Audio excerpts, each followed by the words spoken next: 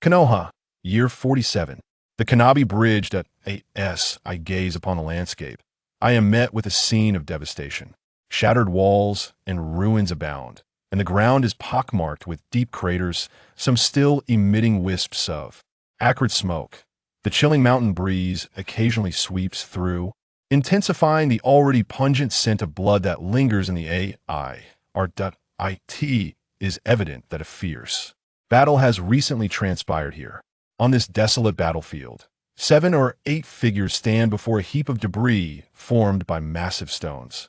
These figures, all ninja from Konoha, prominently display the emblem of the Konoha Guard on their uniforms, the majority belonging to the Uchiha clan. The primary duty of the Konoha Guard is to maintain order within the village. However, amidst the raging Third Great Ninja War, the village finds itself woefully short on ninja. Even freshly graduated genin from the Ninja Academy have been thrust into the fray, let alone the Konoha Guard. Is this the place Kakashi? Uchiha Shursui, the leader of the group, surveyed the surroundings before turning to the lone boy at the forefront, who was not an Uchiha. The boy, with his left eye closed, bore a visible scar that traversed the eyelid, indicating that his left eye had been cruelly blinded. This boy was none other than Kakashi Hatake, a student of Minato Namikaze. Beside Kakashi stood another member of Minato's team, Rin Noera. The third member, Uchiha Bito, was regrettably absent, having been buried beneath the rubble before them. Kakashi nodded. This is the spot. Let's move quickly and dig a Bito out. Let's begin. With a sweeping motion of his hand, Uchiha Shursui signaled the Konoha Guard to cease their idle chatter and commence their labor, diligently clearing away the rubble. Great!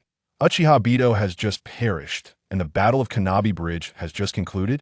How did I end up in such an awkward time? Unbeknownst to anyone, one of the Uchiha clan members laboring to clear the stones wore a pained expression.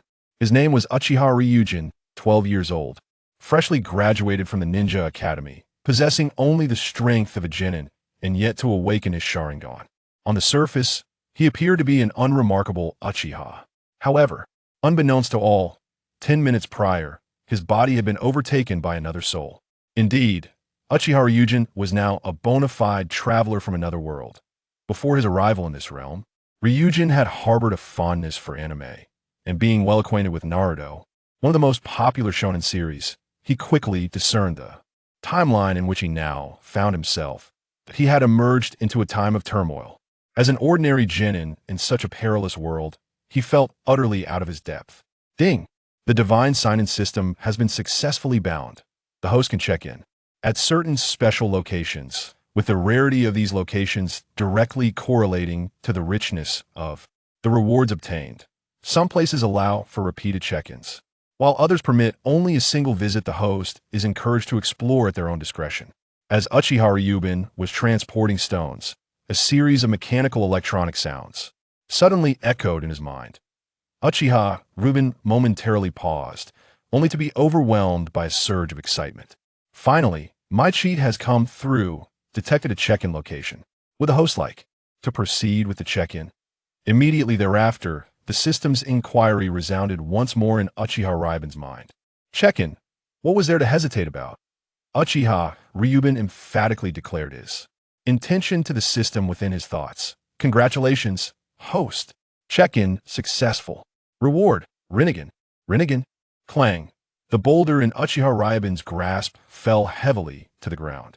Landing squarely on his foot, however, the sheer shock rendered him oblivious to the pain. At that moment, Uchiha Ryujin was utterly bewildered. Rinnegan.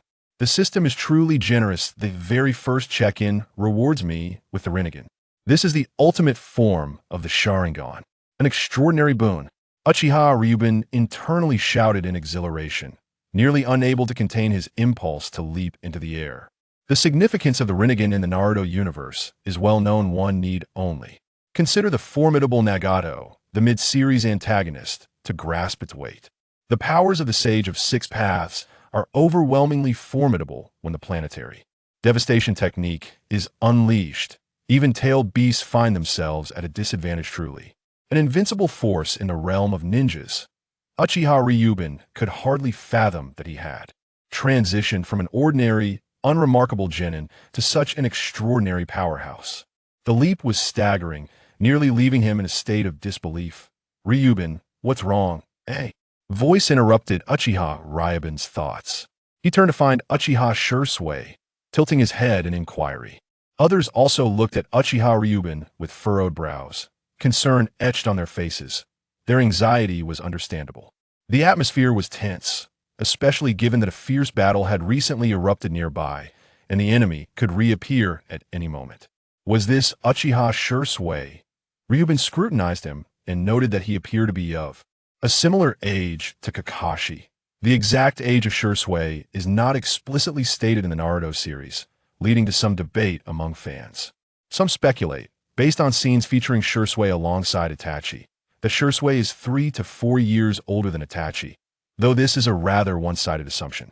Since Naruto is not a live-action series, estimating age based on appearance is inherently unreliable. Analysis of plot and background provides a more reasonable understanding. Shursui is mentioned in the memoirs of characters like Killer Bee and Ao, and he once startled a young Ao, indicating that Shursui is certainly not as young as some may presume. Moreover, for a ninja to achieve renown across the ninja world and earn specific titles, it is more plausible that Shursui gained fame during the tumultuous era of war, particularly during the Third Great Ninja War.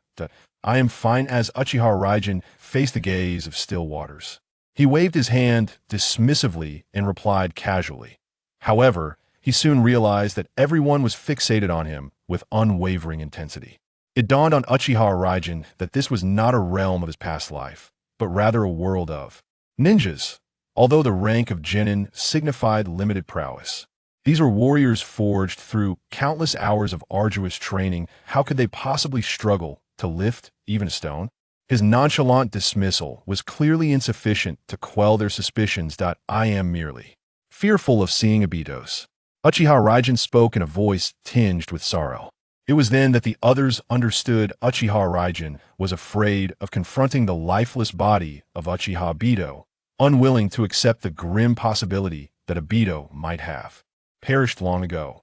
Raijin, we are all ninjas. It is our mission to defend the village at all costs. We would gladly lay down our lives for this purpose. Even if Obito has indeed passed, he remains a hero. Uchiha Shursui said earnestly to Uchiha Raijin that Obito cannot be dead. Kakashi retorted, his teeth clenched and resolute. The other side, softly buried beneath such a massive pile of boulders. Uchiha Obito was likely reduced to mere pulp. How could he possibly still be alive? Yet, they could empathize with Kakashi's sentiments and chose not to voice any further thoughts. Indeed, Kakashi, Obito has not perished. He was rescued long ago by Uchiha Madara. The only one privy to this truth, Uchiha Ryu, could not help but think thus upon hearing Kakashi's words. Yet, such thoughts remained unspoken, for he could not reveal them. He continued, like the others, to laboriously transport stones, maintaining a facade of sorrow upon his countenance. Uchiha Ryu was determined to conceal any signs of his inner turmoil from those around him. The fact that Kannabi Bridge had yielded a Rinnegan was astonishing. This place held such peculiar significance. However, Ryu found it impossible to attain tranquility, his mind consumed by thoughts of the signing system. Within the realm of the anime, the battle at Kannabi Bridge bore immense importance, marking the inception of Obito's descent into darkness, as well as the commencement of Madara's Moon Eye plan. Yet, in the context of the Naruto universe, Kannabi Bridge was merely the site of a battle, devoid of any other notable attributes. Could it be that the bridge's uniqueness stemmed not from the conflict itself, but rather from the hidden presence of Uchiha Madara beneath the earth? Suddenly, a flash of insight illuminated Uchiha Ryu's mind, awakening him to a profound realization. Beneath Kannabi Bridge lay a secret base. How long had the elder Madara been lurking within that stronghold? Regardless, this line of inquiry seemed futile. Surely I am now the sole perfect possessor of the Rinnegan in the entire Naruto world, Ryu mused with immense excitement. Of course, he was not the only one who possessed the Rinnegan. Uzumaki Nagato had held it for many years. The crucial distinction, however, was that Nagato was not of the Uchiha clan, thus not a perfect wielder. Despite being of the Uzumaki lineage, which granted him extraordinary abilities, he still bore the considerable burden of the Rinnegan.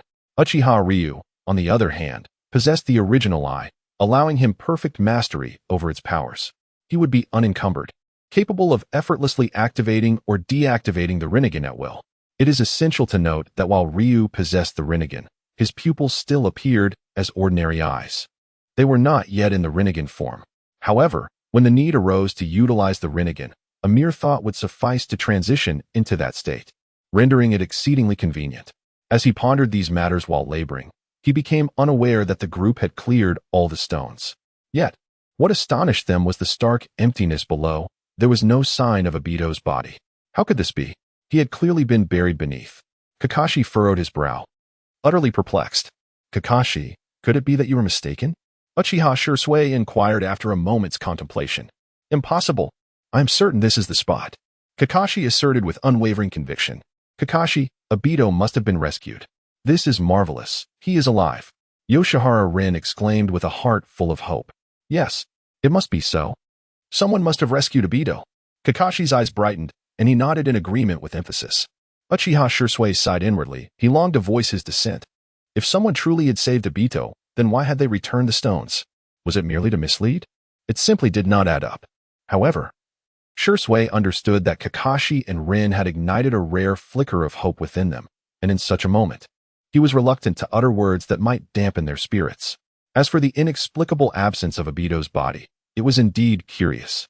Yet given the pressing nature of the conflict, this was not the time to dwell on such matters.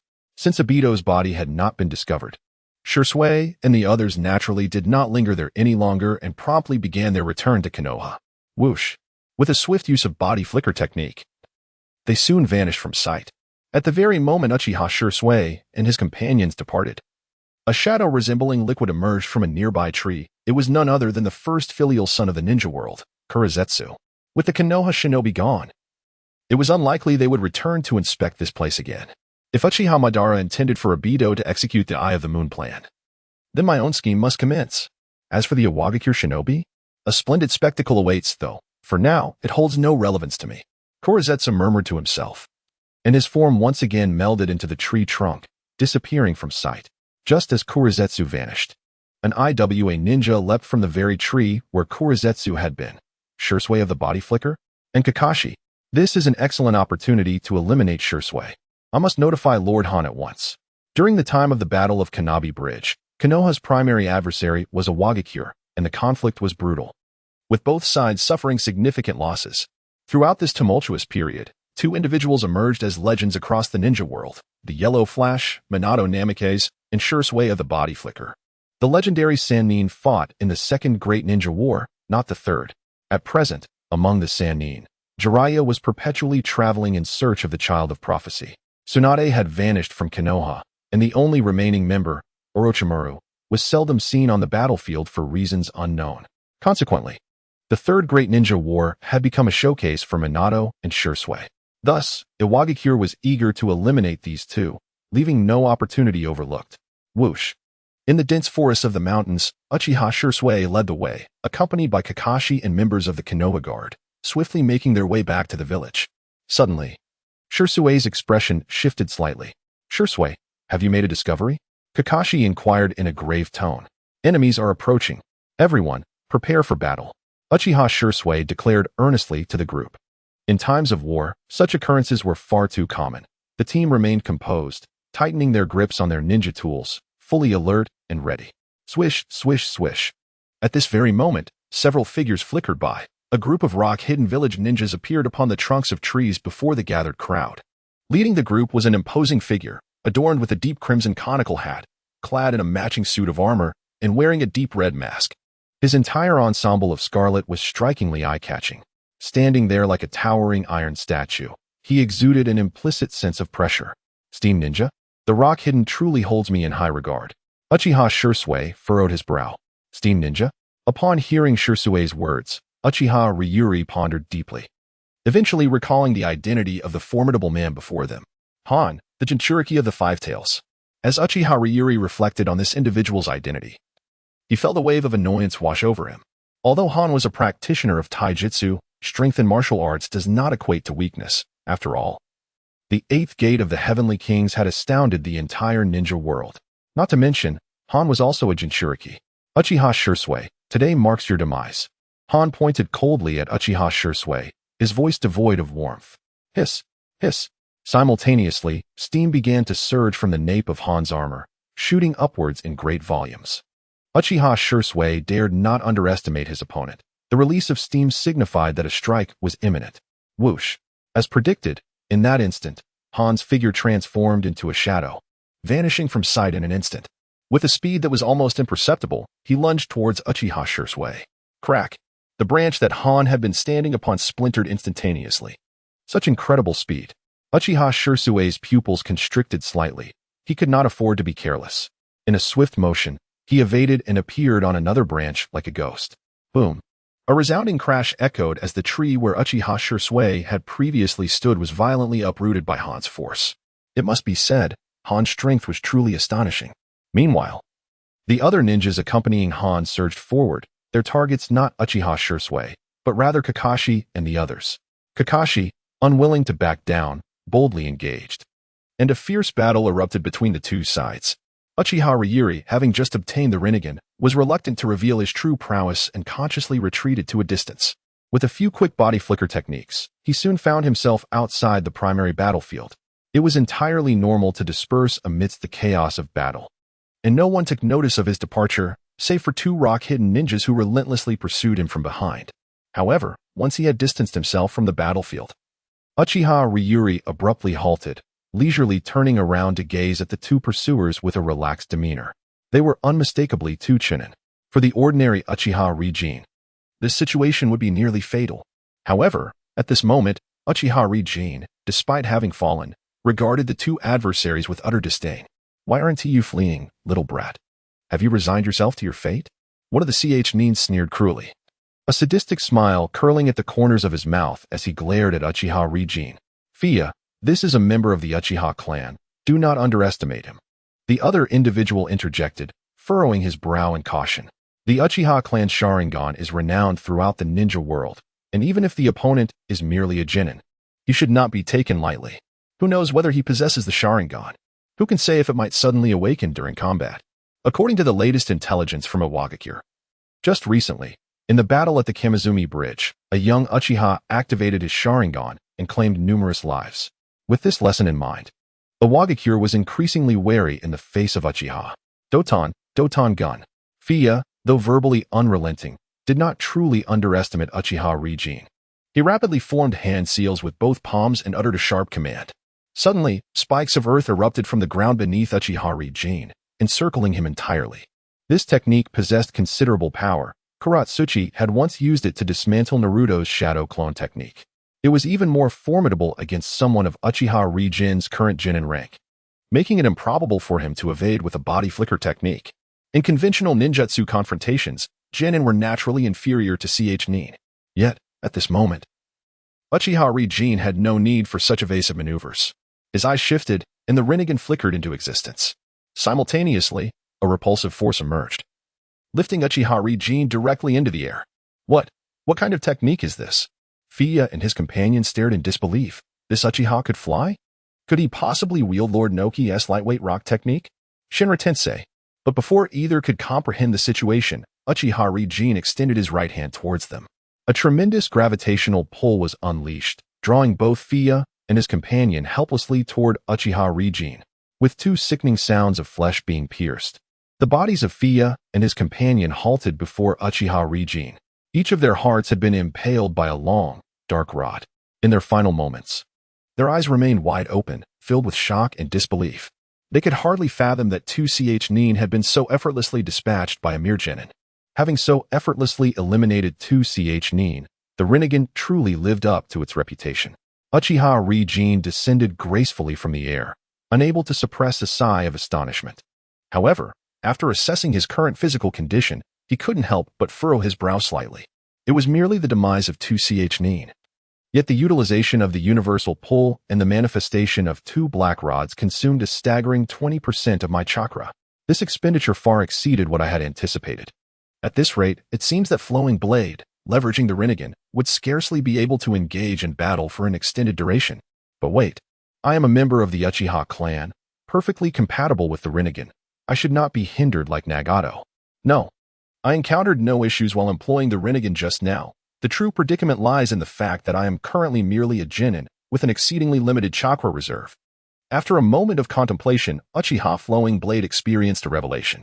He was merely a lowly Jinin, his chakra supply severely restricted, while the Rinnegan, an overwhelmingly powerful ability, demands an astonishing amount of chakra. This has led to Flowing Blade's current predicament of insufficient chakra. Initially, I had believed myself invincible during the Shippuden era, free to act recklessly. However, it appears I was mistaken.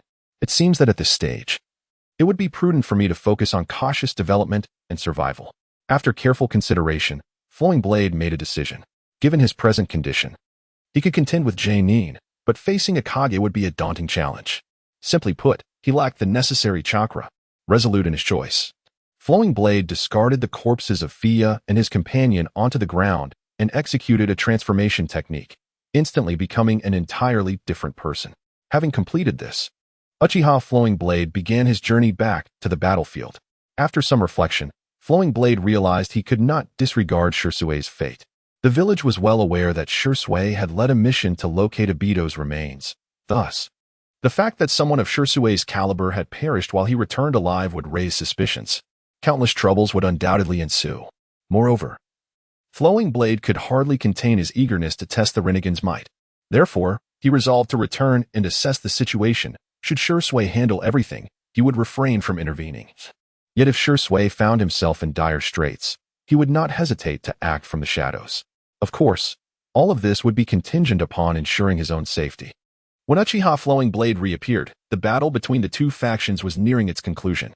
The Leaf Village had suffered tremendously, aside from Uchiha Shirsui and Kakashi. Nearly all others had perished. Kakashi, now gravely injured, had been captured by two Iwa Nin. Alas, although Kakashi had acquired Obito's Sharingan, he had only just undergone the transplant and was entirely untrained in its use. However, even if Kakashi were adept with the Sharingan, it would matter little, as there existed a considerable disparity in power between the two sides. Meanwhile, Shirsui had conjured 4 clones of himself, strategically positioned in all directions, confronting Han in a tense standoff. Indeed, Shunshin Shirsui lived up to his legendary reputation. Han gazed at Shunshin Shirsui with admiration, acknowledging that after all this time, he had never managed to discern Shirsui's true form. However, if you continue down this path, the young one may meet his demise. Han smirked coldly as he swiftly transformed into a half-tailed beast. With a swift motion, he unleashed a tailed beast bomb directed at Kakashi. Shirsui's expression changed. He could not stand idly by while Kakashi was in peril. Thus, he executed the body flicker technique and instantaneously appeared before Kakashi. At that moment, his ocular power shifted, and a colossal green half-body giant materialized, enveloping Shirsui within its protective embrace. Susanoo had manifested. What in the world is this? The emergence of the half-body Susanoo left everyone present utterly astounded. They had never witnessed such an eerie and formidable technique before. They could scarcely believe that ninjutsu could attain such an extraordinary level. Susanoo was not a commonplace phenomenon. Many ordinary ninjas were entirely unfamiliar with it. Is this truly Susanoo? Han's eyes reflected a profound sense of apprehension and astonishment. This was the legendary Susanoo? The Uchiha clan of Konoha was indeed terrifying. This giant transcended the very essence of ninjutsu, representing an entirely higher echelon of power. At that moment, Han's resolve to eliminate the Uchiha was more unwavering than ever. Boom. Under the gaze of the crowd, the tailed beast bomb Han unleashed struck fiercely against Shirsui's Susanoo, triggering an overwhelming surge of energy. The surrounding rock-hidden ninjas, unable to withstand the immense force, swiftly utilized the body flicker technique to retreat. Yet, such a powerful tailed beast bomb was entirely thwarted by Susanoo, resulting in merely a few cracks appearing on its surface. However, with a shift of his ocular power, Shirsui quickly mended the fissures on Susanoo. Han's expression shifted slightly as the tailed beast chakra within him surged uncontrollably, and he unleashed a relentless barrage of tailed beast bombs towards Uchiha Shirsui. Han's objective was straightforward: to utilize Kakashi as a diversion to restrain Shirsui while launching incessant tailed beast bomb assaults to wear him down. He could hardly believe that Susanoo could withstand a single tailed beast bomb, let alone an unending onslaught of them. Han's cunning strategy proved effective. In order to prevent the tailed beast bombs from striking Kakashi behind him, Uchiha Shirsui had no choice but to maintain a defensive stance in front of Kakashi. Soon, his Susanoo began to crumble. This is bad, my eyes. Compounding the issue was Shirsue's realization that his ocular power was waning, and he felt the strain on his Sharingan as blood began to seep from his eye sockets. If this continues, I fear I may not endure. Uchiha Shirsue thought anxiously within. Han, who had made few appearances in the Naruto series, was unexpectedly cunning, unbeknownst to Shirsue, as he valiantly resisted the onslaught of Han. A shadow had silently emerged amidst the nearby thicket. Not only was Shirsue engrossed, but the attention of all present was entirely captivated by the fierce clash between him and Han, leaving no one to notice the arrival of Uchiha Rinnegan. Observing Han's formidable display of power, Rinnegan could not help but silently scoff. Given the circumstances, it seemed that Shirsue might not be able to contend with Han. There was no time to hesitate. Rinnegan resolutely made a decision. Initially, he had intended to remain concealed and refrain from intervening, provided Shirsue could escape unscathed. But it appeared that his plans were about to unravel. Without uttering a word, Rinnegan aimed directly at Han, who was relentlessly assaulting Shirsue, and unleashed the most potent sealing technique at his disposal, Earth Explosion Stars. This technique was a visual jutsu, not a ninjutsu, and was independent of a ninja's rank. It could be executed flawlessly by one who had mastered the Rinnegan. The notion that it would drain one's chakra upon activation was a misunderstanding. After all, what ninja could not control the magnitude of their techniques? Would Rinnegan truly exhaust himself sealing a mere tadpole, producing a minuscule orb? That would be absurd. In short, the scale of the technique was under one's control. The chakra limit merely dictated the upper bounds of its might. Confronted with the colossal entity of the five tails, all Rinnegan could do was expend his entire chakra reserve and make a valiant attempt. However, he dared not guarantee the size of the earthen sphere or its efficacy in containment. It was all left to fate. As Rinnegan unleashed his technique, an immense gravitational pull manifested, immediately drawing Han's massive form into the air. Crack! Crack! Simultaneously, the ground began to fracture, and chunks of stone were drawn towards the vortex, enveloping Han. Ultimately, countless fragments converged into a sphere. Though significantly smaller than the one produced by Nagato, it barely encompassed Han, marred by numerous fissures. It was hardly an impressive sight.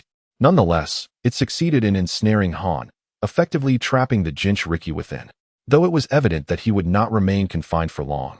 The very act of sealing a Jinchuriki was no small feat. Exhaling sharply, Rinnegan felt his remaining chakra utterly depleted by this half-formed Earth Explosion Stars. The consumption was staggering. Gasping for breath, he was filled with a profound sense of dread. Hastily, he popped a soldier food pill into his mouth, which offered him a modicum of reassurance.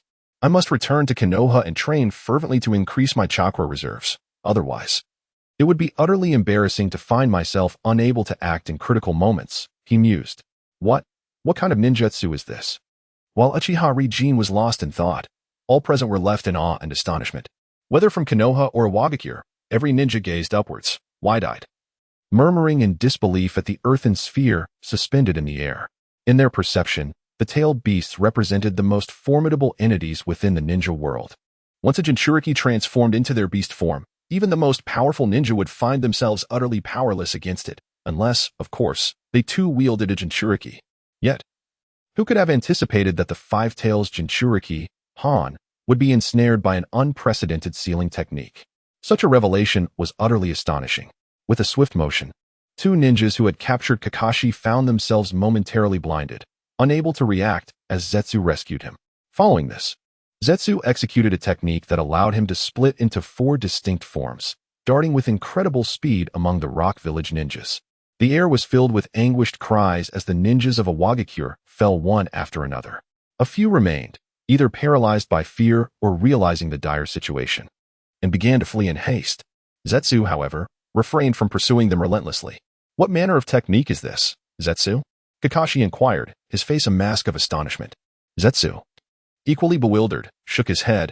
I do not know, but this technique is terrifying, truly unprecedented.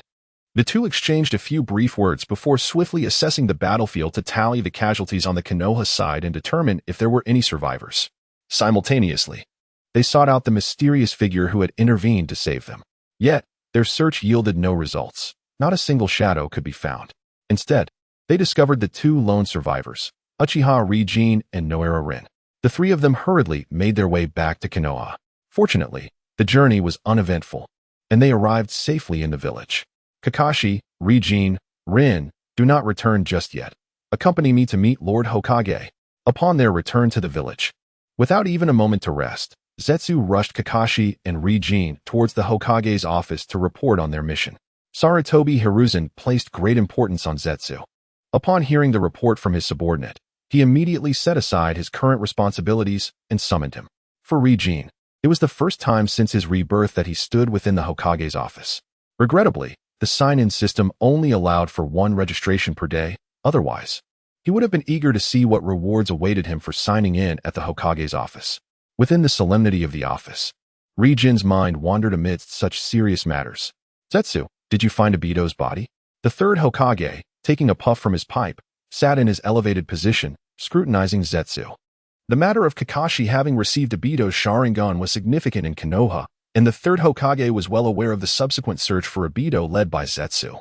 Lord Hokage, I did not locate Obito's body, Zetsu replied candidly. Many of the deceased on the battlefield had left no trace of their remains. However, Obito was different. He belonged to the Uchiha clan, having awakened the Sharingan. One must see the living or the dead. Should the corpse with the Sharingan fall into the hands of foreign nations, it would indeed pose a significant dilemma. Thus, the third Hokage inquired meticulously about the circumstances at that time. Apart from urging Shisui to remain vigilant regarding the matter, there were no other measures he could take. Hokage-sama, there is another matter I must report. After discussing the situation with Obito, Uchiha Shisui suddenly spoke with an expression of grave concern.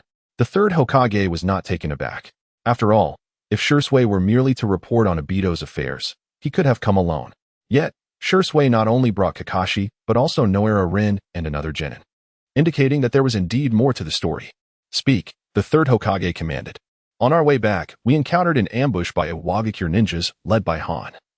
The Jinchuriki of the Five Tails, Shisui revealed. The third Hokage, usually composed and unflappable, finally exhibited a look of surprise. The involvement of a Jinchuriki was an exaggerated move on Iwagakure's part. It was known that Iwagakure's other Jinchuriki had left the village due to disagreements with the Tsuchikage. Under such circumstances, how could they dare to send their only Jinchuriki so easily? Such audacity was remarkable. However, could Shisui truly contend with a Jinchuriki? Shisui, to have successfully led Kakashi and the others to safety while being pursued by the Jinchuriki of the Five Tails, I have indeed not misjudged you. The third Hokage remarked with a hint of admiration, yet also a trace of wariness. Shisui's strength was formidable, aside from the exceedingly abnormal genjutsu like Kodo Amatsukami. His inherent combat prowess was astonishing. It was fortunate that he was on the side of the village. Otherwise, he could have posed an endless threat. No, Hokage-sama. Our safe escape was due to the assistance of another, Shisui replied.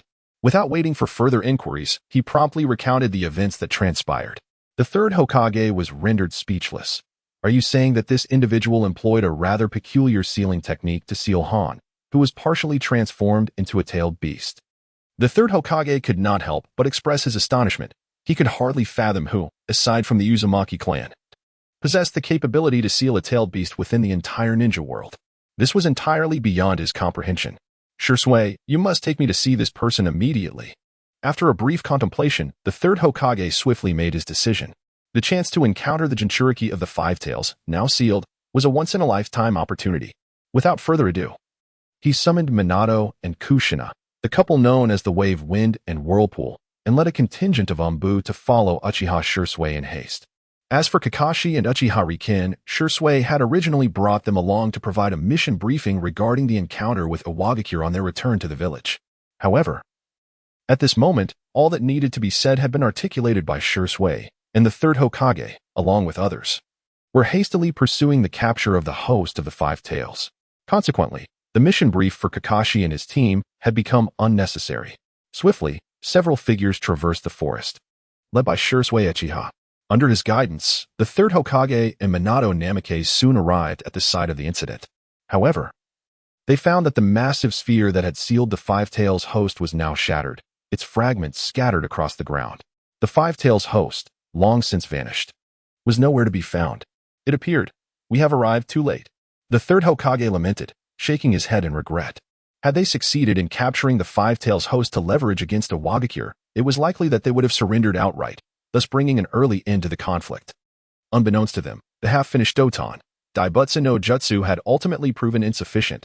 Shortly after their departure, The Five Tails host had managed to break free using sheer willpower. Nonetheless, the situation had left Han astonished. Even in his half-tailed beast form, he had been sealed? It was utterly inconceivable. Lord Hokage, at that moment, Han attacked me. And suddenly the very ground beneath us began to crack. Shursui recounted the events to the third Hokage. Upon hearing his account, the third Hokage and Minato were utterly astonished. To be able to seal a half-tailed beast transformation from a distance, without revealing oneself or employing any scrolls or sealing tools, what manner of sealing technique was this? They gasped collectively, pondering the identity of such a formidable individual. The few present exchanged glances, their minds racing to deduce the identity of the one responsible. However, despite their efforts, they could not conjure a single name that fit the description. It was as if all traces had been erased. The only solace was that this enigmatic figure had intervened to save Shursui, suggesting a strong connection to Konoha. In Konoha, a young boy, brimming with curiosity and excitement, strolled leisurely through the streets. This was none other than Shirue Uchiha. After the departure of the third Hokage and his entourage, Shirue had no further obligations, and he, along with Kakashi and Rin, had naturally left the Hokage building in succession. The mission to search for Obito's body at the Kannabi Bridge was technically the task of the Konoha Guard, and upon his return, Shirue should have reported to them. However, as an ardent fan of Hokage and now truly standing in the heart of Konoha, Shirue could hardly contain his excitement and felt compelled to fully immerse himself in the village's ambience. After all, he was merely a freshly graduated genin, and no one would pay him any mind. Arriving a bit late to report would not pose any significant issue. This was Konoha, a place that felt as if it were a dream. Gazing at the surrounding edifices, both familiar and foreign, and observing the diverse figures strolling along the streets, a profound sense of unreality lingers. In a fleeting moment, he realizes he has become a part of this unfamiliar realm. In my previous life, I was but a cog in the relentless machinery of work, devoid of meaning or purpose. Since fate has bestowed upon me the chance to relive my existence, I shall seize it and live vibrantly, with significance. Only then can I justify this extraordinary transmutation. As his thoughts meander, his gaze gradually solidifies with determination. In a world like that of Naruto, one is faced with only two paths: to remain a commoner, detached from the tumult of the ninja world, or to embrace the life of a ninja, navigating the treacherous waters of the shinobi society. As a commoner, one would ostensibly lead a tranquil existence, shielded from the brutal conflicts of the ninja realm. However, lacking power renders one akin to a lamb awaiting slaughter, with life and death beyond their control. This is an intolerable notion for him. Moreover, he is now a genin of the Uchiha clan, already entwined within the intricacies of the ninja world. Considering the precarious position of the Uchiha clan, the only path laid before him is to grow stronger. Only then can he extricate himself from the clutches of the Uchiha, the village of Konoha, and even the broader ninja world. I shall become the strongest, he silently vows to himself, with his divine signing in system. This is not beyond his reach. Lord Minato. It is the illustrious Minato Namikaze. He has returned. Lord Minato, you must become the next Hokage. While deep in contemplation, a sudden commotion erupted from the crowd, disrupting his thoughts. Following the tide of people, he beheld a sun-kissed boy with golden hair, striding towards him from the nearby intersection. It was none other than the legendary Yellow Flash, Minato Namikaze. To prevent the village's defenses from being compromised, Minato had swiftly returned after surveying the vast celestial sphere of the Ten Tails. Upon Minato's appearance, the villagers surged forward, their faces alight with excitement and adoration, fervently welcoming him. Such is the esteem in which Minato is held, he mused, unable to suppress a sigh of admiration. It is no wonder he triumphed over the third Hokage's disciple, Orochimaru, to become the fourth Hokage of Konoha. Given the level of adoration he garners, it seems unlikely that the third would deny Minato the position. The village itself would not permit it. Reflecting on Minato's tragic fate, he cannot help but lament. Minato stands as one of the few paragons of virtue among Hokages, wielding immense power and influence, yet he and Kushina Izumaki met with a tragic end. This only fortifies his resolve to grow stronger swiftly. The ninja world is perilous. Power reigns supreme. Ichiraku Ramen? As thoughts meandered through his mind, Liu Ren found himself leisurely strolling beside Ichiraku Ramen. Curious about the reputed excellence of this establishment's ramen, he hesitated briefly before boldly stepping inside. "Owner, I would like a bowl of ramen, please." Liu Ren casually selected an empty seat and addressed the chef. who was not an older man, but rather a young man, as it turned out. Liu Ren, a voice unexpectedly vibrant and melodious, pierced the air shortly after he took his seat. Upon turning, he recognized the speaker to be none other than Yuhi Kurenai. In the world of Naruto, Kurenai was introduced as an alluring beauty exuding an air of maturity, yet the Kurenai before him was still in her youth, retaining a captivating charm. The Uchiha clan, the most esteemed family in Konoha, possessed its own estate, where its members typically conducted their daily lives. Due to a blend of arrogance and historical grievances, the Uchiha often distanced themselves from the village, seldom venturing out for meals. Thus, Kurenai's surprise at encountering Liu Ren was understandable. As Liu Ren reflected on his predecessor's memories, he discovered that he and Kurenai were classmates. However, the Uchiha clan's ethos was somewhat skewed, despite his predecessor's lackluster talents. The pride and arrogance inherent in the Uchiha lineage remained unyielding. Consequently, he maintained a distant demeanor towards his peers, including Kurenai, with whom he shared only a nodding acquaintance. After the brief encounter at the ramen shop, Liu Ren merely exchanged polite greetings with Kurenai before immersing himself in his meal, seemingly oblivious to her presence. Upon exiting Ichiraku Ramen, Liu Ren wandered through Konoha for a while before reporting to the Konoha guard. In the afternoon, he patrolled alongside his comrades, marking the end of his day. However, unlike his usual routine of returning to the Uchiha estate, Liu Ren, after a moment of contemplation, made his way directly to the Konoha training grounds. From this point forward, he resolved to dedicate himself to rigorous physical training. During the afternoon patrol, Liu Ren had clarified his future aspirations, encapsulated succinctly in 4 words: train physically. After all, this was the sole means to enhance his chakra reserves. According to the teachings of his ninja school instructors, chakra was a unique energy formed by the harmonious fusion of physical and mental energy. However, this theory was fundamentally flawed. In truth, chakra originated from a special energy bestowed by the God Tree, a gift from the Sage of 6 Paths that had been passed down through generations. Though chakra is regarded as an external energy, the quantity of chakra present within individuals varies significantly. Observations reveal that a considerable portion of this inherited chakra remains dormant. Through rigorous physical and mental training, one can awaken these latent energies. This, indeed, represents the essence of contemporary chakra theory. Within the realm of Naruto, few possess a deeper understanding of chakra than the esteemed Flowing Blade. Despite the prevailing misconceptions surrounding ninjutsu education, there exists an element of truth. Physical training undeniably enhances chakra.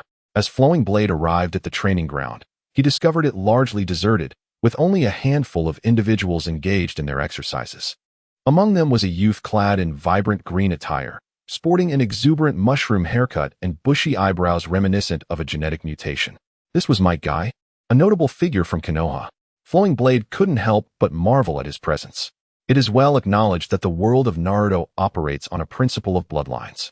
Without a trace of Indra or Ashura's lineage, ascending to true power is a formidable challenge, often capping at the level of a shadow. Yet, there exist a few exceptional individuals who defy this norm. Minato Namikaze stands as one such example, his Flying Thunder God technique rendering him virtually invincible. Might Guy's 8 Gates technique also qualifies as remarkable. Fully unleashed, it can even severely wound the legendary 6 Paths Madara, a feat bordering on miraculous. However, the current Might Guy had yet to reach such illustrious heights. He was merely a target of ridicule and scorn. To Flowing Blade's surprise, he spotted Yugao Yuzuki at the training ground. As a Jinjutsu specialist, her presence raised questions. What purpose could she have in training physical techniques? Was she perhaps honing her chakra control, or was her chakra reserve insufficient? Such thoughts flitted through Flowing Blade's mind, though he did not dwell upon them. The reasons for her presence were of little concern to him. Both Might Guy and Yugao regarded Flowing Blade with curiosity, for Uchiha clan members seldom frequented the training grounds. Flowing Blade acknowledged them with a nod before immersing himself in his own training. The sounds of impact and exertion filled the air, resonating throughout the training area. Meanwhile, in the rock village, the Tsuchikage, known as Inoki, was suspended in mid-air, employing the technique of super lightweight rock manipulation. There is no alternative. Inoki's stature is indeed quite diminutive. If he were to sit quietly in a chair, he would likely be obscured by the desk, rendering him invisible to others. Before him stood the senior members of the rock village, including Han, the Jinchuriki of the Five Tails. The atmosphere in the office was palpably tense. The Kannabi Bridge had been destroyed, hindering our logistical support, and the ninja forces stationed in the Land of Grass could sustain themselves for no more than 3 days. Should the assault persist without supplies, breaching the defenses of Konoha would be utterly impossible. They need not engage us directly, mere attrition would suffice to deplete our strength. Yet, if we were to retreat, this war would undoubtedly culminate in our defeat. Lord Tsuchikage, please make a swift decision. Wenya urged, a hint of urgency in his voice. All eyes were fixed upon Inoki. Everyone understood that the war had reached a critical juncture, with victory or defeat imminent. Inoki, suspended in the air with arms crossed, remained silent, deep in contemplation. After a brief moment, he suddenly lowered his gaze, determination gleaming in his eyes. All forces, advance. We shall traverse the Land of Grass with utmost speed and launch a fierce assault on Konoha. The likes of Lus and Chit exchanged surprised glances. Such a course of action would surely incur heavy casualties. Our troops would not only face fierce resistance from the Land of Grass, but also the brunt of Konoha's counterattacks. The dire lack of logistical support would render their endurance fleeting. What purpose could this serve? Lord Tsuchikage, such a course may not be prudent, Wenya interjected cautiously. His brow furrowed in concern, recognizing the apparent recklessness of Inoki's plan. However, Inoki waved his hand, interrupting Wenya. Hold on, allow me to finish. Our forces, engaged in a long campaign without supply lines, are already doomed to failure. The only difference lies in whether it occurs sooner or later. Therefore, I do not intend for our troops to confront Konoha head-on. That is simply unfeasible, though it pains me to acknowledge it. The destruction of the Kannabi Bridge has effectively signaled our defeat. Yet, there remains a glimmer of hope. Our only chance lies in bold stratagems to turn the tide. As he spoke, a spark of fervor lit up his eyes, brimming with vitality and ambition. This forthcoming assault would serve as a feint. I aim to create the illusion of a Wagakure's desperate counterattack. When Konoha witnesses our substantial advance into the Land of Grass, they will undoubtedly mobilize their forces in preparation, leaving their defenses vulnerable. If my calculations are correct, the likes of Yellow Flash and the body flicker technique user will rush to the battlefield, while the third Hokage will remain stationed in Konoha as usual. At that moment, I shall personally lead a team into Konoha to confront the Hokage. If we can capture the Hokage, we shall not be deemed a failure. Noki gradually unveiled his audacious plan, prompting the individuals within the Tsuchikage's office to suddenly comprehend the gravity of his intentions. Each of them was filled with admiration for Noki's boldness, capturing the enemy's commander deep within their stronghold. What a remarkable ambition. Lord Tsuchikage, might this endeavor be a tad too perilous? Huang couldn't help but voice his concerns. After all, it was the very heart of Konoha, the most formidable village in the ninja world. Although Konoha's power has waned significantly, with the legendary Sannin stepping away from the stage, White Fang's tragic demise, and Sarutobi Hiruzen no longer in his prime. If we can lure out Namikaze Minato and Uchiha Shursui, great opportunities await us. Naka's fervor grew ever more intense. The others gradually became swayed by Naka's words, increasingly convinced of the plan's viability, particularly given Noki's formidable prowess. He was not only the sole leader among the 5 Kage capable of flight, but also the only ninja who had mastered the art of dust release, transcending even the limits of bloodline limits. If the timing is executed flawlessly, even Sarutobi Hiruzen would be unable to withstand Naka's original release technique. Lord Tsuchikage, there is another individual you must pay special attention to, interjected the usually reticent Han, referring to the mysterious figure who had sealed him during his half-tailed beast transformation. The mention of this individual once again cast a pall over the office. Han had already reported on the mission concerning Shursui's confrontation, and everyone, including Noki, was left in shock. They had never witnessed such an enigmatic and extraordinary sealing technique utilizing large stones.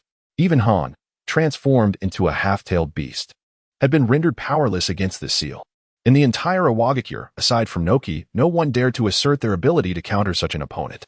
This individual possessed unfathomable strength, and our previous intelligence had revealed no information concerning him. We are oblivious to his identity, the methods he employs, and even whether he is a Konoha ninja. He remains an enigma. The threat he poses may, indeed, surpass that of Sarutobi Hiruzen. Very well. Let us seize this opportunity to ascertain whether he is truly one of Konoha's own. After a brief moment of contemplation, Noki slowly conveyed this sentiment to the group. Seeing that Noki had made a decisive resolution, the others refrained from further discussion and began deliberating the specifics of this operation. In Konoha, during the night, after 2 hours of rigorous training, Flowing Blade returned to the Uchiha compound, weary and drenched in sweat. Though night had fallen, the compound was still vibrant with life. Uchiha clansmen gathered in small groups throughout, engaging in conversation and leisurely strolls, some even on dates. Flowing Blade, why are you back so late? Flowing Blade, I heard you were out on a mission with Shursui today. Along the way, familiar clansmen greeted Flowing Blade warmly, to which he responded with a smile. As Liu Ren returned home at the perfect moment, a woman with a gentle and graceful demeanor smiled and beckoned him to wash his hands in preparation for dinner. At the same time, a stern-looking middle-aged man was kneeling at the table, engrossed in a newspaper. These were none other than Liu Ren's parents, Uchiha Zhuohua and Uchiha Jinshuan. Liu Ren paused for a moment, responded with an acknowledgement, and, recalling the layout of the house from his previous life, went to wash his hands before returning to the table. Uchiha Jinshuan set aside the newspaper, and the family commenced their meal. Similar to his previous life, Uchiha Jinshuan embodied the qualities of a nurturing and gentle mother, constantly inquiring about the trivial matters in Liu Ren's life. Uchiha Zhuohua, though less talkative, asked Liu Ren about his experiences in the guard squad and his training. Liu Ren could feel the genuine concern his parents had for him in this life. This was what family meant. A warmth blossomed in Liu Ren's heart. After dinner, Liu Ren retreated to his room and closed the door, finally finding the time to examine his Rinnegan. However, it was not the Rinnegan's 6 paths abilities he sought to test. After all, this was a perfectly harmonized Rinnegan, and those aspects posed no issues. Instead, he aimed to validate another hypothesis. It is widely known that the evolution of the Sharingan in the Naruto series follows the sequence of Sharingan, Mangeki Sharingan, Eternal Mangeki Sharingan, and ultimately, Rinnegan. Given that Liu Ren now possessed the ultimate form of the Sharingan, it was reasonable to wonder whether the lower-tier forms would simply vanish. During the Fourth Great Ninja War, Uchiha Madara effortlessly transitioned between the Eternal Mangeki Sharingan and Rinnegan. However, while Madara's evolution was natural, Liu Ren's was a product of system enhancement. Leading him to approach the situation with caution, he needed to verify it himself. With a thought, he activated the transformation of the pupil within his eye socket. After a series of experiments, Liu Ren confirmed that he indeed had access to the Eternal Mangeki Sharingan state, yet regrettably, he had not awakened the corresponding abilities of the Eternal Mangeki. Aside from Genjutsu, he possessed no other abilities and could not activate Susanoo. In essence, it was akin to having nothing at all. Perhaps he had been overly ambitious. The powers of the Eternal Mangeki were exceedingly formidable, and it was unreasonable to expect the system to offer a 2-for-1 deal. After concluding his experiments, Liu Ren chuckled at his own folly, dismissing the matter from his mind. He then engaged in meditation, employing the methods from his previous life to strengthen his mental prowess, finally succumbing to a deep slumber after 2 hours. The following morning, Liu Ren's body had adapted to a biological clock, and when the first rays of sunlight streamed through the window, he instinctively opened his eyes, entirely free from the notion of lingering in bed. As he thought about the system, he instinctively considered signing in, but after a moment of reflection, he suppressed that impulse. The system has indicated that the rewards for signing in at special locations are particularly generous. Naturally, Liu Ren desires to obtain more substantial rewards. Thus, within Konoha, what special places might there be? Landmarks such as the Hokage Building, Hokage Rock, and the Ninja Academy flashed through Liu Ren's mind, ultimately leading him to consider the Uchiha clan's territory, along with other prominent clan areas in Konoha. After some contemplation, he decided to first attempt signing in at the Hokage Building. As a member of the Konoha Guard, his duty was to patrol the village, allowing him the freedom to go anywhere he wished. After having breakfast and exchanging greetings with his parents, Liu Ren set off for work, clocking in at the Konoha Guard and commencing his patrol. Notably, he donned a large pair of sunglasses, primarily as a precaution. In the event of an emergency requiring the use of his Rinnegan, the glasses would conceal his eyes from any potential adversaries. After all, these were wartime conditions. As he passed in front of the Hokage Building, a thrill of excitement coursed through him. He activated the system. System, sign in at the Hokage Building. Ding. Congratulations, host. You have successfully signed in and received the reward of the Flying Thunder God technique. The technique of the 4th Hokage, Minato Namikaze. Liu Ren could hardly contain his exhilaration, his body trembling slightly in response. This was an extraordinary ninjutsu of the Hokage level. Unquestionably, with the Flying Thunder God at his disposal, if Liu Ren wished to leave, who in the entire ninja world could possibly detain him? Not even the space-time ninjutsu of Kamui could match it. This astonishing S-rank technique required no hand seals, rendering it extraordinarily convenient. With the Flying Thunder God, even as a mere genin, Liu Ren felt assured of his safety. If he couldn't win, he could surely escape. His spirits lifted, and his steps felt lighter as he continued his patrol. Everyone in the Konoha Guard returned to headquarters for a meeting. After completing nearly 3 laps around Konoha, Liu Ren suddenly received an urgent communication from headquarters. Could it be that the situation of the war had changed? As he made his way back to the Konoha Guard, he pondered privately. However, being just a genin, he thought to himself that even if the sky were to fall, there would be taller individuals to support it. Thus, he need not be overly anxious. With that thought, he dismissed any lingering worries. Soon, all members of the Konoha Guard gathered at headquarters, with Captain Uchiha Fugaka prominently present, along with other senior officials. However, the expressions on their faces were grim. The atmosphere within the building was palpably tense. According to intelligence reports, the Iwagakure ninja army was advancing through the land of grass toward Konoha, likely preparing for a desperate confrontation. With the war escalating, the Konoha Guard needed to mobilize reinforcements. We must not allow the Iwagakure forces to traverse the land of grass. Teams 1 through 7, follow me to the battlefield. Team 8 will remain behind to protect Konoha. Everyone act swiftly. Once all had gathered, Uchiha Fugaku made the necessary arrangements. I was fortunate to remain in Konoha. Rinnegan, a member of Team 8, couldn't help but feel a sense of relief upon learning he would not be heading to the battlefield. It seemed luck was indeed on his side. Shortly thereafter, Uchiha Fugaku personally led a large contingent of the Konoha Guard into action, while numerous ninjas, guided by elite jonin, rushed towards the battlefield.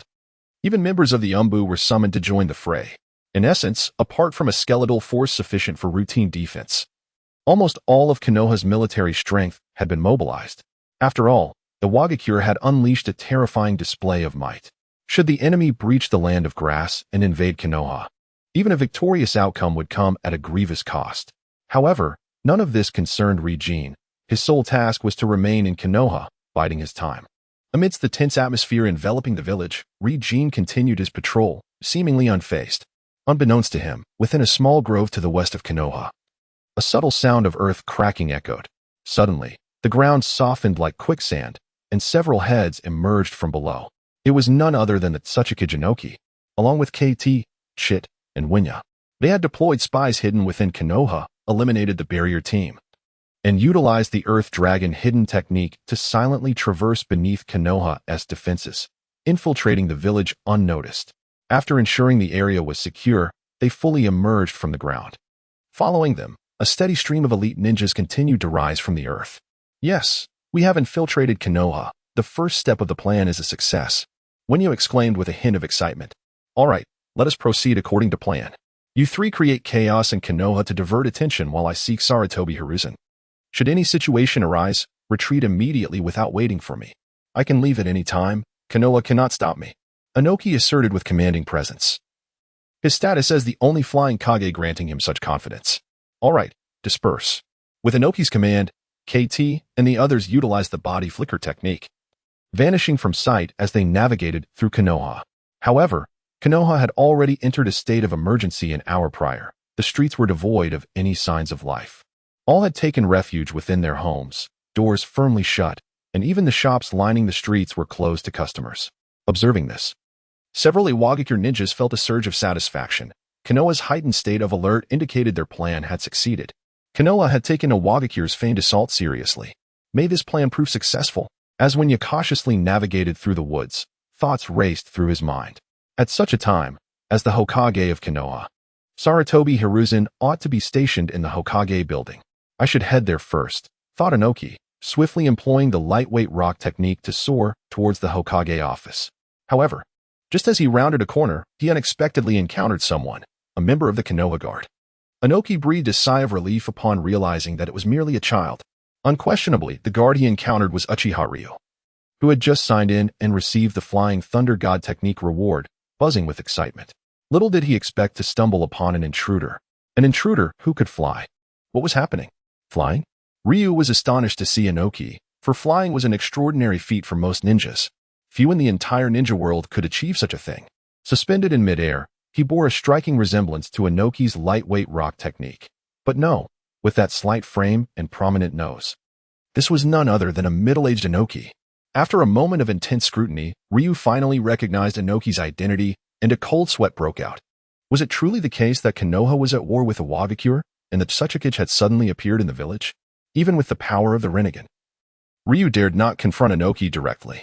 Fortunately, he had just acquired the Flying Thunder God technique. If he couldn't fight, he could flee. Reflecting on his recent reward, Ryu felt a wave of relief. However, that relief swiftly morphed into dismay, for as he prepared to utilize the Flying Thunder God to escape, he realized with disheartening clarity that he had not yet marked any location for teleportation. The Flying Thunder God could only transfer to the site of the mark. What a predicament! Ryu felt utterly speechless. Yet, this was not insurmountable, although time had slipped away for the marking. He could still mimic the second stage of the Flying Thunder God technique, marking a kunai and launching it into the distance. With this thought in mind, Ryu intended to retrieve a kunai to make the mark, but Inoki, true to his legendary status, possessed strength far beyond Ryu's. Just as Ryu made the slightest movement, before he could even grasp the kunai, Inoki had already flicked his wrist, sending several kunai directly towards Ryu. The sound of slicing air echoed as Ryu felt a wave of sharp energy bearing down on him, suffocating him momentarily. Then, before he could comprehend, he sensed an overwhelming danger. He couldn't even discern the trajectory of the kunai. This was the might of a shadow. Powerful, overwhelmingly powerful, for a mere genin like Ryu. It was a crushing level of strength. At this moment, the fine hairs on Liu Ren's body stood on end, and his muscles tensed instantaneously, plunging him into a heightened state of alertness. He had no time to retrieve his kunai to mark with the Flying Thunder God technique, for he understood that any delay would inevitably lead to his demise at the hands of Inoki's Flying Thunder God. In that instant, Liu Ren resolutely abandoned the notion of fetching his kunai and instinctively brought his hands together in front of him, executing the technique, Almighty Push. A powerful repulsive force surged forth. With a series of sharp sounds, the three kunai launched by Inoki were deflected by this force, crashing against the nearby wall and producing a series of crisp metallic clinks, accompanied by fleeting sparks. Naka's expression shifted to one of surprise. What manner of technique was this? To invoke such inexplicable power without the need for hand seals? Seizing the moment of Naka's astonishment, Liu Ren acted decisively, denying Inoki any respite, and unleashed the power of the Rinnegan's Azura Path. Swiftly, 3 missiles surged forth toward Inoki. It is noteworthy that the Azura Path does not necessitate any transformation of the user's body. It is merely a manifestation of the Rinnegan's ocular abilities. Otherwise, it would be absurd to suggest that a non-scientist awakening the Rinnegan could not utilize the full spectrum of the 6 paths' powers, rendering the Sage of 6 Paths effectively impaired. Moreover, during that era, when only cold weapons existed, would it imply that the Sage's Azura Path involved the launch of arrows? A compelling example is Nagato. At the moment he was verbally bested by Naruto. He was emaciated, his ribs visibly protruding, with arms no thicker than those of a child. He was truly a mere shell of bones. Clearly, his body was unaltered, as he consistently operated the pain techniques from a distance, never engaging directly in battle, further underscoring this point. Yet, the Edo Tensei version of Nagato was able to utilize the Azura Path in its entirety. It is evident that the Azura Path is a capability of the Rinnegan, not a transformation into a mechanical entity.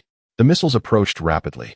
Although Inoki had never encountered such missile attacks, he sensed their formidable nature. Instinctively, he attempted to evade the 3 missiles by maneuvering sideways. However, he soon realized this was futile, as the missiles possessed tracking capabilities. Escape was impossible, especially at such close range, as the missiles swiftly closed in on him. Earth-style, rock clone. Inoki's expression shifted as he recognized that many Earth-style techniques were unfeasible in midair. He could only clap his hands together forcefully and exhale. A substantial mass of clay erupted forth from his mouth, rapidly coalescing into 3 clones of Inoki, effectively shielding him from harm. In that fleeting moment, the 3 missiles collided with the 3 clones. Boom! A deafening explosion erupted, and amidst the blinding blaze, a formidable surge of energy radiated outward in all directions. In an instant, 3 of Naka's clones were obliterated by the missiles of the Azura Path, and as if that were not enough, the tremendous shockwave sent Inoki himself tumbling over. Like a cannonball, he was violently propelled backward, crashing heavily against the wall. How outrageous! Konoha possesses such a powerful individual. Who on earth is this person? A look of horror instantly crossed Naka's face as he beheld a mere teenager before him, who had managed, in such a brief moment, to leave the esteemed Tsuchikage in utter disarray. Is this truly the depth of Konoha's resources? Had he not experienced it firsthand, Noki would have found it utterly unbelievable, even if faced with death. But where had he gone? Once Noki regained his composure, he discovered that the boy who had effortlessly defeated him had completely vanished. Even someone as strong as Noki could not discern how the opponent had slipped away. The Flying Thunder God technique is an S-rank space-time ninjutsu. Even Noki could find no trace of its use. Here I was, intending to capture Sarutobi Hiruzen, and yet I could not even contend with a mere teenager from Konoha? In the midst of his astonishment, Naka's mindset began to unravel. Suddenly, several figures darted past. They were members of Konoha's Umbu, alerted by the explosion, rushing to encircle Noki. Soon after, Sarutobi Hiruzen himself appeared before Noki, employing the body flicker technique to close the distance. "Noki, you certainly possess audacity," Sarutobi exclaimed. A mix of astonishment and ire etched upon his features. Yet, something was amiss. Given Naka's disheveled state, it was clear he had endured a fierce battle. Who among Konoha could possibly subdue Noki? However, upon witnessing Naka's dust-covered visage and labored breathing, Sarutobi found himself perplexed. Who else in Konoha possesses such terrifying strength? In truth, both Noki and Sarutobi had overestimated the prowess of Rinnegan. His strength was far less formidable than they imagined. Currently, Rinnegan did not have the certainty required to suppress Noki. Setting aside the powers of the Six Paths, even his strongest technique, the planetary devastation, could be countered by Naka's dust release. The planetary devastation is not infallible. During the Fourth Great Ninja War, Uchiha Itachi, Naruto, and Killer Bee combined their efforts to dismantle the planetary devastation of Edo Tensei Nagato. Given the vast disparity in strength between Rinnegan and Noki, it would be no challenge for Noki to dismantle the planetary devastation. As for the other abilities of the Six Paths, they would not prove significantly effective. Take the Deva Path, for instance. While the almighty push and universal pull may appear invincible, they too falter against overwhelming strength. After all, it is merely a powerful force. Nothing more. It is indeed susceptible to countermeasures. When Uchiha Madara successfully executed the infinite Tsukuyomi, the illusionary world within Tsunade's mind depicted the scenario of Six Paths pain assaulting Konoha. At that time, the Nine Tails transformed Naruto engaged in fierce combat with Deva Path Pain, who unleashed Shinra Tensei against him. What was the outcome? Not only did Deva Path Pain fail to repel Naruto, but he was also sent flying by Naruto's immense force. Later, when the two halves of the Nine Tails chakra united, Naruto was able to shatter Deva Path Pain's Shinra Tensei without even transforming into the Nine Tails. Although these events transpired within Tsunade's illusion and were not real occurrences, they adhered to the logical framework of ninjutsu. The illusions within the infinite Tsukuyomi merely distorted certain character identities while maintaining the integrity of the power system, serving as a reference point. In summary, regardless of one's prowess or techniques, when confronted with an overwhelmingly powerful adversary, submission becomes inevitable. The reason Noki is currently suffering such significant setbacks against the Flowing Blade is twofold. Firstly, the missile attacks from the Flowing Blade are exceedingly unexpected, and secondly, Noki struggles to perform many defensive ninjutsu while airborne. If he were on the ground, even his basic Earth release defenses could perfectly counter the Flowing Blade's missile strikes. However, once Noki ascends into the air, most of his adversary's attacks become ineffective. The Flowing Blade's capability to strike from the air is indeed a testament to its skill. Summoning technique. After a brief standoff with Noki, Sarutobi Hiruzen wasted no time, decisively biting his finger and slamming it onto the ground. A circle of seals radiated outward, and with a resounding boom, the Monkey King appeared before him. "This is Noki?" The Monkey King's pupils dilated slightly, aware of Naka's formidable abilities. He transformed into the Vajra Rod and soared into Sarutobi Hiruzen's grasp. Firmly gripping the Vajra Rod, Sarutobi Hiruzen thrust it upward toward the airborne Noki. The rod instantly elongated, reaching towards Naka's position. Earth release, rock fist technique. Noki swiftly formed hand seals, summoning a torrent of earth that enveloped his right fist, creating an enormous and exaggerated earthen gauntlet. He then swung this colossal fist down upon the Vajra Rod with tremendous force. Boom! Amidst the splintering of earth and stone, the Vajra Rod was forcefully deflected. Earth release, heavy rock technique. With a single-handed seal, the Vajra Rod, which he had just struck, became several times heavier, crashing to the ground with a clatter that left Sarutobi Hiruzen unable to lift it. Swish! At that moment, Noki descended from the sky, swinging his massive fist towards Sarutobi Hiruzen. delivering a thunderous blow. Thus, the two engaged in a fierce and tumultuous battle. Boom, boom, boom. At this moment, a cacophony of rumblings and disturbances erupted from various corners of the village. Sarutobi Hiruzen's expression grew grave, his brow furrowing with concern. It became evident that the enemy was not singular. Iwagakure had seized the opportunity of Konoha's weakened defenses to launch a comprehensive invasion. In that instant, Sarutobi realized that the full-scale assault from the land of grass was nothing but a ruse. Leave this to me. You all head to other locations for support. Sarutobi commanded the surrounding Umbu operatives with a solemn tone. And quickly locate Danzo and Orochimaru. Understood. Whoosh. The Umbu obeyed without hesitation, swiftly utilizing the body flicker technique to vanish from sight. Only Sarutobi and Inoki remained on the scene. Inoki's eyes sparkled with determination. This was his moment. If he could capture or eliminate Sarutobi before Konoha's reinforcements arrived, then this operation would be deemed a success.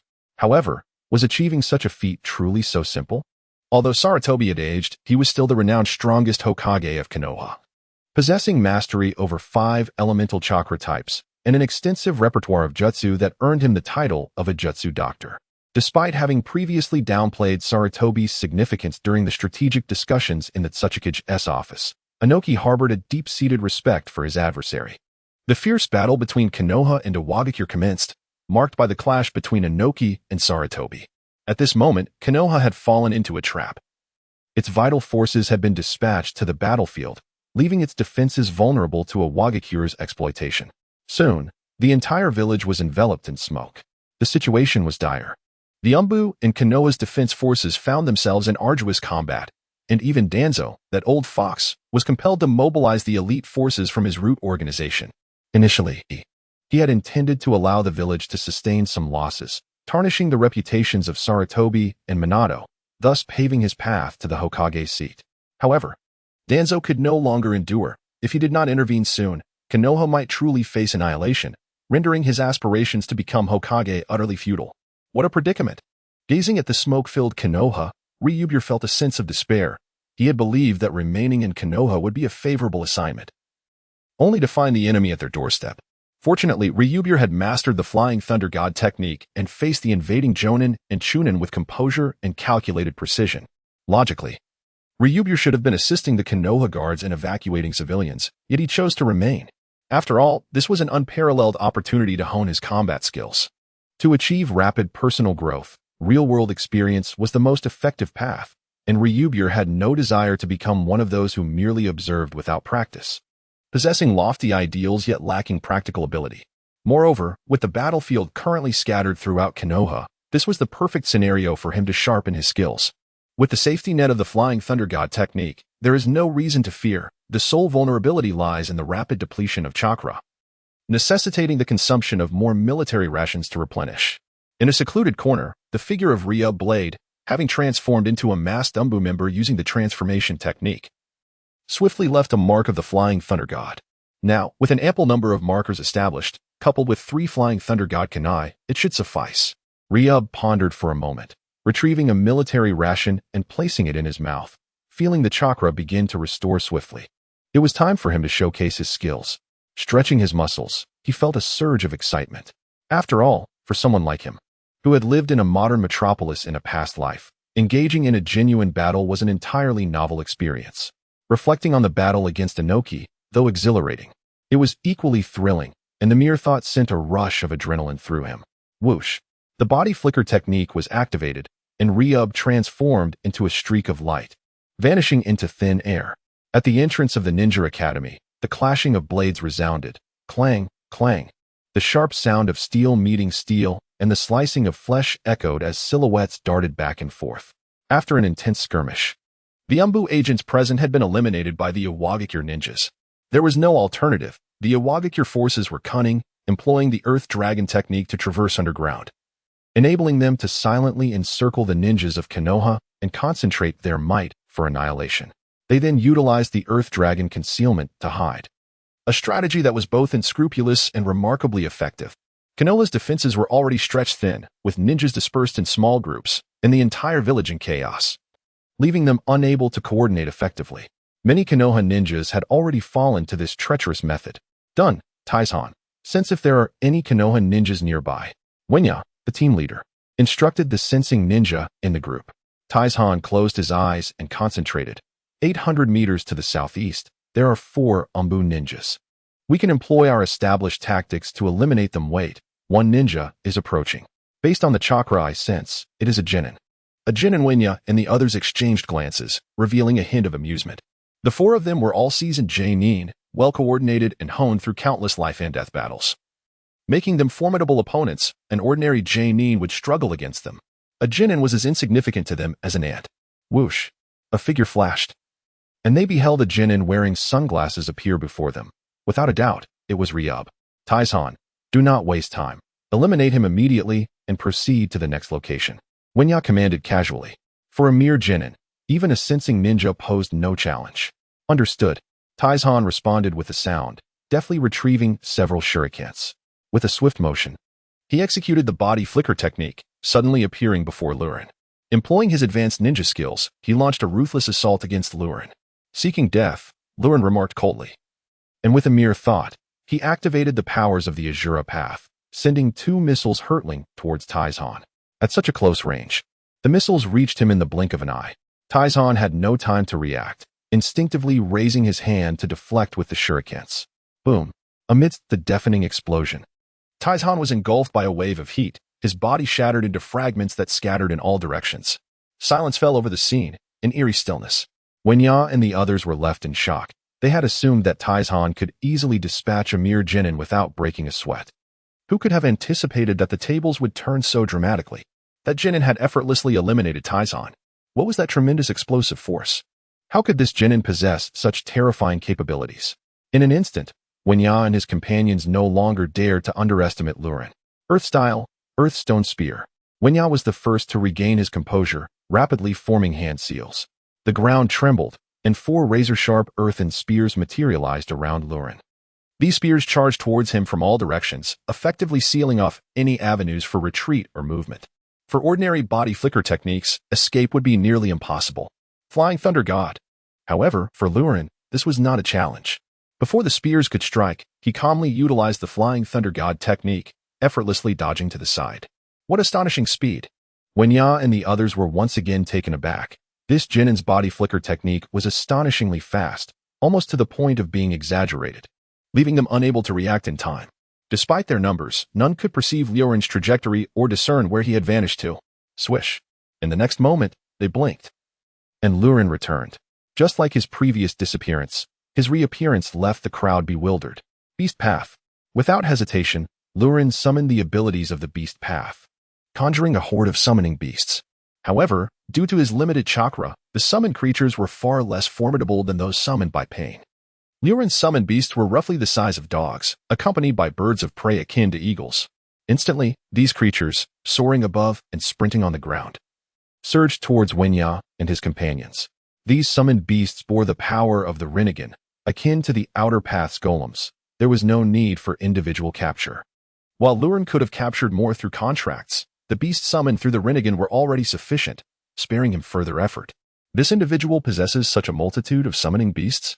The scene was one of astonishment as Wenya and his companions observed the extraordinary sight before them. While it is common for ninjas to possess summoning beasts, it is typically the case that a single ninja holds but one. Yet, this individual commanded a multitude. Such a display was somewhat exaggerated. However, the seasoned shinobi, all formidable genin, faced the onslaught of summoned beasts with unwavering composure, exhibiting their expertise as they countered the assault with calm finesse. To them, these creatures posed no significant threat whatsoever. Liu Ren was well aware of this fact. His purpose in summoning the beasts was not to instigate death, but rather to disrupt the enemy's focus and divert their attention. His true lethal technique lay in the Azura path. Boom, boom, boom. As the summoned beasts beset Wenya and his companions, Liu Ren unleashed a barrage of explosive projectiles upon them, ruthlessly striking with unrelenting force. Thus, through the seamless integration of the animal path and the Azura path, Wenya and his fellow genin found themselves ensnared in a perilous struggle. As for their counterattack? Apologies, but with the Flying Thunder God technique at play, Liu Ren was impervious to their efforts. The cacophony of explosions persisted for a time before descending into eerie silence. As the smoke finally cleared, the devastated landscape was revealed, a grim tableau of destruction. Among the four Awagakure Jainin, only when you remained alive, albeit in a state of utter disarray and grievous injury. Had Liu Ren not exhausted his chakra, Wenyu too would have succumbed to the terrifying onslaught of explosive ordnance. The realization struck Wenyu. The lower-ranked ninjas of Konoha were of such formidable caliber. Gazing upon the lifeless bodies of his comrades, he felt his worldview shattering. Instinctively, he scanned the vicinity, but the lower-ranked ninja who had so thoroughly bested them had vanished without a trace. Phew! 3 kilometers away, in an uninhabited street, Liu Ren materialized using the Flying Thunder God technique, immediately gasping for breath. The ferocious bombardment he had unleashed upon Wenyu and the others had taken a considerable toll. He had even consumed a soldier pill during the fray. Despite such measures, he had failed to eliminate all of Wenyu's group. A testament to his currently diminished chakra reserves. One cannot consume soldier pills in rapid succession. He had indulged enough for now. He resolved to find a safe haven and, with silent determination, used the Flying Thunder God technique to return to his room. Henceforth, he decided to refrain from intervening in the affairs of Konoha, opting instead to await the unfolding events. Even if Awagakure were to obliterate Konoha, it bore no relevance to Liu Ren. Nevertheless, it must be noted that, given Awagakure's present strength, the annihilation of Konoha was an impossibility. The latter would ultimately drive the Awagakure shinobi away. It was merely a matter of time. Liu Ren's conjecture proved accurate. As soon as Sarutobi Hiruzen realized he had fallen into Awagakure's cunning trap, he promptly dispatched messengers to the battlefield. Minato Namikaze swiftly utilized the Flying Thunder God technique to arrive, followed by Shursui and the leaders of the Inuzuka, Nara, and Akimichi clans, all hastening to return. Ultimately, the invasion of Awagakure concluded in failure. Noki, accompanied by the elite forces of Awagakure, hastily retreated from Konoha. Subsequently, the Awagakure ninja army from the Land of Grass also began their withdrawal, returning to their village. The news spread back to Konoha, igniting a wave of excitement among its inhabitants. After all, Awagakure had invested considerable resources and time to advance into the Land of Grass, and now, their entire army was retreating. Did this not imply that the war was on the brink of conclusion? Moreover, it appeared that victory belonged to Konoha. Both ninjas and civilians alike were buoyed by this turn of events, creating an atmosphere of exuberance throughout the village. The only one who remained unperturbed was Liu Ren.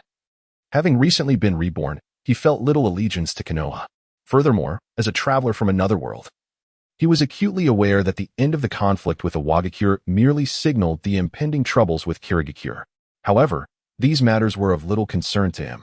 In the Hokage building, the third Hokage, Sarutobi Hiruzen, along with senior advisor Mito Gate, Tishin Karu, Uchiha Fugaku, and the heads of the Inuzuka, Nara, and Akimichi clans, gathered with the upper echelons of Konoha. Naturally, the scheming Shimura Danzo was also present.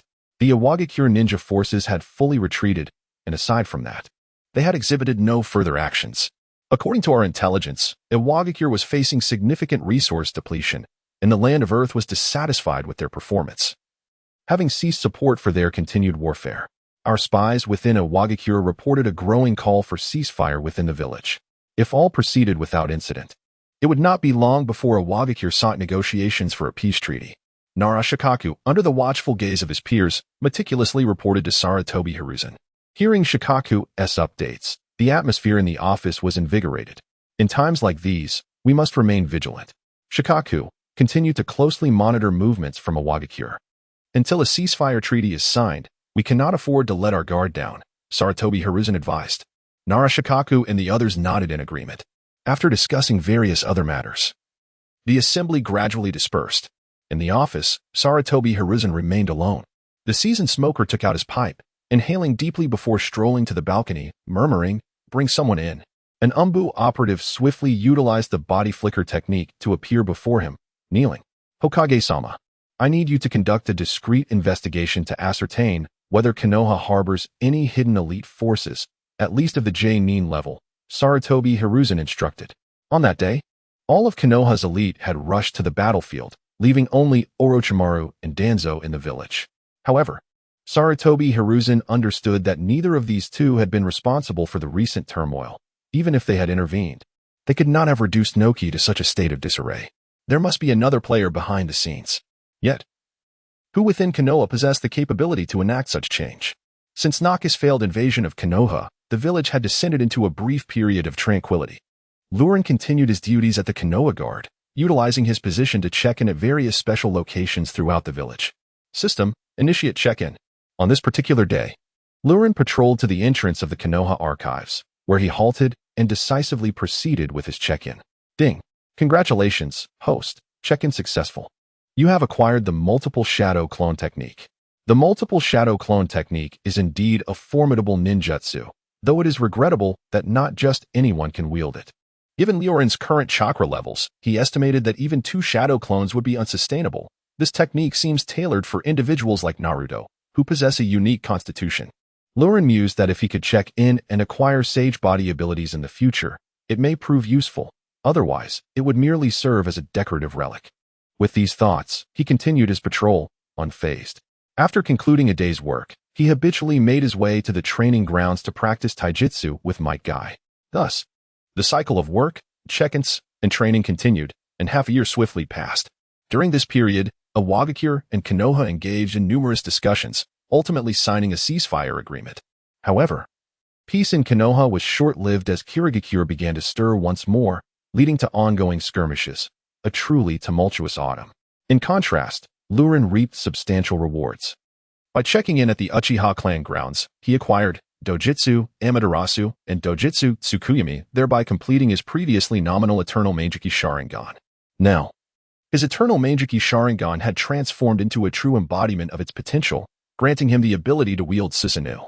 Moreover, his daily check-ins yielded a plethora of jutsu, including Rinnegan and Shuriken Shadow Clone technique, as well as various sealing techniques like 4 Symbols Seal and 8 Trigram Seal. He even obtained the extraordinary 8 Gates Taijutsu. His chakra reserves significantly increased, now fully reaching the level of a Ch-Nin. In terms of overall strength, he had experienced a monumental leap compared to 6 months prior. However, Liu Ren had yet to check in for the Sage Body. The Senju clan grounds offered no such rewards, nor did the wood release. He could only speculate that neither the Senju clan grounds nor the Valley of the End contained the remains of Hashirama. Yet, despite this, Liu Ren could now easily contend with Inoki, given his arsenal of remarkable techniques. For instance, should Inoki encounter Amaterasu or Tsukuyami, he would inevitably succumb. Unlike the original Itachi Uchiha, who had merely awakened the Meijiki Sharingan without advancing to the Eternal variant, Liu Ren possessed the system-awarded Eternal Meijiki Sharingan, allowing him to use both Amaterasu and Tsukuyami without restraint. It is noteworthy that during the 6 months of check-ins, Liu Ren acquired not only Amaterasu and Tsukuyami, but also several other dojutsu, all of which he could utilize at will. However, those ocular abilities pale in comparison to Tsukuyami and Amaterasu. Flowing Blade hardly holds them in high regard and fears they may soon rust away in the system space. Uncertain when he might earn the reward for the eye technique of the god of stopping water, or the reward for Obito's Kamui, Flowing Blade, having just completed his patrol, wandered into a ramen shop. Flowing Blade, you're here. Same as usual? The enthusiastic chef greeted him with a smile. Over the past 6 months, Flowing Blade had become a regular, visiting almost daily for his ramen fix. Same as always, 1 bowl of ramen. Flowing Blade replied, waving his hand dismissively. Shortly thereafter, a steaming bowl of delectable ramen was set before him, which he relished, paid, and prepared to leave. Chef, I'm off. Flowing Blade called out as he rose. Are you heading for physical training again? The chef casually inquired. Of course. Flowing Blade replied with a chuckle. You truly are an unconventional Uchiha, aren't you? The chef joked lightheartedly. Over the past 6 months, the chef had noticed that Flowing Blade was unlike other members of the Uchiha clan. He was neither arrogant nor domineering, but rather quite approachable. This camaraderie allowed the chef to jest with him freely. During this time, Flowing Blade had spent nearly every available moment training in physical techniques. And word had spread throughout Konoha, dubbing him the unconventional Uchiha. After all, as an Uchiha, one is expected to practice ninjutsu and genjutsu. What was he doing training in taijutsu? Had he lost his senses? Many mocked Flowing Blade behind his back, including some from the Uchiha clan, who believed he was bringing shame to their name. Unfazed by such rumors, Flowing Blade continued his rigorous training. This dedication was a significant factor in the rapid increase of his chakra reserves. He simply trained diligently, utilizing the time others squandered on ninjutsu to focus entirely on taijutsu. Flowing Blade, come over here and sweat it out with me. Upon arriving at the training ground, Might Guy exuberantly called out to Flowing Blade, his wide grin sparkling with enthusiasm. Over the past 6 months, the two had trained together daily, becoming inseparable friends. Although Might Guy often appeared self-conscious and timid around others, he transformed entirely in the presence of familiar faces. Whoosh, bang, bang.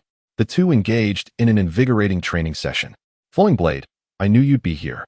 Not long into their training, Kurenai Yuhi arrived, brimming with excitement. Over the past 6 months, she, too, had been a frequent visitor to the training ground, often dedicating her time to physical training, genjutsu, and ninjutsu, demonstrating her own diligence. As they spent more time together, both became increasingly familiar with one another, sharing insights and experiences regarding their respective genjutsu specialties, fostering a solid friendship. Red, what brings you here? Liu Ren paused his actions, wiping the sweat from his brow as he inquired. Is it forbidden for me to seek you out if there is nothing urgent? Shiri Hong rolled her eyes in response.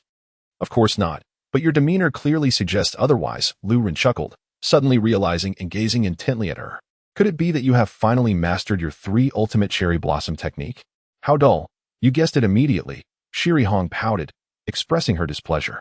In her youth, she had been far more vivacious than she was now. Boss, your grin is practically reaching your ears. It's written all over your face. Liu Ren retorted, exasperated. So, Liu Ren, are you willing to try out my new technique? Shiri Hong looked at him eagerly, her face brimming with anticipation. I knew it. I'm destined to be your test subject. Liu Ren sighed, shaking his head, though it was all in jest. During these past days, he and Hong had been exchanging illusions, engaging in numerous sparring sessions. Every time she mastered a new illusion, she would eagerly rush to have Liu Ren test it. This time, I will surely catch you, Shiri Hong declared, puffing up her cheeks and shaking her tiny fists. Very well. Let me witness the power of your 3 ultimate cherry blossom technique, Liu Ren replied, steadying himself and removing his sunglasses as he beckoned her closer. After all, he was one who had awakened the Rinnegan. Would he truly fear Hong's illusions? You better be cautious. My technique is formidable, Shiri Hong asserted, sensing Liu Ren's nonchalant demeanor. Understood, my calmness is merely an act. In truth, I am terrified, Liu Ren admitted. Rogue, here it comes. With that, Shiri Hong playfully shouted. And suddenly, Liu Ren found himself enveloped in a cascade of cherry blossoms, as if it were raining petals. A slight shift of his Sharingan made the blooming flowers vanish without a trace.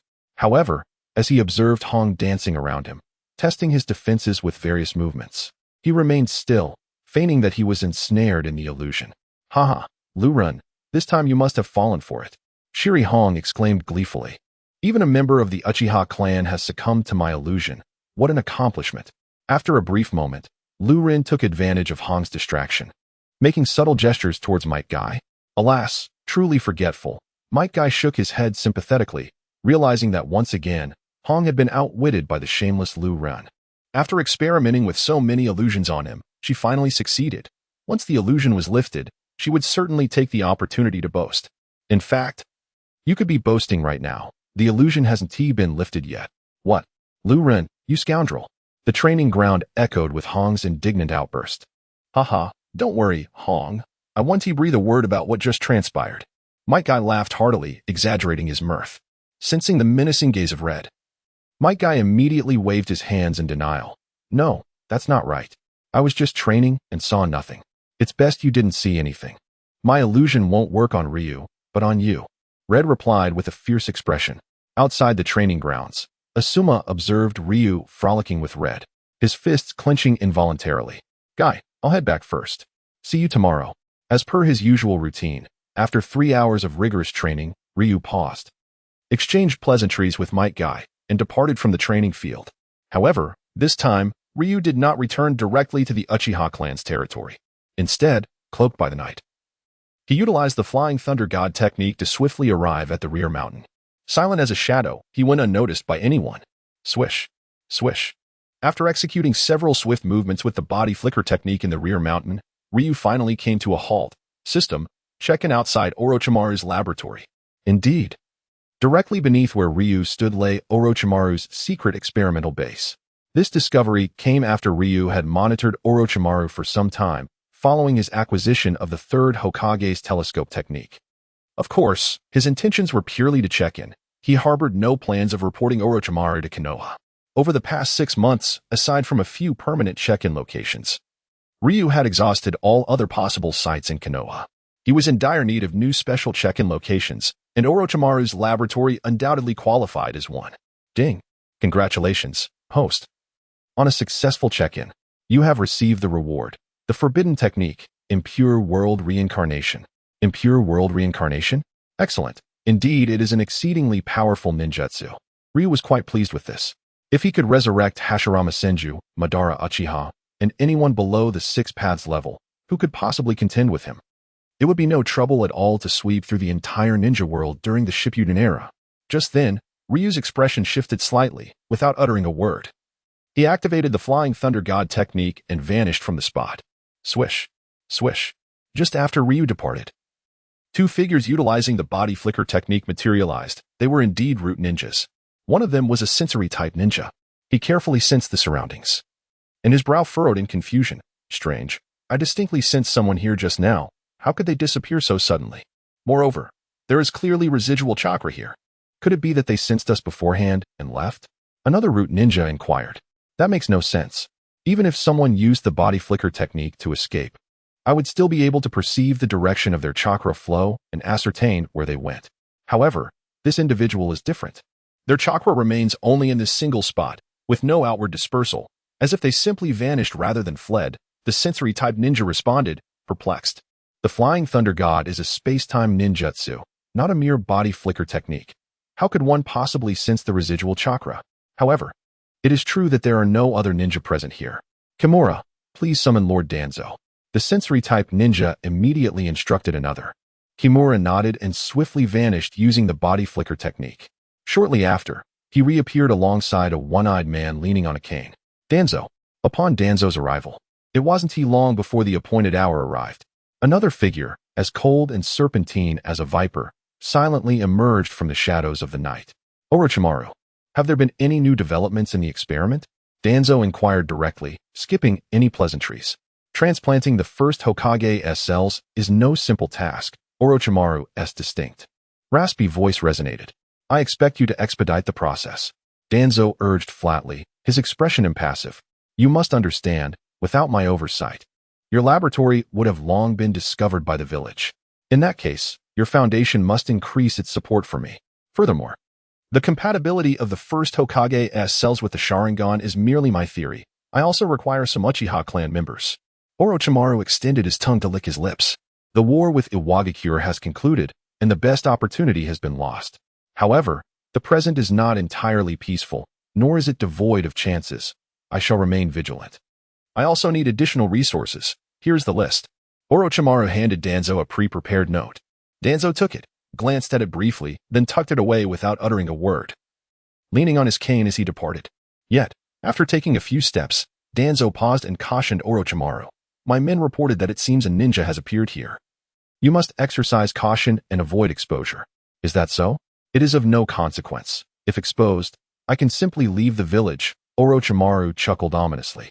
Danzo refrained from further conversation and left with his entourage. Little did either Danzo or Orochimaru realize that their meeting was being observed in its entirety by Rinnegan, who utilized the telescope technique. It appears they are unaware of my presence. After monitoring the actions of the two, Rinnegan comprehended the situation and promptly stored away the glass orb, discontinuing the telescope technique. He was not a voyeur and held no interest in the secrets within Orochimaru's laboratory. He merely needed to ascertain whether he had been compromised. As for the alliance between Orochimaru and Danzo, Rinnegan preferred to remain uninvolved. However, one point stood out from their earlier discussion. It seemed they intended to capture some members of the Uchiha clan for experimentation. Based on the narrative surrounding Rinnegan and his conversation with Orochimaru, it can be surmised that the collaboration between Danzo and Orochimaru involves the latter aiding Danzo in the transplantation of the Sharingan into his arm. They are conducting the transplantation of the first Hokage's cells, with the ultimate goal being the acquisition of the Sharingan. Rinnegan silently hoped that they would refrain from targeting his loved ones and friends. Otherwise, he would have no choice but to retaliate. Regardless, Rinnegan had been reborn for half a year, and he had developed a sense of belonging towards his identity as Uchiha. The care his parents had shown him over the past 6 months had deeply affected him. leading Rinnegan to genuinely regard Uchiha Takahiko and his wife as his true parents. Additionally, he had made some new friends within the clan, given his newfound formidable abilities. He could not stand idly by while those close to him were harmed. However, he felt no obligation towards other unfamiliar Uchiha clan members. If they fell victim to Orochimaru and Danzo's treachery, it would merely be a stroke of bad luck. The following day, as per usual, Rinnegan clocked in for work and began his patrol. Although the routine was monotonous, engaging in light-hearted banter with his fellow clansmen made the task bearable. He heard that a minor conflict had erupted between the ninjas of Konoha and Kirigakure the previous day, resulting in casualties on both sides. Did you hear? The Mist Sao personally led a team, attempting to strike us from behind, but was scared off by Shursui, someone remarked. Aha, Ao? The one who stole a Byakugan from the Hyuga clan? Even he flees before us Uchiha. Konoha still relies on our Uchiha prowess. Enough of these troubling matters. Have you all decided who the most beautiful woman in Konoha is? Rinnegan interjected, noticing the conversation veering off course. He understood that if he did not redirect the topic, it would devolve into a venting session about the Uchiha's grievances with Konoha, which would only foster resentment. While patrolling, some commoners in Konoha had shown little civility towards the Uchiha, perpetuating a vicious cycle of animosity. Rinnegan had experienced this many times before. It's definitely you, gal. Or is it you, Rinnegan? I mean, you're always at the training grounds. It can't just be for training, right? As soon as the topic shifted to women, enthusiasm surged among the group, igniting a lively debate. Previous discontent was swiftly forgotten. Uchiha Rinnegan, stand right there. Just as they were engrossed in their conversation, a voice filled with frustration and anger suddenly rang out. Turning around, Rinnegan and his companions saw a young man striding towards them with a fierce demeanor. It was none other than Asuma Sarutobi, the son of the third Hokage. What has got you so worked up, Asuma? Several members of the Uchiha clan cast a glance filled with subtle mockery at Asuma. This is none of your business. Asuma shot back, his irritation evident as he glared at them. Don't think just because you are the son of the Hokage you can act so arrogantly. A few of the Uchiha members huffed in anger. However, despite their harsh words, they were merely posturing. No matter how boastful they were in front of other villagers in Konoha, they dared not truly confront the son of the Hokage. Mind your own affairs. I am here to find Uchiha Ren, Asuma declared, his eyes narrowing as he directed his words at the others. In his youth, Asuma had been quite the rogue. Ren mused, somewhat bemused. The middle-aged Asuma, carefree and magnanimous, was a far cry from the delinquent he had once been. Reflecting on the plot within the Hokage series, Asuma indeed appeared to have been a troublesome youth, often clashing with his father, Sarutobi Hiruzen, and even running away from home, wandering aimlessly, a stark contrast to his present demeanor. He is here for me. Leave this matter to me, Ren said, signaling to his companions before stepping forward, standing before Asuma. Speak your piece, or let it be known. Ren addressed Asuma with a tone lacking in courtesy. Keep your distance from Kurenai. Otherwise, do not blame me for my lack of civility. Asuma threatened, his voice brimming with menace. You want me to stay away from Kurenai? Fine. Then kneel and beg. Ren raised an eyebrow, his face a mask of disdain.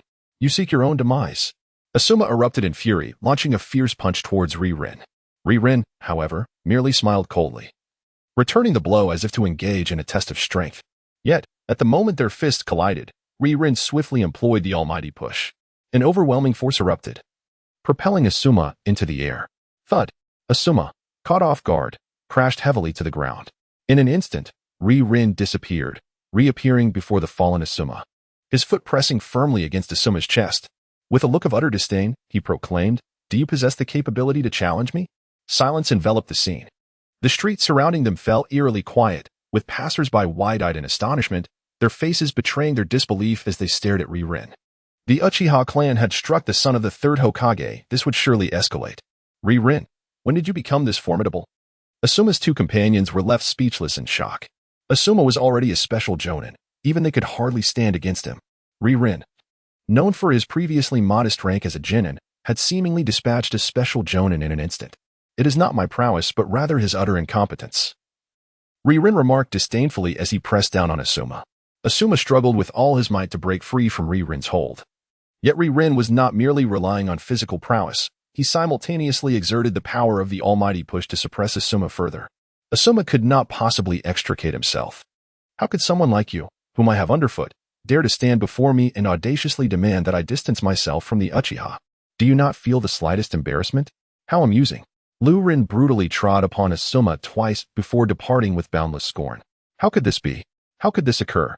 Once Asuma managed to rise to his knees, he gazed up at the retreating figure of Liu Ren, his expression one of disbelief. He had always prided himself on his exceptional patience. In terms of talent, apart from geniuses like Kakashi and Shui, few could rival him.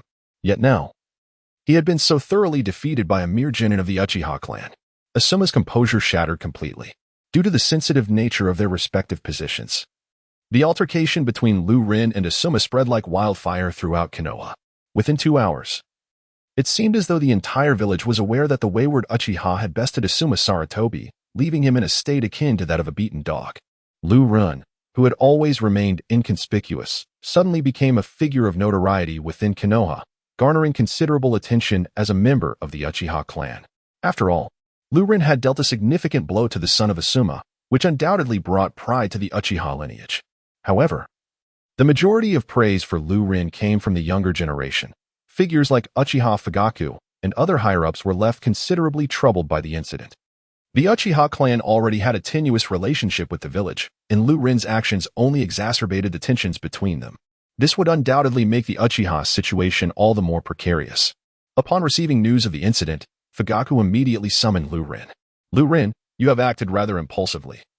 The villagers already harbor biases against this Uchiha, and you have merely added fuel to the fire. Though Fugaku's temperament was generally affable, he was deeply frustrated. Refraining from harshly reprimanding Liu Ren, but instead attempting to reason with him. If the village uses this incident as a pretext to further oppress our Uchiha clan. A hint of concern crossed Fugaku's countenance. Rest assured, clan leader, I left no incriminating evidence. Asuma struck first, and I merely acted in self-defense. All the villagers witnessed it. Liu Ren took precautions against such an eventuality. During Asuma's watch with the Konoha guard, he had unjustly assaulted a member of the guard. Even if this matter reached the third Hokage, the fault would lie with them, and according to the regulations of the guard, apprehending Asuma would be entirely justified. Upon hearing this, Fugaku's expression softened slightly. Liu Ren was meticulous in his actions, even if the third Hokage wished to suppress the Uchiha clan. He would find no grounds upon which to do so. Nevertheless, despite this, Sarutobi Hizashi could not take any overt measures, and the rift between the Uchiha and the village grew ever deeper. Had Liu Ren been privy to Fugaku's thoughts, he would have been unperturbed, for in a few years, Konoha would seek to annihilate the Uchiha clan. What does it matter now, regardless of the underlying tensions? This is precisely why Liu Ren acted without hesitation against Sarutobi Asuma. After all, the future of Konoha will undoubtedly condemn the Uchiha clan to death. Thus, whether one incurs more or fewer grievances now makes little difference. Liu Ren, refrain from provoking Asuma in the future, and for now, do not report to the guard duty. Remain within the clan grounds and focus on your training, Uchiha Fugaku advised. Liu Ren understood that Uchiha Fugaku meant well, concerned that someone from the village might seek to trouble him. Understood, clan leader, Liu Ren replied nonchalantly, having openly struck Sarutobi Asuma. He was unperturbed by any ensuing complications. To speak candidly, with his current strength, Liu Ren possessed the audacity to be so brazen. After all, within the entirety of Konoha, none could rival him. Although Liu Ren typically adhered to a principle of discretion and preferred not to attract attention, this did not imply that he feared trouble. Meanwhile, within the Hokage's office, Lord Hokage, this is how the events transpired. An Umbu member recounted the details of the confrontation between Sarutobi Asuma and Uchiha Liu Ren to Sarutobi Hiruzen. Upon hearing this, Sarutobi Hiruzen furrowed his brow. Are you saying that Liu Ren defeated Asuma using only taijutsu, without employing any ninjutsu? Moreover, with a single strike? Recently, Sarutobi Hiruzen had personally inquired of Asuma, but the matter was a profound humiliation for him, and he was reluctant to discuss it, resulting in a heated argument before he stormed out. Thus, Sarutobi Hiruzen had to send someone to investigate. Fortunately, there were many witnesses, making the inquiry relatively straightforward. However, onlookers only saw Liu Ren's punch send Asuma flying. They could not discern the hidden power of the Shinra Tensei within. Indeed, that is the case. All witnesses corroborate this. The Umbu member stated with unwavering certainty. Is it possible that Uchiha Liu Ren has truly honed his taijutsu to an extraordinary level? Sarutobi Hiruzen pondered, perplexed. Just as this thought crossed his mind, he promptly dismissed it. It was implausible. Taijutsu could not be that formidable. Suddenly, a flash of insight struck Sarutobi Hiruzen, and he was taken aback. Could it be that Uchiha Liu Ren has awakened the Manjiki Sharingan? If he had first used the Sharingan to ensnare Asuma in a genjutsu, everything would align and be more comprehensible. Otherwise, how could a mere Genin possibly defeat a special Genin in an instant? The ordinary Sharingan was not uncommon among the Uchiha clan, thus, there would be no need to conceal it. Therefore, it was highly likely that the opponent had awakened the Manjiki Sharingan. My lord, Liu Ren has recently taken to wearing sunglasses. Could it be to intentionally obscure his Sharingan? The Umbu member speculated, coming to a realization. Although this conjecture may contain some inaccuracies, it is, in essence, not far from the truth. What Liu Ren seeks to conceal is not the Sharingan, but rather the Rinnegan. In fact, even if the Sharingan were to be exposed, Liu Ren would remain relatively unconcerned. It would merely attract attention from the village, causing a minor inconvenience. However, the exposure of the Rinnegan is something Liu Ren genuinely wishes to avoid. After all, while the Sharingan might only stir a ripple within Konoha, the Rinnegan could garner the attention of figures such as Kaguya and Nagato. Regardless, the Rinnegan is the key that Uchiha Madara uses for his resurrection, and there exists but a single pair within the entire ninja world belonging to Nagato. The repercussions of its exposure would be truly boundless. Can one still utilize genjutsu with the Sharingan while wearing sunglasses? Sarutobi Hiruzen pondered thoughtfully. Yet, being no member of the Uchiha clan, he could not ascertain such matters definitively, though he could neither dismiss them. Nevertheless, after synthesizing multiple clues, Sarutobi Hiruzen felt that the likelihood of Uchiha Liu Ren activating his Sharingan was indeed considerable. A course of action must be devised to probe this matter further. Sarutobi Hiruzen found himself somewhat unsettled. As an elder who had survived the Second Great Ninja War, he was well aware of the terrifying capabilities of the Sharingan. You may leave now, he said, gesturing for the Umbu operative to depart while he continued his contemplation. Given the relationship between the village and the Uchiha clan, this matter required a gradual and meticulous approach, with no room for carelessness. Creak. Shortly thereafter, the office door was abruptly opened, and Danzo entered. Leaning on his cane with an air of familiarity. Danzo, what brings you here? Sarutobi Hiruzen inquired, his expression devoid of emotion as he cast a glance at Danzo. You have surely deduced that I am here regarding Uchiha Liu Ren. I trust we share the same suspicion. Has Uchiha Liu Ren awakened the Manjiki Sharingan? Danzo took a seat without preamble. What do you intend to do? Sarutobi Hiruzen did not deny the assertion but posed a serious question in return. Leave this matter to me, Danzo replied slowly. As Hokage, there are certain actions that are not appropriate for you to undertake. Sarutobi Hiruzen fell silent. Recognizing the validity of Danzo's words, it was indeed more suitable for Danzo to handle this situation. After all, the roots of Danzo were established for such unsavory tasks. Danzo, exercise caution. After a moment of reflection, Sarutobi Hiruzen offered a brief admonition. I am well aware, Danzo replied nonchalantly, leaning on his cane as he departed. Uchiha Fugaku was true to his word, promptly notifying the Konoha guard that Uchiha Liu Ren would be excused from duties for the next few days. With such a privilege, Liu Ren naturally would not decline. This respite allowed him to devote his entire time to training in taijutsu. Though Liu Ren currently felt no trepidation regarding potential future troubles, he did not wish to disregard the good intentions of his clan leader. Moreover, with the situation still stirring tumultuously, Liu Ren preferred to avoid being the subject of pointed fingers the moment he stepped outside. He remained remarkably low-key within the Uchiha clan grounds for an entire week. Only then did he return to the training field to resume his practice. Unfortunately, the Uchiha clan does not place significant emphasis on taijutsu, and there are no dedicated training facilities for such techniques within the clan's domain. To truly hone his skills in taijutsu, he had to venture to the village's training grounds. Liu Ren, you rascal, you've finally been set free, exclaimed Might Guy, pausing his vigorous training to greet Liu Ren with enthusiasm.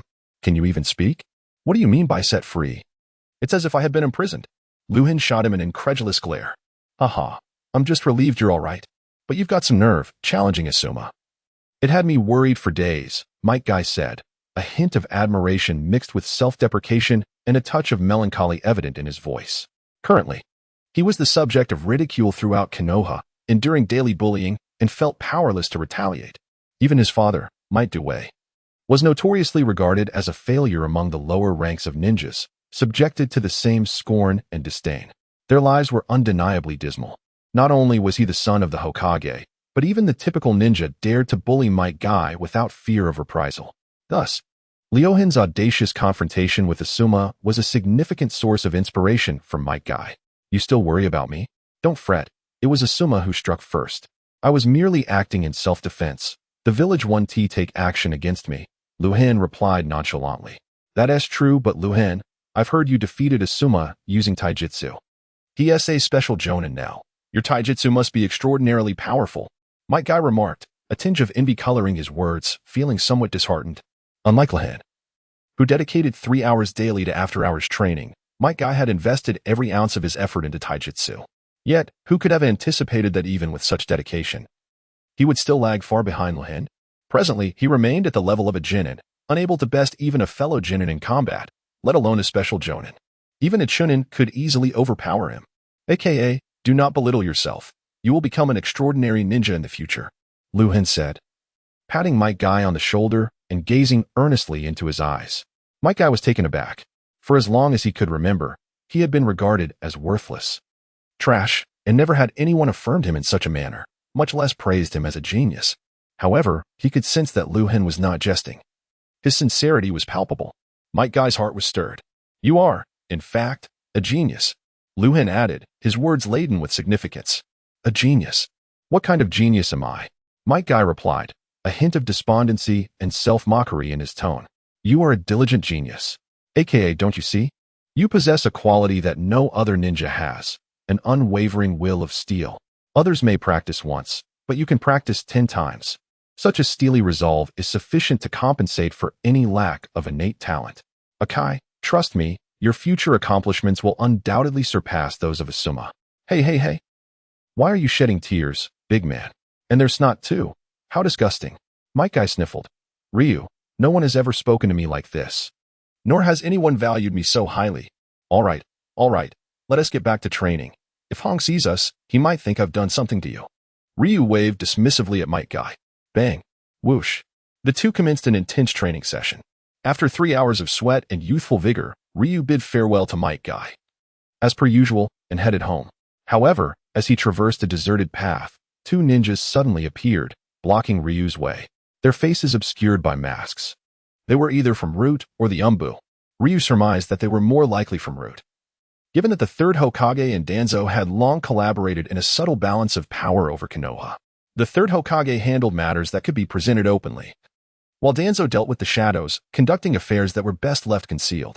It was evident that a direct approach against the Uchiha clan was more in line with Danzo's ruthless tactics rather than the third Hokage's style. Uchiha Ryu. Lord Danzo requests your presence.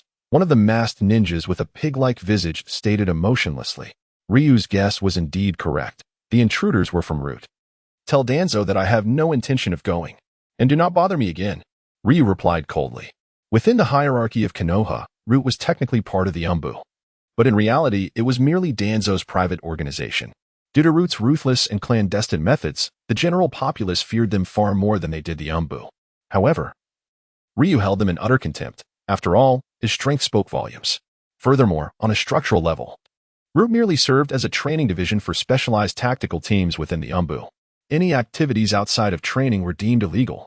In theory, anyone could disregard Root's operations and even report Danzo to the third Hokage for abuse of power and illegal militarized actions. Yet, no one dared to do so. Should one show disrespect to Root, they would swiftly meet their demise, and Saratobi Hiruzen would merely feign ignorance.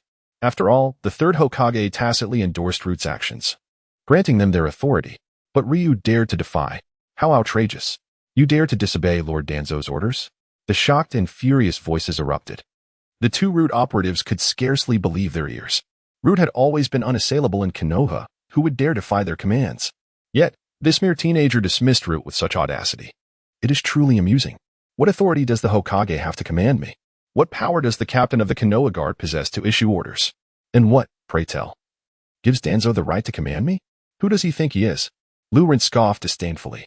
Bold. You are courting death.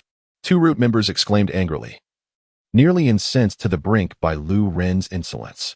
Since you are so ignorant of your place, do not blame us for being impolite, grunted the pig-faced masked ninja, as he activated the body flicker technique, instantly appearing beside Liu Ren and reaching out to grab him. Get lost. Liu Ren swiftly waved his hand at the pig-faced ninja, and the power of Shinra Tensei surged forth once more, striking fiercely. Boom! The pig-faced ninja staggered violently, as if struck by crashing waves, and was sent hurtling back. Utterly disheveled. Let us attack together. The pig-faced ninja exchanged a glance with another cat-faced ninja, swiftly reaching a decision. The two of them drew their ninja tools and split into two directions, charging towards Liu Ren. Do you truly believe I fear you? Liu Ren replied with a cold smile, fully aware that Danzo, that old miser, was lurking nearby. Thus, he had no intention of utilizing the power of his Rinnegan. After all, Liu Ren possessed a myriad of techniques. Even without the Rinnegan, subduing two special Jonin from Root would pose no challenge. Perfect. It was also an opportunity to test Liu Ren's other new techniques. 8 gates, first gate, open. 8 gates, second gate, rest gate, open. 8 gates, third gate, life gate, open. 8 gates, fourth gate, wound gate, open. Liu Ren opened the 8 gates all at once to the fourth gate, albeit without the loud proclamations typical in anime. Such theatrics were foolish and shameful. Liu Ren silently unlocked the 4 gates. Upon opening the fourth gate, he transformed into a formidable center of energy, swirling with an ominous force that sent shivers down the spines of the 2 Root members. What is this power? Shock etched on the faces of the 2 Root members. In that instant, Liu Ren executed the body flicker technique, vanishing from sight, leaving the 2 Root members completely unprepared. Not good. At that moment, both sensed an overwhelming danger. Liu Ren had already materialized behind them, his fists swirling with a devastating vortex of energy, akin to 2 meteors from the heavens, hurtling towards the 2 Root members. Yet, being special Jonin, the 2 were not to be underestimated. They swiftly pivoted mid-air, brandishing their ninja tools to counter Liu Ren. However, their weapons never even grazed Liu Ren, as they were forcefully repelled by the immense energy emanating from his body. Bang! Bang! Amidst the resounding echoes of 2 violent collisions, the 2 Root ninjas were violently propelled through the air, their bodies shaken to the core. Even as they soared through the sky, they could not suppress the urge to expel torrents of crimson mist from their mouths. In an instant, they were grievously wounded by the onslaught of Rinnegan. Before they had the opportunity to regain their footing, Rinnegan, propelled by his extraordinary speed attained from opening the 4 gates, arrived before them. With swift kicks, he crushed their throats underfoot, mercilessly severing their lives in an instant. They were dead. Shingo and his companion had been annihilated in the blink of an eye. The concealed members of Root surrounding the scene gasped in disbelief, unable to fathom the spectacle before their eyes. Rinnegan, once regarded as a mockery within the Uchiha clan for his neglect of ninjutsu and jinjutsu in favor of an obsession with taijutsu, had transformed into a being of such monstrous prowess. How could taijutsu be so formidable? What manner of technique was this? Danzo was taken aback, his single eye wide with astonishment. Were it not for the 2 lifeless bodies lying on the ground, he might have doubted his own sight. Both he and Sarutobi Hiruzen had misjudged the situation. Rinnegan had not triumphed over Asuma through jinjutsu. He had truly vanquished Asuma solely through taijutsu. In that moment, Danzo grasped the entirety of the revelation. Yet, even with this understanding, Rinnegan's sunglasses raised suspicions, as he had not previously exhibited such a penchant. Danzo still harbored the desire to investigate further. However, at this critical juncture, he had another pressing concern: the terrifying taijutsu that Rinnegan had mastered. The mere thought of Root acquiring such a formidable method of training sent his breath into a frantic rhythm. Uchiha Rinnegan. Danzo, leaning on his staff, stepped forth from the shadows, his singular eye ablaze with fervor. Who would have imagined that we had all underestimated you? Danzo, you old rogue, finally decided to show yourself? Rinnegan shot Danzo a sidelong glance, a cold smirk gracing his lips. The provocation nearly caused Danzo to stumble, for he was a disciple of the second Hokage, a seasoned veteran of Konoha with considerable standing. Not to mention, he was the leader of Root. Even Sarutobi Hiruzen, the 3rd Hokage, treated him with utmost respect. Yet here was a mere teenager daring to label him an old rogue. Danzo seethed with indignation. He had intended to entice Rinnegan into joining Root and gradually schemed to uncover the secrets of his taijutsu training. Capture him. We need only to leave him with a breath. Danzo ordered, his voice laced with murderous intent. With Danzo's command, ninjas from Root sprang forth, encircling Rinnegan as they prepared to strike. With a command from the leader of the team, all the members surrounding the flow blade drew forth an abundance of shuriken and other ninja tools, hurling them towards him. Swish, swish, swish. In an instant, Flow Blade was enveloped by a dense swarm of weapons, creating an impenetrable barrier. In purely physical terms, even the mightiest of techniques could not withstand such an onslaught. Not even the instantaneous body flicker could evade it. No matter how swiftly one moved, one would inevitably be struck. For Flow Blade was surrounded by an arsenal of ninja tools, leaving no avenue for escape. However, at that very moment, Flow Blade vanished in an instant, disappearing in a manner both eerie and enigmatic. How could his speed be so extraordinary? Danzo's pupils constricted in disbelief, his understanding shattered. Flow Blade's abilities were a profound shock to Danzo, fundamentally altering his perception of physical prowess. Until now, Danzo had regarded the Flying Thunder God merely as a physical technique, never considering its true nature. After all, the Flying Thunder God was a unique jutsu created by the fourth Hokage, extremely challenging to master. And since its inception by the second Hokage, only Minato had succeeded in its execution. Just as Danzo and his comrades were searching for Flow Blade's whereabouts, he suddenly sensed a surge of energy, a formidable pressure bearing down upon him. Danzo's expression shifted slightly as he swiftly turned and launched several shuriken. Clang, clang. The shuriken were immediately deflected by Flow Blade, yet Danzo activated his body flicker technique, narrowly evading the attack. Boom. Flow Blade landed with tremendous force, creating a sizable crater in the ground. Lord Danzo! Lord Danzo! The other Umbu members gasped in shock and quickly sprang into action, shielding Danzo behind them. One by one, they charged towards Flow Blade. With a swift motion, Flow Blade charged at the group of Root members. In the state of the 8 gates, his power surged, surpassing that of an elite Genin, making it effortless to dispatch the gathered Root members. Amidst a cacophony of sounds, all the members of Root were brought to the ground, some lifeless, others gravely wounded. Flow Blade showed no mercy. In the end, only Danzo remained on the battlefield. He stared intently at Flow Blade, astonished at the latter's formidable strength, having defeated all of his subordinates. While Danzo could summon more reinforcements at any time, he deemed it unnecessary. After all, this was a clandestine test, not meant to attract undue attention. You've concealed your abilities well. Let me see just how formidable you truly are. Danzo resolved to confront Flow Blade personally. To face this cunning adversary, merely opening the 8 gates would not suffice. For Danzo, being of shadow-level caliber, posed a significant challenge. However, further exertion would inflict severe strain on his body, which he deemed unwarranted. Let us test the limits of the 8 gates here. Now, allow me to unleash Amaterasu. Though the revelation of the Sharingan may lead to exposure, such exposure bears little consequence. These thoughts flickered through his mind as the immense energy fluctuations emanating from Liu Ren vanished without a trace. In the blink of an eye, Liu Ren transformed from a ferocious emerald beast into an unremarkable, ordinary genin. What is the matter? Have you lost your strength? Danzo mused, slightly taken aback, then speculated aloud. With his extensive experience and insight, he understood that ordinary taijutsu could not possibly unleash such formidable power. This was clearly a technique of forbidden caliber. Such techniques typically come with fatal flaws.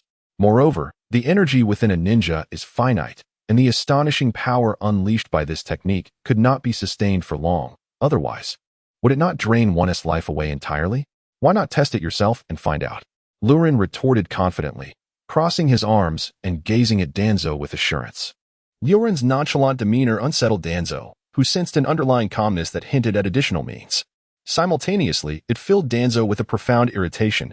He had never faced such provocation, especially from one so young. Seeking death, Danzo huffed in anger, swiftly performing hand seals and unleashing wind release, vacuum wave. Amidst this, Liu Ren's ordinary pupils, concealed beneath sunglasses, shifted to the kaleidoscopic state of his Sharingan. He initiated Amaterasu directly at Danzo. A wave of acute danger, a visceral sense of impending doom, washed over Danzo. In that instant, he instinctively interrupted his ninjutsu, hastily employing body flicker technique to evade, only to feel a searing pain in his right arm. Looking down, he beheld black flames igniting upon his arm, beginning to blaze fiercely. The sunglasses did not hinder Liu Ren's vision, nor did they impede the use of Amaterasu. You managed to evade, this time. Liu Ren scoffed coldly. Danzo's speed, while not as exaggerated as the third Raikage, was nonetheless impressive, managing to deflect the Amaterasu. Danzo's cries of agony echoed forth. However, this old rogue was decisive. Gritting his teeth, he swung his sword and severed his own arm. With a splatter, blood erupted. and Danzo's visage turned ashen. Clap, clap, clap. Liu Ren could not suppress his applause, his face alight with mocking admiration. That was an entire right arm, severed without hesitation. Truly impressive, Lord Danzo, I am in awe. Danzo's expression darkened to an extreme, each of Liu Ren's words piercing his heart like a blade. He had never endured such a profound humiliation. Well played, Uchiha Liu Ren. I, Danzo, shall remember you. Danzo glared at Liu Ren with a gaze filled with malice and deep-seated dread. His voice laced with venomous intensity. What significance does the dying hold? With a cold smile, Liu Ren resolved that since this old rogue sought his own demise, he would not hold back in his ruthless approach. However, at that moment, a dense mass of dark clouds suddenly materialized, enveloping Liu Ren completely, then converging ominously towards him. Could it be the insects of the Oilwoman clan? Liu Ren pondered calmly. While others would find themselves troubled by such an insectoid assault, he remained unfazed. Shinra Tensei. With a thunderous surge, the swarm of insects that dared to approach Liu Ren was instantly dispersed. Yet, as the last remnants of the swarm faded away, the old rogue Danzo had already vanished without a trace. You certainly are swift. Liu Ren scoffed coldly, nonchalantly departing the scene. Once Liu Ren had left, several figures flickered in, the root members arriving to cleanse the battlefield, recovering the fallen and the wounded, while simultaneously dismantling the barrier that had been erected. In no time, all evidence of the conflict was meticulously eradicated, as if nothing had ever transpired. Not long after Liu Ren returned home, Might Guy also arrived at his humble abode, a dilapidated, modest dwelling.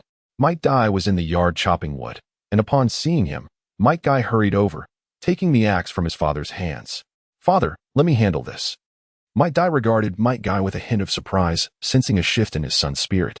During their meal, as they conversed, it became clear that Might Guy was brimming with vigor, as if invigorated by an unseen force. What is your aspiration, my son? Might Guy queried with significant depth. I aspire to become the strongest. Might Guy replied without hesitation. However, your innate talent is lacking. You struggle with ninjutsu and jinjutsu, and can only learn taijutsu.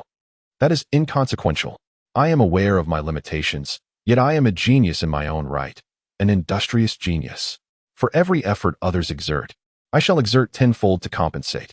With such indomitable will, even if I can only practice taijutsu, I believe I shall achieve success. Might Guy's eyes sparkled with determination. Witnessing the resolve in his son's gaze, Might Guy contemplated for a moment before shaking his head with a sigh, arriving at a momentous decision. Son, listen closely. By chance, I acquired a method for taijutsu training known as the 8 Gates. Today, I shall impart the secrets of the 8 Gates technique to you. Meanwhile, in the root base, Danzo sat brooding, a medical ninja attending to his injuries. Lord Danzo, the bleeding has been staunched for now, and I have collected the necessary samples. In a few days, I shall cultivate a new arm for transplantation. After a brief moment, the medical ninja rose to report. You may leave, Danzo replied absently. Uchiha Liu Ren. What a formidable Uchiha indeed. I have never suffered such a significant setback. Danzo seethed through gritted teeth. Who could have imagined that the wayward Uchiha possessed the strength of a shadow? How deeply concealed it is. What manner of terrifying physical technique does he possess, capable of unleashing such formidable power? I have never encountered anything like it. And what of that final black flame? Equally fearsome. Could it be that flame is the ocular technique of the Uchiha's flowing blade? Has he awakened the Manjiki Sharingan? Danzo's mind raced, contemplating the likelihood that the black flames were indeed an ocular technique. After all, Flowing Blade did not perform any hand seals. The black flames emerged spontaneously, suggesting they were a manifestation of his ocular powers. If I were to obtain those eyes. Danzo's solitary eye began to shimmer with an extraordinary brilliance. This old rogue had long coveted the Sharingan. Initially, he had favored Shirsue's eyes, for the ability to manipulate others' wills would greatly aid his ascension to Hokage. However, now Danzo's interest had shifted to Flowing Blade's Sharingan. While Shirsue's Kodoame Tsukimi was impressive, its lengthy cooldown period left much to be desired. After all, becoming Hokage necessitated managing many individuals, rendering Kodoame Tsukimi somewhat inadequate. Yet, possessing Flowing Blade's eyes would elevate Danzo's strength to the pinnacle of Konoha, far surpassing the mere control of a few minds. Moreover, Uchiha Flowing Blade possessed not only ocular techniques, but also that unparalleled physical prowess. Danzo found it increasingly difficult to remain composed. Lord Danzo, Hokage-sama requests your presence. At that moment, A subordinate from the root organization interrupted his thoughts. That hypocritical Sarutobi Hiruzen, who feigned tolerance towards the Uchiha clan in public, harbored as much trepidation regarding the Sharingan as I do. Danzo sneered. He need not ponder the reason behind Hiruzen's summons.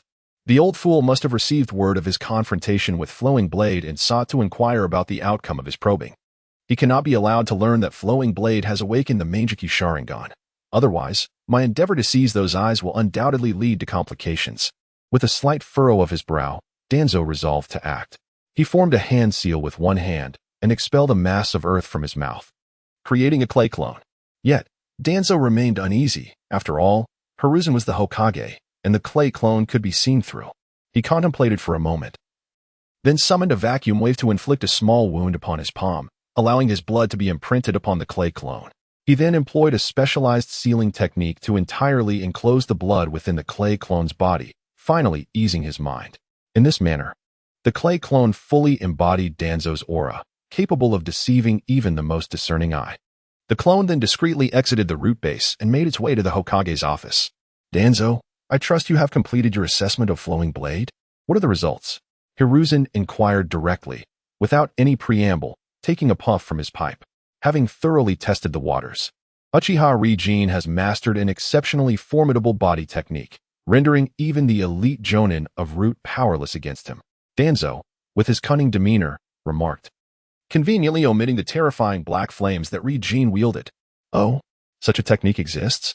Sarutobi Hiruzen expressed his astonishment, initially suspecting Rinnegan's prowess stemmed from some illusionary trickery. It is merely a technique that can unleash human potential in a brief moment, albeit a rather unorthodox one. Danzo disparaged with an air of nonchalance. Lost in contemplation, Hiruzen, with his vast knowledge, understood that no method exists that bestows strength without a corresponding flaw. Rinnegan, merely 6 months prior, had been an inexperienced genin, and now, in such a short span, he had ascended to Chunin status. It was inconceivable for a Chunin to unleash Jonin-level body techniques without bearing significant shortcomings. Did he awaken the Mangekyo Sharingan? Hiruzen inquired further. He has not employed any genjutsu at all, Danzo responded, skillfully sidestepping the crux of the matter, though not outright deceitful. His words were undoubtedly misleading. Rinnegan had anticipated that after using Amaterasu to incinerate one of Danzo's arms, the secret of his Sharingan would be revealed. Yet, to his surprise, days passed without a whisper of acknowledgement, as if he had never unleashed Amaterasu upon Danzo. Surely, it cannot be that my sunglasses prevent Danzo from discerning the transformation of my pupils and recognizing Amaterasu as an ocular technique, Rinnegan mused, unable to suppress his inner sarcasm, for it was evident that Danzo could not be so foolish. Reflecting on Danzo's obsession with the Sharingan, Rinnegan soon grasped Danzo's intentions. This old fox deliberately concealed the existence of his Sharingan. Could it be that he coveted its power? A cold glint flickered in Rinnegan's eyes at this thought. If Danzo truly lacked the wisdom to appreciate its value, Rinnegan would not hesitate to eliminate him, regardless of the consequences for Root. Unbeknownst to him, Rinnegan's steps had brought him to a halt before the memorial stone. System, I shall check in here, he declared, entering the system to complete the sign-in process. Ding. Congratulations, host. Check-in successful. You have received a reward, the Flame Fan. The reward, categorized as an item, had been securely deposited into the system space, available for the host to access at any time. The Flame Fan, commonly referred to as the Uchiha Fan, was a unique weapon of Madara Uchiha. Forged from a fragment of the God Tree, it could unleash the renowned technique, Uchiha Rebound. Madara had famously used this technique to reflect Naruto's tailed beast bomb, marking it as an exceedingly powerful weapon. However, following Madara's demise, this fan had fallen into the hands of Obito, that traitor, only to be reclaimed by Madara upon his resurrection. It had been taken with him when he departed from Konoha, and given the current circumstances, it would be prudent to keep it stored within the system space for the time being. After signing at the memorial stone, Liu Ren resumed his patrol around the village. And before he knew it, the day's work had come to an end. As per his usual routine, he intended to indulge in a bowl of ramen at Ichiraku before heading to the training grounds. However, he was intercepted midway by a figure, Yuhi Kurenai. Liu Ren, are you all right? Kurenai scrutinized him from head to toe, seemingly checking for any signs of injury. Liu Ren understood her concern and shrugged nonchalantly, a faint expression of bemusement on his face. Is this how you all perceive me? It's rather dismissive, don't you think? As if Sarutobi Asuma could truly pose a threat to me. Thank heavens, it appears you are indeed unscathed. Kurenai sighed in relief. Of course, I'm fine. Didn't you hear the rumors? I defeated Asuma soundly, like a dog. Liu Ren chuckled mischievously. That's what leaves me incredulous, Liu Ren. You haven't awakened your Sharingan, have you? Kurenai queried in astonishment, sharing the same suspicion as Saratobi Hizashi and others. Otherwise, how is it that you evade my Genjutsu every time? Are you aware of what the Uchiha clan's Sharingan represents? In simple terms, it embodies the pinnacle of Ein release. Ein release signifies mental prowess, and even if we Uchiha do not awaken our Sharingan, our mental strength surpasses that of ordinary individuals, rendering us less susceptible to illusions. Liu Ren replied earnestly, spinning a tale that left Kurenai momentarily speechless with its apparent profundity. Then, why do you wear sunglasses? She inquired further. To confess, during my first battle, I was indeed terrified. My eyes betrayed my fear. Yet, the more frightened I appeared, the more the enemy targeted me. Thus, I donned sunglasses to obscure my apprehension. Moreover, they lend me an air of mystery, don't you think? Kurenai nearly burst into laughter. You are truly a peculiar Uchiha. After exchanging a few light-hearted banters, Kurenai adopted a serious demeanor. Liu Ren, I sincerely apologize for the trouble I inadvertently caused you. While expressing her regret, she couldn't help but curse Asuma, labeling him a rogue and a scoundrel for his actions. Liu Ren found amusement in Kurenai's disdain for Asuma. However, seeing her loathing for him made Liu Ren ponder whether this couple might be torn apart because of him. Asuma, your wife, I shall protect. If you wish to atone, treat me to some barbecue, he proposed with a grin. If I enjoy my meal, I might just forgive you. Absolutely, that is certainly agreeable. You'll help me refine my Genjutsu, and I was just thinking of treating you to a meal as a token of gratitude. Kurenai's eyes sparkled with enthusiasm as she readily accepted. Let us go, it's time for me to feast lavishly, Liu Ren declared, not hesitating to invite Guy along as well. Of course, the color red, undoubtedly, brings no dissent. Presently, Liu Ren and Hong have summoned a Kai, and the trio has ventured to a barbecue restaurant, ordering an assortment of beverages and grilled meats, exchanging laughter and jests, creating a remarkably harmonious atmosphere reminiscent of gatherings with friends in a past life. Beneath the Shinobi Bridge lies a clandestine base. Whoosh, bang, a figure with a comical grimace, known as Baiju, engages in combat training with a youth of similar age to Liu Ren. If Liu Ren were present, he would instantly recognize this amusing character as the eccentric Ah Fei, renowned for his peculiar affinity for drawing excrement. The youth, on the other hand, is Obito, who had long been presumed dead after an extensive search by Konoha. Rescued by Uchiha Madara, Obito has undergone 6 months of recovery training, now nearly restored to his former self. I must regain my strength swiftly and seek out Kakashi and the others. Obito harbors this fervent ambition within, a driving force propelling him from a state of disability to his current level of training. Even now, his thoughts are consumed by Kakashi, Rin, and Konoha, rendering him incapable of utilizing his potential. Fortunately, I was prepared. Now that Obito is nearing full recovery, my plans can be set in motion. Obito, when you witness the woman you cherish most perish at the hands of your dearest friend, I am confident you will undergo a transformation. The aging Uchiha Madara, on the brink of demise, observes Obito's relentless training to return to Konoha, a multitude of thoughts flashing through his mind. Inform the Mizukage to mobilize forces immediately to execute the plan and capture Nara Rin. Ensure she is taken alive. Madara commands casually. Understood. A Baiju emerges from the underground, acknowledging the order before sinking back into the depths. Immersed in his training, Obito remains blissfully unaware of the unfolding events. At this moment, he is filled with hope for his future. The mere thought of reuniting with Kakashi and Rin invigorates him with renewed energy. In Konoha, at the barbecue restaurant, the sounds of sizzling and crackling fill the air as charcoal reaches its peak combustion, producing a unique symphony of sounds from the searing meats on the grill. Delicious. I recall the last time I savored barbecue was a year ago. My Guy enthusiastically devours the grilled meat, embodying the spirit of a Kimchi Choji. Guy's exuberance is not exaggerated. After all, his father, Might Due, is a low-ranking ninja often ridiculed, struggling to secure missions and living in poverty. Well then, eat your fill. Go ahead, indulge yourself. It's not my money anyway, Liu Ren quips with a mischievous grin. Slapping the table jovially, boss, another round. You really don't hold back, Hong retorts, casting a glance at Liu Ren. The trio continues to feast and revel. creating a delightful atmosphere filled with laughter and camaraderie. After a satisfying meal, Hong went to settle the bill, and the three of them stepped outside, intending to continue their training at the training grounds. However, to their surprise, they found that a thick fog had suddenly enveloped the streets. How did the fog arise so abruptly? Indeed, it is quite dense. While they were taken aback, they did not dwell on it. As fog is merely a normal weather phenomenon, though infrequent, it is not unusual. Initially, Liu Ren paid little heed to it, but soon he began to sense something amiss. The fog was rising at an alarming pace. From the moment they stepped out to the street corner, only a few minutes had passed. Yet the density of the fog had multiplied several times over. Visibility had diminished to merely a few meters.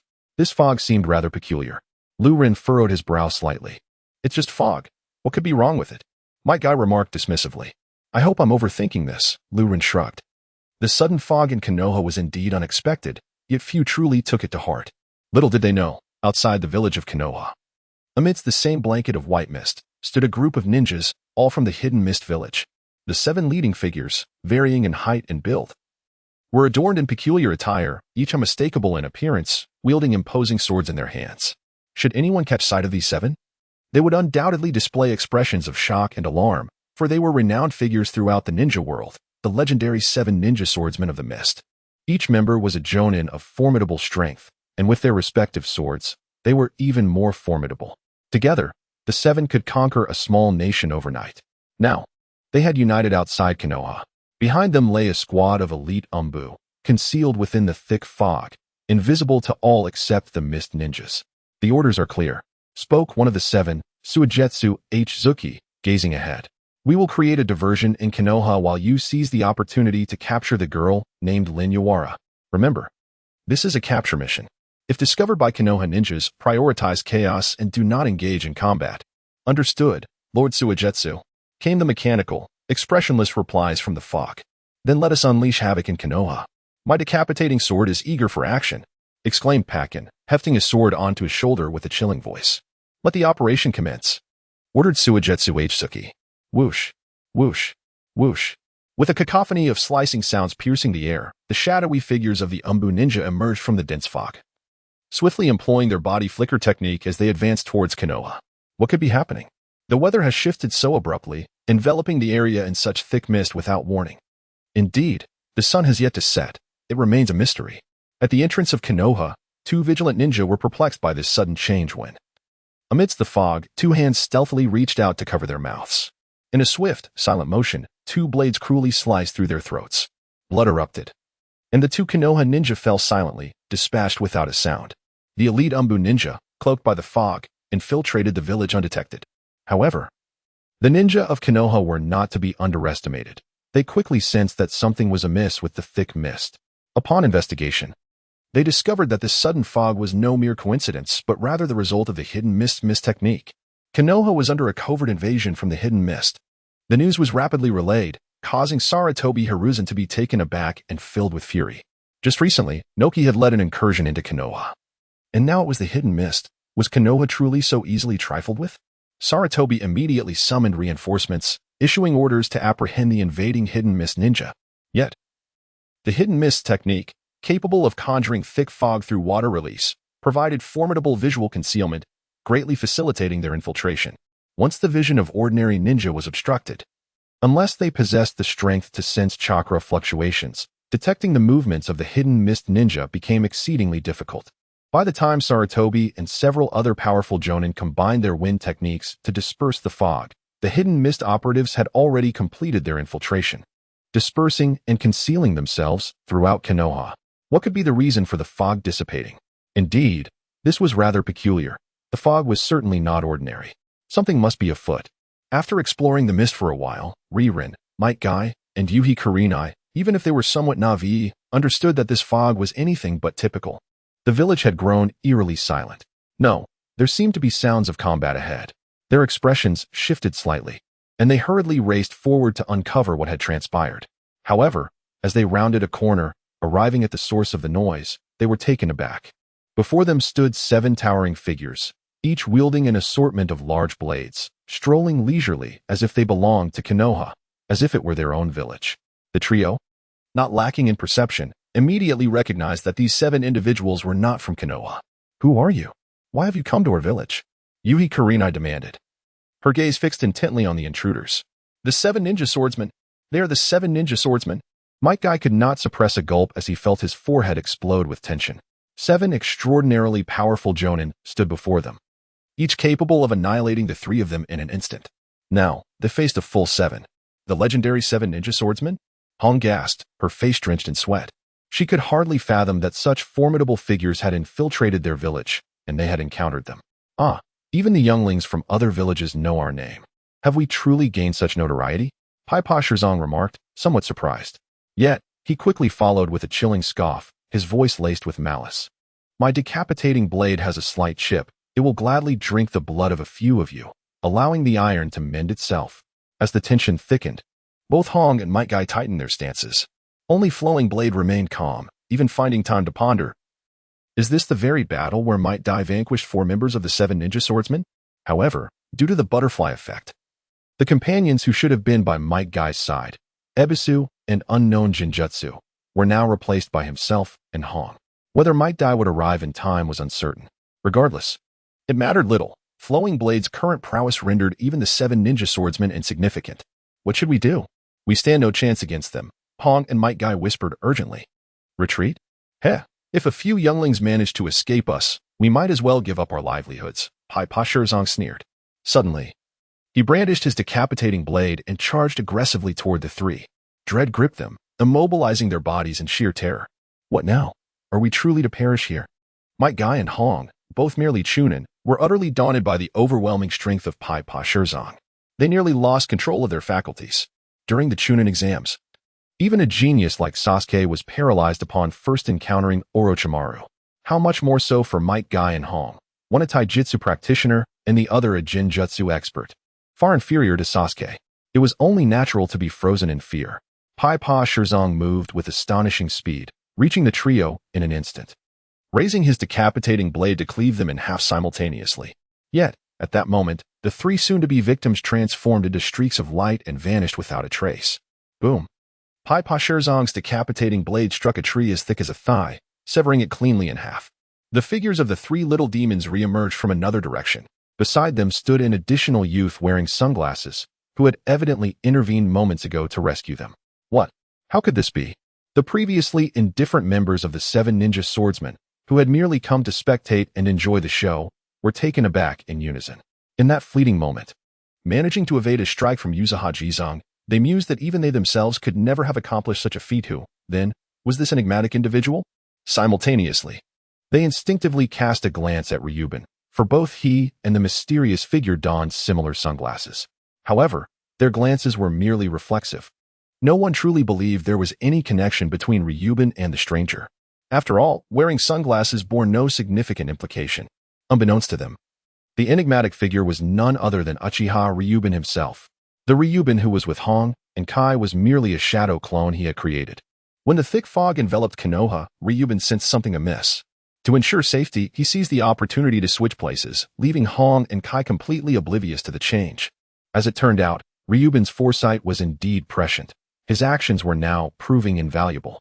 This individual appeared formidable, and his blood would surely possess an exquisite flavor, thought Uchiha Jizong with a cold scoff as he charged towards Ryuban once more.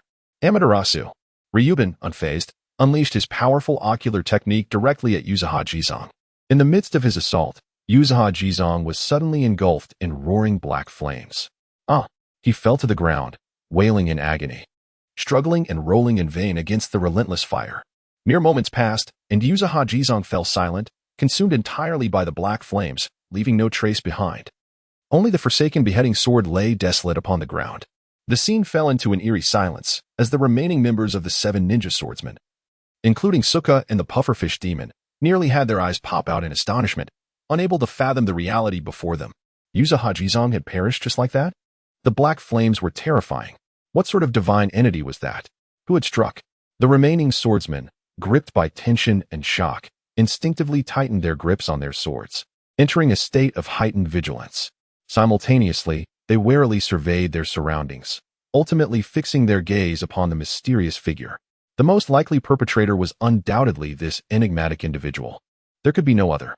Ryuban said little, casually glancing at one of the 7 ninja swordsmen before once again unleashing Amaterasu. Heian Leia suddenly erupted in black flames, collapsing to the ground and rolling in agony. It was him, the one who acted. Quickly, let's kill him together, roared Shiguashani Tungue, his voice filled with unmistakable fury.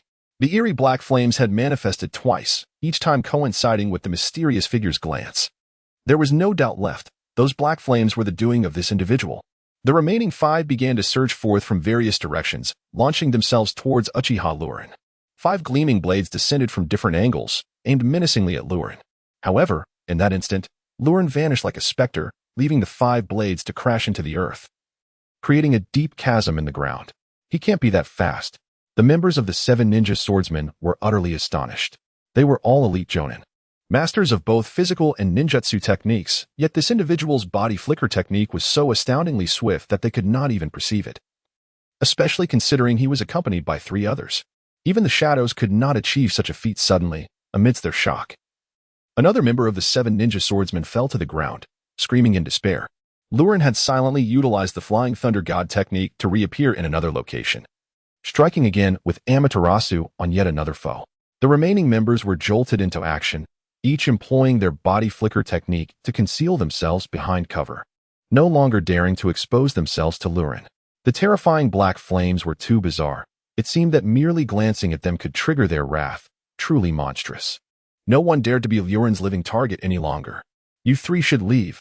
I'll handle this, Liu Ren stated calmly, addressing Might Guy and Uzumaki Karina. But senior, you. Karina, Akai, he is right. Staying here would only hinder our efforts. We should depart immediately. Liu Ren's clone spoke with a rational demeanor. Karina, Liu Ren is correct. We must leave at once. Guy nodded emphatically. The 3 swiftly activated their body flicker techniques, vanishing from sight. The 7 ninja swordsmen did not attempt to stop them, allowing the 3 youngsters to escape. At this moment, those youths were of little consequence. The mysterious individual was their primary concern. Are the 7 ninja swordsmen merely cowards? After Kurenai and the others departed, Liu Ren cast a cold smile at the remaining swordsmen, exuding an air of arrogance. The 7 ninja swordsmen seethed with rage, eager to retaliate. Yet the dread of Liu Ren's power kept them in check. Do you truly believe that by cowering, you can evade my grasp? Liu Ren scoffed coldly. Producing a Flying Thunder God Kanai with a swift motion, and with a flick of his wrist, he unleashed it into the surrounding environment. Clang! Clang! The Kanai ricocheted throughout the area. What is he doing? The 7 ninja swordsmen were utterly bewildered, struggling to comprehend Liu Ren's actions. Does he think he can force us out with such trivial attacks? What a delusion! Moreover, there was not even a shred of accuracy. Could it be a jest? It was a vast chasm of difference indeed. Yet, just as the 7 ninja swordsmen were left in a state of bewilderment, Uchiha Rinnegan had vanished without a trace. In the next instant, he materialized behind one of the ninja swordsmen. A sense of impending doom flashed through that ninja swordsman's mind, and before he could react, he was engulfed in searing black flames. After all, no matter how swift a person's movements, can they surpass the speed of sight? What? The remaining ninja swordsmen were utterly astonished. How could this be possible? Their hidden locations were scattered and distanced, with obstacles in between. Even the most formidable body flicker technique could not allow one to teleport directly behind another. It would necessitate multiple consecutive teleportations. Naturally, as the adversary executed such a maneuver, the ninja swordsman would not remain passive but would also adopt countermeasures. Yet, who could have anticipated that the opponent could teleport so effortlessly? That was not merely a body flicker technique. It was the Flying Thunder God technique. With a look of profound shock, Suigetsu Hsuki caught sight of the formula inscribed on the kunai handles around him, and he instantly realized the gravity of the situation. No wonder the opponent's body flicker technique was so extraordinary and bizarre. It turns out it was not a body flicker technique, but rather the Flying Thunder God technique. The flash of yellow. Damn it. That was the signature of the Flying Thunder God. One of the ninja swordsmen involuntarily exclaimed in a mix of anger and fear. For the Flying Thunder God was synonymous with the yellow flash. Yet, confusion soon engulfed them once more. Wasn't the yellow flash characterized by yellow hair? Moreover, they had never heard of the yellow flash wielding such a dreadful and enigmatic black flame technique. Could it be that the yellow flash had employed a transformation technique? Or was there someone else equally adept in the Flying Thunder God? No one could ascertain the truth, and reality afforded them no time for contemplation. For Rinnegan continued his ruthless slaughter using the Flying Thunder God combined with Amaterasu. With just a few kunai thrown using the Flying Thunder God, no matter how skillfully the ninja swordsmen attempted to evade, it was futile. Unless they found refuge in a place devoid of vulnerabilities from every angle, Rinnegan would always find a way to target their blind spots. In an instant, a life was mercilessly claimed. Two more cries of despair echoed, and thus far, Rinnegan had eliminated 5 of the ninja swordsmen. The remaining 2 were paralyzed with fear, utterly devoid of the courage to continue opposing Rinnegan. They began to flee for their lives. Rinnegan, however, did not pursue them relentlessly. Instead, he turned back and swiftly retrieved all the kunai he had launched, ensuring that no trace remained. Having just completed his tasks, Liu Ren heard a commotion nearby. Without uttering a single word, he focused his thoughts and executed a Flying Thunder God technique, vanishing from sight. Lord Hokage. It is right here. Asuma Sarutobi and Might Guy appeared alongside a group of others, including several members of the Umbu. As for Liu Ren's clone, it was merely a basic shadow clone, cleverly deceiving Asuma and Guy, but it would likely be exposed in front of the 3rd Hokage. Therefore, Liu Ren's clone found a convenient excuse to part ways with Asuma and the others, not accompanying them to summon Sarutobi. Upon receiving reports that the 7 ninja swordsmen of the mist had appeared in Konoha, Sarutobi was taken aback, not daring to waste a moment. He promptly followed Asuma and Guy, hastening to the scene. However, upon arriving with his elite squad, Sarutobi discovered that the location was already deserted. Neither the 7 ninja swordsmen nor the mysterious figure they had mentioned was present. Lord Hokage, it is the decapitating sword. An Umbu member reported in astonishment. The decapitating sword was renowned throughout the ninja world, a hallmark of the mist. Even without the Umbu's announcement, Sarutobi had already noticed it. He swiftly utilized the body flicker technique to reach the sword, lifting it to weigh it in his hand. The sword lay abandoned on the ground. Could it be that its owner had already been slain? Sarutobi murmured to himself. Indeed, Lord Hokage. The owner of the decapitating sword was burned to death by that mysterious individual using a black flame, Asuma promptly reported. Was that person killed here? Sarutobi inquired. Asuma and Guy meticulously examined the surroundings before providing Sarutobi with a resolute response. Yes, Lord Hokage, it was right here. Hiss. Sarutobi inhaled sharply, astonished. Besides the decapitating sword, there were no other signs. You claim they were burned to death? What kind of extraordinary flame could have reduced a person to nothingness? It was incredibly disturbing. Soon after, Sarutobi began to investigate the battlefield personally, ultimately discovering the scattered remains of 4 other ninja swords. 5 swords in total. Could it be that 5 members of the 7 ninja swordsmen had fallen to this mysterious individual? Sarutobi felt his breath quicken. How much time had passed since Asuma and Guy had informed him? Had that enigmatic figure truly slain 5 members of the 7 ninja swordsmen in such a brief span? The combined strength of the 7 ninja swordsmen was greater than that of a Kage. Yet, Sarutobi understood the significance of the 7 swords to the mist and the swordsmen themselves. If they had not been killed, their weapons would not have been left behind. It was highly probable that the owners of these 5 swords were indeed dead. Upon reflecting on this matter, Sarutobi Hizashi was engulfed by a sense of suffocation. He was suddenly reminded of the time when a Wagakure invaded Konoha and the mysterious figure who had left Inoki in utter disarray. Could it be that these 2 individuals are one and the same? Swiftly, in the forest surrounding Konoha, 2 figures executed the body flicker technique, recklessly sprinting until they had distanced themselves from the village. Only then did they come to a halt, panting heavily, their faces etched with profound terror, drenched in sweat, and ashen in complexion. These were none other than the surviving members of the 7 ninja swordsmen, Suigetsu and Kirigakure's Wori Shinhachi. Do you think we are safe now? That terrifying individual did not pursue us, did he? Suigetsu asked, instinctively glancing towards the direction of Konoha. How should I know? He possesses the Flying Thunder God technique. He could appear before us at any moment. Wori Shinhachi retorted sharply. If that is the case, we are temporarily safe, Suigetsu mused, momentarily taken aback before exhaling a long sigh of relief. Wori Shinhachi was correct, given the opponent's mastery of the Flying Thunder God. Their escape via the body flicker technique would have been futile. If the adversary truly wished to pursue them, they would have already caught up, rather than allowing them to flee thus far. The fact that the enemy had not appeared for so long indicated they had been spared. It was truly unexpected that Konoha harbored such formidable individuals. Wori Shinhachi, also relieved to have survived, wiped the sweat from his brow. Among the 7 of us, who could have anticipated that 5 would perish here in Konoha? Indeed, That person is far too terrifying. I hope never to encounter him again in my lifetime. Suigetsu echoed, lamenting. At this juncture, the two exchanged glances, each perceiving the same question reflected in the other's eyes. However, just who was that enigmatic figure? They had come to realize that this mysterious individual was most likely not Minato Namikaze. It simply made no sense. After all, Minato could not have utilized transformation techniques against them. Could he? Moreover, if Minato possessed such dreadful black flames, why had he not unleashed them during the Third Shinobi World War? Clearly, that mysterious figure was someone entirely different.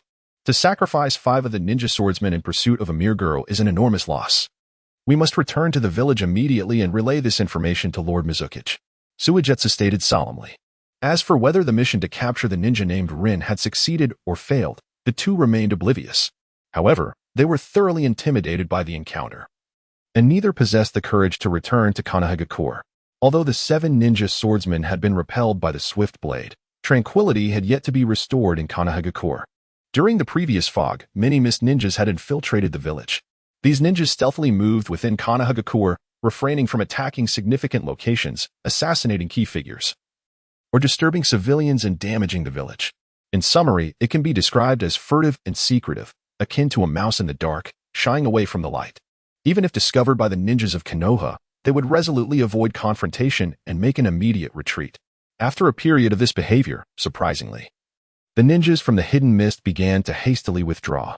This left Sarutobi Hiruzen and his companions utterly bewildered, unable to discern the intentions of the hidden mist ninjas. In the Hokage's office, Sarutobi Hiruzen occupied his esteemed position, facing the astute strategist Narashikaku, along with 2 seasoned advisors. Clearly, the discussion revolved around the incursion from the hidden mist. This invasion was shrouded in peculiarities, as they deployed a substantial force, even including the legendary 7 ninja swordsmen, who appeared conspicuously in Konoha. Yet, after creating such a significant uproar, it seemed they accomplished nothing substantial, swiftly visiting Konoha before departing just as quickly. Shikaku, you are known for your sagacity. Please analyze this. What scheme might the hidden mist be plotting? After a lengthy deliberation, the group found themselves at an impasse, prompting Sarutobi Hiruzen to inquire further of Narashikaku. The Umbu had stealthily infiltrated Konoha, operating covertly, while the 7 ninja swordsmen made a conspicuous entrance, seemingly to divert Konoha's attention, facilitating the clandestine activities of the hidden mist Umbu. Evidently, the Umbu of the hidden mist were engaged in a task of paramount importance. Yet the intelligence at hand was insufficient to ascertain the specifics. Narashikaku, too, struggled to draw conclusions, given the limited information available. After much discussion, the group remained without clarity. Hokage-sama, here is the report on battle losses. As their deliberations concluded, an Umbu operative presented the list of casualties from the village. Sarutobi Hiruzen reviewed it and noted that, despite the substantial invasion from the hidden mist, Konoha had suffered relatively minor losses. Most buildings remained intact, with only a few areas sustaining trivial damage. Additionally, there were 16 fatalities among the ninjas, 23 injured, and 1 missing. Hiruzen glanced over the list of deceased ninjas, registering the names without further concern. However, his attention lingered on the missing individual, a student of Minato Namikaze, Liu Ren. After perusing the list of losses, Hiruzen shared it with the senior officials in the office, ultimately passing it to Narashikaku. 1 missing ch. This matter seems rather suspicious. Narashikaku pondered briefly before forming a hypothesis. In this battlefield of Konoha, even if a life is lost, a body remains. How could someone simply vanish? Liu Ren is highly likely to have been abducted by the hidden mist. Could it be that their elaborate scheme was solely to capture the ch? Everyone's brows furrowed deeply. Was such a large mobilization truly only for a single ch? What was so extraordinary about this ch? Nevertheless, the current situation was urgent, leaving no room for prolonged deliberation. Of course, there existed another possibility. It could all be mere coincidence. Liu Ren had gone missing prior to this, and it was only during the tally of casualties that her absence was noted. Although this likelihood was minimal, it was not entirely impossible. The specifics remained undetermined. Narashikaku promptly suggested to Sarutobi Hiruzen to investigate Liu Ren's whereabouts. As for the numerous mist ninjas, given that Namikaze Minato was currently absent from the village, pursuing them was inadvisable. Summon Kakashi and Kimura Kyunin, Sarutobi Hiruzen instructed casually, then paused to add another name, and Uchiha Ryujin. Yes, Hokage-sama. An Umbu member acknowledged, vanishing in an instant. Did the Hokage summon me? When Ryujin received this news, he was somewhat taken aback. Sarutobi Hiruzen's attention towards him was not entirely unexpected. Yet the sudden mention of Ryujin at such a critical juncture left him perplexed. With the mist's incursion into Konoha, Sarutobi Hiruzen surely had a myriad of crises to address. Why would he think of him? Could it be that he sought Ryujin specifically regarding the mist incident? Apart from that, Ryujin could fathom no other possibility. He had previously incinerated Danzo's arm with Amaterasu and had slain Kiba Shikizu in front of Akane and Guy using the same technique. They must have reported this intelligence to the Hokage. Did Sarutobi Hiruzen already know that he was the one who had slain the 7 ninja swordsmen? Ryujin pondered deeply. However, this was purely Ryujin overthinking.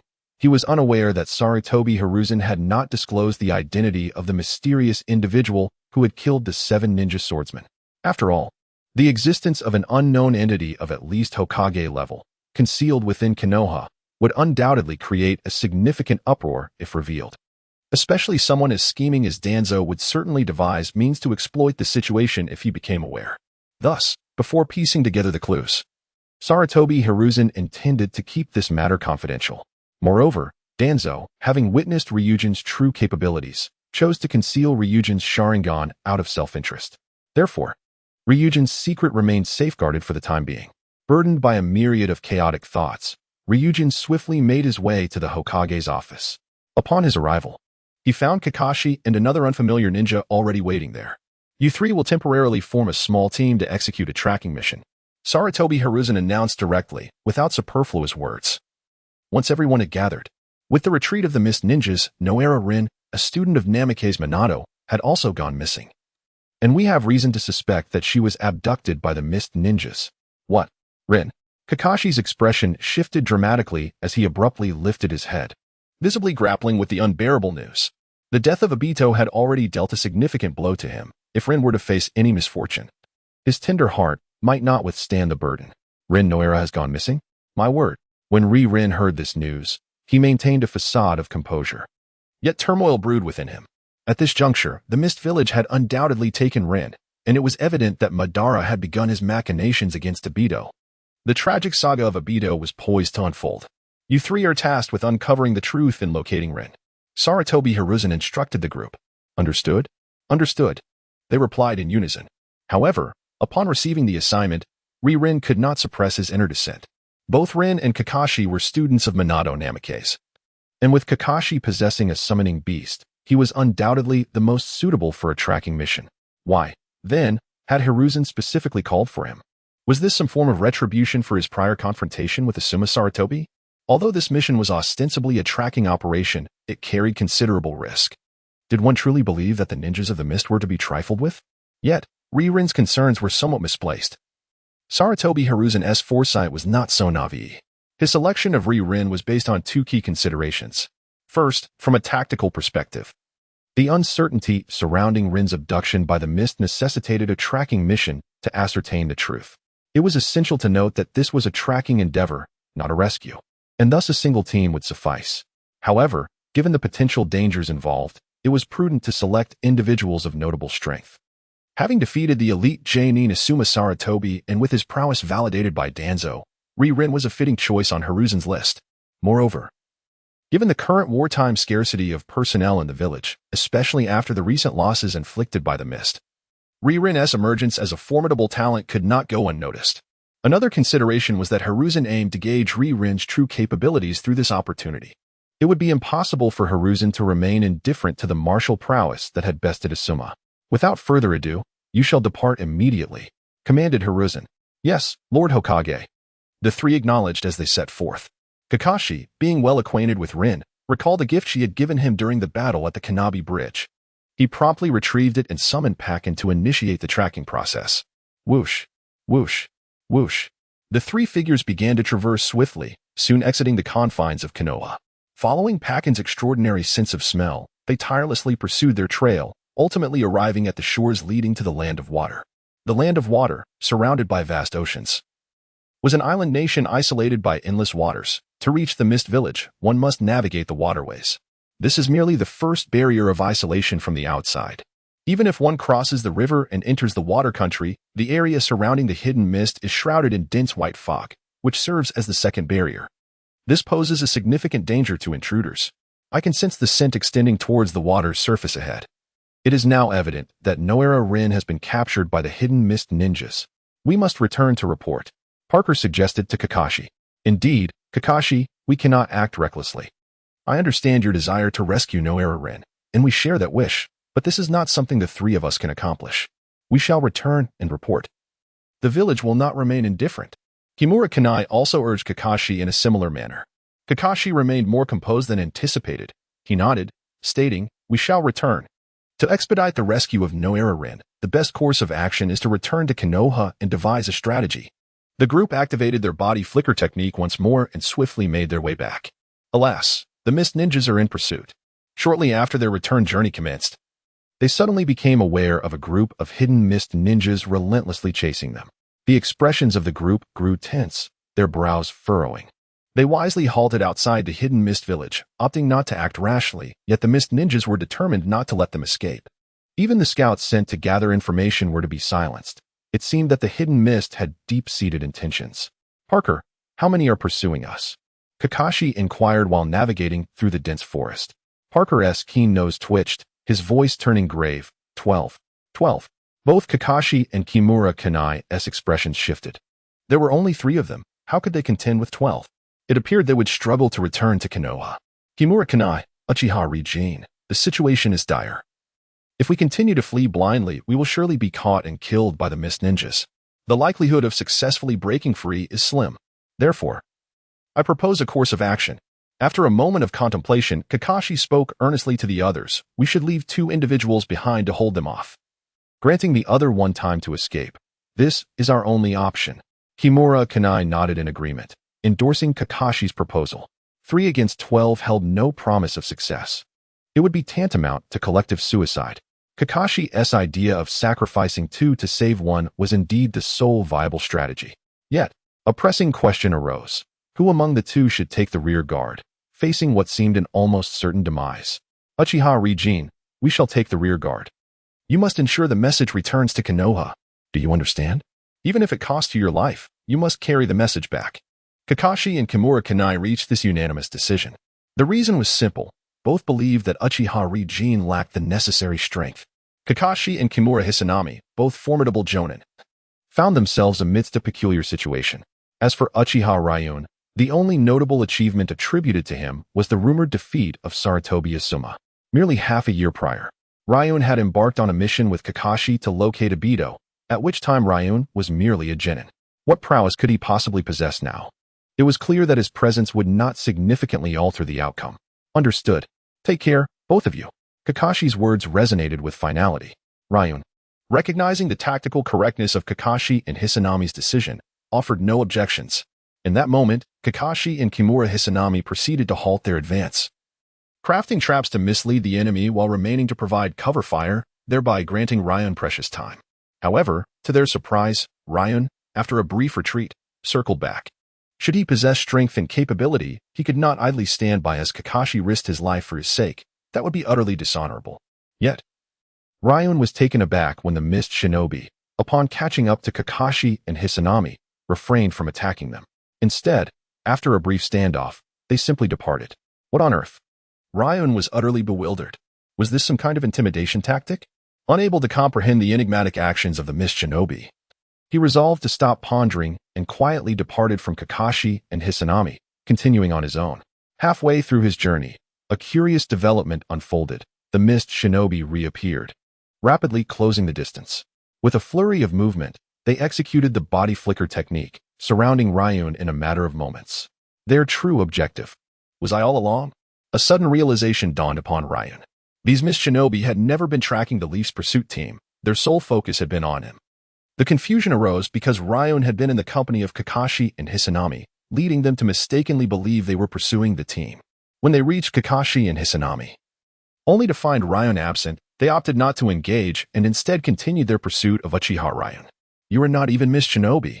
Ryun's gaze sharpened with clarity as he unraveled the truth. Upon reflection, he noted that these individuals never explicitly identified themselves as mist shinobi. and now he observed that they bore no headbands indicative of the village. They had simply appeared during this sensitive period, leading to the assumption they were from the mist. Charge. Without any further discourse, the group lunged towards Ryan. Amaterasu. With no further ado, Liu Ren transitioned seamlessly into the state of the kaleidoscope Sharingan. Employing the body flicker technique as he deftly maneuvered, casting fierce glares at the oncoming adversaries. Amidst the anguished cries, one after another, the encroaching foes collapsed to the ground, consumed by the black flames until they were rendered to nothingness. However, after incinerating 8 individuals, Liu Ren was compelled to cease employing Amaterasu in battle. The reason was simple: his ocular power had waned. The exhaustion he experienced was in stark contrast to the limitations faced by Uchiha Itachi. Itachi's struggle stemmed from the inadequacy of his ocular prowess, risking damage to his eyes with forced use of the technique. In Liu Ren's case, he was merely fatigued. With no harm done to his vision, and with a brief respite, he could continue wielding his powers. His ocular technique had reached its zenith. Observing Liu Ren's cessation of such a formidable tactic, the remaining adversaries felt a surge of exhilaration, charging towards him once more. "Do you truly believe that without my ocular techniques, I am powerless against you?" Liu Ren scoffed, his visage marked by disdain and cold resolve. Through their previous skirmish, he discerned that these foes were all elite jonin, lacking even a single shinobi of the shadow rank. Such a caliber of ninja held no fear for Liu Ren. Facing the last 4 adversaries, he unhesitatingly opened the 4th gate of the 8 gates, unleashing a terrifying surge of energy. In an instant, Liu Ren transformed into a streak of deadly light, charging towards the quartet. After a dazzling display of combat, he easily dispatched 2 of the remaining foes, leaving the last 2 grievously wounded. "Speak. Who sent you?" Liu Ren demanded, his gaze piercing into the remaining 2. His decision to spare their lives was not born of mercy, but rather a means to extract information. The sheer terror of his ocular prowess and physical techniques was palpable. Fascinating, a unique, raspy voice emerged as a chilling figure, reminiscent of a venomous serpent, slowly approached. His eyes glimmered with intrigue as he regarded Liu Ren, akin to admiring a piece of art. A sense of dread washed over Liu Ren. "Orochimaru." Liu Ren looked up, momentarily taken aback, only to realize the inevitability of this encounter. In the village of Konoha, 2 individuals coveted the eyes of the Uchiha clan. It was not merely Danzo. This rogue, Orochimaru, was also in pursuit. Liu Ren had previously utilized the telescope technique to witness their plans against the Uchiha, yet he had not anticipated that they would target him directly. However, this was not an unusual scenario. The Uchiha clan was the foremost clan in Konoha, and few dared to act overtly within the village to seize their eyes. Now, with Liu Ren away on a mission, it presented an opportune moment for them. A seemingly inconspicuous Uchiha youth possesses such formidable strength, even instilling fear in Dans. This is truly fascinating.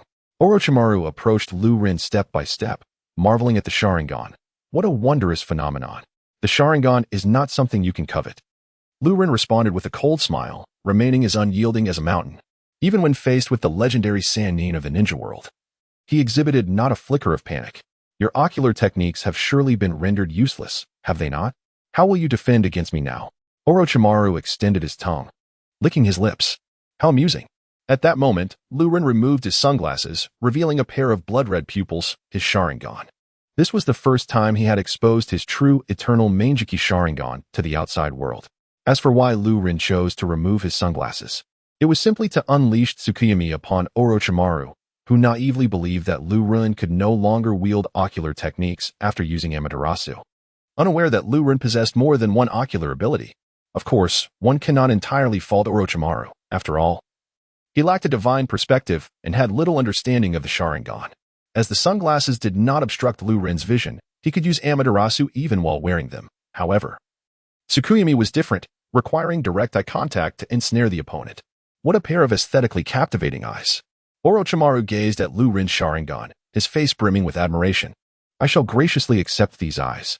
Orochimaru extended his hand, and a massive black serpent emerged from his sleeve. Liu Ren did not evade. Instead, in that instant, his Sharingan spun. "Tsukuyami." Without uttering a word, he unleashed this formidable illusion technique upon Orochimaru. It was astonishingly effortless to draw Orochimaru into the realm of Tsukuyami. Far easier than Liu Ren had anticipated. In the Naruto universe, individuals such as Kurenai, Kakashi, Orochimaru, and Deidara have all fallen victim to the Uchiha clan's illusions, including even Sasuke, a member of the Uchiha himself. Most victims had actively sought to gaze into the eyes of the Uchiha, seemingly lacking any awareness to avoid such eye contact. Only in a few rare instances have individuals been cautioned against looking into the eyes of the Uchiha clan. This indicates that the method to counter the Sharingan's illusions is not common knowledge within the ninja world. To take a step back and consider Orochimaru, after joining the Akatsuki, he encountered Itachi, who had also joined the organization. At that time, Orochimaru was already coveting the Sharingan and could not resist making a move against Uchiha Itachi. The result was that he fell directly into Itachi's illusion, the binding technique. This demonstrates that Orochimaru's awareness in this regard is notably lacking. What is happening?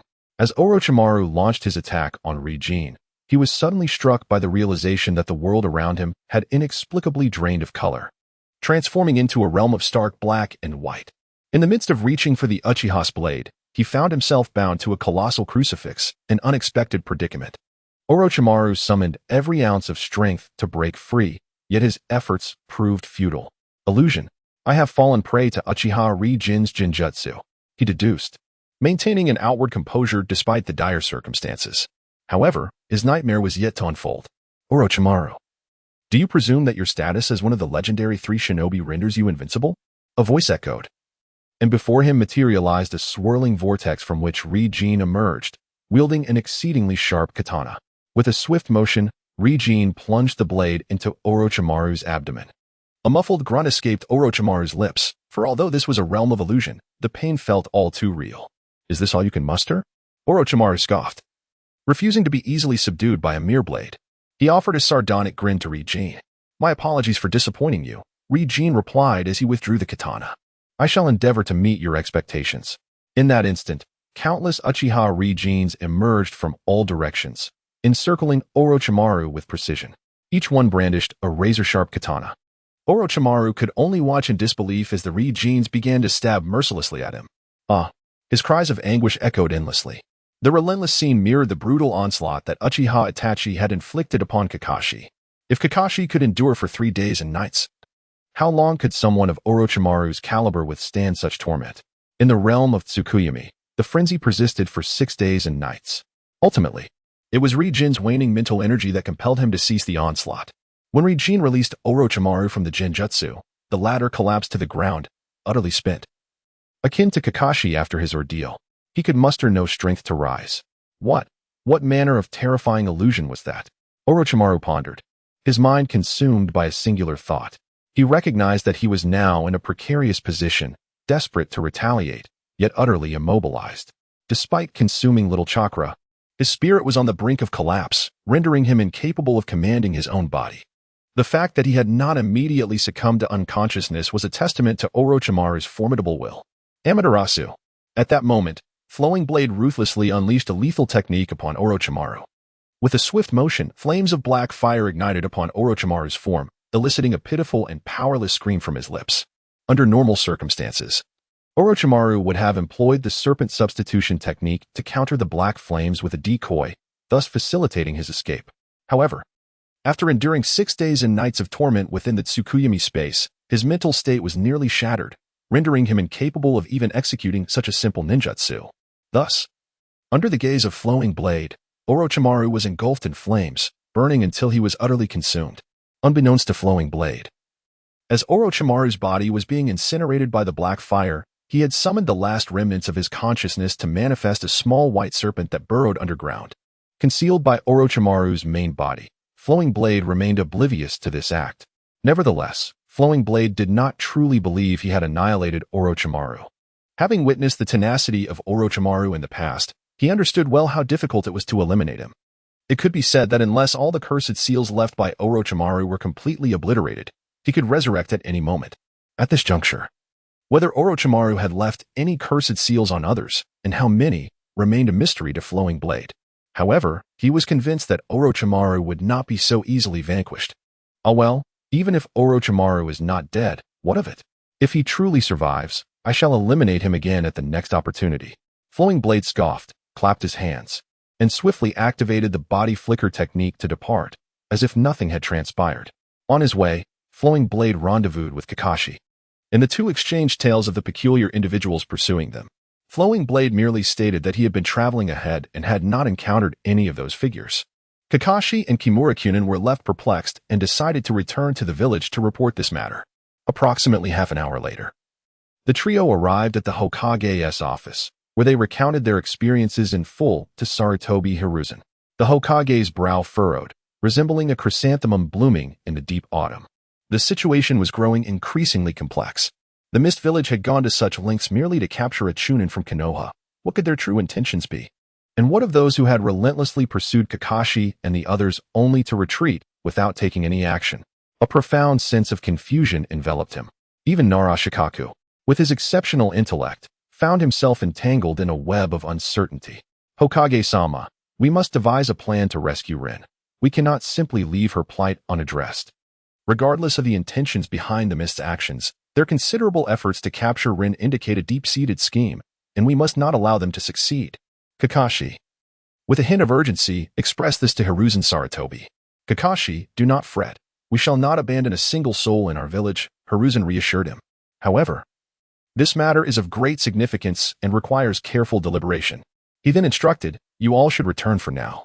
We will discuss it further and decide on our course of action. With just a few words, Hiruzen dismissed Kakashi and the others. Yet, none among those present were fools. They recognized Hiruzen's perfunctory demeanor and understood that hope was slim. After all, this was an infiltration into the mist. The challenge was monumental. Kakashi's sole hope rested on his mentor, Minato Namikaze. If anyone in Konoha could rescue Rin Noara, it was surely Minato, the master of the Flying Thunder God technique.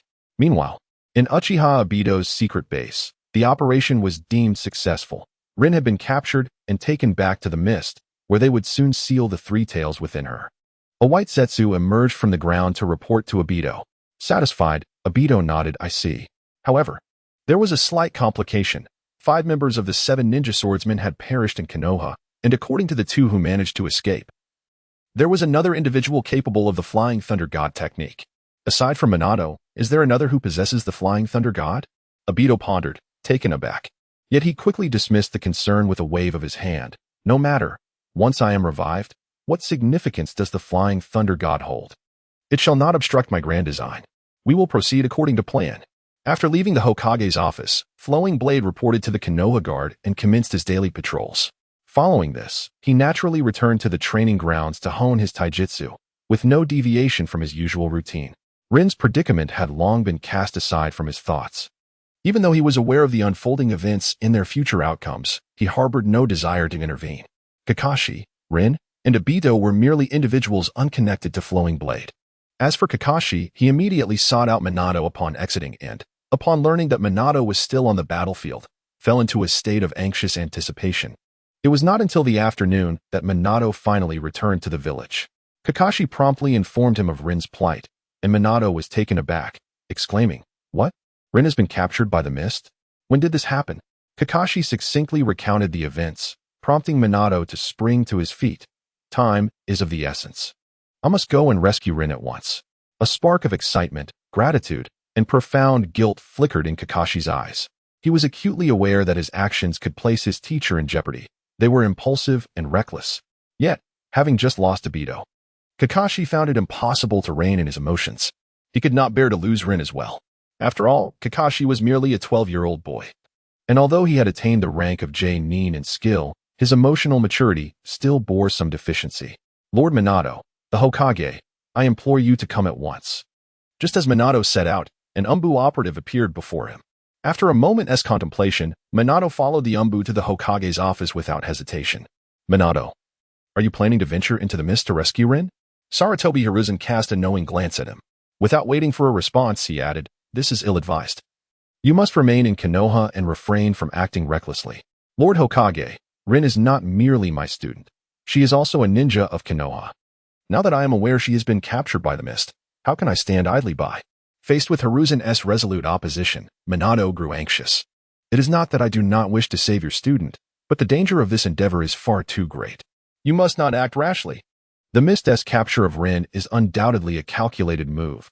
I fear it may be an elaborate trap. You bear the weight of Konoha's safety. Do not venture into peril lightly. But I cannot simply watch as my student is in distress without offering aid. Minato's voice rose in urgency. Minato, You must adjust your perspective. The village must always take precedence. At all times, you must prioritize the safety of the village above all else. Even though Rin is your student, her well-being cannot surpass the security of the village. This matter does not concern you. I will make my own decisions. As the Hokage of Konoha, I will take responsibility for our ninjas. Enough. You should retire now. Rest well, and conserve your strength. I have a more significant task prepared for you tomorrow. Maintain your composure. Do not jeopardize the village's greater interests over a trivial matter. This is a command. Thus, Minato was firmly restrained by Hiruzen. Not only did Hiruzen speak with Minato, but after his departure, he also sought out Kakashi to urge him not to lead Minato into danger by attempting to rescue Rin. He assured Kakashi that he would handle the situation entirely, appealing to reason and emotion, instilling the will of fire without regard for personal safety. I understand, Lord Hokage. Kakashi replied as he exited the Hokage's office, his gaze resolute. He had made a decision. He would go alone to rescue Rin. The Hokage was correct. Konoha's ability to instill fear in other nations during this war, preventing them from acting recklessly, was largely due to the legendary Yellow Flash. The situation in the Hidden Mist remains unclear. The fate of no era Rin is uncertain. How could he risk such a pivotal asset as the Yellow Flash? If anything were to go awry, he would become the village's scapegoat. However, night has fallen, and Kakashi, having exhausted himself, intends to rest and recuperate for the impending mission the following day. This night, not only Kakashi is restless, but also the cunning Danzo. In the root base, Danzo, leaning on his cane, paces back and forth, outwardly composed yet inwardly anxious. He has been unable to contact Orochimaru since the latter set out on a mission in the afternoon, while Uchiha Ryun returned to the village unscathed. This bewildered Danzo. Could it be that even Orochimaru was no match for Uchiha Ryun? Such a notion seemed absurd. After all, Orochimaru is one of the legendary Sannin. Yet, the absence of Orochimaru raises troubling questions, leaving Danzo increasingly uneasy. In the training grounds, after 3 hours of rigorous practice, Ryun bids farewell to Might Guy and strides confidently back to his quarters. Following an additional 2 hours of meditative training, the night deepens, and the village is nearly deserted. At this moment, Ryun retrieves a pre-prepared glass orb, employing the telescope technique to surveil the scheming Danzo. His intention is clear: to eliminate this treacherous old man. Danzo, having previously escaped Ryun's wrath, has audaciously allied himself with Orochimaru once more, plotting against Ryun. Were it not for Ryun's own capabilities, he might have fallen directly into Orochimaru's clutches. The very thought of such a fate sends a chill down Ryun's spine. It would be a fate worse than death. This is something Ryun cannot abide. Since Danzo seeks his demise, Ryun is more than willing to facilitate this old man's downfall. Through his telescope technique, Ryun observes Danzo's anxious demeanor as he awaits news from Orochimaru. The audacity of Danzo to rely on Orochimaru as a pawn while believing himself to be safe is laughable. A cold smirk graces Ryun's lips. Danzo must be eliminated. His covetous gaze upon Ryun's Sharingan promises endless trouble. Moreover, Ryun cannot permit anyone with ulterior motives against him to live. However, given Danzo's formidable status, Ryun must approach this assassination with utmost stealth, avoiding any upheaval in Konoha. Fortuitously, an opportunity presents itself. Danzo is currently preoccupied with his anxious wait for news from Orochimaru, just in time to make use of it. With a mere flicker of thought, Liu Ren activated the Flying Thunder God technique, instantly manifesting at the foot of the mountains behind Konoha. Utilizing the transformation technique, he formed a hand seal. And with a resounding pop, his original form vanished, replaced by the visage of Orochimaru, deliberately adopting a feeble demeanor. Stumbling slightly, he began his approach toward the hidden experimental base of Orochimaru nestled deeper into the mountains. Liu Ren had previously confirmed through his telescope technique that Danzo had dispatched members of the Root organization to monitor this location, eager to glean information regarding Orochimaru. The moment Liu Ren made his appearance, he would undoubtedly be detected. As predicted, upon reaching the experimental base, a masked member of Root materialized before him in a flash. Employing the body flicker technique, Orochimaru-sama, Danzo-sama has been waiting for you for quite some time. The Root operative promptly knelt before Liu Ren, paying his respects. They harbored no suspicion regarding Liu Ren's identity, as this place was a closely guarded secret between Orochimaru and Danzo, known only to them. That scoundrel Danzo has caused me great distress. Liu Ren feigned anger, seizing the Root operative by the neck, his voice cold and cutting. Why did he not inform me that the boy's genjutsu would be so potent? Orochimaru-sama, I am unaware of the specifics. If you have any inquiries, you may address them to Danzo-sama, the root operative replied, unflinchingly and expressionless. What is there to discuss? I have suffered considerable losses this time. If I am not sufficiently compensated, there will be no negotiation with Danzo. Liu Ren continued his charade, feigning indignation, while Liu Ren pretended to be Orochimaru. The news of Orochimaru's return was promptly relayed to Danzo by the members of Root. Danzo-sama, Orochimaru has returned. However, he appears to be gravely injured. One of Danzo's most loyal subordinates, F of the Yamashiro clan, reported the newly acquired information without delay. What? Orochimaru has sustained injuries? Danzo was rendered speechless by astonishment. After all, he was one of the legendary Sannin of Konoha, renowned throughout the ninja world. Not only Danzo, but even Orochimaru's master, the current third Hokage Sarutobi Hiruzen, might not be able to contend with him. Orochimaru was undoubtedly one of the most formidable forces in the ninja realm. Could it be that even such a master could be wounded by Uchiha Liu Ren? How fearsome had Uchiha Liu Ren become? Was it possible that Orochimaru did not engage in combat with Uchiha Liu Ren, but rather fell victim to unforeseen circumstances, being harmed by another? This could explain why Uchiha Liu Ren had returned to Konoha unscathed. Danzo pondered silently, crafting a plausible rationale for himself. Danzo-sama, it seems that Orochimaru is quite irate. He repeatedly claims that you have caused him great suffering. F conveyed the atmosphere of the scene, Orochimaru's emotional state, and his remarks to Danzo. Tuanzang's brow furrowed, resembling an aged chrysanthemum blooming in the depths of autumn. From Orochimaru's various reactions, it was evident that whatever had transpired was unequivocally linked to the mission of capturing Uchiha Rinnegan. Let us go. I shall inquire personally. Unable to contain his anxiety and confusion any longer, Tuanzang discreetly made his way to the back mountain, accompanied by a few trusted attendants. Orochimaru, what on earth has occurred? How has it come to this? Observing Orochimaru's disheveled state, Tuanzang, perplexed, pressed for answers. What use is knowing so much for a dying man? Rinnegan retorted with a cold smile. Instantly, Tuanzang sensed something amiss, his instincts heightened. He swiftly retreated 2 steps, placing himself behind his attendants. The Root personnel, vigilant as if facing a formidable foe, encircled Tuanzang, casting wary glances at Rinnegan. You are not Orochimaru. Who are you? Tuanzang finally grasped the situation, his shock and fury directed at Rinnegan, who he glared at with his single eye. Very well, let me enlighten you. Rinnegan dispelled his transformation technique, revealing his true form. Uchiha Rinnegan. How can it be you?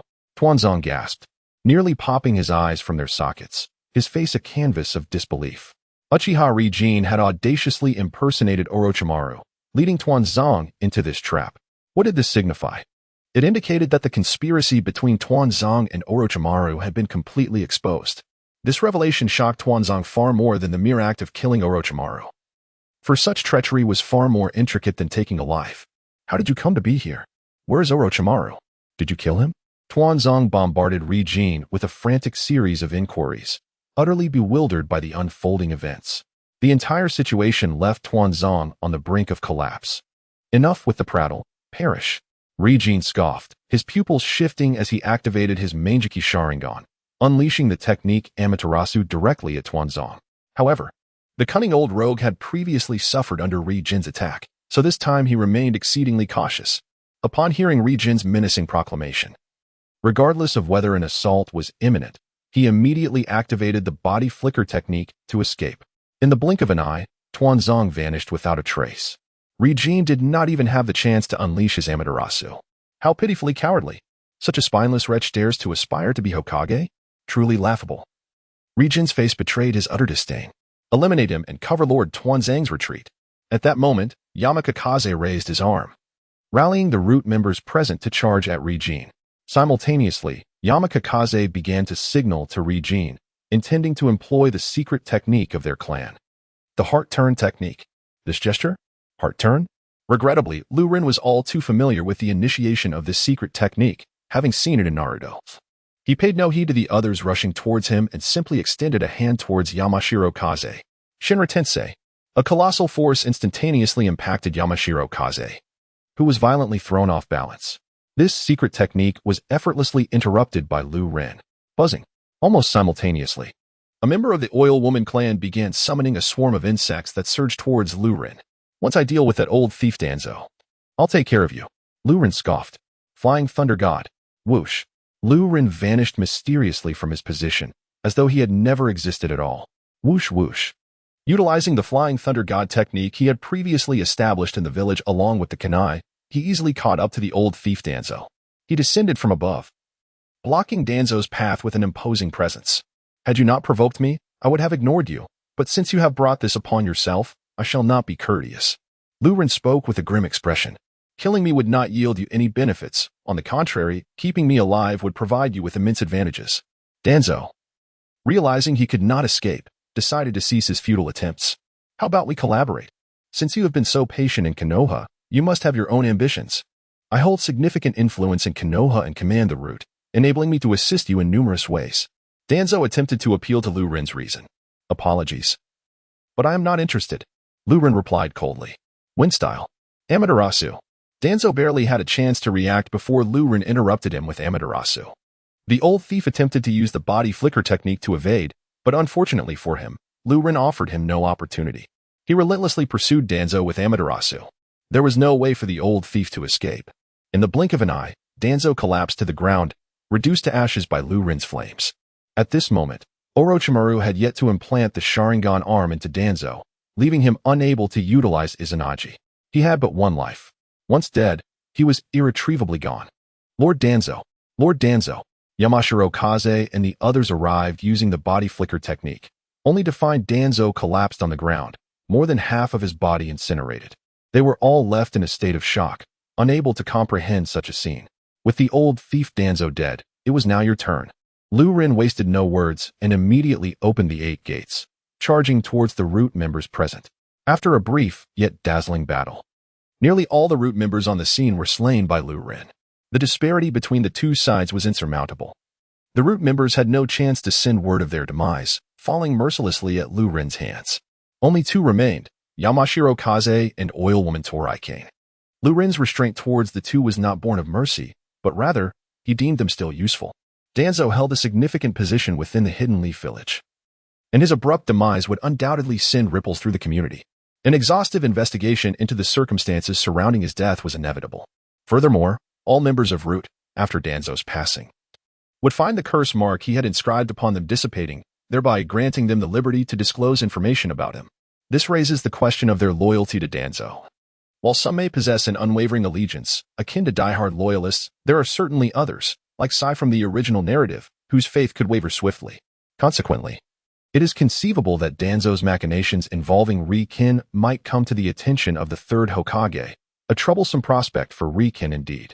To mitigate this complication, Rinnegan decided to leave Kamizuki Kaze and YN Take-Game behind. Uchiha Rinnegan, should you wish to slay me, do so. Do not presume that sparing my life will elicit my gratitude. Given the opportunity, I shall undoubtedly avenge Lord Danzo. Kaze glared intensely at Rinnegan, his face marred with bitterness, as if harboring an irreconcilable vendetta against him. Do you take such pleasure in dying for Danzo? Rinnegan found himself at a loss for words. In the original story, Kaze had perished while escorting Danzo to the 5 Kage summit, sacrificing himself to protect him. And now, even with the curse mark lifted, he persisted in this fervent loyalty? The same fervor was mirrored in YN Take-Game, whose desire to see Rinnegan suffer was palpable. It appeared that both had been thoroughly indoctrinated by Danzo. However, this posed no dilemma for Rinnegan. He was disinclined to engage in further dialogue with Kaze.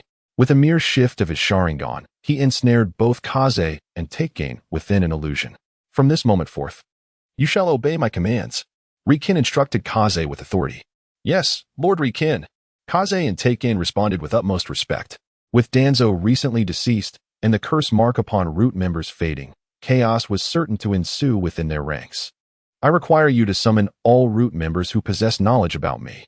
Whether it pertains to Danzo's prior actions against me in the village or his recent collaboration with Orochimaru, I shall await their arrival here. Ensure they come swiftly, without alarming the village. Employ whatever means necessary. Should they refuse to comply, eliminate them without hesitation. Yes, Lord Rinnegan. Kaze and Take-Game accepted their orders and departed. The Kamizuki and YN clans were both prominent within the Hidden Leaf, and Kaze and Take-Game were among Danzo's most trusted subordinates, holding high status and formidable strength within Root. The task assigned to them by Rinnegan would be executed with ease. Not long after, Kaze returned with 8 individuals beside him. Rinnegan wasted no time, casting an illusion to control them as well, commanding them not to speak of him to anyone. Now, cleanse this place of any traces, and then proceed with your affairs, Rinnegan instructed the gathered individuals casually. After everything was settled, Ri returned home silently to sleep, as if nothing had transpired. The death of Danzo soon stirred a tremendous uproar in Konoha, particularly amongst Sarutobi Hiruzen, the two Hokage advisors, and the clan leaders, who were all utterly astonished. Each of them felt an overwhelming sense of disbelief. The ordinary villagers, for the most part, were less affected, as the majority had never interacted with Danzo or even laid eyes upon him. However, those in positions of power were all too familiar with him. It could be said without hesitation that this old rogue was firmly the second in command in Konoha. The fact that such an individual had perished was utterly shocking. Even more perplexing was the mystery surrounding Danzo's demise. They were left in the dark about how and where he had met his end. Had it not been for the root suppression of the cursed seal, they would have remained oblivious to Danzo's death. Amaterasu had incinerated Danzo completely, leaving no trace behind.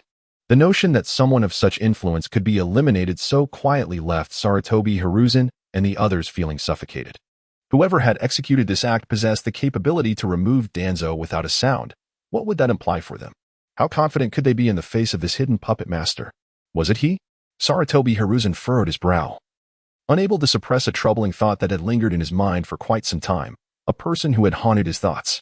If it were that individual, then they would undoubtedly possess such power. Yet, Sarutobi Hiruzen could not ascertain whether it was indeed that person behind the act. At this juncture, he felt that this matter could no longer remain concealed. Now that Danzo had met an ambiguous end, what if one day he too were to be quietly eliminated? Would this secret not accompany him to his grave? Everyone, there is something I must share with you. Sarutobi Hiruzen gazed solemnly at the esteemed figures in the office, his expression grave. Within our village of Konoha, there has long been a hidden master of extraordinary skill. This master first manifested when Shursui led a team to search for Obito's body. Upon their return, they encountered the Jinchuriki of the Five Tails. This mysterious master intervened from the shadows, sealing the partially tailed beast transformation of the Five Tails Jinchuriki, a fact known to the Minato couple.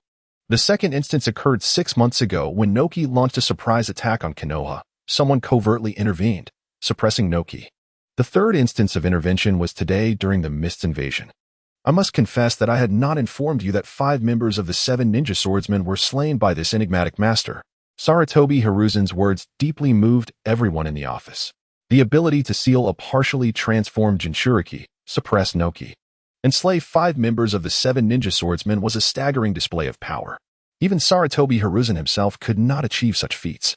Indeed, even the strongest shinobi in Konoha, Namikaze Minato, would be incapable of such actions. Could it be that Konoha was harboring such a formidable entity? Hokage, have you truly been unaware of the identity of the adversary all this time? Narashikaku inquired, his astonishment palpable. Upon observing Sarutobi Hiruzen shake his head in denial, he pondered further. Then, do you have any suspects? None, Hiruzen replied. This individual has always struck covertly, leaving no trace behind. The atmosphere in the Hokage's office grew heavy. The chaos following Danzo's demise was already overwhelming, and now the revelation of this enigmatic figure only compounded the turmoil. The connection between Danzo's death and this mysterious individual remained a mystery to all. Yet, from this moment forward, whether concerning Danzo's demise or the identity of the shadowy figure, Konoha would intensify its investigations. Beneath the facade of calm in Konoha, turbulent currents were already stirring. In light of such grave matters, the incident involving Noera Ren's abduction by the Mist was suddenly rendered insignificant. Moreover, no one noticed that Kakashi had quietly left the village. Following Danzo's elimination, Uchiha Rinnegan's life returned to a semblance of tranquility. Thanks to his ability to control all root members aware of his identity with his Sharingan, not a whisper of information had escaped. Konoha's exhaustive inquiries yielded no traces regarding Uchiha Rinnegan. However, other actions undertaken by Root soon came to light under Konoha's thorough scrutiny, including Danzo's collusion with Orochimaru. Orochimaru's clandestine laboratory was also unveiled. As the higher-ups in Konoha were left in shock, they were unprepared to confront the fact that Orochimaru had also vanished. Remarkably, the timing of Orochimaru's disappearance coincided precisely with Danzo's. According to the confessions of Root members, this timing aligned with Danzo's covert dealings with Orochimaru concerning a particular scheme. Yet, the specifics of this conspiracy remained undisclosed due to the control exerted by the Sharingan, which pertained to capturing Rinnegan. Thus, the situation, while becoming clearer, also grew increasingly enigmatic. It was clearer than before, as the disappearances of Danzo and Orochimaru now bore discernible connections, evidently linked to their machinations. Danzo's death was highly likely orchestrated by Orochimaru, who, after eliminating Danzo, could have easily slipped away, especially given the higher-ups' awareness of Orochimaru's recent state. However, the situation was shrouded in mystery, as new enigmas surfaced. What precisely had Danzo and Orochimaru conspired about? The suspicion surrounding the hidden figure diminished significantly. Indeed, amidst this chaotic aftermath, no one suspected Rinnegan. Observing the investigation unfold through the lens of his telescopic technique, Rinnegan felt a sense of relief as the focus shifted to pursuing Orochimaru's whereabouts. After all, the fate of Orochimaru remained uncertain, whether he was alive or dead. As Liu Ren commenced his patrol with a sense of tranquility, he was met with a flurry of discussions regarding Danzo, especially in light of the significant events that had transpired within the Root organization, an occurrence too monumental to conceal. However, the disappearance of Orochimaru had, for the time being, been successfully obscured by Konoha. Otherwise, the village would undoubtedly have been thrown into turmoil. In contrast to the covert machinations of the Root, Orochimaru's influence within Konoha was immensely profound. After all, he was one of the legendary Sannin. It was truly a tumultuous autumn, Liu Ren mused, shaking his head in exasperation. Entirely oblivious to his role as the instigator behind the scenes, he continued his patrol through Konoha with an air of nonchalance. 2 hours later, as Liu Ren prepared to rotate with another guard, he returned briefly to the Konoha security team for a well-deserved respite. How could this be? Was it a fabrication? Kakashi had awakened the Mangekyou Sharingan? This was utterly implausible. He was not even of Uchiha blood. How could he possibly undergo such an evolution? In truth, among the Uchiha clan, only Shursui had achieved the Mangekyou Sharingan. Who was the fool spreading such absurd rumors? Upon returning to the headquarters, Liu Ren was greeted by a cacophony of incredulous voices. Shock, anger, and disbelief filled the air. Had Kakashi truly awakened the Mangekyou Sharingan? Liu Ren felt a twinge of surprise. Yet he quickly regained his composure, remaining unfazed unlike the others around him. He was already privy to the unfolding narrative. Fully aware of the impending events, Rin Noara had been captured by the hidden mist and sealed with the Three Tails within her body before being sent back to the village. To prevent the Three Tails from wreaking havoc in Konoha, Rin had purposefully perished at Kakashi's hands. This tragic scene had been witnessed by Obito, who, overwhelmed by the trauma, had awakened his own Mangekyou Sharingan, consequently triggering Kakashi's as well. The awakening of Kakashi's Mangekyou Sharingan implied that Obito had similarly activated his, thereby marking his formal transformation into Madara's pawn. Liu Ren, fully cognizant of the situation, merely regarded it as a sorrowful tale, reflecting silently in his heart without any further thoughts. After all, these matters bore no relevance to Uchiha Liu Ren. He continued his daily routine of work, sign-in, and leisure with ease and contentment. A year swiftly passed. Throughout this time, through relentless training, Liu Ren's chakra reserves had ascended to the level of AJ Nin. His proficiency with the Rinnegan, as well as the ocular techniques such as Amaterasu and Tsukuyomi, had significantly improved. Presently, Liu Ren stood as an unequivocal force within the entire shinobi world. Moreover, he was elated to find that the rewards from his sign-ins had finally included the coveted ocular techniques Kamui and Kodo Amatsukami. In addition, he received accolades of 5 elemental chakra types, mastering nearly every ninjutsu, sealing technique, taijutsu, and genjutsu known in Konoha. His strength had undergone a profound transformation compared to a year prior. In the course of this year, several significant events transpired in Konohagakure. Firstly, the third Hokage abdicated, and the esteemed Minato Namikaze was unanimously elected as the fourth Hokage. Unlike before, due to Orochimaru's mysterious disappearance, there was not even a single rival to contest Minato's leadership, rendering his succession remarkably smooth. Another notable occurrence was the appointment of Danzo, the leader of the Root, which was taken over by the seasoned advisor, Hamura Midokado. Hamura Midokado can almost be regarded as a replica of Danzo, sharing a striking resemblance in terms of experience, status, and ideology. The trio of Hamura Midokado, Kohari Utatane, and Danzo were essentially of the same ilk. The third significant event was the emergence of a peace-loving ninja organization in Amigakure, known as Akatsuki, which had gained considerable renown within the ninja world. Active in this tumultuous era, their aim was to persuade the various villages embroiled in conflict to abandon warfare in favor of peace. Compared to these developments, the intermittent skirmishes and wars between Konoha and Kirigakure seemed trivial. As for the incidents involving Danzo's death and Orochimaru's disappearance a year prior, Konoha had yet to uncover the truth, leaving the matter unresolved and without consequence for the likes of Tsubaki. In Amigakure, the incessant drizzle fell relentlessly, casting a gloomy shroud over the sky, devoid of any sunlight. Despite it being broad daylight, an oppressive atmosphere prevailed. Amidst the muddy streets, a group of individuals dashed through the rain, led by three figures, one with golden hair, another with crimson locks, and the last with azure tresses. They were none other than the three leaders of Akatsuki, Yahiko, Nagato, and Konan. Just moments ago, Akatsuki received word of a village ravaged by the fires of war, prompting them to hurriedly rush to provide assistance. Their mission was to halt conflict and uphold peace. Suddenly, as the members of Akatsuki sped past, a swirling vortex materialized in the street they had just traversed. A figure, swathed in the guise of a feculent face, emerged abruptly from the whirlpool. Simultaneously, from beneath the ground, a peculiar being adorned with carnivorous plants and a half-black, half-white visage surfaced. Without a doubt, it was Uchiha Obito, who had begun to make a name for himself in the ninja world under the alias of Uchiha Madara, alongside his partner, Zetsu. Nagato and his comrades were off to advocate for peace, their convictions indeed steadfast. Zetsu observed the departing figures of Akatsuki and turned to Obito, remarking, "They are relentless in their pursuit of peace." Obito remained silent, his solitary visible eye betraying a hint of displeasure. Over the past year, Obito had been tasked with guiding Nagato, the wielder of the Rinnegan, in accordance with Madara's grand design for the Eye of the Moon plan. However, the results had been far from satisfactory. Nagato, in particular, was overly naive. Indeed, the members of Akatsuki were all excessively innocent, resembling fools in their quest. In this world, how could true peace possibly exist? Obito, you should not take it upon yourself to alter Lord Madara's plan. Zetsu voiced his discontent. According to the plan devised by Tobi, a strategy of deception was to be employed against Nagato. However, Tobi took matters into his own hands and revealed the truth to Nagato directly. As a result, he was regarded as a fraud by Yahiko and the others, causing progress to be exceedingly slow. No matter, Tobi remarked with a cold tone, devoid of any expression. When they come to realize that everything they have steadfastly believed in is merely a farce, they will come to see things my way.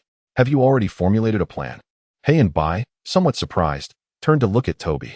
Of course, he replied confidently. Why do you think I have allowed the Mist Village to perpetually engage in conflict with Konoha? Haha, sounds like a remarkable plan indeed. I eagerly await to see it unfold. Hei and Bai chuckled. In Konoha, at the hospital, the resounding cries of a newborn echoed vibrantly, even penetrating the closed door. Traveling down the corridor, the hallway was filled with numerous Uchiha clansmen, for this day marked the birth of Uchiha Fugaku's son, a momentous occasion for the Uchiha clan. It's a boy. It's a boy.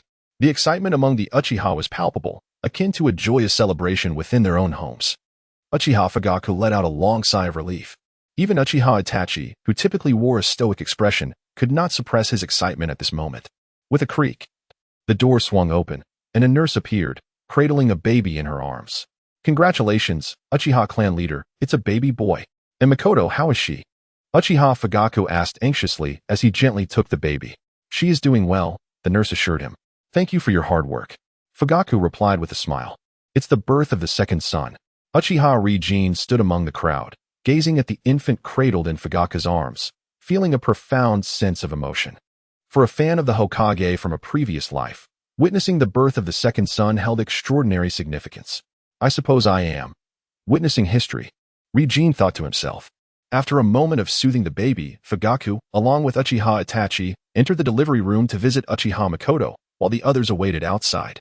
Makoto, look at our son. His eyes and chin resemble yours so much, Fugaku said with a smile, presenting the baby to her. Uchiha Makoto's tears of joy mingled with her laughter as she played with their son for a while. Fugaku, we should name our son.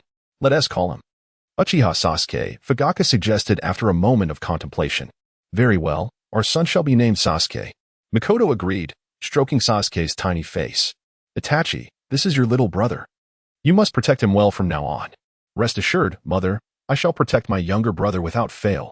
Uchiha Itachi vowed solemnly, even if it costs me my life. If Rinnegan were to overhear this declaration in the hospital room, he would undoubtedly intervene to prevent Itachi from making such reckless promises. Such flags must not be raised lightly. It is perilous. Now that it has been confirmed that Uchiha Sasuke has been safely born and both mother and child are well, the Uchiha clan members stationed outside soon departed. Rinnegan likewise returned to his duties, continuing his patrols in Konoha with his customary discretion. Unbeknownst to him, Rinnegan found himself patrolling near the Konoha archives. System, I wish to sign in here. Ding. Congratulations, host. You have successfully checked in and received 1,000 explosive tags. The prompt resonated in his mind. Sigh, more explosive tags. I must have hundreds of thousands in my system space by now. Rinnegan shook his head, feeling a bittersweet sense of wastefulness. Given his current prowess, did he truly require such items? Unless employing them in conjunction with forbidden techniques like the mutual explosive tag. In most scenarios, any of his techniques would be far more convenient than these tags. A mere consolation. With a shrug, Rinnegan continued on his path, circling the village. As afternoon unfolded, he partook in a meal and trained with Might Guy, returning to the Uchiha compound after their evening session. There, he participated in a grand feast celebrating the birth of the clan leader's child, a jubilant occasion indeed. After a few days of languid repose, Rinnegan was suddenly summoned with a message. Go to the Hokage's office.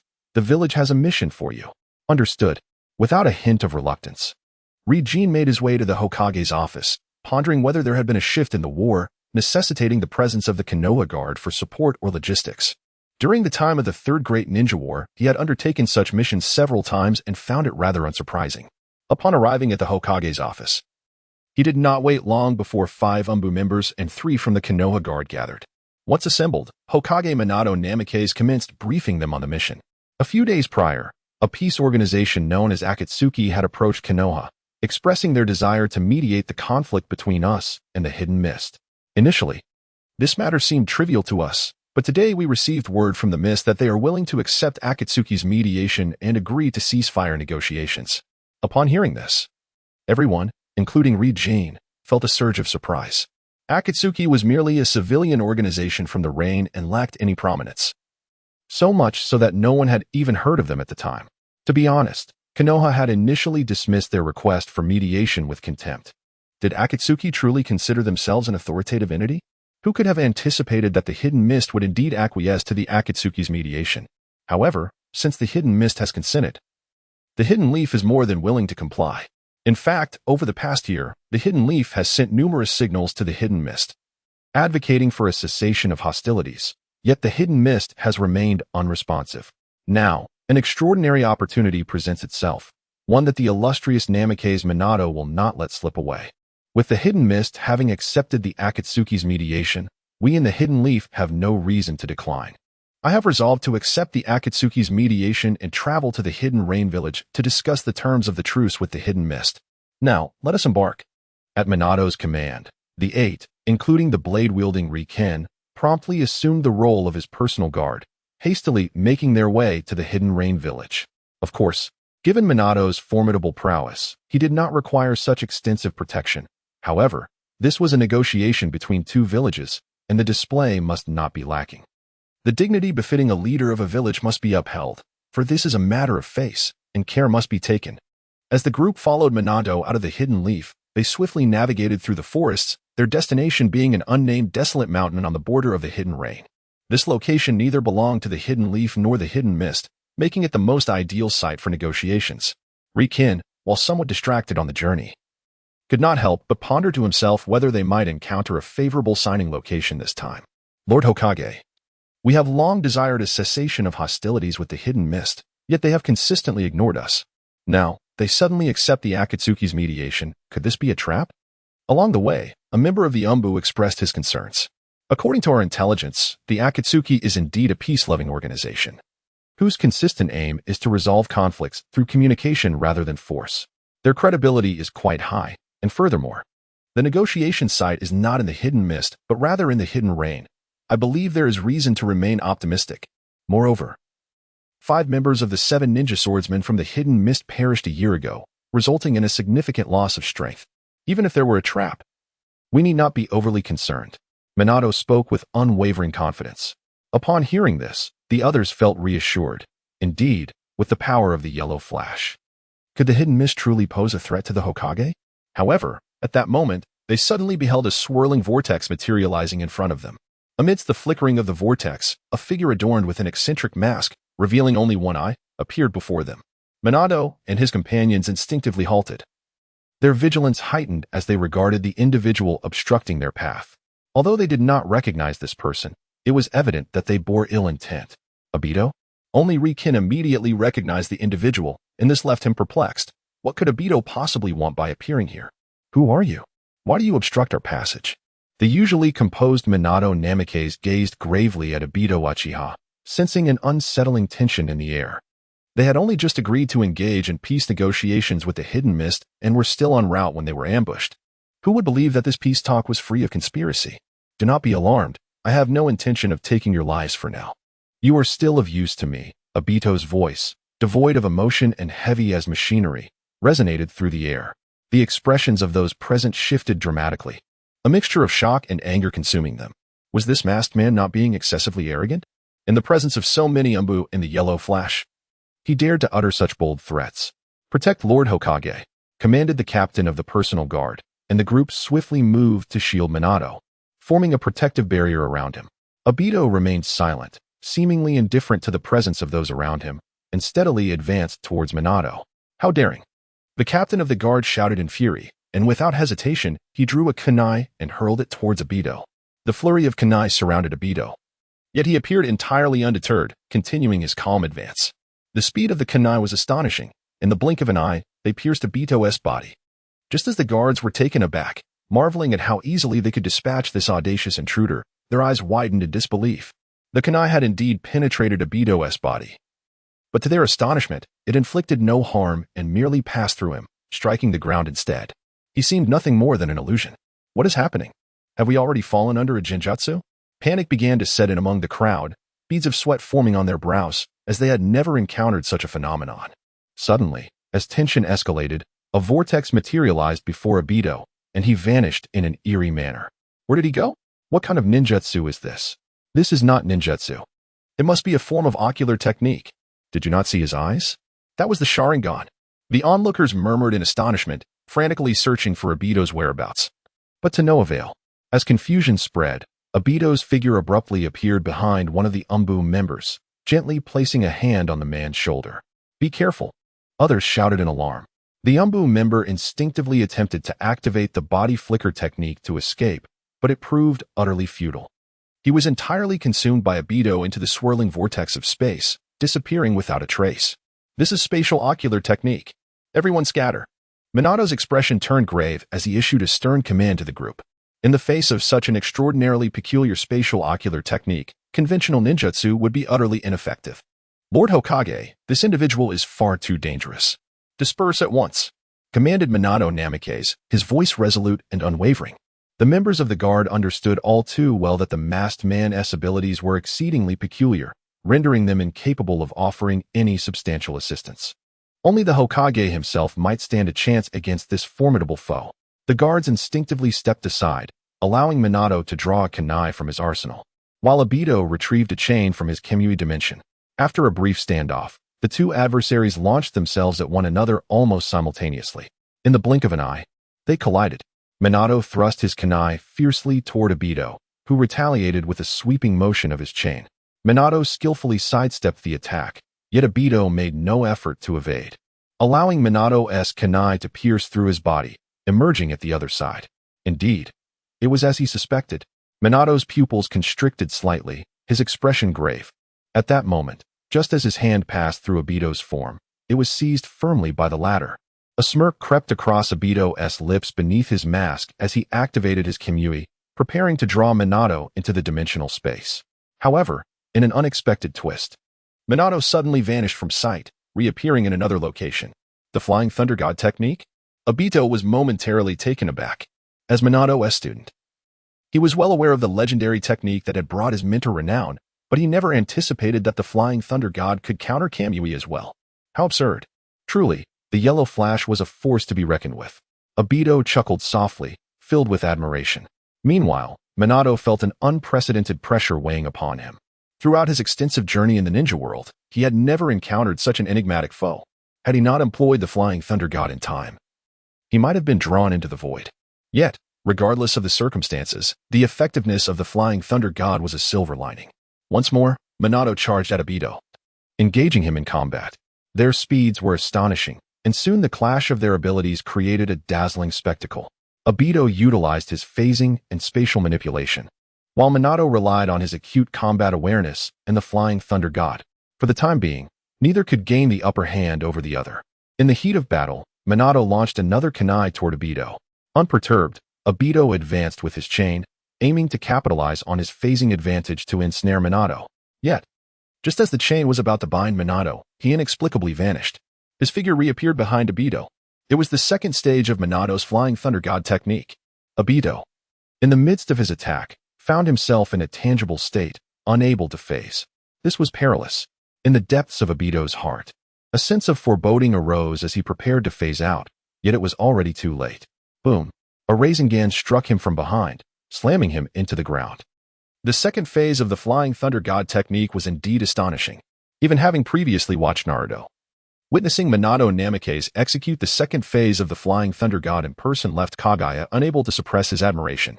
Minato's combat awareness and battlefield instincts were unparalleled, truly beyond the capabilities of ordinary individuals.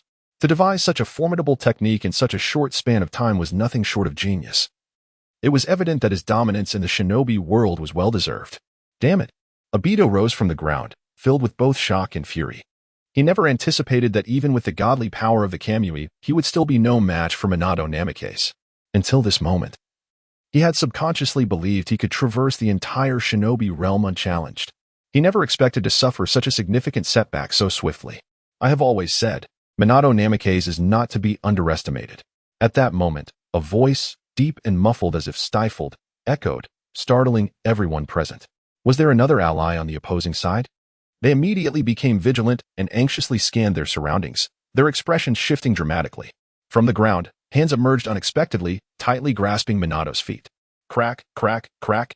Simultaneously, a branch slithered up Minato's body like a venomous serpent, binding him completely.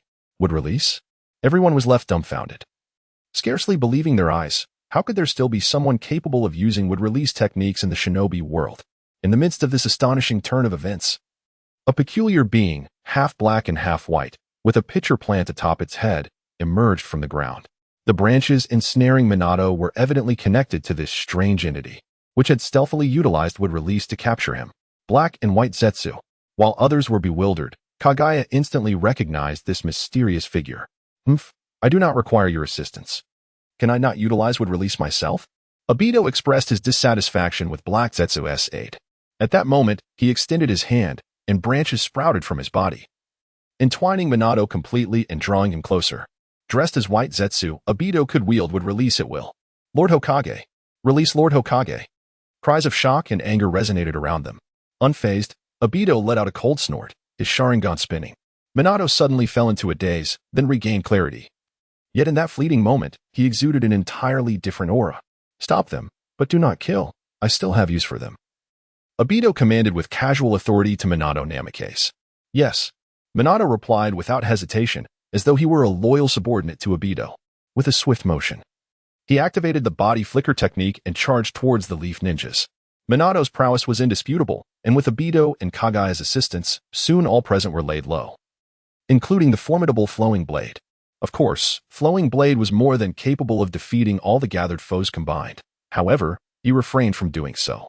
Though he remained unaware of Obito's ulterior motives, it was evident that Obito intended to manipulate Minato and the others for a particular purpose. During this period, they might even return to the secret base hidden beneath the Kannabi Bridge. Would that not become a new signing location? The prospect of what rewards might await him was exhilarating. Flowing Blade pondered, unable to suppress a surge of excitement. Having already exhausted all available signing locations within the Leaf Village, he was fervently eager to discover a new one. The base beneath the Kannabi Bridge, once a hideout for the old man, now served as Obito's headquarters, complete with the Outer Path's golem and countless white Zetsus. Such a unique locale promised substantial rewards. Flowing Blade was filled with anticipation. As these thoughts flashed through his mind, Obito had already cast an illusion upon all the Leaf Ninjas to exert control over them. Flowing Blade contemplated and promptly set a contingency for his ocular technique. Should he fall victim to the Sharingan's illusion, he would utilize Kodo Amatsukami to dispel it instantly. Within the lore of the Hokage, Kodo Amatsukami was regarded as the supreme illusion. No other technique could rival its potency. Even if Obito employed his Manjiki Sharingan against Flowing Blade, he could effortlessly nullify it with Kodo Amatsukami. This was an assured strategy. Incidentally, Flowing Blade's Kodo Amatsukami was a reward from the system, distinct from Shirsue's variant. Flowing Blade's cooldown period was merely 1 day, which was why he wielded it so liberally. Your turn. Just as he finalized his contingency, Obito approached Flowing Blade, seizing him by the collar and lifting him off the ground. With a rough motion, he removed Flowing Blade's sunglasses. Obito's gaze locked onto Flowing Blade's eyes. As his Sharingan spun, Flowing Blade fell prey to the illusion. Yet, in that very moment, his preset Kodo Amatsukami activated, instantly dispelling Obito's illusion and restoring his clarity. Neither Obito nor the accompanying black and white Zetsus perceived the shift. In the blink of an eye, all present had succumbed to Obito's control. Transformation technique. Obito swiftly executed hand signs, and with a resounding clap, he transformed into a leaf ninja, blending seamlessly into their ranks. You truly enjoy creating trouble. Why not simply transform into the 4th Hokage, Minato Namikaze, instead of expending so much effort to control him? Heibai could not help but scoff from the sidelines. What do you understand? It is only by employing the Flying Thunder God technique that Minato Namikaze gains undeniable credibility. Obito replied with evident annoyance. Minato is renowned throughout the ninja world. Even his adversaries hold him in high regard. If he were to suddenly commit any nefarious acts, it would likely raise suspicions that someone is impersonating him. However, should Minato utilize the Flying Thunder God technique, it would become an irrefutable truth, devoid of any doubts. After all, within the entire ninja realm, no one besides Minato can wield the Flying Thunder God technique. Speaking of the Flying Thunder God, it seems there is another mysterious individual in Konoha who can also use it, but it matters little. This matter remains a secret, known only to us. Heibai nodded in agreement. A year prior, 5 members of the 7 ninja swordsmen were slain in Konoha, with the remaining 2 fleeing to Kirigakure to report the events in detail to the 4th Mizukage, Yagura. At that time, Yagura was already under the control of Uchiha Obito. Reporting to Yagura was akin to reporting to Obito himself. Thus, both Heibai and Obito were aware of this incident. In fact, Heibai had even conducted an investigation into the matter, but had uncovered no leads, as even Konoha itself was unaware of the existence of this individual.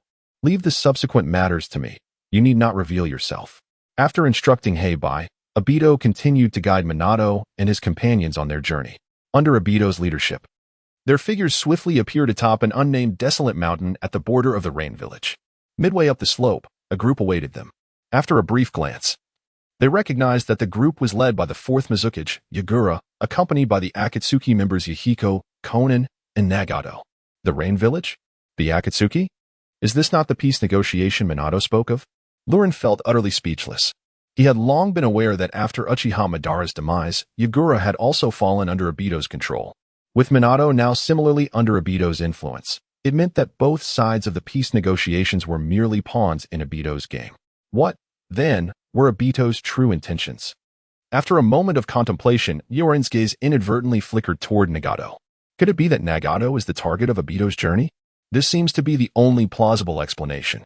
Moreover, upon reflecting on the original narrative of Naruto, Nagato's descent into darkness, although instigated by Hanzo and Danzo, was also shadowed by Obito's influence. Honorable Hokage, I am Yahiko, the leader of the Akatsuki. I am delighted that you have accepted our mediation. I sincerely hope that Konoha and the Rain Village can foster mutual understanding through this dialogue, thereby ending your conflict and bringing peace to the people of both villages.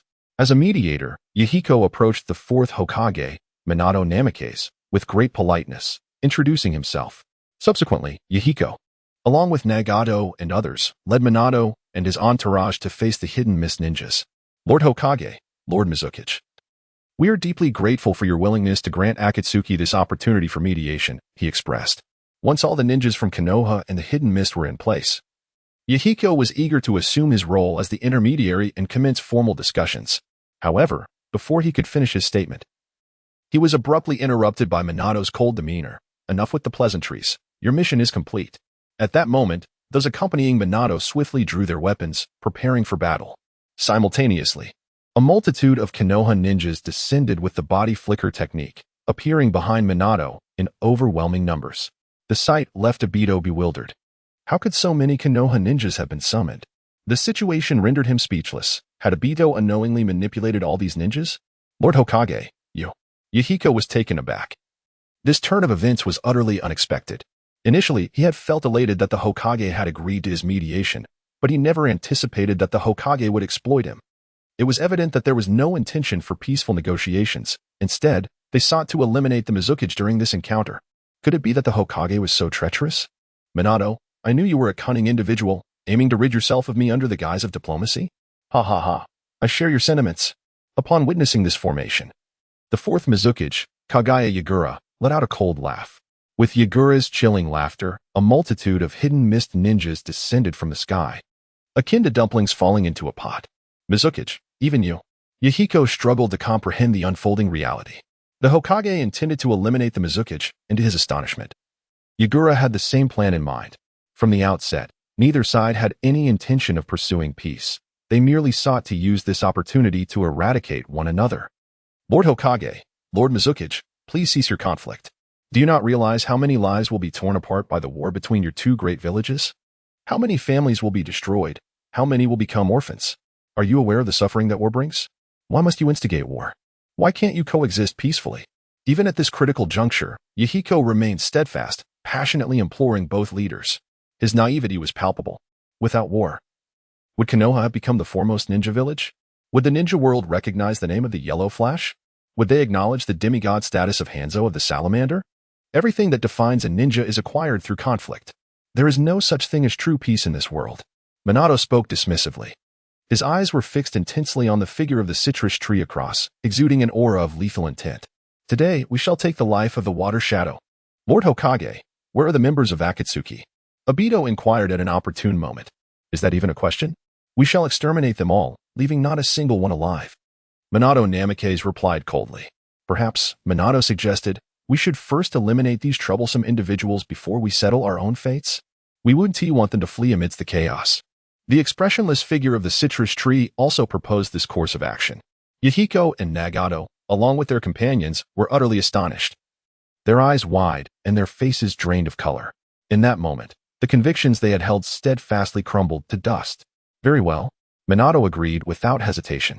Yuhiko, Nagato, and Konan each underwent a drastic change in countenance. The Hokage, the Water Shadow, and the elite forces they had brought, regardless of the fact that they were merely three. Even if all of Akatsuki were present, there would be no avenue for survival. Is this truly the reality of our world? Was everything we believed in as members of Akatsuki merely a jest? Yuhiko murmured, pale and deeply shaken. Nagato and Konan felt the same. Engulfed by a profound sense of self-mockery and reluctance, realizing at this moment how naive they had been. Regrettably, it seemed they would pay with their lives for their own folly.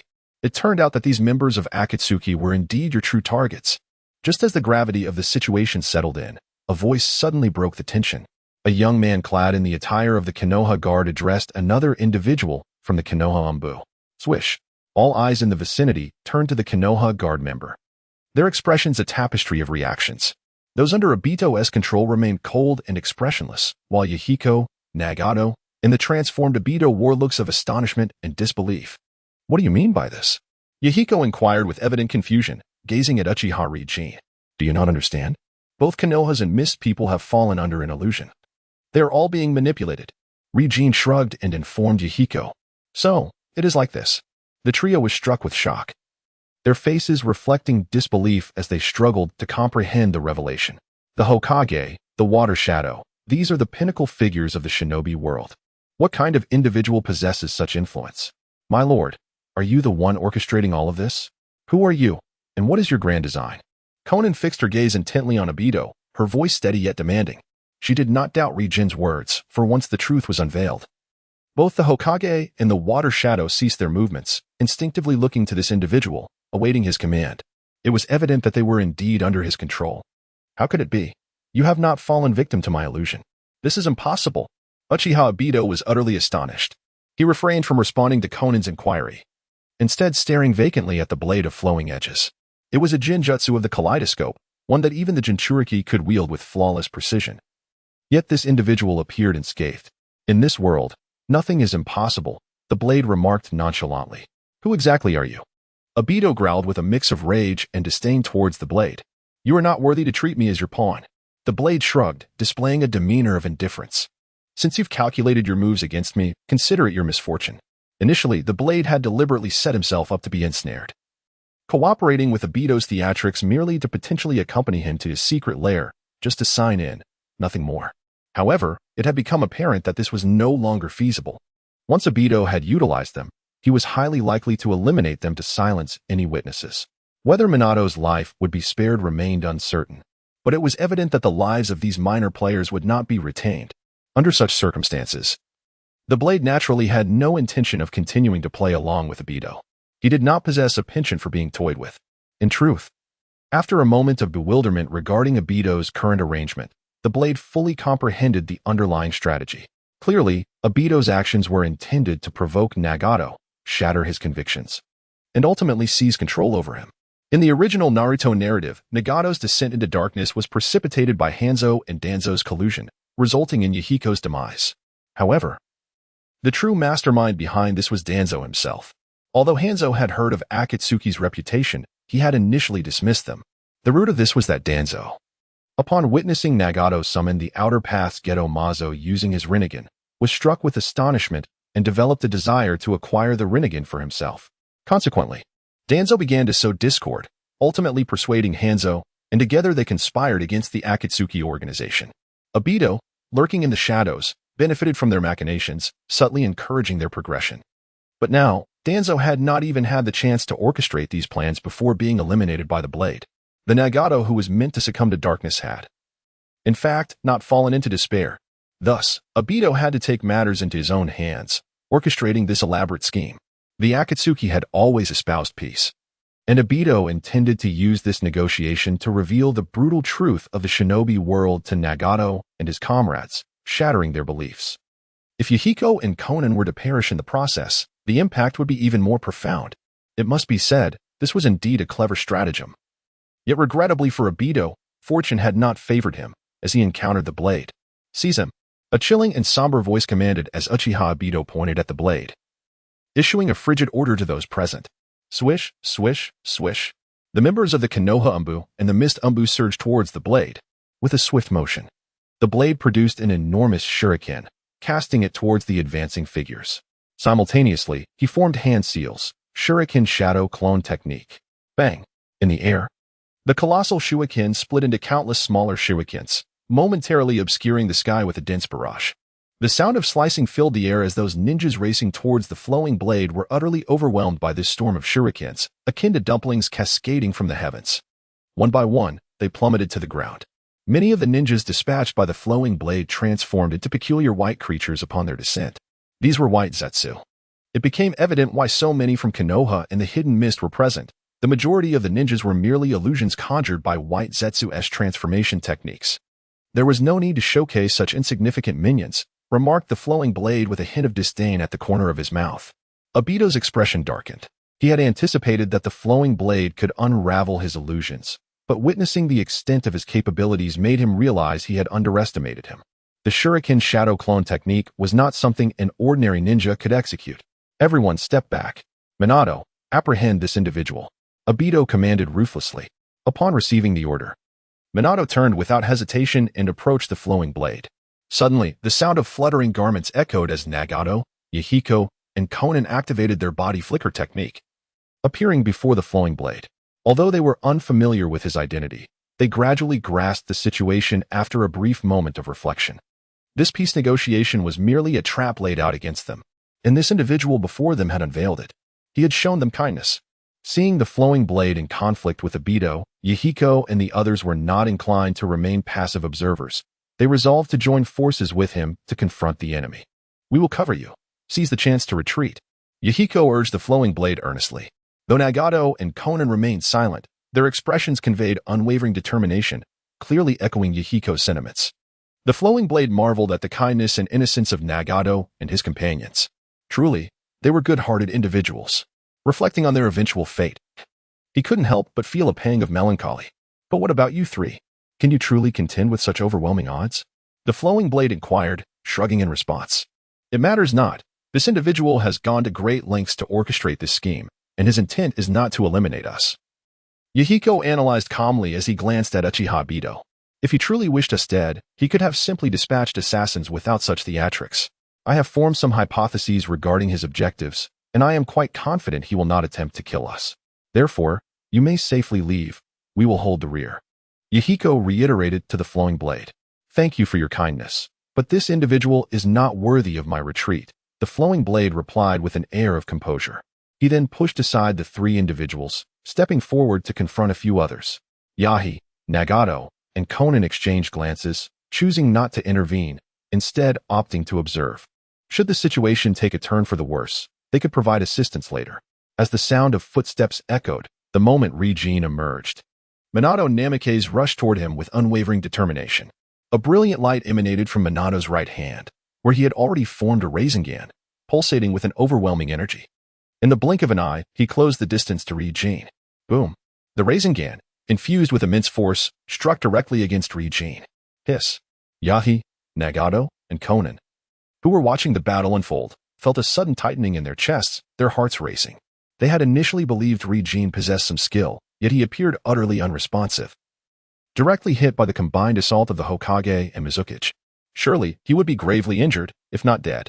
However, in the next moment, something astonishing occurred. Minato's Rinnegan seemed to pass straight through Rinnegan's body as if he were a mere illusion. Kamui? How could this be possible? Obito, witnessing this spectacle, was so taken aback that he nearly collapsed, suppressing a gasp of disbelief. It was as if he had encountered the most unfathomable phenomenon in existence. Kamui was his unique ocular technique. Logically, no one else in the ninja world could wield it aside from him. How could this individual also possess it? Impossible. Could he have extracted Kakashi's right eye? No, that couldn't be right. Even Kakashi's right eye had a different technique from his own. Obito muttered to himself, his mind in disarray, feeling as though his entire worldview had shattered. Kakashi's right eye originated from him, and its awakening was linked to the awakening of Obito's left eye. It was through the bloodline connection and resonance of both eyes that it had awakened. Therefore, Obito was aware of Kakashi's eye's capabilities, which was a long-range Kamui, distinct from his own left eye's Kamui. This raised a question. Where did the mysterious Uchiha's Kamui come from? Could it have awakened in the same manner? Yet, it was unheard of for two Uchiha to awaken identical ocular techniques. How infuriating.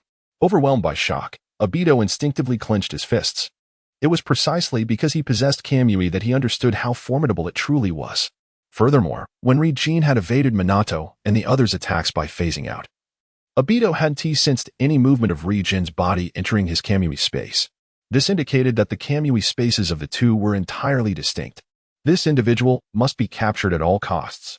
Obito silently resolved within himself. This Uchiha individual is shrouded in secrets, possessing a pair of ocular techniques identical to his own, which fills Obito with an overwhelming sense of dread. Nameless Minato, do not let me down. Obito silently muses as he gazes at Minato.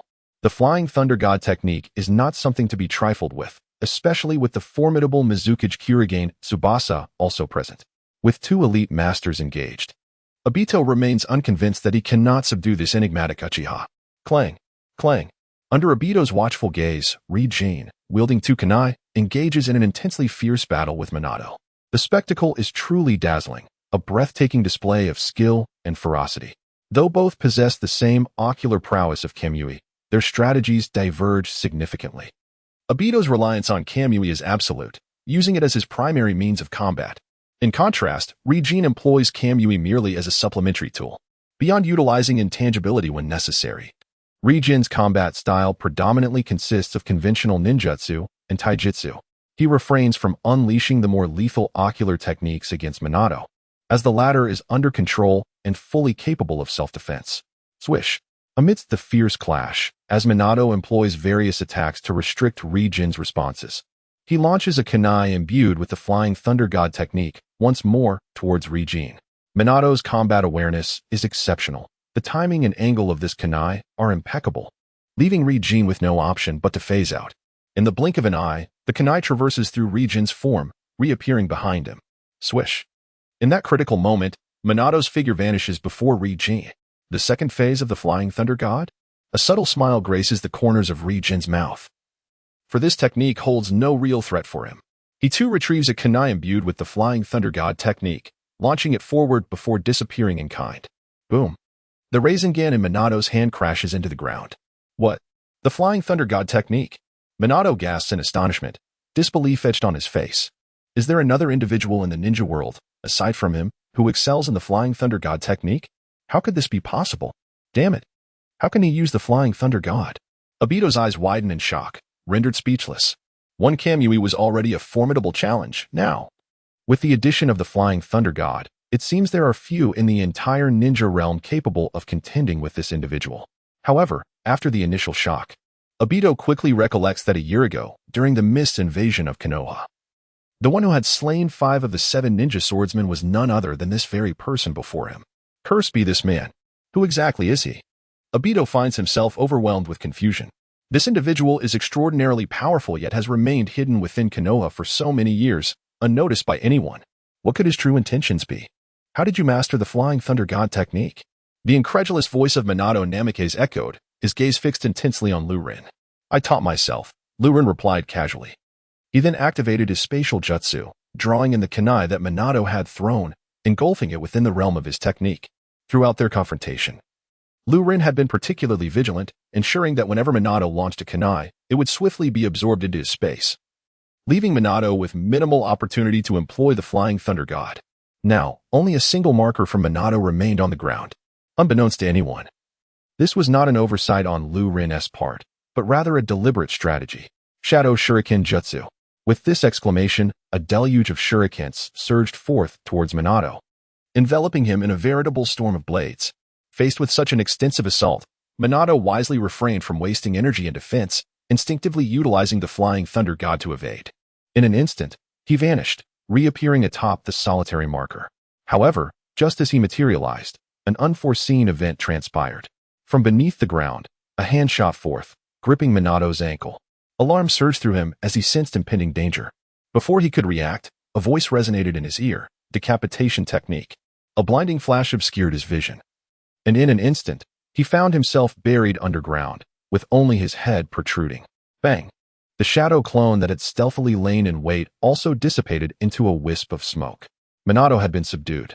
Now immobilized, he found himself unable to utilize any of his jutsu, rendering him no longer a threat. Minato's frustration was palpable. After enduring 3 battles without a single misstep throughout the ninja world, he never anticipated being bested twice in such rapid succession, and both times by the same technique. Water style, water severing wave. Just as Liu Ren had secured Minato, a voice echoed ominously in his ear. A surge of danger washed over him. In that moment, a razor-sharp stream of water, potent enough to pierce steel, shot forth from the mouth of Kagaya Uchiha, aimed directly at Liu Ren. Liu Ren instinctively entered a phasing state, allowing the water to pass harmlessly through him. TSK, TSK, TSK, is ambushing not beneath you? Liu Ren remarked with a sardonic smile, glancing disdainfully at Obito. While the attack had originated from Kagaya, a figure of significant stature as the Mizukage, it was likely that Obito had orchestrated the command. A hint of embarrassment flickered across Obito's face, concealed beneath the shroud of white zetsu. He perceives himself as standing atop the ninja world, orchestrating a grand scheme where countless lives are mere pawns in his game. Such despicable tactics evoke a sense of embarrassment, yet there is little recourse available. Both Kamui and Flying Thunder God are abilities potent enough to render a ninja elusive and immune to most assaults. This individual possesses both techniques, and without extraordinary measures, Obito would be unable to retain him. Isn't it the same when you utilize your shadow clones to ambush Minato? Obito retorted defiantly, though he was acutely aware that the two scenarios were entirely different. Liu Ren scoffed derisively. Do you think this mere water release technique can harm me? Under normal circumstances, it could not. However, one must not forget the nature of this place, Rain Village, perpetually drenched in downpours. The humidity enveloping this entire village is palpable, far denser than in other locales. In such an environment, how long do you suppose this water release technique can be sustained? Obito, exuding confidence, replied. Others may not grasp the significance of his words, but Liu Ren clearly understood that only he and Obito were aware of the temporal limitation of Kamui's intangibility. Obito intended to exploit this weakness of Kamui to dismantle Liu Ren's advantage. By doing so, you have unwittingly exposed your own vulnerability. To contend with me, you truly have gone to great lengths. Liu Ren maintained an air of calm, as if discussing mere trifles. "We must lend him our support," whispered Conan to Yahiko and Nagato, who had been observing quietly, though she perceived that the attack from Uzumaki Chikara had not harmed Liu Ren. The exchange between Liu Ren and Obito suggested that this maneuver posed a significant threat to Liu Ren.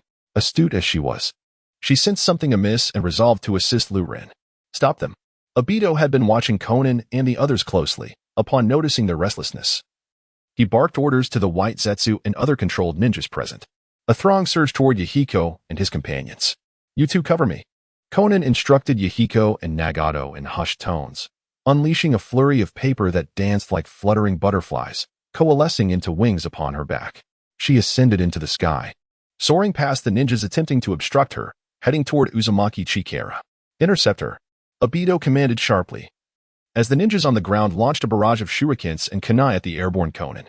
Swish, swish, swish.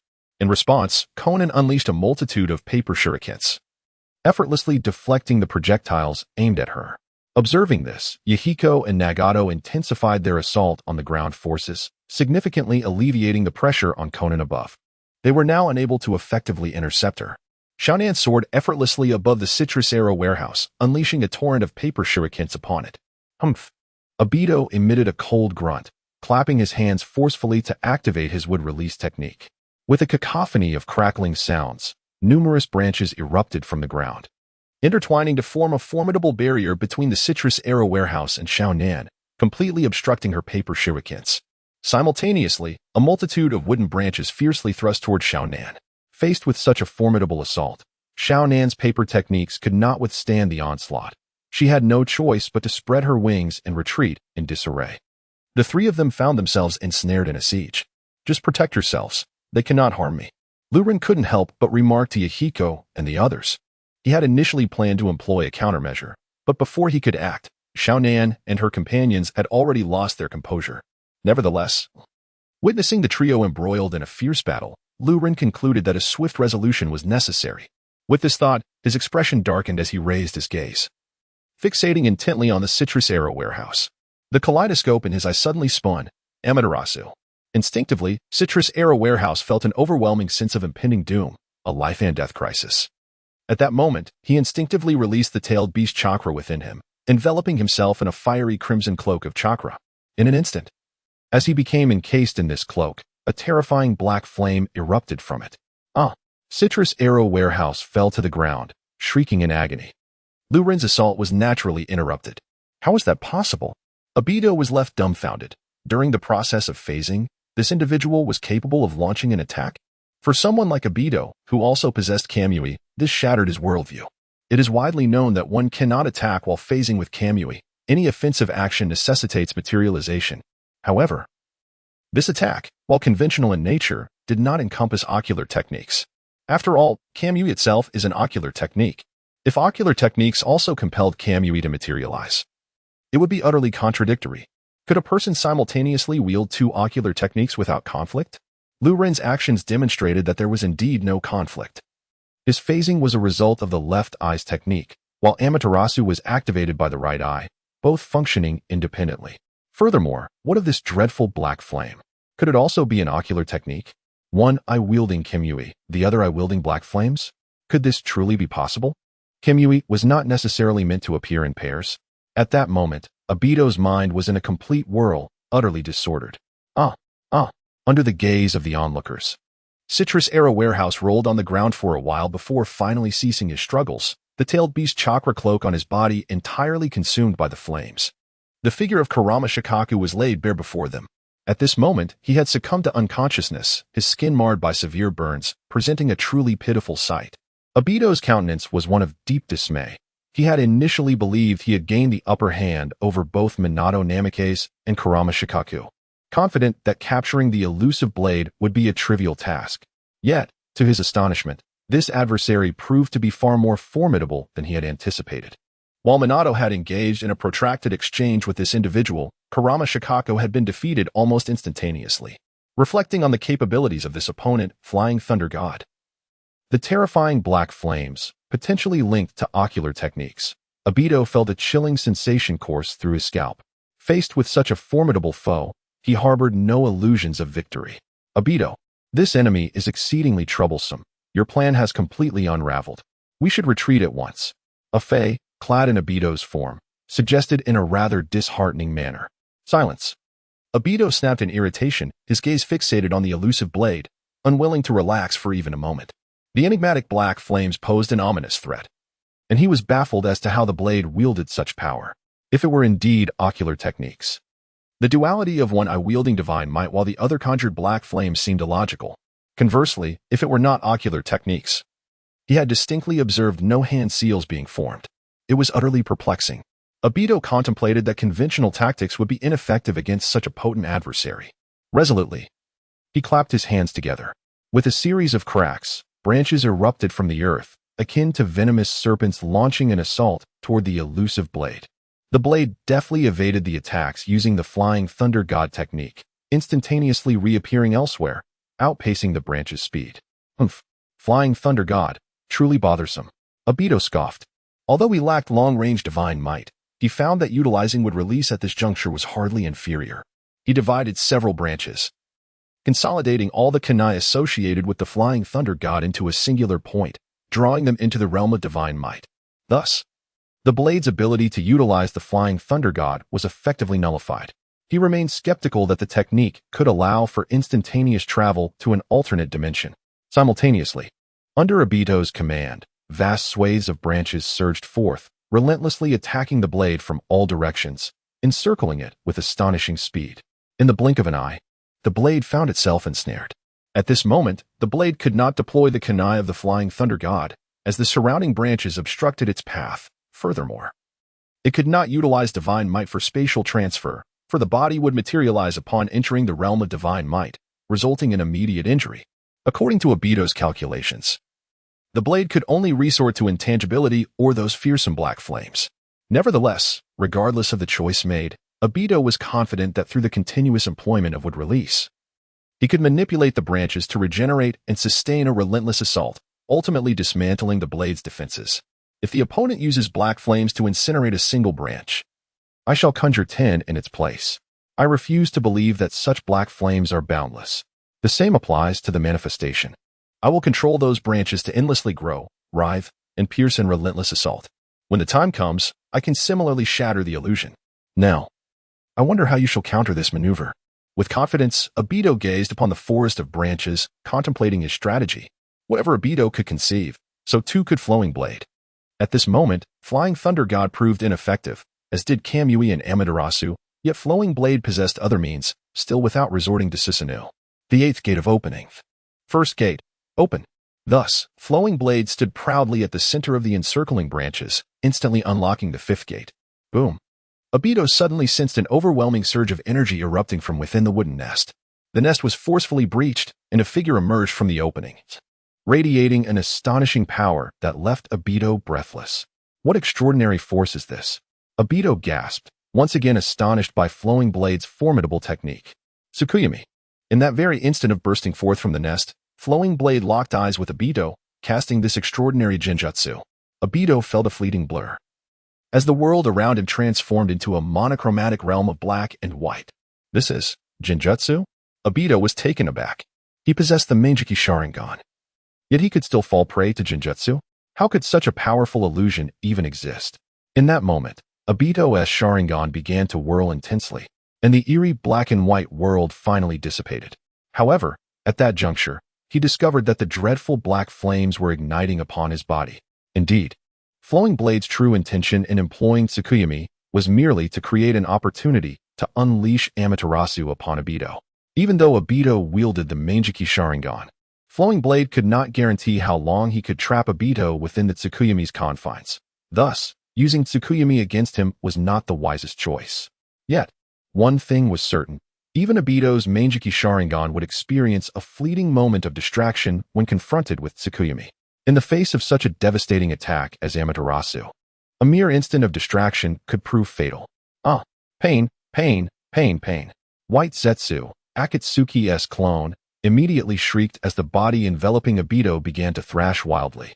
Spectators watched in astonishment as Obito's form began to writhe in an inexplicable manner. Crack, crack, crack. Fortunately, at a critical moment, The areas where Akatsuki was scorched by the black flames began to frantically split into branches, expelling the black flames outward. In a moment of desperation, he decisively severed the flaming branch engulfed in black flames, thus averting a monumental crisis. "That was a close call," exclaimed Alfei with palpable dread. Meanwhile, the expression on Obito's face darkened to the extreme, his own fear unmistakable. Had it not been for the cloak of white zetsu he wore, he might have met his demise. "Obito, this man is formidable. We should retreat swiftly. I have no desire to perish," Alfei incessantly whispered in Obito's ear. "Silence." Obito snapped, irritated by Alfei's incessant chatter, his brow furrowed in annoyance. Yet, despite his reluctance to admit it, he recognized that his plan had utterly failed. It had fallen flat beyond redemption. With a gaze laced with bitterness, resentment, and apprehension, he cast a lingering look at the flowing blade before departing the scene using the body flicker technique. The reason he did not employ Kamui to escape was that a flicker of hope still resided within him. Throughout this operation, he had solely utilized transformation techniques, never revealing his true identity. Nagato and his companions should remain oblivious to who he truly was, right? As for the enigmatic Uchiha on Minato's side, though he might have surmised Obito's intentions towards Nagato and his group, he could never fathom the identity Obito had previously assumed before Nagato. Obito clung to his last shred of optimism that Nagato would not uncover his true identity. Upon witnessing Obito's retreat, the flowing blade did not impede his departure. Presently, Obito possessed not only Kamui but also would release, and he had no confidence in thwarting him without exposing his Rinnegan. Once Obito departed, the Zetsu masquerading as ninjas ceased their harassment of Nagato and began a swift withdrawal. In the blink of an eye, the once crowded nameless wasteland was left with only Ahiko, Nagato, Konan, and a few others, including the buried Minato. As for the unconscious Ki Tachibana, regrettably, this poor soul had such a minimal presence in the narrative that he was instinctively overlooked by the flowing blade. Your assistance was invaluable, otherwise our Akatsuki organization might have faced annihilation. Yahiko and his companions expressed their heartfelt gratitude to the flowing blade. "Do not mention it. I merely found myself inadvertently caught up in this." The flowing blade waved his hand dismissively, as if merely performing a trivial act. "May I inquire your name, so that we may know our benefactor?" Nagato asked, looking intently at the flowing blade. "Uchiha Rinnegan," the flowing blade replied after a brief contemplation, revealing his true identity to Nagato and the others. After all, they had already seen his true appearance, and being a member of the Konoha Guard, his name was of little consequence. If they truly wished to uncover it, they could easily do so. Mayahiko and his companions were unaware that Liu Ren had long been acquainted with them, as they approached one by one to introduce themselves. After a brief exchange of pleasantries, they formally acquainted themselves. "By the way, do you know why that imposter posing as a member of the Konoha Umbu sought to ensnare you?" After a few exchanges, Liu Ren inquired. "I have formulated a hypothesis," Mayahiko replied, his eyes glimmering with resolve. He exchanged glances with Nagato and Konan, and they realized they shared the same conviction. "It must be a certain individual claiming to be Uchiha Madara," Mayahiko stated gravely.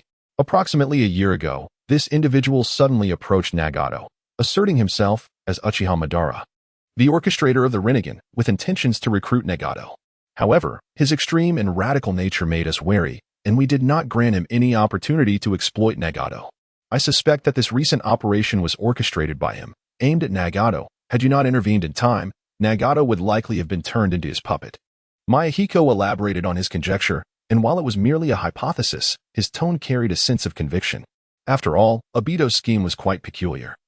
Managing to control such significant figures as the Hokage and Mizukage solely to perform a charade before Nagato and his companions? That seemed utterly implausible. However, when one considers the involvement of Uchiha Madara, everything becomes coherent and the logic aligns seamlessly. It is not surprising that Mayahiko and his companions arrived at this conclusion. Upon hearing Mayahiko's words, Liu Ren felt amused. Obito had truly shot himself in the foot this time. This failed operation had only heightened Mayahiko's vigilance, making it considerably more challenging for Obito to ensnare Nagato and his companions again. Nevertheless, Liu Ren refrained from exposing Obito's identity. Knowing not whether there were any ambushes lurking nearby, he wished to keep his prescience concealed to avoid drawing Black Zetsu's attention. "Liu Ren, what do you intend to do next?" After a brief exchange, Mayahiko turned his gaze towards Liu Ren, inquiring. "Naturally, I plan to return the esteemed Hokage to Konoha." What about you? Liu Ren retorted. Mayahiko pondered for a moment. Exchanging glances with Nagato and the others, we intend to escort the Mizukage back to the hidden mist and inform them of his manipulation. Liu Ren found this course of action unsurprising. At present, Akatsuki still maintained a faade of righteousness, and such conduct was entirely reasonable. Furthermore, the Mizukage had initially accepted their invitation to partake in peace negotiations, and given the unexpected turmoil, they bore the obligation to return him safely. Once the parties reached an agreement, Mayahiko and his companions departed with the unconscious Kurigan Yatsukura, while Liu Ren approached the buried Minato Namikaze. If I were to simply unearth you, you would undoubtedly retaliate, would you not?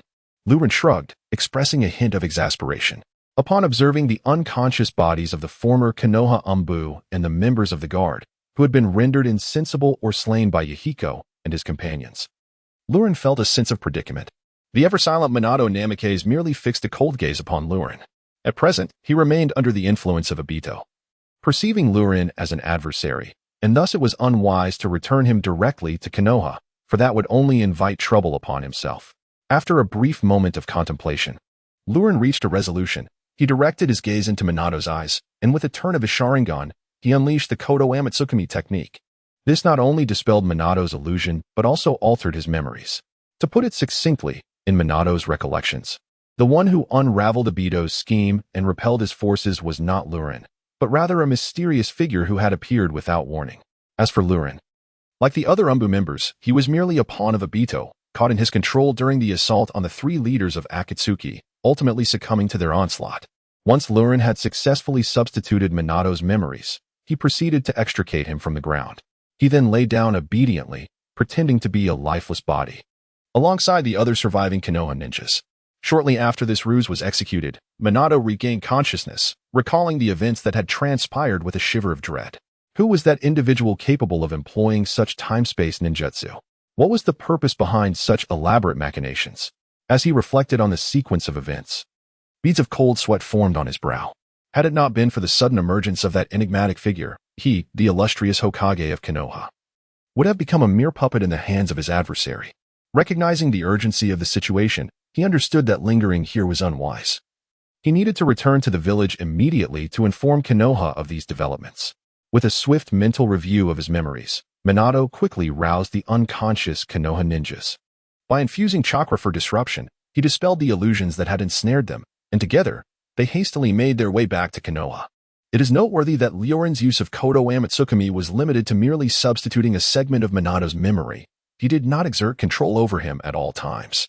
Consequently, Minato's chakra remained in a normal state, unlike that of Kurigan, which was perpetually in an abnormal condition, easily detectable by Niji's Byakugan. Even upon returning to Konoha, Minato would exhibit no signs of suspicion when confronted by the inquiries of the Hyuga clan. Moreover, it would be improbable for the members of the Hyuga clan to instigate an investigation into Minato without substantial costs. Of course, even if they did probe, they would find nothing amiss. The events Minato encountered during the peace negotiations soon sparked a commotion within Konoha, thrusting the masked man into the spotlight of the village's upper echelons. According to Minato's account, this individual possessed inscrutable time-space ninjutsu, was adept and would release, and bore the eyes of the Uchiha clan. The legendary Minato Namikaze was bested by this enigmatic figure, a truly perilous and terrifying prospect. However, it is precisely this circumstance that has rendered the individual who rescued the Yellow Flash of Konoha all the more astonishing to the inhabitants of the village. Not only did this person effortlessly vanquish Minato, but he also swiftly eliminated the likes of Kakuzu, forcing the masked man to retreat in utter disarray, an overwhelming display of power. As Minato detailed the fierce battle against various formidable foes, Sarutobi Hiruzen and other skilled individuals in the office could only nod in agreement. The identity of this mysterious savior was becoming increasingly apparent. A year prior, the 7 ninja swordsmen of the mist invaded Konoha, and 5 of their number fell to this enigmatic figure. Eyewitness accounts from Kurenai Yuhi and Might Guy described a domineering black flame wielded by this individual. Furthermore, according to Minato's account, the same black flames were employed to repel both the Mizukage and the masked man, suggesting they were indeed manifestations of the same technique. Thus, I surmise that the mysterious individual who intervened to save Minato today is none other than the one who has long concealed himself within the village. Sarutobi Hiruzen pondered aloud as he paced, and his perspective garnered unanimous agreement among those present. After all, the elite of the ninja world are limited in number. The 5 Kage represent the pinnacle of contemporary ninja prowess, with only the legendary Hanzo of the Salamander surpassing them. In such circumstances, encountering 2 individuals of transcendent strength, both harboring goodwill toward Konoha and adept in the same black flame technique, is an exceedingly improbable occurrence. The mysterious figure who emerged today is indeed the very same individual who has remained hidden within Konoha. This is the conclusion that aligns most closely with the truth. It is astonishing to consider that this enigmatic person not only masters space-time ninjutsu but also possesses proficiency in Minato's Flying Thunder God technique, truly remarkable. Reflecting on the formidable prowess described by Minato, those present were enveloped by a sense of suffocating awe. This was a being who transcended their own capabilities, dwelling in an entirely different realm of strength. Fortunately, this powerful ally stood as a friend rather than a foe to Konoha. Subsequently, the surviving members of Konoha's Umbu and the guard team, including the likes of Kiba, were subjected to the village's inquiry. Their testimonies aligned seamlessly with Minato's account, generating no suspicions within Konoha. As for the less fortunate individuals, they were spared the full extent of the mysterious figure's wrath. Instead of employing the formidable technique, he merely utilized a basic genjutsu to control them, for they were nothing more than insignificant pawns. No one would take notice. The higher-ups of Konoha swiftly redirected their attention toward the masked man, perceiving the mysterious figure's multiple interventions as less concerning. The sole remaining threat was, in their view, that masked individual. After completing the investigation, Rinnegan took a moment to recuperate before returning to report to the Konoha Guard. Having recently returned to the Konoha Guard, he and another surviving member were summoned by the clan leader, Uchiha Fugaku. With a grave expression, Fugaku fixed his gaze upon both Ryu and the other individual, inquiring in a deep tone, "Can we ascertain whether the masked man who ambushed you is indeed a member of the Uchiha clan?" "Leader, we can confirm it. We saw clearly that he possesses the Sharingan." Ryu and his companion responded truthfully. Fugaku meticulously probed further into Tobi's ocular techniques and other pertinent details, seemingly intent on verifying the identity of the assailant. Regrettably, the masked man had concealed his face throughout the encounter, leaving them unable to ascertain his true identity. "Very well, I understand. You may return to the guard now, but remember, do not speak of the masked man to anyone lightly," Uchiha Fugaku sternly instructed Ryu and his companion. The Uchiha clan and the village had long endured a profound rift. Should news of a mysterious Uchiha attacking the Hokage of Konoha spread, it would exacerbate the existing tensions and animosities. Even now, Fugaku could sense the suspicion and doubt directed towards him from the village's higher-ups. Even Sarutobi Hiruzen and Mito Gate and had subtly inquired whether he was privy to the masked man's whereabouts. Who, indeed, was that Uchiha? After Ryu and the others departed, Fugaku fell into deep contemplation.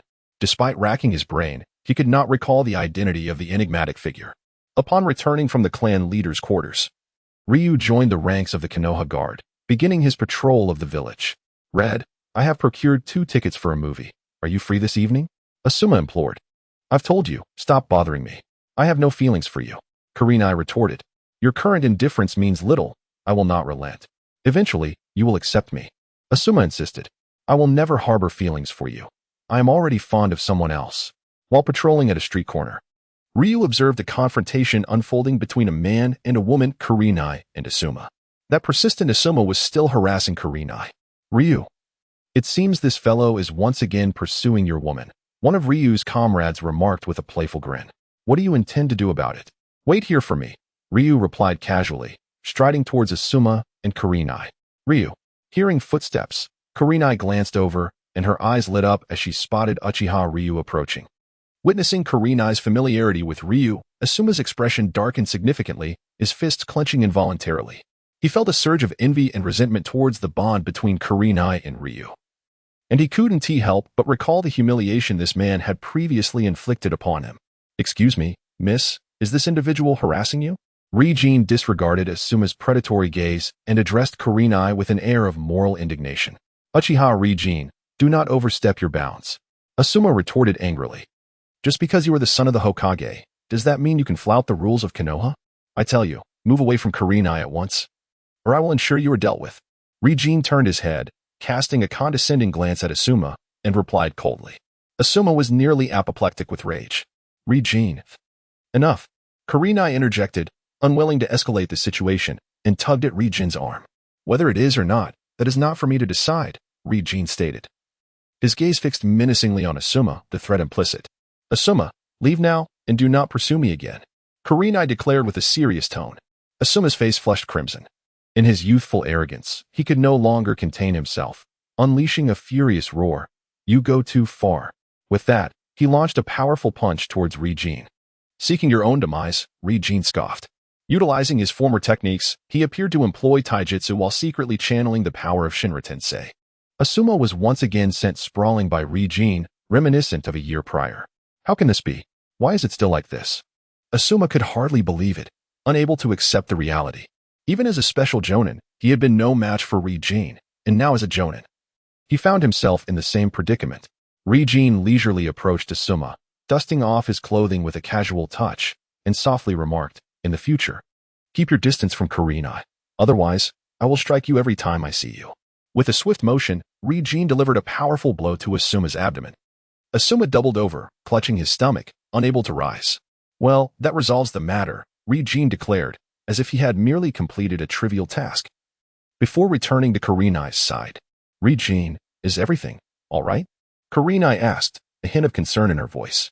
What issue could there be? I was merely fulfilling my duties as a member of the guard, Rinnegan replied nonchalantly. Kurenai reflected that it was indeed Asuma who had initiated the confrontation, so Rinnegan was not at fault. She hoped that this would finally put an end to Asuma's relentless pursuit. By the way, Kurenai, I believe I heard you mention you have someone you like, Rinnegan asked mischievously. None of your business. Kurenai froze momentarily before making a hasty retreat. Asuma truly is in a pitiful state, a voice suddenly echoed from behind Rinnegan and the other guards, causing them to turn instinctively, startled. The two other guards not only showed surprise and astonishment, but also bore expressions of palpable awkwardness and anxiety. Master Jiraiya. They gazed at the roguish ninja with long white hair and the word oil inscribed on his forehead protector, feeling an overwhelming sense of discomfort. Even the proud Uchiha clan found it difficult to maintain their arrogance in the presence of a legendary ninja such as the Sannin. Especially for the ordinary members of the Uchiha clan, the situation was even more awkward given the circumstances. Jiraiya was the student of the third Hokage, yet Ren had struck the third's own son. Master Jiraiya. Asuma displayed a look of shame and embarrassment, hastily scrambling to his feet, wishing he could vanish into the ground. It was merely a beating. What was the big deal? There was no need to feel disheartened. Everyone had endured their share of beatings in their youth. Jiraiya, witnessing Asuma's predicament, could not help but chuckle. He seemed to reminisce about his own past encounters with a certain violent woman who had mercilessly beaten him. At that time, he had also been defiant against the so-called genius, Orochimaru, challenging him repeatedly and enduring severe defeats. Yet you, young one, are quite intriguing. Your taijutsu is remarkably impressive, Jiraiya remarked, curiosity piqued as he approached Ren. The two other Uchiha beside Ren appeared increasingly tense. Ren, however, maintained his composure, responding calmly. I have devoted all my time to practicing taijutsu, so naturally, I have attained a certain level of proficiency. A Uchiha who specializes in taijutsu, how fascinating, Jiraiya mused. Then laughed heartily. Continue on. Do not mind me. With that, he turned to leave, seemingly indifferent to the earlier incident involving the Konoha guard bullying Asuma. In truth, he regarded the matter as a trivial squabble among children. Given his status, he had no inclination to intervene. Master Jiraiya, please wait. Ren suddenly called out from behind. Master Jiraiya, do you happen to have any copies of Ica Paradise signed by you? Ren hurriedly approached him, eager to ask. As a fan of the Hokage, how could he not seize the opportunity to request a signed copy? It held immense collectible value. Oh, haha. So you are a fan of mine, Jiraiya exclaimed, pleasantly surprised to encounter a fan so soon after returning to the village, displaying a proud expression. While I am delighted to meet a fan, is it really appropriate for someone your age to read Ica? He ruffled Ren's hair affectionately. Ren, however, disdainfully swatted Jiraiya's hand away, asserting, Master Jiraiya, it's not that I look down on you, but I must declare that when it comes to driving, I am unrivaled in the entire ninja world. Nobody dares to claim second place. Driving? Veteran driver? Although Jiraiya could not comprehend how the conversation had veered into such an unrelated topic, he sensed a profound disdain in Ren's eyes. And a sense of camaraderie. Well, I am in my teens now, no longer a mere child, so it is perfectly acceptable to observe. Perhaps sensing a kindred spirit, Jiraiya shifted his demeanor. However, I currently lack a signed book, but that is of no consequence. After all, I shall be in Konoha for a while, and I will ensure to provide you with the signature at a later date. It is settled then, Lord Jiraiya. A promise is a promise. Jiraiya waved his hand dismissively at Liu Ren and sauntered away. Once Jiraiya departed, Asuma cast a gaze filled with humiliation, resentment, and bitterness upon Liu Ren for a moment before hastily leaving the scene. Phew, that was nerve-wracking. I was genuinely frightened just now. The two companions beside him let out long sighs, as it was indeed Liu Ren who had been bullying Asuma earlier. Relax.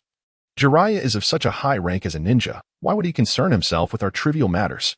Liu Ren remarked nonchalantly, continuing his patrol through the village with an air of indifference. Yet, within his heart, he pondered Jiraiya's return. Was it merely a visit, or did he harbor ulterior motives? Both possibilities were plausible. After Jiraiya's return, he immersed himself in gathering material in various women's bathhouses and clothing stores, reveling in the experience and losing track of time. Teacher, you've returned. Upon receiving news, Minato Namikaze personally rushed to Jiraiya's side. Minato, I heard you've become Hokage. That's truly impressive. Jiraiya reluctantly put away the telescope upon seeing Minato. It is all due to your guidance and the village's trust. Minato replied humbly. After exchanging a few words, Jiraiya became serious and addressed Minato. Minato, gather everyone together. I have important matters to discuss with them upon my return. Minato's expression shifted slightly, and without hesitation, he led Jiraiya to the Hokage office, summoning the village as top brass, including Hiruzen Sarutobi and Kohara Uchiha. Jiraiya, now that everyone is here, you may share what is so important, Hiruzen said, taking a puff from his pipe before slowly addressing Jiraiya. With a grave expression, Jiraiya recounted a peculiar experience from a few days prior. I was gathering material. I was searching for the child of prophecy when suddenly, I was summoned by Sage Fukasaku to Mount Miyaboku.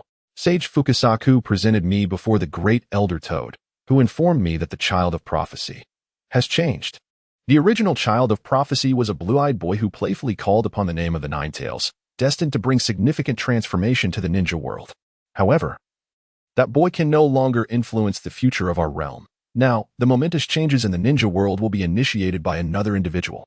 That individual shall be the new child of prophecy. As Jiraiya's words echoed through the room, they immediately captured the undivided attention of all present. The prophecy of the great sage Toad was not to be taken lightly. Jiraiya, regarding the new child of prophecy, pondered what the great sage Toad had foreseen.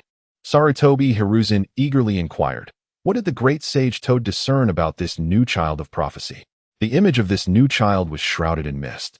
Obscuring the sage's clarity, he could only perceive a scene where the child stood before black flames. Jiraiya's tone was laden with gravity. Black flames?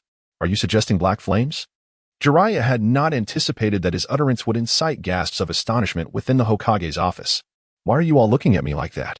Do you know who I am referring to? Jiraiya felt a surge of excitement.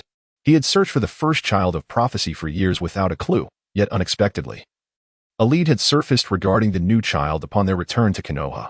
Could it be that the mysterious figure who repeatedly came to our aid is the child of prophecy? Sarutobi pondered aloud, gazing at the assembly. Konoha's elite, including Minato Namikaze and Kushina Uzumaki, exchanged thoughtful glances, each reflecting a sense of realization. At present, this individual appeared to be the only one who met the criteria, for black flames had scarcely been wielded by anyone else. Mysterious figure? What mysterious figure? Jiraiya was utterly bewildered. For the past 2 years, he had roamed the shinobi world, completely unaware of any such entity. Sarutobi and the others proceeded to enlighten Jiraiya about the enigmatic figure, leaving him both astonished and perplexed. The one who sealed the half-tailed beast, defeated Inoki, vanquished the 7 ninja swordsmen, and bested Minato seemed to possess strength surpassing even his own.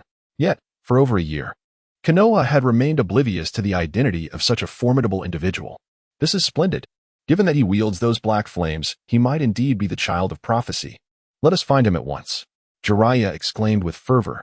Thus, the occupants of the office began to meticulously recount every detail they could recall about the mysterious figure, hoping to uncover further clues. Ultimately, they found a breakthrough through Minato. It turned out that Yahiko, Nagato, and Konan had encountered this mysterious individual as well. Coincidentally, they were all Jiraiya's students.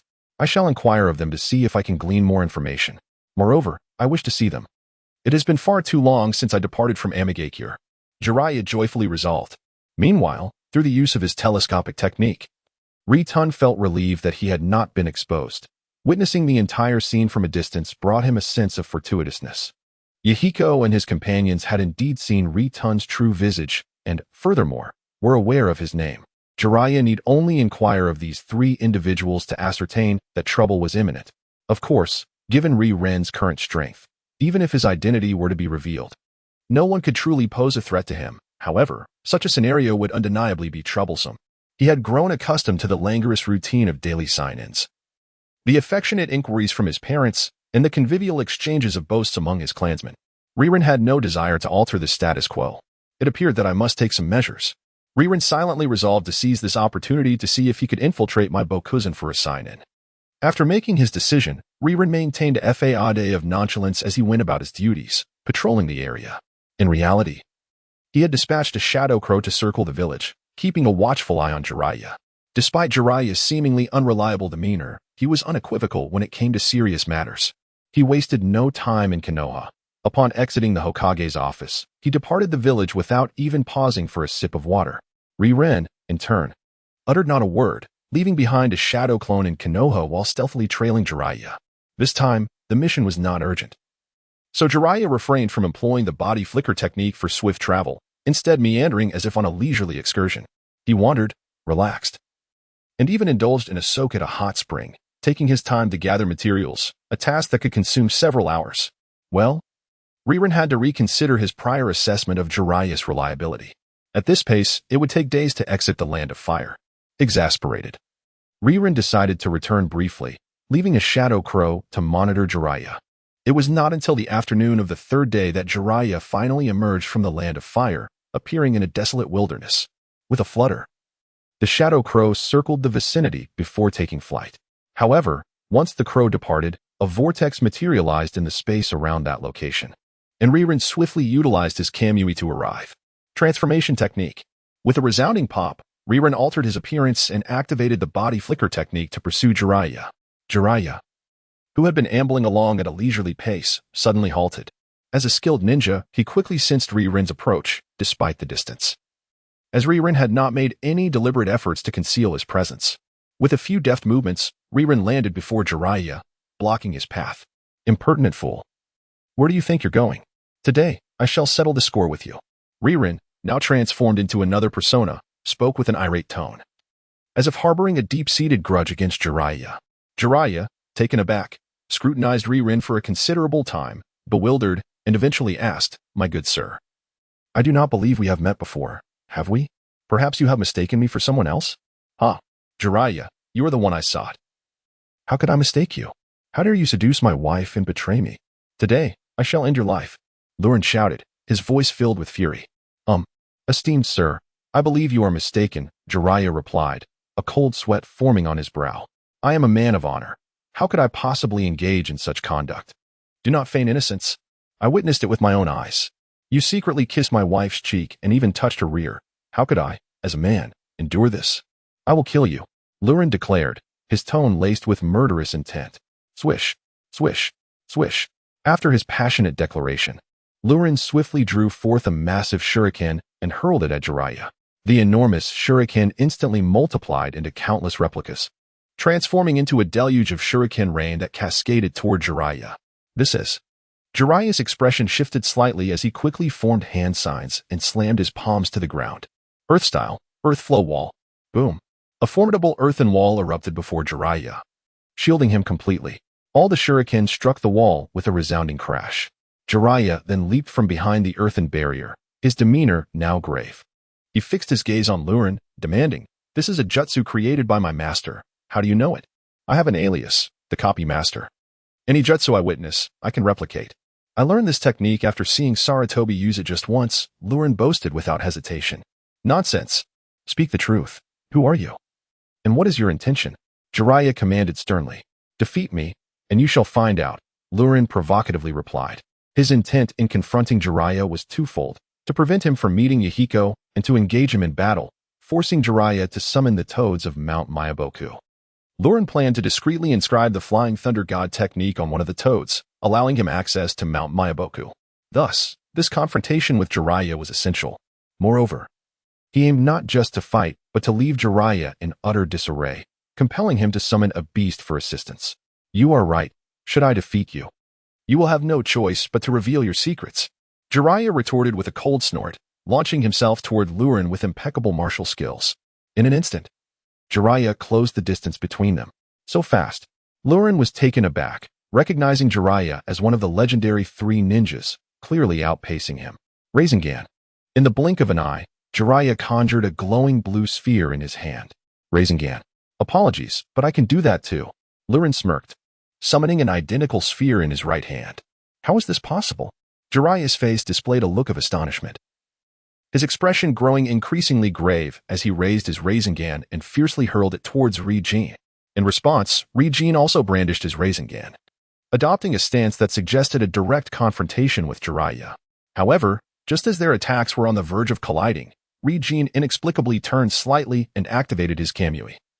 Vanishing from sight, Jiraiya, caught off guard, unexpectedly found himself passing through Rinnegan's form, leaving his vulnerable back exposed. Seizing this rare opportunity, Rinnegan swiftly turned around and struck at Jiraiya's back with his Rinnegan. Yet, being one of the legendary Sannin, Jiraiya was not so easily caught off guard. In that critical moment, the Rinnegan in Jiraiya's hand dissipated as he clapped his hands together, invoking the technique, ninjutsu, needle hell. In the blink of an eye, Jiraiya's white hair surged dramatically, enveloping him entirely. In essence, Jiraiya had transformed into a formidable mass of quills. As Rinnegan approached, Jiraiya's hair transformed into sharp spikes. Lunging towards him, Rinnegan, undeterred, continued to press forward with his Rinnegan, which was surrounded by a powerful vortex of energy that repelled any hair that ventured too close. Given the lightning-fast nature of the exchange, Jiraiya's hasty defense was somewhat insufficient. While his defense was formidable, he lacked the time to mount a counterattack. Just as the spikes erupted outward, Rinnegan's Rinnegan was already upon him. With a thunderous explosion, a powerful wave of energy erupted, sending Jiraiya flying. Nevertheless, after a few agile bounces, he firmly regained his footing. Most of the Rinnegan's assault had been mitigated by his needle hell technique, resulting in minimal damage. Yet, as Jiraiya gazed at Rinnegan, his eyes were filled with gravity and astonishment. This individual had managed to suppress him in such a brief span of time, revealing an unfathomable depth of strength. Fire style, fireball jutsu. Jiraiya swiftly formed hand seals and unleashed a torrent of flames towards Rinnegan. The flames enveloped Rinnegan, creating a formidable barrier of fire. Although Jiraiya's fire style technique was somewhat inferior to that of Uchiha Madara, it still far surpassed the abilities of an average practitioner. When had fire style ninjutsu ever failed to slay? Rinnegan shrugged, casually remarking, aware that, given his current chakra reserves, engaging Jiraiya head-on would be an unwise course of action. Instead, he swiftly produced a kunai imbued with the Flying Thunder God technique and launched it towards Jiraiya. The kunai soared through the inferno, aimed directly at Jiraiya's face. Jiraiya's countenance was stern, tinged with a hint of perplexity. He found it difficult to comprehend the significance of Rinnegan launching this kunai under such circumstances. Did the adversary truly believe this would inflict harm upon him? That was utterly inconceivable. However, as this thought fleetingly crossed his mind, Jiraiya suddenly perceived a blur before him. An apparition, most unexpectedly, manifested right in front of him. Undoubtedly, it was Rinnegan. This was the Flying Thunder God of Minato. Jiraiya's pupils constricted slightly. Screech, screech. The air crackled with arcs of lightning emanating from Rinnegan's hand. A formidable aura of thunderous might enveloping the vicinity. Simultaneously, it felt as though 1,000 birds were shrieking in his ears, nearly bursting his eardrums. Kakashi's Chidori. Jiraiya felt a surge of exasperation. Although this enigmatic individual seldom unleashed his abilities, each move he executed was a signature technique of Konoha's ninjas. Who exactly was this person? As these thoughts raced through his mind, Jiraiya promptly activated the body flicker technique, swiftly evading to the side. Rinnegan's Chidori missed its mark entirely. Indeed, Jiraiya's evasion showcased his prowess. Rinnegan's face brimmed with admiration. Utilizing the Flying Thunder God, he had almost instantaneously appeared before Jiraiya. Most ninjas would be unable to react in time, likely succumbing to Rinnegan's Chidori. Yet, Jiraiya managed to evade flawlessly. Such skill truly warranted the title of the legendary Sannin. It seemed imperative to display more strength to compel you to summon the toads of Mount Mayaboku for assistance. Rinnegan resolved within himself at that moment. He removed the sunglasses adorning his face, revealing his crimson Sharingan. Rinnegan had long since planned to employ the Kodoha Tsukumi to alter Jiraiya's memories, leading him to mistakenly believe he had encountered Yahiko and the others. Furthermore, the information gleaned from Yahiko's group perfectly aligned with that of Minato Namake's. Thus, the plan was foolproof. Hence, he had no fear of exposing his Sharingan. Jiraiya was taken aback. The Sharingan? You are of the Uchiha clan. This revelation was utterly unexpected for Jiraiya. At that moment, he finally grasped why his opponent possessed such a plethora of ninjutsu. Defeat me, and I shall reveal everything. But as of now, you have yet to conquer me. Rinnegan chuckled coldly, his gaze fixed on Jiraiya as his pupils shifted. Kamui. This time, it was a long-range Kamui. Crack. Jiraiya's head was severed by Rinnegan, his body collapsing lifelessly to the ground. However, at the moment the headless corpse hit the earth, a plume of azure smoke erupted, transforming it into a wooden log. In a critical juncture, Jiraiya had employed the body substitution technique. Yet unbeknownst to Jiraiya, Rinnegan harbored no intent to kill him. Thus, the long-range Kamui was significantly delayed, affording Jiraiya a moment to react. Otherwise, even if he escaped death, he would have sustained grievous injuries, and it was inconceivable that he could merely counter with a simple body substitution technique. Despite this, Jiraiya was drenched in cold sweat, instinctively touching his neck. A sudden wave of life and death crisis surged in his heart. Had he been a moment slower, his head would have been severed. More critically, he had danced on the edge of death and yet remained oblivious to the means employed by his opponent. This individual was exceedingly perilous. Has he hidden away? Jiraiya, do you dare not confront me directly? Liu Ren provocatively declared, surveying the empty surroundings. Earth release, yellow spring marsh. A faint voice echoed in Liu Ren's ears, and the soil beneath him abruptly transformed into a quagmire. Instantly, he lost his balance. Chaotic Lion's main technique. Following this, Jiraiya abruptly utilized the body flicker technique, his hair cascading like a waterfall as he soared into the air. In that fleeting moment, he ensnared Liu Ren completely. To Liu Ren, the sensation was one of sudden weakness beneath his feet, a brief sway of his body, only to be tightly bound by the white hair. He hadn't even had the chance to employ the Flying Thunder God technique. Moreover, as the binding was not an attack, his short-range deity power did not automatically transport his body into the deity power space. Of course, possessing sufficient strength for self-defense, Liu Ren intended to refrain from utilizing the power of the Rinnegan unless absolutely necessary, thus disregarding techniques such as Shinra Tensei. Yet even so, to be captured by Jiraiya in such a brief span was a testament to the prowess of the legendary three ninjas. They were indeed incomparable to ordinary individuals. Fortunately, Liu Ren possessed a multitude of other abilities. Now, can you answer my question? Jiraiya inquired gravely, his hair firmly binding Liu Ren. Fearing the repercussions of Liu Ren's long-range deity power, Jiraiya dared not position himself directly in front of Liu Ren, opting instead to appear at his side. Though the earlier long-range deity power had only been a fleeting glimpse, Jiraiya deduced it was a form of ocular technique, thus consciously avoiding standing within Liu Ren's line of sight. Jiraiya, do you think it's so simple to capture me? You underestimate me far too much. Liu Ren's voice resonated with unwavering confidence, showing no sign of resignation to his capture. His arsenal was far greater than Jiraiya had anticipated. Chidori flow. With this low murmur, lightning chakra began to ripple around Liu Ren.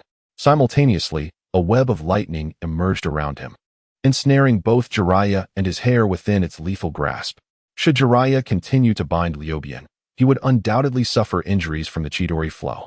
Reluctantly, Jiraiya retracted his hair and, in that critical moment, utilized the body flicker technique to evade, narrowly escaping the onslaught of Liu Ren's lightning. Had he hesitated even a moment longer, the lightning would have struck true. The unsealed lightning-style ninjutsu. At this moment, Jiraiya's expression had grown exceedingly grave. The formidable prowess of Liu Ren had far exceeded his expectations. The multitude of techniques and the bizarre strength exhibited by his opponent were unlike anything Jiraiya had ever encountered. God's might. Just as Jiraiya was engulfed in shock, Liu Ren abruptly turned his gaze towards him and unleashed a long-range attack. Danger. Jiraiya instinctively activated his body flicker technique in an attempt to evade. However, he was unable to completely escape. The attack inflicted a deep cut on his shoulder, blood gushing forth. Well done, Jiraiya. You managed to evade again. But do you believe you can continue to do so? Liu Ren remarked mockingly, arms crossed with a smirk. Jiraiya's countenance was a picture of despair. The peculiar assault was nearly impossible to defend against, and even the slightest lapse in concentration could lead to disaster, leaving him utterly vexed. Although he had dodged twice already, he felt no confidence in evading a third strike. Reluctantly, Jiraiya had to acknowledge that he could not defeat this enigmatic foe relying solely on his own abilities. With a determined breath, he ceased his hesitation and swiftly began forming seals, slamming his hand onto the ground. A circle of intricate symbols spread outward. Bang! As smoke billowed, a colossal figure materialized before Liu Ren. Clutching a pipe and donning a short sword at his waist, it was none other than Jiraiya's longtime ally, Gamabunta. This creature had forged a pact with Jiraiya, Minato, and the future Naruto, effectively serving 3 generations of their lineage. Those eyes, are they from the Uchiha clan? Jiraiya, what is going on? Gamabunta inquired, somewhat bewildered. I am not entirely certain. An inexplicable enemy has emerged. Be cautious of his eyes. His ocular techniques are formidable. Moreover, he possesses the flying thunder god technique like Minato. Jiraiya instructed with a serious demeanor from atop Gamabunta's head. Enough with the chatter. Gamabunta grumbled impatiently, then leaped forward, resembling a small mountain as he charged toward Liu Ren. Given Gamabunta's immense size, his speed was somewhat lacking. Liu Ren evaded effortlessly using the body flicker technique without even resorting to the flying thunder god. During this engagement, Liu Ren stealthily inscribed a flying thunder god seal onto Gamabunta. Now, it was time to bring the giant down. Liu Ren contemplated that conventional methods would prove ineffective against such a massive creature. He would need to showcase his true capabilities. It was time to test his Susanoo. Ever since he had acquired the genuine eternal Manjiki Sharingan, he had yet to fully experience its power. Are you just going to keep running, little brat? The formidable Gamabunta relentlessly pursued Liu Ren, yet failed to land a blow, and soon began to taunt him. If I don't flee, it will be you who must. Liu Ren chuckled, dismissing further banter. With a mere flicker of his kaleidoscopic gaze, a colossal blue energy began to coalesce and swirl around him. In the blink of an eye, a towering blue energy giant materialized before Gamabunta and Jiraiya. Clad in armor and wielding a great sword, the giant dwarfed Gamabunta's 17-meter frame, rendering him a mere child in comparison. Susanoo, Jiraiya, why didn't you mention that this Uchiha could summon Susanoo earlier? Gamabunta gazed up in utter astonishment at the gargantuan apparition before him. Boom! Before Jiraiya could utter a word, Liu Ren commanded Susanoo to deliver a swift kick, sending Gamabunta hurtling through the air, weaponless and defenseless. In that moment, the massive creature was tossed about like a rag doll, rolling across the ground several times. Jiraiya, I can no longer continue. I must return. If you cannot handle it, retreat to Mount Myaboku and do not overexert yourself. Gamabunta lay sprawled on the ground, uttering his words to Jiraiya. Oh, the irony. The once mighty Gamabunta was utterly incapable of withstanding even a casual blow from Susanoo. Bang! After uttering his last words, Gamabunta transformed into azure smoke and vanished, retreating in disgrace to Mount Myaboku. At this juncture, Liu Ren's plan had reached its halfway point. Next, he merely needed to use the Kodo Amatsukami to replace a segment of Jiraiya's memory, thus allowing him to confidently proceed to Mount Myaboku for the signing. Against an opponent of Jiraiya's caliber, there was no need for Susanoo. Liu Ren promptly exited its form. Given your strength, if you intended to kill me, I fear I would not have endured this long, Jiraiya remarked, not one to be easily fooled. Since you are aware of this, why not submit? Liu Ren arched an eyebrow. That simply won't do. I am one of the legendary 3, after all. I must maintain my dignity. Jiraiya resolutely declined Liu Ren's well-meaning suggestion. With no further pleasantries exchanged, Liu Ren brandished a kunai and charged at Jiraiya. Unyielding, Jiraiya retaliated, and their kunai clashed in midair. Clang! The sharp metallic sound resonated, and sparks flew. Seizing the moment, Jiraiya delivered a swift kick toward Liu Ren. To Jiraiya's astonishment, this seemingly simple strike knocked Liu Ren to the ground. However, upon hitting the earth, Liu Ren instantly transformed into a wooden figure. Oh no! Jiraiya sensed impending doom. But it was already too late. Slap! A hand rested upon his shoulder. Jiraiya, you have lost. Meanwhile, a relaxed voice echoed, prompting Jiraiya to turn around. Undoubtedly, it was the enigmatic individual with whom he had been engaged in combat. I concede, and I concede wholeheartedly. Jiraiya was not one to shy away from defeat. The opponent's adept use of the substitution technique to divert his attention and appears silently behind him, had led to his utter downfall. Had the adversary wished to end his life, 100 of him would have perished without a trace. However, what puzzled Jiraiya was how, given his formidable prowess, he had been approached so stealthily without a hint of awareness. Could it be some extraordinary technique? Jiraiya knew well that there was no Flying Thunder God technique at play, nor had the opponent thrown a kunai imbued with its power. Unbeknownst to him, the individual had utilized the space-time transfer of Kamui. Although this person had previously demonstrated the intangibility of Kamui in the long-range spatial slicing, he had never showcased the transfer of oneself. Thus, Jiraiya remained oblivious to this maneuver, allowing the individual to effortlessly appear behind him and restrain him. Accepting his defeat, Jiraiya resigned himself to fate. The individual smiled gently, his Sharingan swirling, and directly activated the Kodoamet Tsukumi on Jiraiya, implanting a preordained memory into his mind. Once the memory was embedded, Jiraiya instantly believed he had located Yahiko and his companions and obtained the desired information from them. Overall, it aligned perfectly with what Minato had mentioned, revealing no further details. Jiraiya began his leisurely return to Konoha, now free to sign in at my Bokuzen without concern. The individual watched Jiraiya's retreating figure, feeling a tinge of excitement. He carefully sensed the location of his Flying Thunder God mark and immediately discerned the precise whereabouts of my Bokuzen. However, the distance to my Bokuzen was considerable, and he pondered whether he could successfully employ the Flying Thunder God technique with his chakra reserve stretched so thin. One thing was certain, even if successful, it would consume a significant amount of chakra, a rather imprudent endeavor. Thus, he opted not to use the Flying Thunder God to infiltrate my Bokuzen, but instead chose a more prudent method, Kamui. Kamui was indeed the unparalleled artifact for long-distance teleportation. Buzz, having made his decision, a swirling vortex of space materialized in his left eye, and he was drawn into the spatial whirlpool, vanishing completely. My Bokuzen. By the picturesque waterside clearing, 2 colossal toads were engaged in training. One wielded a weapon resembling a slingshot, while the other brandished dual blades. They were none other than the brothers of Fukasaku, Toad Hiroshi and Toad Ken. The 2 toads were thoroughly engrossed in their practice when, with a resounding bang, a massive figure appeared not far off, Fukasaku himself. At this moment, the frail Wantai of the Toad clan collapsed onto the ground, gasping for breath, evidently gravely injured. His companions, the Toad brothers, immediately ceased their practice and hurried over. Wantai, what has transpired? Are you all right? They inquired anxiously. It's a long story. I encountered a formidable Uchiha. Wantai replied weakly, I have urgent matters to report to Sage Shinzua. The brothers, sensing the gravity of the situation, swiftly accompanied Wantai to seek out Sage Shinzua. Upon hearing of Wantai's injury, both Sage Shinzua and Sage Jima approached without hesitation. Wantai recounted in detail how he had been summoned by Jiraiya, only to confront an Uchiha who had activated the Susanoo. After listening, both sages' expressions grew somber. The Uchiha clan is indeed a troublesome lineage, Sage Shinzua lamented. It seems the ninja world may not enjoy peace for much longer. He recalled tales from the great Toad Sage about Indra, the ancestor of the Uchiha clan, who had forsaken the aspirations of his father, the Sage of 6 Paths, and opposed him. Furthermore, he was acutely aware of the events surrounding Uchiha Madara's betrayal of Konoha during the Warring States period. They understood all too well the immense power contained within those eyes. Historically, this clan has consistently stirred turmoil within the ninja world, refusing to remain tranquil. Even in their current diminished state, they remained in a precarious position with Konoha. If this clan were to regain formidable strength, Sage Shinzua felt a profound sense of foreboding.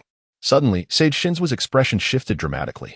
This is bad. Someone has breached Mayaboka Mountain. He had just sensed through sage techniques that an intruder had entered Mayaboka Mountain, a phenomenon that had never occurred before. Setting aside the fact that no one in the ninja world knew the exact location of Mayaboka Mountain, even those who did would find it impossible to enter. How could anyone infiltrate so silently? Without a moment's hesitation, Sage Shinzua and the others swiftly deployed their techniques and vanished from sight in a few leaps. Undoubtedly, the one who had intruded upon Mayaboka Mountain was Ryub Blade. Utilizing the space-time ability of Kamui, he effortlessly materialized within Mayaboka Mountain.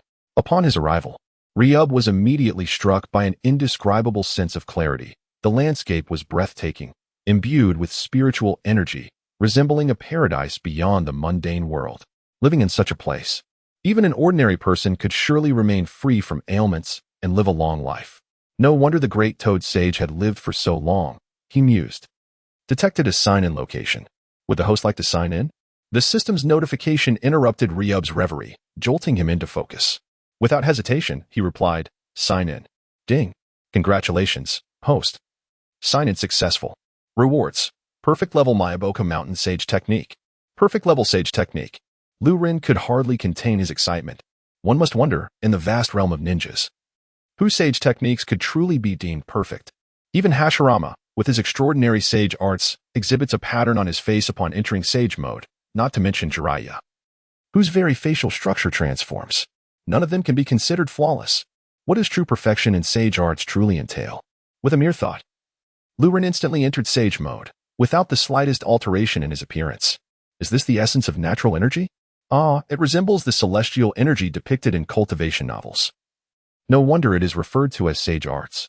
Liu Ren felt an immense energy coursing through him, a sense of indescribable satisfaction enveloping him. However, there lingered a singular regret. The essence of sage mode lies in the equilibrium of natural energy, physical energy, and spiritual energy, each constituting 1/3.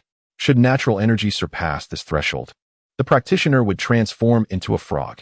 The perfect sage technique he had acquired merely allowed him to achieve this balance instantaneously. Yet, due to the limited chakra within him, this perfect sage mode could not be sustained for long, merely a few minutes before it would come to an end. After all, sage chakra is fundamentally based on one's own chakra. Nonetheless, once in sage mode, Liu Ren's ninjutsu and taijutsu could amplify by several dozen times, an extraordinary feat in itself. What manner of chakra is this? How could you wield sage arts? An astonished voice interrupted Liu Ren's thoughts. Sage Shinsaku, Sage Shima, and Gamabunta all materialized before him.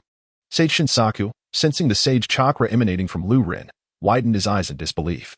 How had this intruder mastered the sage techniques of Mayabokuzen? They had never imparted such knowledge to anyone. As for Gamabunta, he did not recognize the current Liu Ren, for Liu Ren had employed transformation techniques to assume another identity. Had he appeared as before, Gamabunta would have recognized him, inevitably leading Mayabokuzen to contact Jiraiya regarding his whereabouts, a source of trouble Liu Ren preferred to avoid. Naturally, concealing his eyes was unnecessary. The Uchiha identity was too distinctive, making it ill-suited for mischief. It would be a self-inflicted predicament. Pray tell, who are you? Sage Shinsaku's penetrating gaze fixated upon Liu Ren as he spoke softly yet firmly. There is no need for alarm. I harbor no ill will towards Mayabokuzen. As for my identity, I regret to inform you that I prefer to keep it a secret for the time being, Liu Ren shrugged. Choosing not to engage further with the gathered toads, he activated his Kimyui, vanishing before their very eyes. This is space-time ninjutsu. No wonder he could infiltrate Mayabokuzen. Sage Shinsaku lamented, his head throbbing with concern.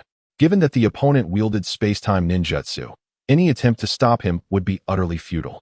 A multitude of frogs exchanged glances, each gazing at the other with a sense of resignation as they departed in succession. After a brief discussion concerning the enigmatic figure who had intruded upon Mayaboka Mountain, they gleaned little of substantial value, ultimately leaving the matter unresolved. However, unbeknownst to them, once they had all dispersed, a spatial vortex re-emerged, and the ghostly figure of Liu Ren materialized behind the frog. Wentai. Who goes there? One Eye gasped in surprise, feeling as though someone had tapped him on the shoulder. In a flurry, he leaped aside, turning to investigate. Indeed, he beheld a swirling vortex dissipating, and the mysterious figure gradually melding into the folds of the spatial anomaly, until he vanished entirely. Wentai remained perplexed, unable to comprehend the purpose of the figure's sudden appearance. Was it merely to tap him on the shoulder? Yet, upon a thorough examination of his own body, he discerned no harm whatsoever. Little did Wentai know that Liu Ren had returned solely to erase the flying thunder god mark left upon him. Such a mark would be ill-received by the inhabitants of Mayaboka Mountain, and given their ties with Konoha, they would undoubtedly inform the village. This would lead to complications, and complications were best avoided whenever possible. As Wentai stood in a daze, Liu Ren calmly slipped away from Mayaboku Mountain, content with the fruits of his endeavor. Reflecting on his journey, he pondered the implications of having acquired Mayaboku's sage techniques. What if he were to visit the Dragon Cave or the Wetbone Forest? Although Mayaboka Mountain is the primary sacred site featured in the Naruto series, the three great legacy sanctuaries are equally significant. The circumstances surrounding the other two sanctuaries should be akin to those of Mayaboka Mountain. The more Liu Ren contemplated, the more feasible his plan appeared. All he needed was to locate Orochimaru and Tsunade, compelling them to summon Manda and the slug, thereby easing his path. He hoped fervently that Orochimaru had not truly perished in the flames he had ignited a year prior. In the Land of Wind, an expanse of endless yellow sand stretched out, vast and unyielding. Yet, in an unassuming spot amidst the dunes stood a figure, hands pressed firmly against the ground. Before him, the desert surged like tumultuous waves, a sight both awe-inspiring and formidable. Beneath the churning sands, a layer of glistening gold began to solidify. Indeed, it was gold. Fortuitously, the magnetic release of the fourth Kazekage, Raza, allowed him to manipulate the sand and gold. Otherwise, the village's financial crisis would be insurmountable. Maki observed the fourth Kazekage laboriously panning for gold and couldn't help but reflect on the dire state of Sunagakure. While other villages endured minimal damage in the wake of war, Sunagakure, with its vast stretches of sand, faced significant challenges in sustaining itself. What exacerbated the situation was that the Land of Wind, at this critical juncture, decided to reduce its financial support for Sunagakure. This compelled the esteemed Kazekage, Raza, to resort to utilizing his bloodline limit to generate funds for the village, a truly tragic predicament. The rarity of bloodline limits is well acknowledged. Is it truly meant for such purposes? Suddenly, shadows flitted by, and several wind shadow ninjas appeared beside Raza, employing the body flicker technique. One of them, with urgency in his voice, reported, "Kazekage, it's dire. Shikaku has been resurrected." What? At such a moment, both Raza and Maki's expressions changed dramatically. The Jinchuriki of Shikaku, Fu, had been deceased for over 2 years, and with Fu's demise, Shikaku, sealed within him, had perished as well. However, since tailed beasts are purely chakra-based life forms, they can be reborn after death. Yet, the time frame for their resurrection remains uncertain, confined to a general range. Based on previous experiences, Shikaku's revival was anticipated within this year. Logically, Raza should have remained in the village to personally oversee matters, especially since he was the only one capable of subduing Shikaku. Yet, the village's financial crisis was pressing, forcing Raza to carve out time for monetary pursuits. As for Shikaku, he could only silently hope for favorable fortune, praying that it would not resurrect during his absence from the village. Alas, reality proved that Raza's luck was not as fortunate as he had hoped. To the village, with such a grave incident occurring, Raza could no longer afford to focus on wealth. He hurried back to the village with utmost speed. However, upon their return, they were met with utter devastation. Shikaku had vanished without a trace. What commotion is this? I can sense an immense force lurking within the woods ahead. What could it be? After completing his errands and preparing to return to Konoha, the swift-flowing blade was suddenly drawn to a cacophony of inexplicable, colossal noise. Boom, boom.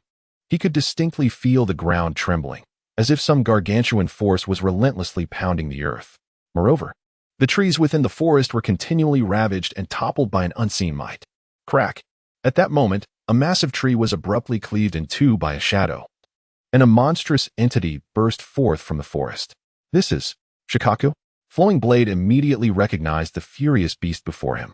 No, to be more precise, it was Shikaku in its enraged state. Flowing Blade shook his head internally. Although he found the situation peculiar, he had no intention of intervening, as it bore no relevance to him. Boom, boom. The ground continued to quake violently as Shikaku, having just resurrected, caught sight of Flowing Blade and instinctively charged towards him. Infuriated by the attacks from the Sunagakure ninjas, Shikaku was in a state of uncontrollable rage. In such a condition, any ninja that fell within its line of sight would be instinctively targeted for destruction. A special sign-in event has been detected and activated. Special sign-in event, the appearance of Shikaku. By merely keeping Shikaku fixed in one place for over 30 minutes, a new sign-in location will be established, the location of Shikaku. Just as Liu Ren intended to use Kamui to depart, a notification suddenly resonated from the sign-in system in his mind. After a moment of surprise, Liu Ren became exhilarated. The uniqueness of tailed beasts in the Naruto universe is well known. Previously, he had contemplated signing in at a tailed beast's location, only to find, to his dismay, that such locations did not exist in the shinobi world. Currently, the tailed beasts are comfortably residing within their Jinchuriki. One cannot simply sign in next to a Jinchuriki. Can one? Liu Ren had never anticipated that this dilemma would one day find resolution. To immobilize a tailed beast for 30 minutes? A smile crept onto Liu Ren's face. Even in the past, he could control tailed beasts using Jinjutsu. Now, having acquired sage techniques, he could employ the sealing jutsu, such as the Maijinmon, to bind the tailed beast. Unlike most ninjas who regard tailed beasts as formidable beasts, Liu Ren had grown rather indifferent to them. Boom. In the blink of an eye, Shikaka charged towards Liu Ren, raising its forepaw to strike him fiercely. However, it passed right through Liu Ren's form. Momentarily deceived, Shikaka stumbled, its paw crashing down, creating a deep crater in the ground. Subsequently, Shikaka became increasingly agitated, pivoting and charging towards Liu Ren once more. Initially, Liu Ren intended to use Genjutsu to control Shikaku, but he refrained, wishing to experiment with the Maijinmon Sage technique instead. However, given Shikaku's current frenzied and rapid movements, the Maijinmon was temporarily unusable. Liu Ren first needed to incapacitate Shikaku. This task was quite simple. He stood resolutely in place, neither dodging nor retreating. When Shikaka reached him, he focused his chakra, and Susanoo manifested before him. With a single kick, he sent the furious beast flying. Roar. Shikaku was far more resilient than Gamabunta. While the latter would struggle to rise after a similar blow, Shikaku rolled on the ground, yet remained lively. It suddenly opened its mouth, an overwhelming and terrifying energy coalescing within. A tailed beast bomb was launched towards Susanoo. Of course, Susanoo had no cause for concern regarding Shikaku's tailed beast bomb, but there was no need for a direct confrontation. That would merely waste precious chakra. Liu Ren, within Susanoo, hurled a shuriken infused with Kamui at the tailed beast bomb. A spatial vortex emerged, effortlessly redirecting the tailed beast bomb to another dimension, thus nullifying Shikaku's most formidable attack. Subsequently, Liu Ren commanded the Susanoo giant to cleave Shikaka down, seizing the opportunity to raise his foot and stomp down. Boom. Shikaku was instantly pinned beneath Liu Ren's foot, akin to stepping on a mere toy. In the shadow of the colossal Susanoo, Shikaka struggled relentlessly, his desperate cries echoing with an unmistakable sense of helplessness and futility, unable to extricate himself in the slightest. His voice had grown weak and feeble, and in mere moments, he could no longer endure. Even the likes of Gamabunta could contend with Shikaku, revealing that among the tailed beasts, his power was not particularly formidable.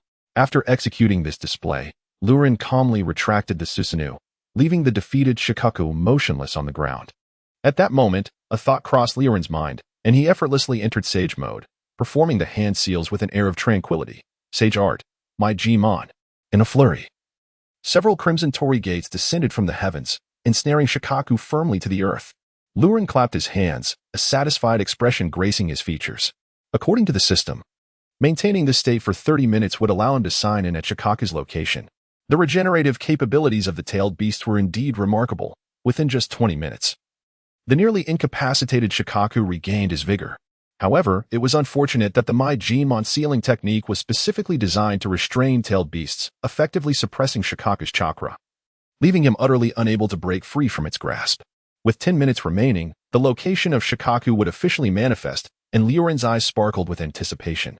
Yet, at that moment, several figures suddenly emerged, revealing themselves to be Raza and a few other sand shinobi who had been pursuing him. What was happening? Raza and his companions were momentarily taken aback upon witnessing the scene before them.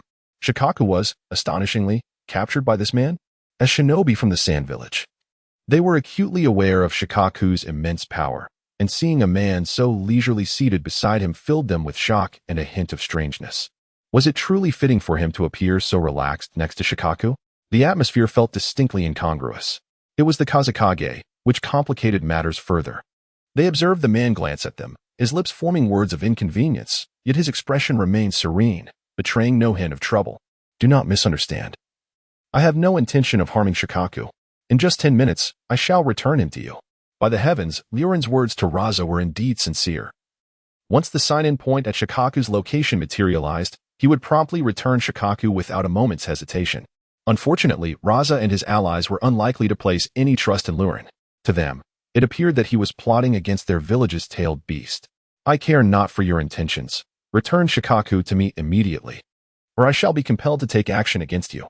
Raza's gaze bore into Liu Ren's, his voice low yet resolute. Calm yourself, Kazekage. After all, your sand shinobi are present. I cannot flee. Why not wait just 10 minutes and see? If, at that time, I do not return the guard crane to you, then it would not be too late for you to take action against me. However, should I surrender the guard crane to you, it would spare us all from an unnecessary conflict. Liu Ren shrugged. Lord Phoning, be cautious. He may be stalling for time, Maki whispered to Luo Sha. Such a rudimentary tactic to delay was truly an insult to everyone's intelligence. Did he genuinely believe we could be deceived? Liu Ren, well, from the perspective of the sand-hidden village, it does appear as though he is indeed stalling. Liu Ren could only shake his head and sigh, refraining from further comment. After all, no matter how he explained, Luo Sha and the others would remain skeptical. The only course was to observe the situation and adapt accordingly. I will count to 3. If you continue in this manner, I shall have no choice but to take a firmer stance. Luo Sha's voice was imbued with a chilling intensity and an undercurrent of lethal intent. If the other party could not provide a convincing explanation, Luo Sha had no qualms about resorting to violence. 1, 2, 3. Liu Ren, with an expression of helplessness, said, I've said all I needed to. But you refuse to believe me. There's nothing more I can do. Humph. Luo Sha scoffed coldly, choosing not to engage further with Liu Ren. With a flick of his magnetic technique, he unleashed several sand gold needles, each the length of a finger, towards Liu Ren. Whoosh. Liu Ren felt a flash before his eyes as the golden rays swiftly enveloped his chest, limbs, and other critical areas. The speed was astonishing. No wonder Lord Fengming Luo Sha possessed such formidable strength. Yet, Liu Ren remained motionless, the ethereal ability of his divine might manifested, allowing the sand gold needles to pass straight through his form and land harmlessly on the ground. What? Luo Sha was taken aback, while Maki and the others were equally bewildered. Such a phasing technique was beyond their experience. Did I fall prey to an illusion? This was Luo Sha's initial reaction. However, upon reflection, he realized that this individual had only exchanged a few words with them, without any peculiar actions. How could he be under an illusion? Moreover, as Luo Sha carefully assessed his situation and glanced around, it did not appear as though he was ensnared in a dreamscape. With an air of profound confusion and trepidation, Luo Sha focused his thoughts, and his magnetic chakra began to circulate rapidly within his body. The sand gold from the surrounding earth was swiftly extracted, forming a cubic construct of sand gold suspended above him. Hiss, hiss, hiss. Under Luo Sha's command, the sand gold cube began to crystallize into numerous sharp blades, densely packed, and launched relentlessly at Liu Ren. Yet, once again, they failed to affect Liu Ren, passing through him and embedding themselves in the ground opposite. After a sustained barrage, Luo Sha ceased this futile assault, his expression grave. Although the means remain unclear, this individual appears almost like an ethereal shadow, seemingly immune to physical attacks. However, Raza distinctly sensed chakra emanating from within him, indicating that he was not a mere illusion, but a genuine ninja. The situation was indeed perplexing in the extreme. Kazekage-sama, are you enjoying the spectacle? At this moment, Flowing Blade rose to his feet and began advancing toward Raza step by step. Raza and his companions immediately wore expressions of grave concern, for it seemed that the opponent was preparing to counterattack. Indeed, Flowing Blade intended to retaliate. While he could completely nullify any of Raza's assaults using his Kamui, he could not simply remain passive while Raza launched his attacks. Sand-binding coffin. Raza extended his hand toward Flowing Blade, and an immense wave of sand surged forth like a tempest, attempting to engulf him entirely within the tumultuous sands. This technique was not an offensive maneuver, but rather a binding tactic that Gaara had employed during the Chunin exams. The strategy involved ensnaring the enemy's body with sand before unleashing a sandstorm funeral, utilizing the immense pressure generated by the sand to crush the opponent utterly. Flowing Blade was well acquainted with this technique. Due to the sand converging upon him from all directions, conventional body flicker techniques would prove ineffective at this moment. However, for Flowing Blade, it posed no challenge. He swiftly launched a flying thunder god Kanai and, in the blink of an eye, teleported outside the encroaching sand. With an impressive surge of momentum, he charged toward Raza. As Raza focused his thoughts, the sand swelled, and a colossal fist of sand instantly took form, hurtling directly toward Flowing Blade. Perfect. Let me test out the sage techniques I just learned. A glimmer of excitement flashed in Flowing Blade's eyes as he swiftly entered sage mode, his internal power exponentially amplified. Although natural energy constituted only a third of his total chakra, that fraction brought about a monumental transformation for him. Facing Raza's immense sand fist, Flowing Blade neither dodged nor evaded. Instead, he swung his fist directly at the sand fist. Seeking death, they thought he was merely courting disaster.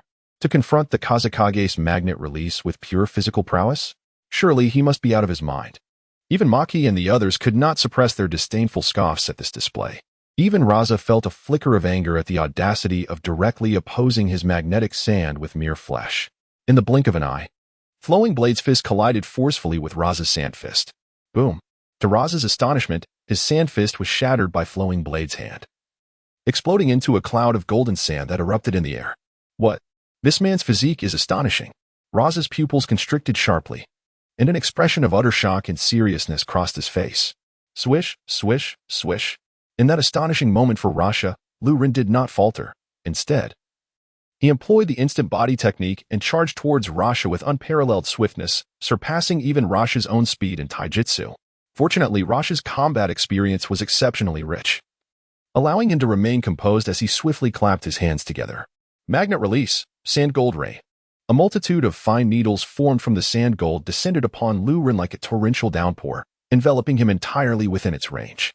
This technique not only boasted an extensive area of effect, but Rasha could also continuously recycle the sand gold using his magnet release, theoretically enabling him to launch an unending barrage as long as his chakra remained unspent. Although Rasha had no intention of doing so, it must be acknowledged that this move was indeed a formidable counter against Liu Ren's phasing ability. In an instant, the vast array of sand gold needles struck Liu Ren, who appeared almost defenseless against such an onslaught. However, before Rasha could savor his triumph, the mysterious figure that should have succumbed to the ground transformed into a withered branch. Body replacement technique. Rasha was taken aback. Such a fundamental ninjutsu could thwart his sand gold rain? Absurd. Even shadow-level ninjas could hardly achieve such a feat crack. Just as Rasha was reeling from shock, a resounding crash echoed from behind him as the earth erupted, and Liu Ren shot forth from the ground. Unquestionably, it was Liu Ren. He leaped into the air and launched a fierce attack towards Rasha. Yet, Rasha was not one to be underestimated. He clapped his hands again, sending a massive cube of sand gold, which had been suspended in midair, crashing towards Liu Ren. Liu Ren, undeterred, did not flinch or evade. Instead, he opened his previously clenched fist, manifesting the Rinnegan. At that moment, the sand gold cube collided with Liu Ren, who forcefully pressed the Rinnegan against it. This was no ordinary Rinnegan, but a sage technique Rinnegan. Boom. The sand gold cube was obliterated, creating a substantial crater, and Liu Ren sent it hurtling back with sheer force. The sand gold cube stood as tall as a person, entirely composed of sand gold, capable of reducing a man to mere pulp. It was an undeniable weapon of mass destruction. Yet, before Liu Ren, it appeared as nothing more than a futile toy. The gravity of the situation weighed heavily on Rasha. The pressure exerted by this individual was immense. His hands began to clap fervently against the ground, extracting vast quantities of sand gold. Waves of sand gold began to surge around him, creating a formidable spectacle. I will hold this person off. You all must release the crane. Rasha fixed his gaze intently on Liu Ren, commanding Maki and the others in a low voice.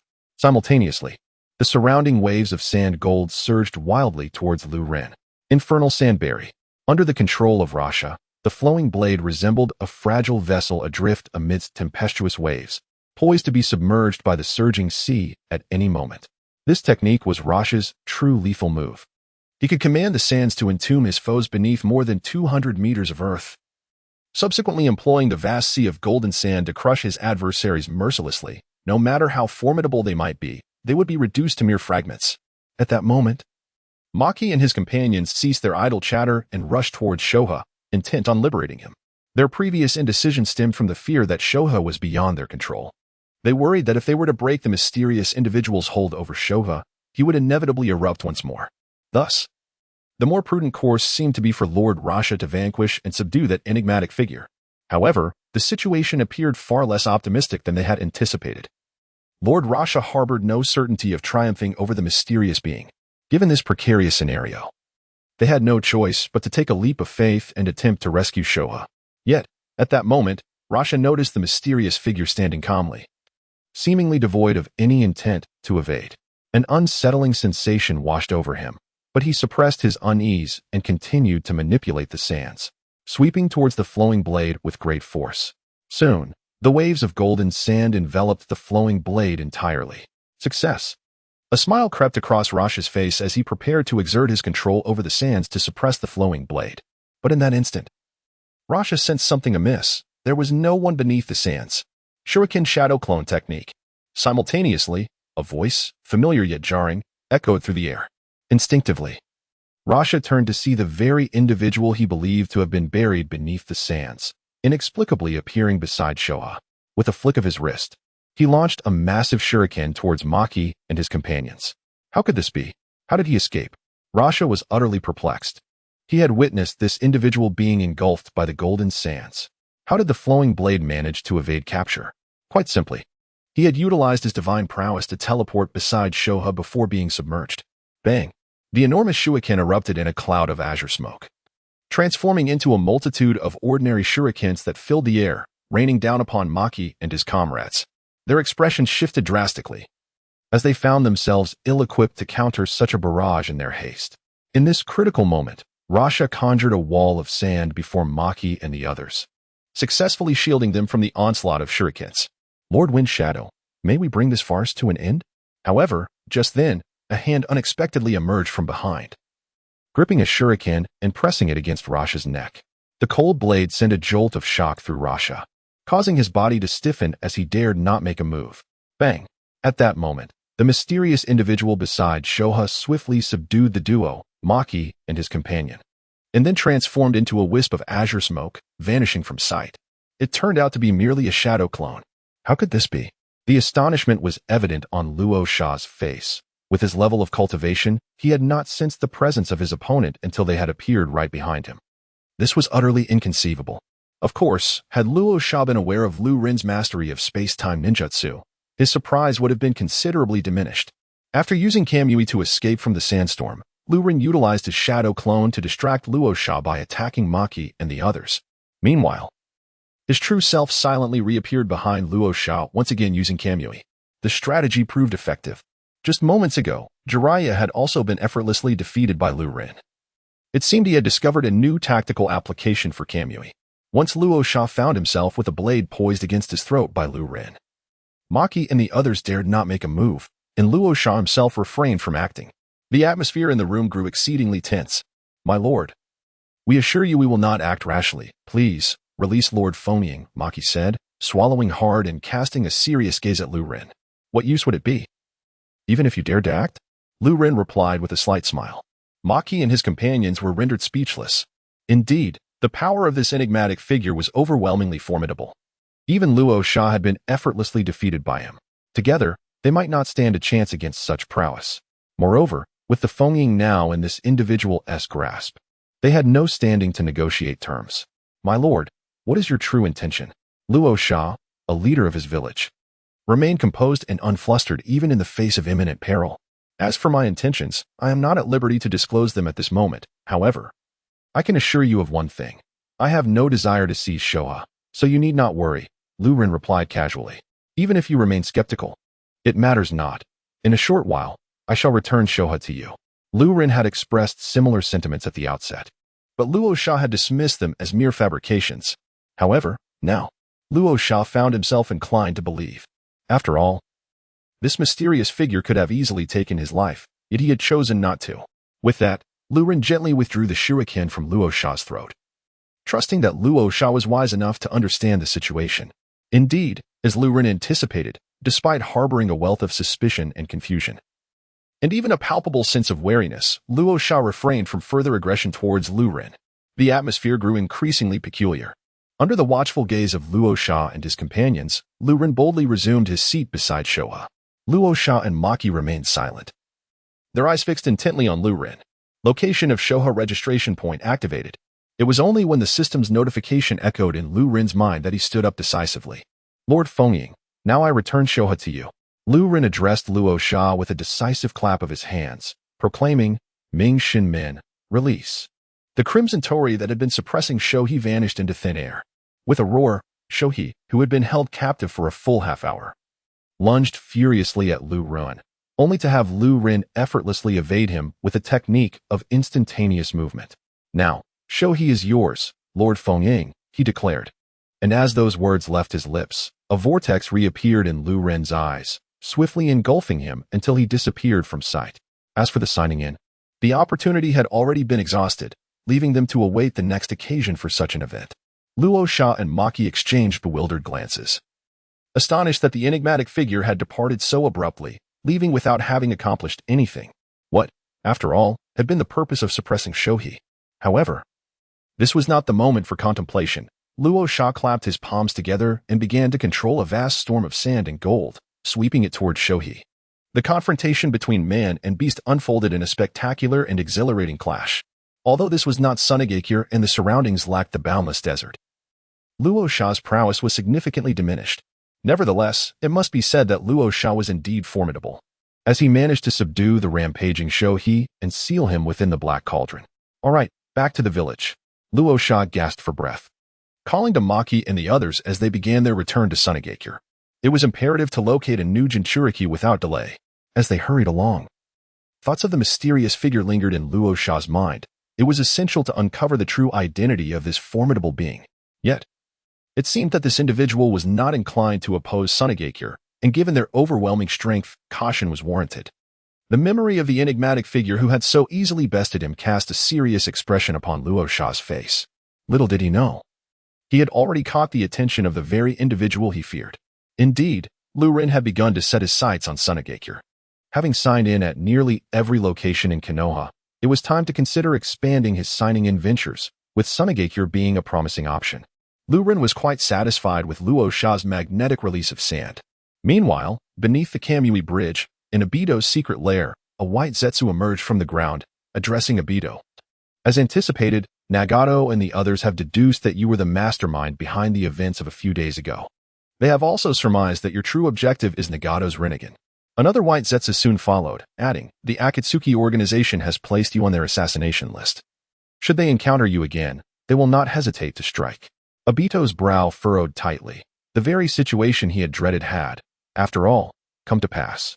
In the realm of ninjas, there are indeed no fools, particularly when considering the three leaders who have built and developed the Akatsuki organization from the ground up. Their simplicity and kindness do not imply a lack of intelligence. Ignorance of one's own limitations is precisely what makes the Rinnegan not rightfully his. Obito scoffed coldly. They have completely lost their trust in you. What shall we do now? The voice of Black Zetsu remained as calm as ever, for he was an ancient being who had lived for millennia. Obito fell into a contemplative silence, grappling with the devastation of his meticulously orchestrated scheme. Now utterly dismantled by his own kin, resulting in his intentions being laid bare. It seemed they had reached an irretrievable juncture. No amount of persuasion could sway Nagato's belief in him now. Our plan necessitates the Rinnegan, not the Uzumaki Nagato. After a prolonged silence, Obito finally articulated this sentiment. What do you mean? Black Zetsu observed Obito, seemingly having deduced something. Bestow the Rinnegan upon a new master. Obito declared solemnly, having made his decision. Do you have anyone in mind?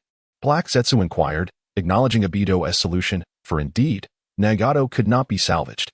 Since these are Madara's eyes, it is only fitting that we consider Madara's descendants, the Uchiha clan, first. Not just anyone is deemed worthy of possessing this pair of eyes. Obito was somewhat perplexed as to why Madara would entrust the Rinnegan to a member of the Uzumaki clan, yet from a bloodline perspective, the Uchiha were the most suitable candidates for the transplant.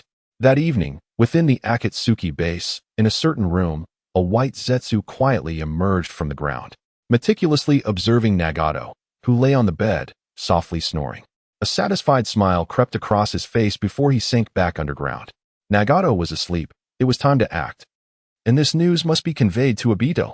The white Zetsu immediately transmitted this thought to the other white Zetsus in Madara Uchiha's secret base. Buzz. Soon, within Nagato's chamber, a spatial vortex materialized. The masked Obito silently appeared at Nagato's bedside. Nagato, I shall reclaim these eyes. You are unworthy of possessing them. Obito coldly scoffed in his heart before directly proceeding to extract Nagato's pair of eyes. Ah! Nagato's scream resonated piercingly in the tranquil night sky. Nagato! Nagato! Yahiko and Konan were the first to rush in, breaking down the door. The first sight that met their eyes was a masked figure being drawn into a spatial vortex. It's you. What have you done to Nagato? Yahiko barely managed to shout this at Obito before he vanished completely into the swirling space. The two hurried over to check on Nagato, only to find blood streaming incessantly from his eye sockets, which were deeply sunken. It is evident that a pair of eyes has been ruthlessly gouged out. Uchiha Obito. Yahiko let out an anguished roar towards the heavens. Nagato's eyes had been completely removed. Was this not tantamount to rendering him utterly incapacitated for life? In the Hokage's office in Konoha, Saratobi Hiruzen, Minato Namikaze, and Jiraiya were all present. Regrettably, The information obtained from Nagato and his companions mirrored what Minato had gathered. Concerning the enigmatic individual, we are currently unable to uncover any further leads. Jiraiya relayed all the intelligence he had received from Yahiko and the others to Sarutobi and Minato. Sarutobi merely nodded, taking a puff from his pipe, displaying no particular surprise. After all, Minato had been present at the scene and had witnessed the same events. Whatever Nagato and the others had seen, Minato must have observed as well. Moreover, that mysterious figure seemed intent on concealing his identity, wearing a mask throughout the encounter. Thus, aside from the individual's ninjutsu and other techniques, it would prove quite challenging to acquire additional information. Teacher, Minato, since this mysterious person can employ the Flying Thunder God technique, should we not consider investigating from that angle? After a brief discussion, Jiraiya began to propose this idea. The suggestion was met with general agreement. As the Flying Thunder God technique is an S-rank space-time ninjutsu developed by the second Hokage and is meticulously documented in the Sealing Book. The Sealing Book is safeguarded by the Hokages of Konoha, and any techniques contained within must be approved by the Hokage before they can be disseminated. This approach would indeed significantly narrow down the search parameters. As for the Black Flames, to date, no one had discerned the nature of that technique. Neither Minato nor Kurenai Yuhi and Might Guy had any understanding of its specifics. They had merely witnessed the opponent engulfed in such flames suddenly. It bore a resemblance to the ocular jutsu of the Uchiha clan, yet with an abundance of unique individuals within the ninja world, no one could assert this with certainty. This obstacle had been crossed without leaving any incriminating evidence. The observant Ryubi Blade, having utilized the telescope technique to witness everything, felt a profound sense of relief. Following customary practice, he engaged in 2 hours of meditation training before finally extinguishing the lights and retiring to bed, entering the realm of dreams. The following day, upon rising, Ryubi's first action was to leave a shadow clone at home, while he himself utilized Kimui to appear at the newly manifested location of Shikaku. Detecting a new sign-in point at the site of Shikaku, he was prompted, "Would you like to sign in immediately?" Sign in. Ding. Congratulations, host. You have successfully signed in and received the reward of Shikaku's chakra. At the sound of this notification, Ryubi immediately felt an immense surge of chakra energy flooding within him. Where am I? Ha ha ha, have I actually broken the seal? You little brat, are you seeking your own demise? Meanwhile, an exuberant and uproarious laughter erupted, as the tailed beast chakra within Liu Ren surged forth uncontrollably. In the blink of an eye, a Shikaku erupted from Liu Ren's body, escaping with fervor. Liu Ren, momentarily at a loss for words, pondered whether the system ought to have imbued Shikaku with a sense of allegiance, compelling it to serve its master unconditionally. Was he perhaps bound to a substandard system? Particularly with the Shikaku, which was significantly weaker than the one from Sunagakure. The reward bestowed upon him by the system was merely a fragment of the chakra of a tailed beast, not the entirety.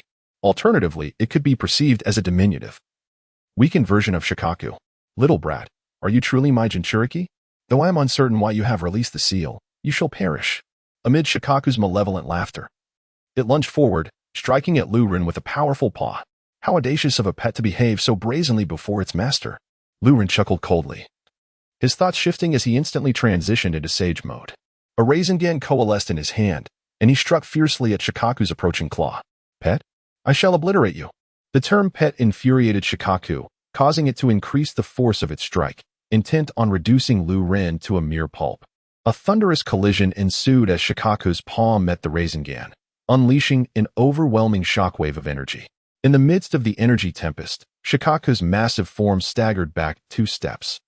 You little brat, you possess some skill, Shikaku remarked, its expression grave. Some skill? Liu Ren scoffed. When a pet misbehaves, I shall indulge in its humiliation today. With a disdainful huff, he summoned an enormous Rinnegan. A sphere nearly the size of a person materialized before him, radiating an ominous energy that filled Shikaku with a sense of dread and trepidation. What unfathomable power is this? Shikaku could only exclaim in astonishment before being struck directly by Liu Ren's colossal Rinnegan. Boom. Shikaku was sent hurtling through the air like a disoriented kite, propelled hundreds of meters away, crashing into several trees before collapsing to the ground like a lifeless creature. Suddenly, a figure materialized before Shikaku, disdainfully prodding it with a foot. Are you dead? If not, get up. Unbelievable. How could he be so underestimated? Enraged, Shikaku let out a low growl and sprang to its feet, conjuring a tailed beast ball to hurl at Liu Ren. Oh, You're playing for real now? Even so, you remain but a novice. Liu Ren sneered contemptuously, his body flickering before vanishing from sight, along with the tailed beast ball that Shikaku had just unleashed. Boom! As Shoha found himself in a state of bewilderment. The tailed beast jewel he had unleashed unexpectedly landed upon him. The unfortunate Shoha, who had just been sent flying, barely had time to catch his breath before being launched away once more. What transpired? What have you done? Shoha rolled on the ground for quite a while before he furiously shouted at Liu Ren. It was merely a simple ninjutsu, nothing noteworthy, Liu Ren replied nonchalantly, a dismissive smirk on his face. In that critical moment, Liu Ren had utilized the Flying Thunder God technique to redirect the tailed beast jewel back onto Shoha himself. You are indeed no ordinary individual. You possess considerable skill. However, if you believe that such prowess can compel my submission, you are sorely mistaken, Shoha retorted coldly. Quite the contrary, your defiance only amplifies my delight in taming you. If you were to submit easily, it would lose all its charm, Liu Ren responded with enthusiasm. Now, let us commence our delightful performance of extravagant torment. Extravagant torment? It took Shoha a moment to realize that the bear Liu Ren referred to seemed to imply himself. This was an egregious affront. I am clearly a tanuki. First move, let me introduce you to the taste of barbecuing, Liu Ren stated casually, activating his Sharingan to unleash Amaterasu upon Shoha. In an instant, black flames erupted on one of Shoha's arms, causing him to scream in agony and roll upon the ground, futilely attempting to suppress the flames with his chakra. The black fire only grew more fervent. What manner of flame is this? Shoha's voice trembled with a hint of panic. Unless you sever your arm, it will be of no use. Your entire being shall be reduced to ash, Liu Ren remarked, seemingly amused by the unfolding spectacle. You scoundrel! Shoha shouted in anger, contemplating that losing an arm was not a daunting task, for it would regenerate. Yet, such an act would be a humiliation for him. Ultimately, faced with the relentless Amaterasu, Shoha reluctantly chose the most distasteful option, severing the arm engulfed in black flames. Now, for the second move. Just as Shoha had severed his arm, a voice echoed in his ear, and he suddenly found Liu Ren had vanished from sight. In that instant, a tremendous force struck him. Shoha was sent flying through the air, as Liu Ren had already opened the sixth gate of the 8 gates, effortlessly overpowering this weakened version of Shoha. Bang!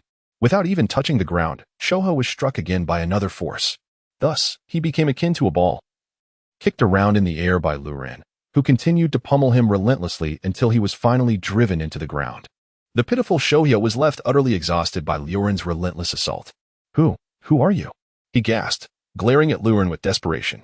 At this moment, Liu Ren's eyes shimmered with the Sharingan, his ocular power surging forth as azure energy wildly coalesced around him, invoking the mighty Susanoo. He deftly manipulated the colossal figure of Susanoo, grasping Shikaku as if it were a mere pet, presenting it before his gaze. The previous attempts to intimidate Shikaku proved insufficient. It was the divine manifestation of Susanoo that would deliver the utmost shock. One must recognize that the visage of Susanoo is reminiscent of the legendary deity, Susanoo no Mikoto. Upon Susanoo's emergence, the entire form of Shikaku began to tremble uncontrollably as unwelcome memories surged forth in his mind. How absurd! You are even more formidable than that individual from years past. Shikaku's voice was frail and laden with despair. That person possessed only a pair of frightening eyes. Yet this being before him could devastate him without even resorting to them. Are you referring to Uchiha Madara? Liu Ren inquired with keen interest, realizing that the system's rewards included the original world's tailed beast memories. It appeared that during the Warring States period, the alliance between Senju Hashirama and Uchiha Madara, as they captured and distributed the 9-tailed beasts among the villages, left an indelible mark on the memories of these creatures. Do not mention that name in my presence, Shikaku retorted darkly. Do not wear such a grim expression, as if I would harm you. I am not Uchiha Madara. Liu Ren scoffed, rolling his eyes. In my realm, you are my pet, not a war machine. Shikaku paused, momentarily taken aback, before responding languidly. Is this how you treat your pets? That was your own doing. Shouting threats upon your arrival. If I do not discipline you, who shall I discipline? Though the process was somewhat convoluted, the outcome was favorable. Shikaku was ultimately persuaded by Liu Ren to obediently enter his body. Of course, to prevent any unforeseen incidents, Liu Ren placed a Bagua seal upon Shikaku. All right, Shikaku. Now lend me all your chakra. I wish to experience it, Liu Ren said eagerly to the entity within him. Do you truly require my chakra, given your strength? Shikaku's distant voice echoed within Liu Ren's mental space. How cool is that? Liu Ren replied with enthusiasm. Besides, do you not find it boring to stay inside? Would it not be more enjoyable to play with me? Can I refuse? Shikaku replied with a hint of pride. You may certainly try. I am quite curious to see what amusing events may unfold, Liu Ren responded in a benevolent tone. Shikaku. In the next moment, Liu Ren fully absorbed Shikaku's chakra, enveloping himself in a blazing radiance. It resembled Naruto's Nine Tails mode, albeit the hue was not golden but rather a cement gray. In terms of flair, it fell short of the Nine Tails mode's brilliance. Certainly, the disparity in strength is immeasurable. The original version of Shoha cannot possibly be compared to Kyuubi, let alone the weakened version of Shoha. Liu Ren made an attempt. Various enhancements were slightly superior to the Sage mode, albeit with limitations. As for other abilities, he possesses all that is necessary.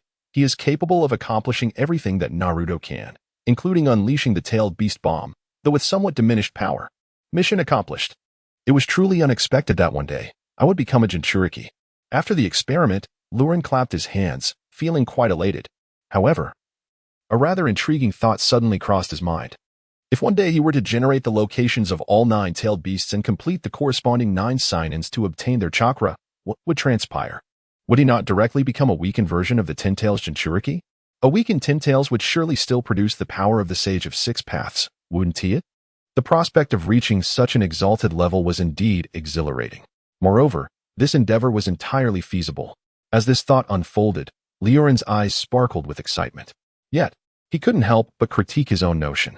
If he were to defeat all 9-tailed beasts before signing in, why not simply seal them within himself? Utilizing the system for sign-ins seemed somewhat redundant. Given his current strength, capturing the 9-tailed beasts was certainly not an insurmountable task. Nevertheless, this idea was merely a fleeting thought. Upon a moment of reflection, he dismissed the plan. Firstly, Liu Ren had no desire to seize the nuclear weapons of other villages. While tapping into their chakra was acceptable, outright theft felt rather unscrupulous. He was not that kind of person. Secondly, if he were to proceed with such a course of action, he could not be certain whether he would master the Ten Tails or be consumed by it. After all, Obito had nearly succumbed to becoming a puppet of the Ten Tails. Liu Ren could not guarantee that he possessed the same unwavering willpower that Obito had displayed. Moreover, the Ten Tails at that time was not the true Ten Tails, as the most powerful Kyuubi had yet to merge. Lastly, if Liu Ren were to truly become the Ten Tails Jinchuriki, he would have to constantly worry about whether Black Zetsu would ambush him in his sleep. Such a life would undoubtedly be fraught with anxiety. Additionally, Black Zetsu had toiled for millennia to resurrect his mother. Truthfully, Liu Ren felt a twinge of reluctance to disrupt such a painstaking endeavor. Black Zetsu's struggles were not insignificant. However, the idea of capturing the tailed beasts and acquiring chakra was indeed a splendid plan. The only dilemma was that if Liu Ren wished to execute this plan flawlessly, he seemed to require assistance beyond his own capabilities. This was not due to a lack of strength, but rather a deficiency in intelligence gathering. If Liu Ren truly intends to execute this plan and systematically target the 9-tailed beasts, he would undoubtedly prioritize the Jinchuriki who have distanced themselves from their villages and now wander the ninja world. For instance, the 4-tails Jinchuriki, Otsutsuki, who left his village due to disagreements with the Tsuchikage, or the 6-tails Jinchuriki, the Bubble Man, who is even more eccentric. It is hard to believe that he is a rogue ninja from the Mist Village. These Jinchuriki are undoubtedly Liu Ren's prime selections, as they are essentially rootless drifters. Their demise likely to go unnoticed. Targeting them would raise no alarms whatsoever. All Liu Ren needs to do is extract the tailed beasts from their bodies and, once the designated location is prepared, seal the beast within, ensuring no casualties and a harmonious outcome. However, Liu Ren is entirely unaware of the whereabouts of these two peculiar Jinchuriki. Beyond these two oddities, he must identify suitable opportunities to approach the other Jinchuriki, which similarly requires intelligence. Must I recruit a few subordinates? Liu Ren mused, recognizing the necessity of such an action. At that moment, the members of the Akatsuki organization floated into his mind. The honest and steadfast Kisame, who would rather take his own life than divulge information, exemplifies loyalty. The ever-mercenary Kakuzu, who would not flinch even if one desired to bore a hole in the heavens, provided the price is right. The artistic duo, one aloof and the other amusingly quirky, albeit slightly obsessive in their pursuit of art, nonetheless complete their tasks without compromise. Upon reflection, this endeavor indeed seems promising. Once I return to the village, I shall deliberate further and strive to formulate a feasible plan. Liu Ren could hardly contain his burgeoning excitement. Buzz. A swirling vortex materialized, and Liu Ren's figure vanished without a trace. Shikaku, may I inquire about your relationship with the Ninetales? Liu Ren had intended to revert to his original form and resume his duties when this question suddenly crossed his mind.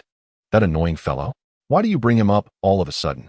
Shikaku coldly scoffed at the mention of the Ninetales, his expression reeking of disdain. It appeared that this version of Shikaku, much like the original, retained everything except the memory of when he was captured by Liu Ren as a Jinchuriki. And his personality remained distinctly unaltered, consistently harboring a dislike for the Ninetales. You seem to have a particular aversion to the Ninetales, Liu Ren curiously probed, eager to uncover the reason behind this animosity. Did he ever mistreat you? That filthy fox. Shikaku retorted, clearly irked. The relationship between Shikaku and the Ninetales within the Naruto series is notoriously poor, often leading to conflict upon their encounters, and Liu Ren was genuinely intrigued by the underlying reasons. However, it seemed this query struck a nerve with Shikaku, who was reluctant to elaborate further. Fine, if you choose not to share, so be it. But I must inform you that the Ninetales resides in Konoha. Manage your chakra wisely, and do not allow him to sense your presence, Liu Ren earnestly advised Shikaku. Why should I be afraid of him? Shoha protested. You need not fear him. It is merely my desire to avoid any troublesome matters, Liu Ren elucidated. What are you talking about? With your abilities, the Ninetales is nothing to you. Why should you even consider him? Shoha exclaimed. Ah, you misunderstand. If life were merely about conflict and violence, it would be utterly dull. There is joy in being a slacker. Liu Ren chuckled at Shoha. A slacker?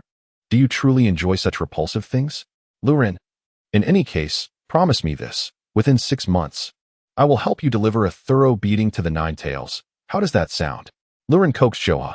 With the birth of the second pillar, Naruto would arrive within 6 months, ushering in the chaos of the Ninetales. This would present an excellent opportunity for Liu Ren to absorb chakra, regardless of Shoha's presence. He intended to confront the Ninetales. Then it settled. Shoha, invigorated by the discussion, agreed without hesitation. Liu Ren, given their deep-seated animosity, he pondered whether they might end up battling within themselves should a weakened version of the Ninetales emerge. Shaking off such chaotic thoughts, Liu Ren quietly reverted to his shadow clone and continued patrolling Konoha as a member of the guard. Engaging in idle chatter with colleagues and leisurely wandering the village for a handsome salary was an idyllic existence for someone like Liu Ren, who was already a corporate drone. Suddenly, as they were chatting, a chorus of astonished gasps echoed from ahead. The group exchanged glances, quickening their pace towards the commotion, only to witness a number of women hastily exiting a nearby bathhouse, some even wrapped in towels. The scene was quite revealing. Whoosh. Then, a figure leapt from a window of the bathhouse, sprinting away like the wind, disappearing in the blink of an eye. The guards exchanged nervous looks, sweat beading on their foreheads. That person, was it Lord Jiraiya? One inquired, swallowing hard. It should be, probably, perhaps, right? Another hesitantly replied. Liu Ren was at a loss for words. Jiraiya was indeed a rare oddity. However, with his return, Konoha would undoubtedly become much livelier. At the end of the patrol day, the 4 of them, Kakashi, Might Guy, Yugao, and Liu Ren, gathered at a barbecue restaurant. Kakashi, these 2 are my closest friends. You shouldn't always wear that serious face. Youth cannot be so somber. The ever-energetic Might Guy exclaimed, giving Kakashi a thumbs up. It was well known that Might Guy and Kakashi had always been inseparable. A pair of friends one could trust with their life.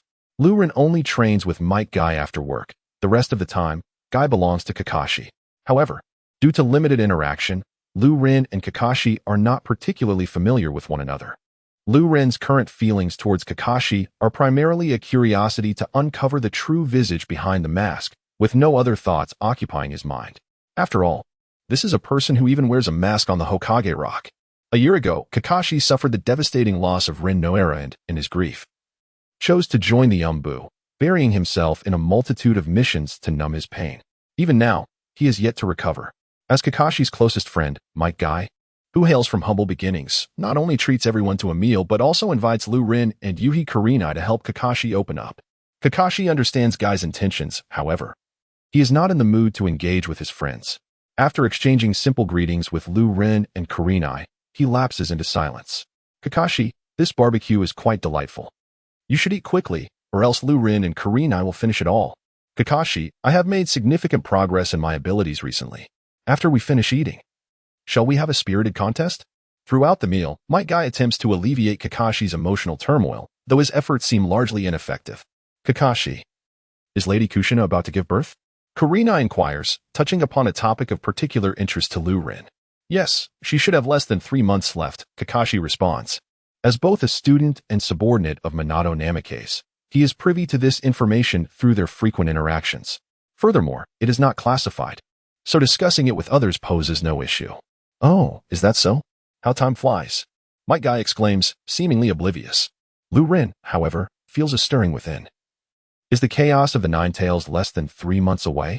He cannot help but let out a sigh, pondering the inevitable fate awaiting Minato Namikaze. Although Liu Ren is aware of the destinies of both Minato and Kushina, he has no intention of intervening. To Liu Ren, both names are mere echoes, devoid of personal connection. Unless it pertains to his family or close friends, such as a certain overly dramatic youth with a watermelon hairstyle, he remains indifferent to the fates of others. Liu Ren has never considered himself a savior. Yet, when the time comes, he may intervene to suppress the Nine Tails, which could alter the course of events. Whether Minato lives or dies rests solely upon his own fate. The meal concludes swiftly, and despite Might Guy's endeavors, Kakashi's melancholic demeanor remains unchanged. He shows little inclination to converse. Kurenai, a new movie is premiering tonight. Would you care to join me? As they prepare to leave, Liu Ren presents the movie tickets he had already arranged. Ah, splendid. Having just finished our meal with no pressing matters at hand, let us all venture to the cinema, exclaimed Might Guy with exuberance. Hong could not help but cast a sharp glare at Might Guy. Are you truly as oblivious as a pig? Even in his current state? Kakashi could not refrain from shaking his head in exasperation, pondering what peculiar individual he had befriended. Might, may I earnestly implore you for a favor? Asked Flowing Blade with an affable smile directed at Might Guy. Speak your mind, Flowing Blade. Given our bond, I shall certainly assist you, Might Guy asserted, thumping his chest with a resounding echo. Might I request that you graciously vacate the premises? The farther, the better. Nanny, Might Guy exclaimed, bewildered. Come on. Kakashi could no longer endure the distraction and swiftly dragged the bothersome Might Guy away. At last, the nuisance has departed. Hong, shall we proceed to the cinema? Flowing Blade invited Hong. She nodded gently, a delicate blush gracing her cheeks. Later that evening, after a delightful night out, Flowing Blade returned to his chamber. Following 2 hours of intense mental meditation, he refrained from retreating to bed as usual and began to meticulously strategize his next steps. The impending chaos of the Nine Tails in just over 2 months presented an opportunity that required minimal effort. He need only wait for the Nine Tails to be unleashed before intervening decisively. However, other matters necessitated a well-thought-out plan. In truth, he had already formulated a broad outline of this issue during his patrols in the daytime, and his return home was merely for refining his thoughts and weighing his options. Ultimately, Flowing Blade had solidified his forthcoming course of action. Kisame Hoshigaki, it seems we shall soon meet again. Indeed, Flowing Blade had determined that his initial target would be the 4th Mizukage, Kazashi Yagura. This decision was not made lightly. He had taken numerous factors into account before setting his sights on Yagura. Firstly, the unique geographical position of the Hidden Mist village, surrounded by water, rendered it a relatively isolated community. Coupled with the oppressive regime of the Blood Mist, the village had further severed ties with the outside world. In the grand scope of the ninja world, the Hidden Mist resembled a secluded enclave. Targeting Yagura would minimize the risk of information leaking out. Moreover, Flowing Blade's mission to the Hidden Mist was not solely to confront Yagura.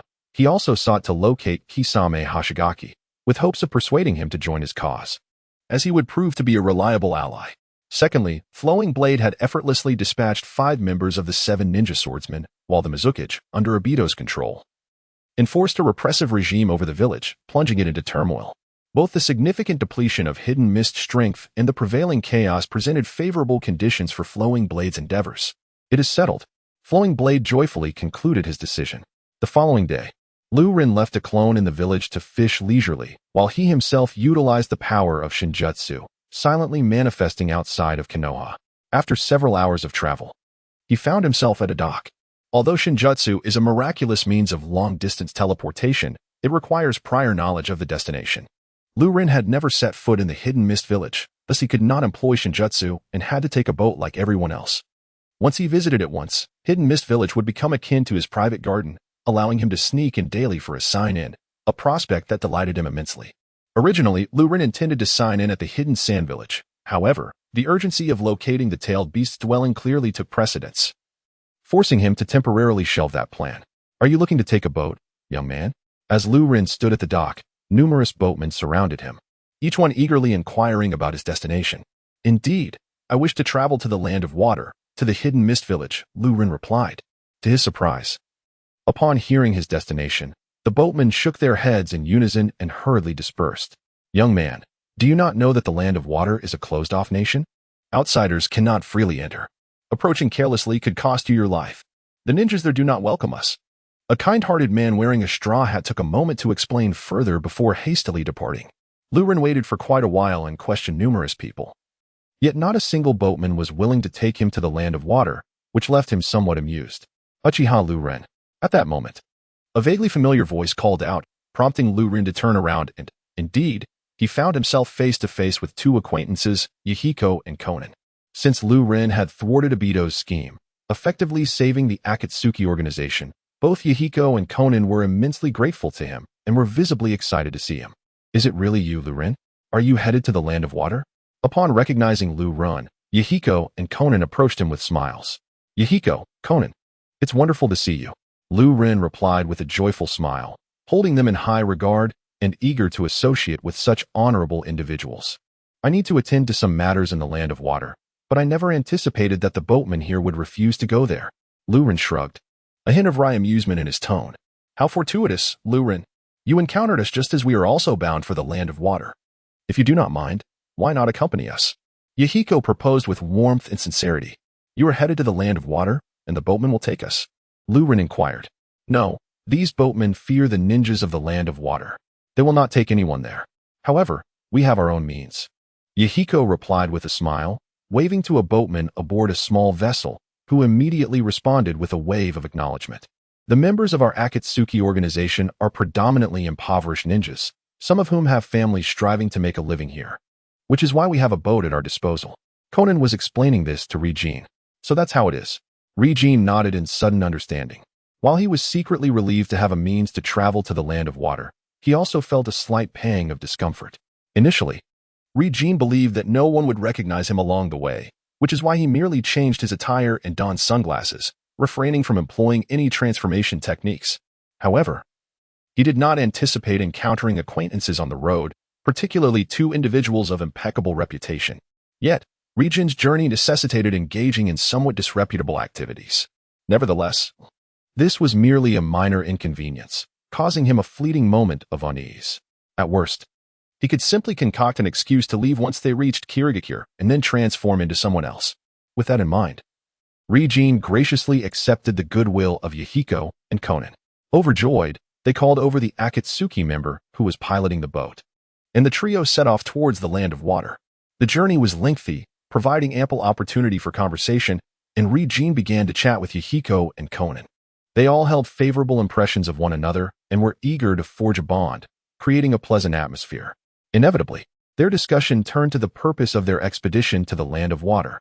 Uchiha and Konan enthusiastically offered their assistance, to which Rinnegan vaguely alluded without disclosing specifics. They, being perceptive, did not press further. However, Uchiha and Konan were candid about their own intentions in traveling to the land of water. It is utterly infuriating, Rinnegan. That scoundrel, Uchiha Obito, after you thwarted his last scheme, has audaciously stolen Nagato's eyes. Uchiha exclaimed, filled with righteous indignation. Rinnegan was taken aback. Nagato's eyes had been taken? Originally, a formidable antagonist in the shinobi world, having eliminated Jiraiya, killed the Kazekage, seized 8-tailed beasts, and devastated Konoha. It was utterly unexpected to learn that such a powerful figure had suffered such a fate at the hands of Obito during his formative years. Yet, perhaps this was not entirely unfavorable for Nagato, as at least his life remained intact, did it not? Since Obito had extracted Nagato's Rinnegan, he would likely not pose a threat to him anymore. Rinnegan could surmise the reasons behind Obito's actions with some clarity. After exchanging a few words, Uchiha and Konan shifted the conversation towards their aim in visiting Kirigakure, which was to confront Obito, following the theft of Nagato's eyes. Uchiha and his companions could not tolerate this affront and sought to avenge him. However, they were at a loss regarding Obito's whereabouts and held considerable apprehension regarding his strength. leading to uncertainty about their prospects. Thus, they contemplated enlisting the help of Keiki Shizuku, who had similarly fallen victim to Obito's manipulations. After their departure from Amigakure, Rinnegan returned to Konoha with Minato, while Yahiko and Konan escorted Keiki Shizuku to Kirigakure. Furthermore, it revealed to Kirigakure the truth regarding the control of Kei Gitsuyagura. Utilizing his Byakugan, Kirigakure confirmed the veracity of Yahiko and his companion's assertions, and subsequently dispelled the illusion afflicting Yagura. Instantly, Yagura regained his memories and promptly commenced orders to investigate and apprehend Uchiha Obito.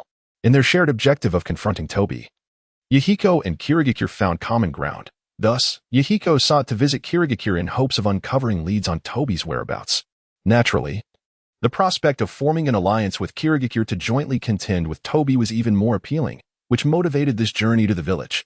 Upon hearing the accounts of Yahiko and the others, Kairi suddenly felt a twinge of guilt towards Tobi. Initially, Nagato's actions had entirely stripped Tobi of the opportunity to exert control, forcing him into the desperate measure of removing Nagato's eyes. Moreover, the former puppet of the fourth Mizukage was now completely free from Tobi's grasp. It seemed that Kairi had inadvertently caused Tobi considerable trouble. Yet, one could only blame Tobi for his misfortune, as it was he who had inadvertently entangled Kairi in his predicament. Throughout the journey, Kairi pondered deeply, realizing that the trajectory of the ninja world had begun to diverge from its original path, stirred by the mere flutter of his butterfly wings. What the future holds remains uncertain, yet this very uncertainty seems to add an intriguing layer to the unfolding narrative. How is Nagato faring now?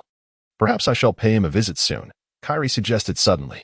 His intentions, however, were not solely to see Nagato. He also wished to familiarize himself with the Akatsuki space, facilitating future infiltration. Not to mention, he held high regard for Konan's paper techniques. Really? It would be wonderful if you were willing to come, Yahiko and Konan exclaimed, their excitement palpable. Since Nagato lost his eyes, he had been in a state of deep despondency, reluctant to share many thoughts with them. Your visit might lighten his spirits, they lamented, their mood darkening as they spoke of Nagato's plight. Their own feelings mirrored his suffering, and perhaps even surpassed it. As they continued their casual conversation, they unknowingly arrived at the borders of the land of water, where a thick mist began to envelop the vast sea ahead. Once they traversed through the mist, they would officially enter the land of water. Having visited Kirigakure previously, Yahiko and his companions navigated with ease, steering their vessel directly to the dock without becoming disoriented. Owing to the favor they had earned during their last visit, they encountered no obstacles. The gatekeepers swiftly reported their presence and granted them passage. In fact, they were escorted through the fog by a guide, leading them to Kirigakure village. Well then, Yahiko, Konan, I have other matters to attend to, so let us part ways here. Kairi bid farewell at the village's entrance. Indeed, once your matters are concluded, you may depart from the hidden mist at your leisure, without awaiting my presence. The two individuals had no objections, and as Liu Ren turned to leave, they proceeded towards the hidden mist on their own accord. After parting ways with Yahiko and his companion, Liu Ren's first course of action was to employ a transformation technique, assuming the guise of another ninja. Having arrived alongside Yahiko, it was imperative that he did not draw attention to his true identity, for that would surely betray them.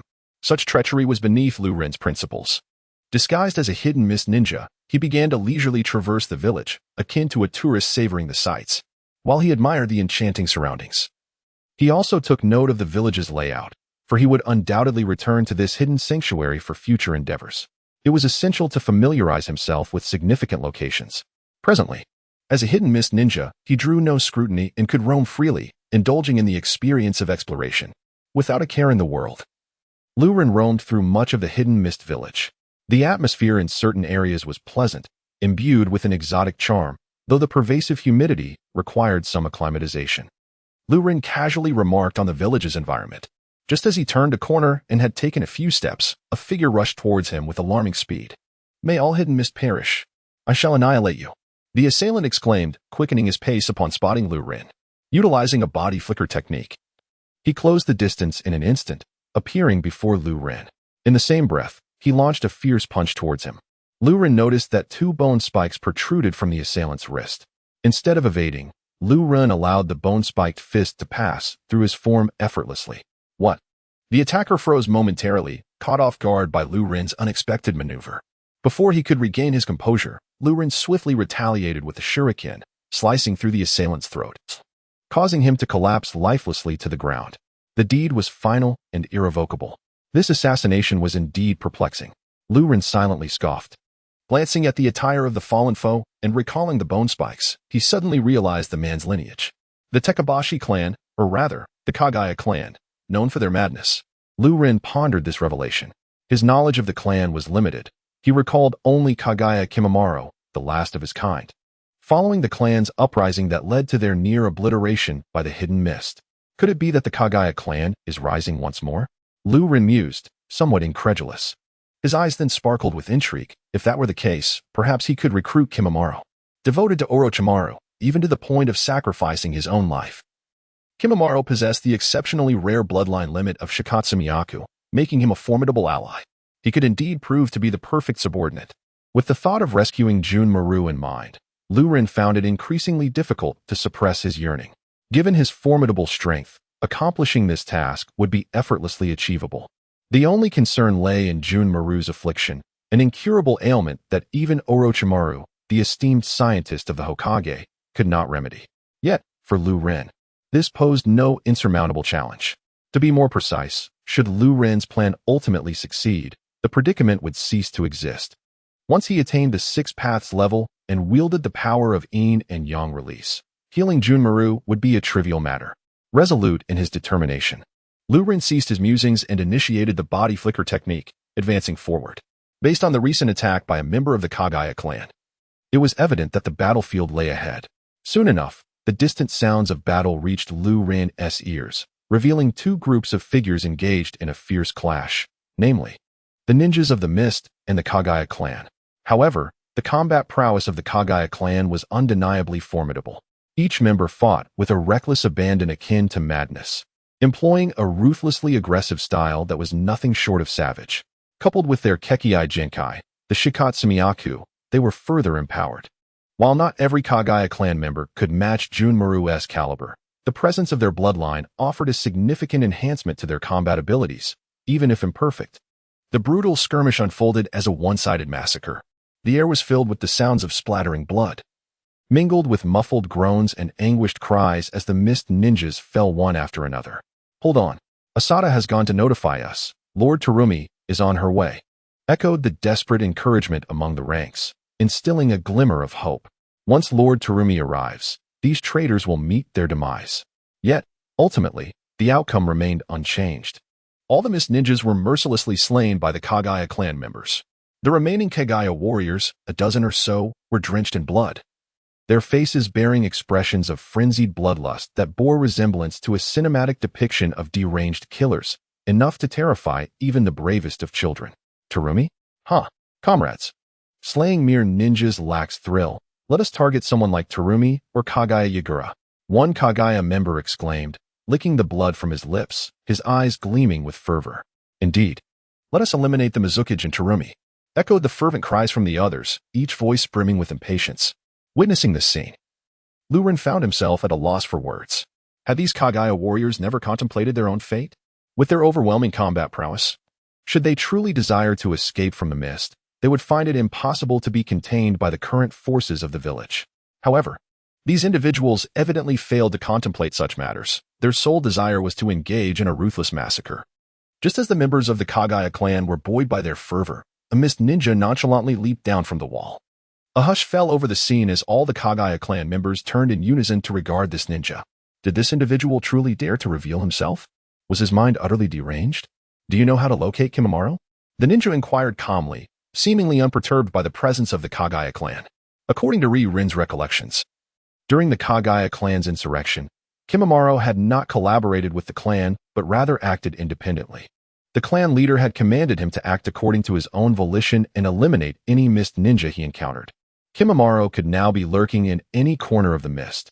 Liu Ren wished to seek him out, yet it would not be an easy endeavor.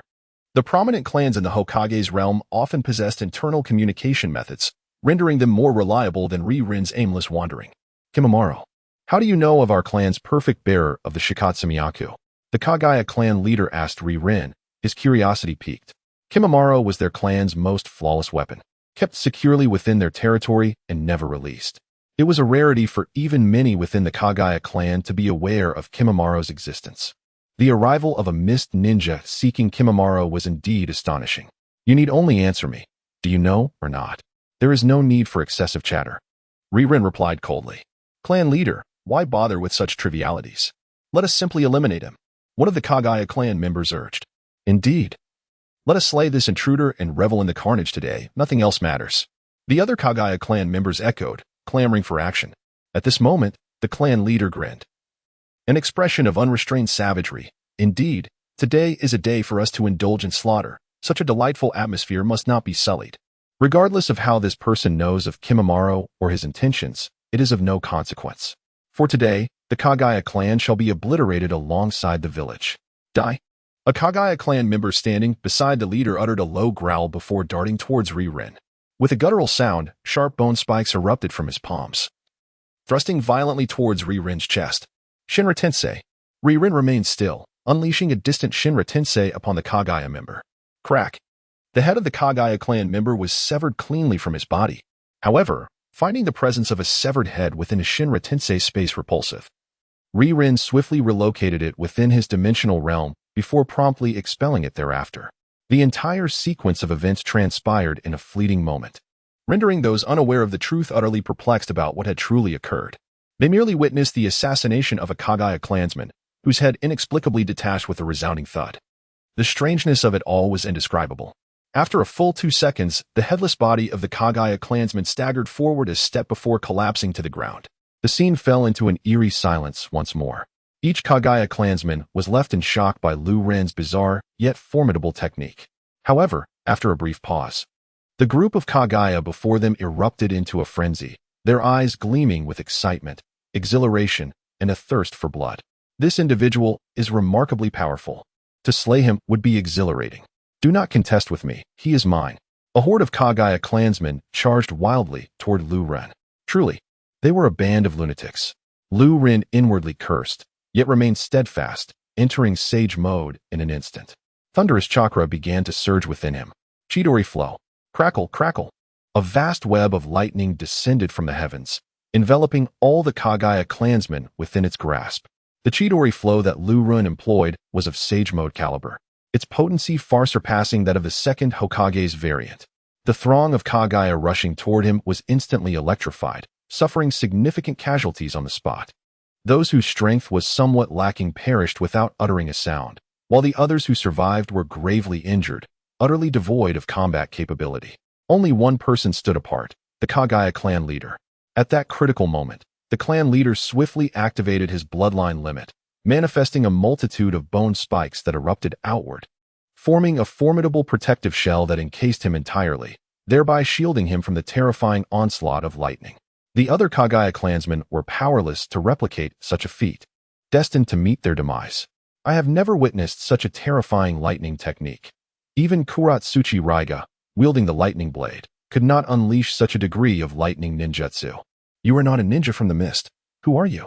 The Kagaya clan leader's realization dawned upon him, his eyes widening as he fixated on Liu Ren, demanding an answer. Yet before Liu Ren could respond, the clan leader licked his lips, his expression frenzied as he declared, "No matter who you are, it suffices to kill you. Such a powerful being is a rarity. Bone pulse, 10-finger piercing bullet." Hiss, hiss, hiss. The sharp sound of slicing air rang out as the Kagaya clan leader spread his hands, unleashing a torrent of bone bullets in Liu Ren's direction. Each bullet, formed from the leader's own finger bones, surged forth under his control, relentless and dense as raindrops, raining down upon Liu Ren with fervor. This technique is indeed formidable. When Junmaru battled Gaara, he employed this very move, which nearly overwhelmed Gaara's sand defenses. Any ordinary lightning-style ninja would certainly be brought to their knees upon encountering it. Yet, Liu Ren appeared utterly unfazed by the overwhelming assault from the head of the Hyuga clan, standing calmly as if he had not perceived the impending danger, neither dodging nor evading. Was he courting death? Did he fail to comprehend the threat? Even the head of the Hyuga clan found this behavior puzzling. Under the astonished gaze of the clan leader, bone projectiles swiftly pierced through Liu Ren's body. A cruel, triumphant smile crept upon the lips of the Hyuga leader. Convinced that Liu Ren had been utterly transformed into a porcupine of bones, doomed to perish. However, in the next moment, doubt clouded the leader's mind as he realized the projectiles had completely passed through Liu Ren's form, embedding themselves in the ground behind him. What? The clan leader was taken aback. Was this individual merely an illusion? Yet, what was the source of the chakra fluctuations emanating from him? Determined, the clan leader, both astonished and enraged, unleashed an even denser barrage of bone projectiles towards Liu Ren. Shinra Tensei. At that moment, Liu Ren retaliated with a long-range Shinra Tensei directed at the Hyuga clan leader. Crack. The clan leader screamed in agony, clutching his right wrist, having sensed an unexplainable danger. Before he could react, his hand had been severed. Impossible. My hand. How could it be severed? The clan leader struggled to grasp the reality of his situation. To prevent Liu Ren from wielding that terrifying lightning-style ninjutsu again. The bone spikes that had erupted from the clan leader's body remained steadfast, encircling even his wrists. These spikes were exceptionally hard, surpassing the durability of any typical shinobi tool. Impervious to swords. How could they be severed so easily? What was even more alarming was that the clan leader still had no comprehension of how Liu Ren had managed to sever his right hand. Take me to Junmaru, or die. Choose one, Liu Ren coldly stated, regarding the clan leader with a piercing gaze. Corpse bloodline, early fern dance. In response, the Hyuga leader's voice was cold and merciless, as countless bone spikes erupted violently from the ground, rapidly extending outward. The growth of these spikes was astonishing, filling the vicinity with a dense array within mere moments. This was the most powerful technique the clan leader could currently wield. Junmaru had previously used this technique against Gaara, nearly delivering a fatal blow with a bone spear while masking his approach.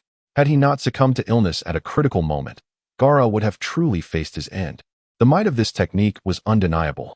However, for one who possesses the formidable power of the flowing blade, even such an assault proves largely ineffective. The moment the myriad of bony spikes surged upward, the flowing blade had already completed its ethereal transformation. Those spikes merely passed through its form, inflicting no harm whatsoever. Instead, the Kagaya clan members who had previously lain lifeless on the ground were all pierced through by their leader, leaving them utterly devoid of life. Those who had survived the initial onslaught met their demise, while the already deceased were mercilessly desecrated. It was a scene of utter devastation. As for the Kagaya leader, he sank into the forest of bones, disappearing entirely from sight, opting instead to maneuver beneath the surface. The dance of the early ferns did not merely grow in a singular direction above ground, it thrived in a bidirectional manner, extending beneath the earth as well. This enabled the caster to traverse underground at will, emerging unexpectedly from any angle within the bone forest to unleash a surprise attack. I Love RA was nearly claimed by Kumahiro's hands in such a manner. Truly, the manipulation of the dead was formidable and intricate. Having personally encountered the potency of such a grand technique, the flowing blade could not help but marvel in silence. Yet, there was no cause for alarm after all. With a multitude of tactics at one's disposal, confidence was assured. For an ordinary individual, even if they were not pierced by the bone spikes. Evading the caster's sudden ambush was nearly impossible. The caster merged seamlessly with the forest, moving without a whisper. Unlike on the surface, where even the slightest caution would betray one's presence, the movements of the necromancer within the bone forest were nearly soundless. However, for the flowing blade, as long as there was any semblance of sound, it could not escape his perception. Blessed with the perfect sage mode, the sensory abilities of this technique were fearsome. When Nagato obliterated Konoha, Naruto, having just mastered sage techniques, could instantly sense the chakra of every ninja in the village, even detecting Kakashi's demise. Such a level of perception was indeed terrifying. Even the faintest fluctuation of chakra would not evade the flowing blade's awareness. In but a fleeting moment, the flowing blade transitioned into sage mode, amplifying his sensory capabilities exponentially, reaching an alarming level of acuity. The Kagaya leader, concealed within the underground forest of bones, was promptly detected by the flowing blade, his every movement laid bare before him. Naturally, the Kagaya leader remained blissfully unaware of this, stealthily threading through the bone forest, cautiously positioning himself behind the flowing blade and silently emerging from the shadows. In an instant, an exaggerated bone spear materialized in his right hand, ready to deliver a devastating strike. At that moment, a cold, cruel smile graced the leader's face, confident that this blow would surely pierce the flowing blade's body. Yet, the very next instant, that sinister smile froze in place. Guarding Crane, Liu Ren directed a mental command toward Shoha, with whom he had previously established communication, and in an instant, he entered the tailed beast chakra mode. A colossal hand composed of Shoha's chakra erupted from his body, seizing the neck of the Kagaya clan leader as effortlessly as one would grasp a chick, suspending him midair. How could this be? The Kagaya leader's face betrayed a look of incredulity. In that moment, he realized that his movements within the bone forest had been completely discerned by Liu Ren. Moreover, the sudden emergence of chakra from Liu Ren's body. Could he possibly be a Jinchuriki? Boom, boom, boom. The Showa chakra surged around Liu Ren, manifesting into two legs that propelled him out of the bone forest. At this juncture, Liu Ren lifted the Kagaya leader before him with the hand of tailed beast chakra and coldly declared, I lack the patience for games. Take me to find Junmaru or face death. I will take you. There is no issue. The Kagaya leader responded, his expression twisted with a hint of madness. He knew that all his efforts were futile against Liu Ren. Even without being coerced, he would have sought out Junmaru, who was, after all, a secret weapon of the Kagaya clan. Lead the way, Liu Ren commanded icily, releasing the Kagaya leader. Simultaneously, he retracted his tailed beast chakra mode. Swish, swish. The two executed the body flicker technique and swiftly vanished from sight. Shortly after their departure, a group of mist ninjas appeared at the scene. Leading them was a female ninja with cascading brown-purple hair that flowed like a waterfall, her long bangs obscuring her right eye. Dressed in a blue gown, her bare shoulders exuded an undeniable allure. This was Terumi Mei, who, although not yet the Mizukage, commanded popularity within the mist that rivaled that of the fourth Mizukage, Kagaya Yagura, with numerous supporters, especially considering Yagura's reign had reached a brutal peak under Obito's control. Leading to the oppression of various bloodline clans, the Mist Ninjas felt profound disillusionment with him. Though the misunderstanding had been resolved and Yagura was under manipulation, his credibility among the Mist had been nearly exhausted. In stark contrast, Terumi Mei was hailed as the most prodigious ninja in the history of the Mist, boasting chakra of 4 elemental natures, water, earth, lightning, and fire, alongside the unique bloodline limits of boil release and dissolution release. Calls for her succession as the next Mizukage were fervent. What is happening here? Have all the Kagaya clan members perished? In this bone forest, this is the dance of early ferns. Terumi Mei furrowed her brows in astonishment and confusion upon witnessing the ground strewn with the corpses of the Kagaya clan members. The dance of the early fern is a formidable ultimate technique that can only be wielded by the leader of the Kagaya clan, and it is truly terrifying. Few in the hidden mist can withstand its might. The fact that the Kagaya leader resorted to such an extraordinary move indicates that he is facing an opponent of considerable strength, at least of the caliber of a shadow. However, how many shadow-level ninjas are there in the entirety of the hidden mist?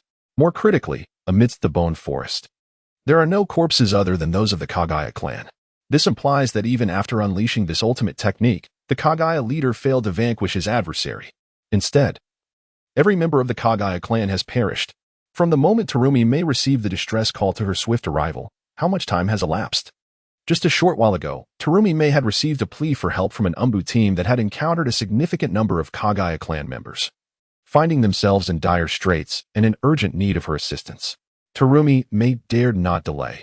She immediately mobilized her forces and rushed to the scene, only to be met with an unexpected sight. All the Kagaya clan members lay dead. Lady Terumi Mei, I have surveyed the area. The Kagaya clan members who besieged us, apart from the clan leader, are all deceased.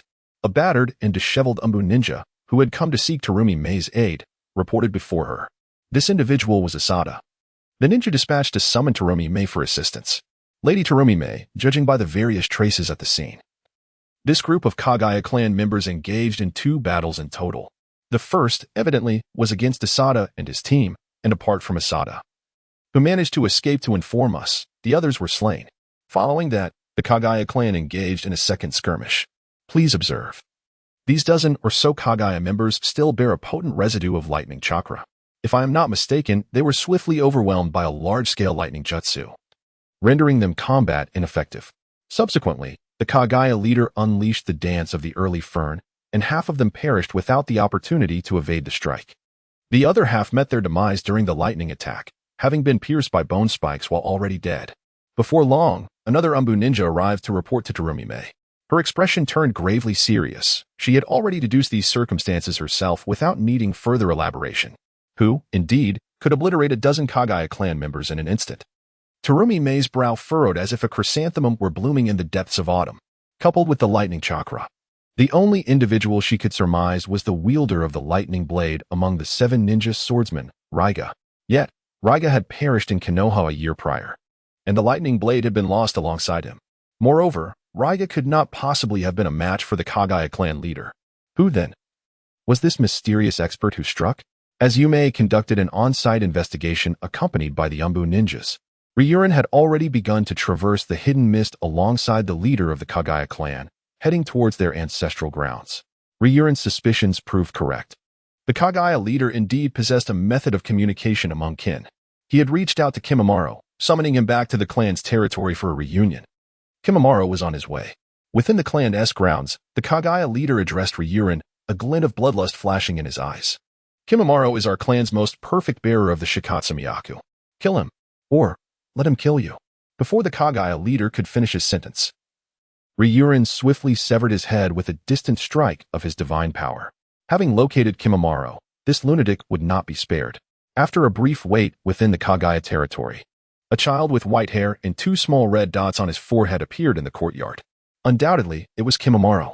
He glanced at Ryuren, then at the lifeless body of the Kagaya leader beside him, gripping a bone blade tightly, and charged towards Ryuren. Wait! Ryuren suddenly called out to Kimimaro. To his surprise, Kimimaro halted, his large eyes blinking curiously at Ryuren. Why do you wish to kill me? Ryuren inquired softly, maintaining a steady gaze. The leader said, I must kill all the mist ninjas I see. Kimimaro instinctively replied, Do you truly wish to do that? Ryuren continued to question calmly. Kimimaro hesitated. I don't know. Since his earliest memories, Kimimaro had been confined within the Kagaya clan's cell, receiving his meals from a hand that reached in from outside, which constituted his sole interaction with the outside world. He had never understood why he existed in this world, nor the meaning of his life. Although he belonged to the Kagaya clan, he had not encountered any other clan members until the rebellion began. To Kimimaro, both his kin and the Mist Ninjas were equally unfamiliar. His compliance with the leader's command to engage the Mist Ninjas stemmed not merely from obedience, but from a deeper reason. He did not comprehend the purpose of his own existence. The reason you unleash your wrath upon the Mist Ninjas is that, without doing so, you are lost, aren't you? You do not know why you live, nor what you are meant to accomplish in this life, correct? Ryuren posed these soul-searching questions. In that moment, Ryuren observed Kimimaro's pupils constrict, the bone blade that had been clutched tightly in his hand now clattering to the ground. It was evident that Ryuren had struck a chord. Kimimaro, do you believe there is meaning in life? Ryuren continued, adopting a tone of profound inquiry. Kimimaro fell silent once more, unsure of how to respond, for he was utterly at a loss regarding the significance of his existence in this world. Life, devoid of meaning, is a notion echoed shamelessly by Liu Ren, who resurrects the words once spoken by Orochimaru to Jumru. Yet, perhaps in living, one discovers intriguing pursuits. Much like how I have found you. Jumru, would you care to accompany me from this place? Jumru nodded. For the very first time, he understood the reason for his existence and the significance of his life. Jumru, I have some matters to attend to in Kirigakure. It would be inconvenient to take you with me for the time being. I possess an alternate space. Please, step into it for a while. Liu Ren continued to speak to Jumru. The Kagaya clan is now deemed a traitorous faction in Kirigakure, and should they discover Jumru's presence, they would undoubtedly seek to capture him. Although Liu Ren harbors no fear of Kirigakure's might, there is no sense in confronting them head-on. Liu Ren did not come to stir chaos in Kirigakure. Jumru nodded once more in agreement. Liu Ren placed his hand upon Jumru, invoking the Kemui technique to envelop him within the divine space. Having completed this, Liu Ren transitioned into sage mode, enveloping the entirety of Kirigakure and beginning to sense a particular chakra, Orochimaru. Indeed, it was Orochimaru, not Kei Gitsu Yatsukura.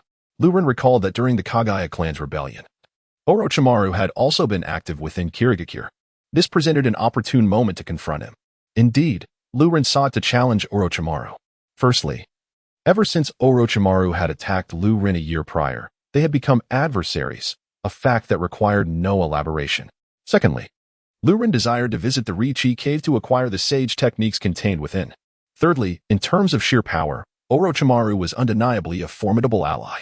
Naturally, persuading him to join his cause would be nearly impossible. Thus Liu Ren planned to employ the Kodo Amatsukami technique to alter Orochimaru's will.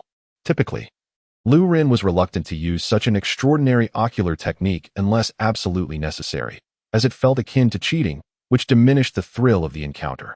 Fourthly, since Liu Ren aimed to recruit followers for a grand endeavor, he required a secret base, a task in which Orochimaru excelled. Not only did Orochimaru possess numerous clandestine experimental facilities, but he had also established a village later on, aligning perfectly with Liu Ren's needs. I have found you, Orochimaru. Excitement gleamed in Liu Ren's eyes. Utilizing Sage Mode, he pinpointed Orochimaru's location. A year prior, Liu Ren had clashed with Orochimaru, rendering him well acquainted with Orochimaru's chakra, thus enabling him to easily locate him through Sage Mode. With a hum, the Kamui vortex appeared, and Liu Ren's figure swiftly vanished from the domain of the Kagaya clan. At the entrance of Kirigakure, a figure ambled leisurely along a forest path, reminiscent of a stroll in one's own garden. It was Orochimaru. The Takazuki clan, a race that revels in slaughter, ought not to exist at all. While Orochimaru admired the scenery of the hidden mist, he leisurely commented on the rebellion there. However, that little boy was quite intriguing. The bloodline limit of the Takazuki clan was rather impressive as well. A fleeting image of the young Kagaya boy, merely a few years of age, crossed Orochimaru's mind. Unlike others of his clan, this boy did not possess that nearly deranged bloodlust. He was a comparatively ideal vessel. Orochimaru. It seems we meet again. At that moment, a voice suddenly resonated behind him, startling Orochimaru. It was astonishing that someone could stealthily approach him without his notice. Given his formidable prowess, such a feat was almost beyond comprehension. Should this individual choose to launch a surprise attack, it could spell significant trouble for Orochimaru, and he could not guarantee his escape. Are there still such formidable beings in the current ninja world? Who could it possibly be? Moreover, from the tone of this person, it seemed they had met before. With a heart full of questions and immense caution, Orochimaru slowly turned around, only to be greeted by a remarkably youthful yet unfamiliar face. After careful reflection, Orochimaru could not recall where he had encountered this individual. Nevertheless, he undeniably sensed a striking familiarity emanating from them. "My lord, have we met before?" he inquired, his demeanor marked by vigilance and a hint of gravity. "Indeed, we have met, and not only that, I nearly killed you, Orochimaru. Yet, I never imagined you would prove to be such an indomitable cockroach, surviving even after I witnessed you reduced to ashes," replied the stranger, flowing with admiration. This praise was genuine. Orochimaru truly resembled an impervious insect, surviving against all odds. The Reaper Death Seal was exceedingly formidable. Even the Nine Tails could not stir a ripple. Yet Orochimaru escaped with merely the loss of his hands.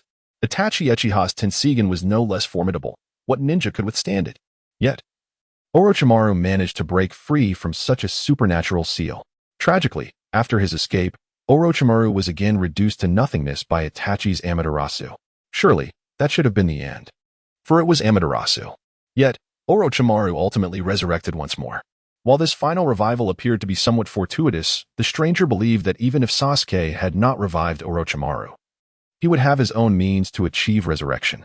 Such an extraordinarily resilient history is undeniably impressive. "It is you." Orochimaru's voice suddenly sharpened, revealing surprise, trepidation, and resentment upon his countenance. The humiliation brought upon him by this individual had been etched into his memory for an entire year. When had Orochimaru, who had navigated the ninja world for so long, ever found himself in such a wretched state? "Indeed, it is I, Orochimaru. Last time, I allowed you to escape. But this time, I shall not permit such an occurrence to transpire again," Rinnegan stated in an utterly indifferent tone, as if discussing the most mundane matters of sustenance. "Hey." Orochimaru smirked, even extending his tongue to lick his lips. "Is it merely your eyes that you rely on?"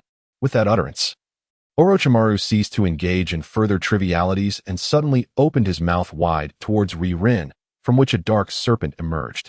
This black serpent, too, gaped its mouth, unleashing multiple serpents that followed suit, creating an unending cascade of black serpents. A torrent of thousands, indeed, manifested before Rinnegan, shrouding the space before him in darkness. To describe it as a torrent is no exaggeration, it is merely a statement of fact. Were an unsuspecting observer to gaze from a distance, they might genuinely believe that the hidden mist village had been inundated by a flood, albeit a flood of black serpents. The sheer multitude of these serpents was overwhelming. Among the foremost, each serpent clutched a Kusanagi sword in its maw. Having learned from past encounters, Orochimaru no longer dared to underestimate Rinnegan, unleashing such a formidable technique right from the outset. One cannot deny that this technique was indeed particularly effective against Rinnegan. No matter how formidable the black flames may be, could one truly incinerate this multitude of serpents? No matter how terrifying the Sharingan Jinjutsu, if one cannot even glimpse Orochimaru's visage, How could they hope to cast it? Similarly, the extensive serpentine assault rendered nearly all ninjutsu ineffectual, leaving them powerless. Yet, what Orochimaru failed to anticipate was that Ren possessed far more techniques than he could fathom. Such a level of ninjutsu is worthy of the legendary Sannin. Ren silently marveled at the might of this technique, realizing that for an ordinary ninja, it would be utterly overwhelming and nearly impossible to counter. Even Ren, at this moment, found it no easy feat to dismantle the serpentine assault. Of course, it was not insurmountable, but conventional methods would undoubtedly prove inadequate. One would need to resort to more formidable strategies. Shikaku, lend me your chakra. Ren called out to Shikaku, instantly entering the tailed beast chakra mode, and then concentrated to form a tailed beast bomb, hurling it towards the serpentine tide. The tailed beast bomb, imbued with unparalleled might, surged forth and collided with the serpents. Boom! An immense wave of energy erupted, obliterating the countless black serpents into mere remnants. What? Orochimaru gasped in disbelief, scarcely able to fathom his own eyes. His technique had been dismantled in the blink of an eye? How could this be possible? What was this astonishingly powerful energy attack? It resembled a tailed beast bomb. At that moment, Orochimaru realized he had gravely underestimated Ren's capabilities. Clang! At that moment, a sudden sound of air being sliced through echoed from behind.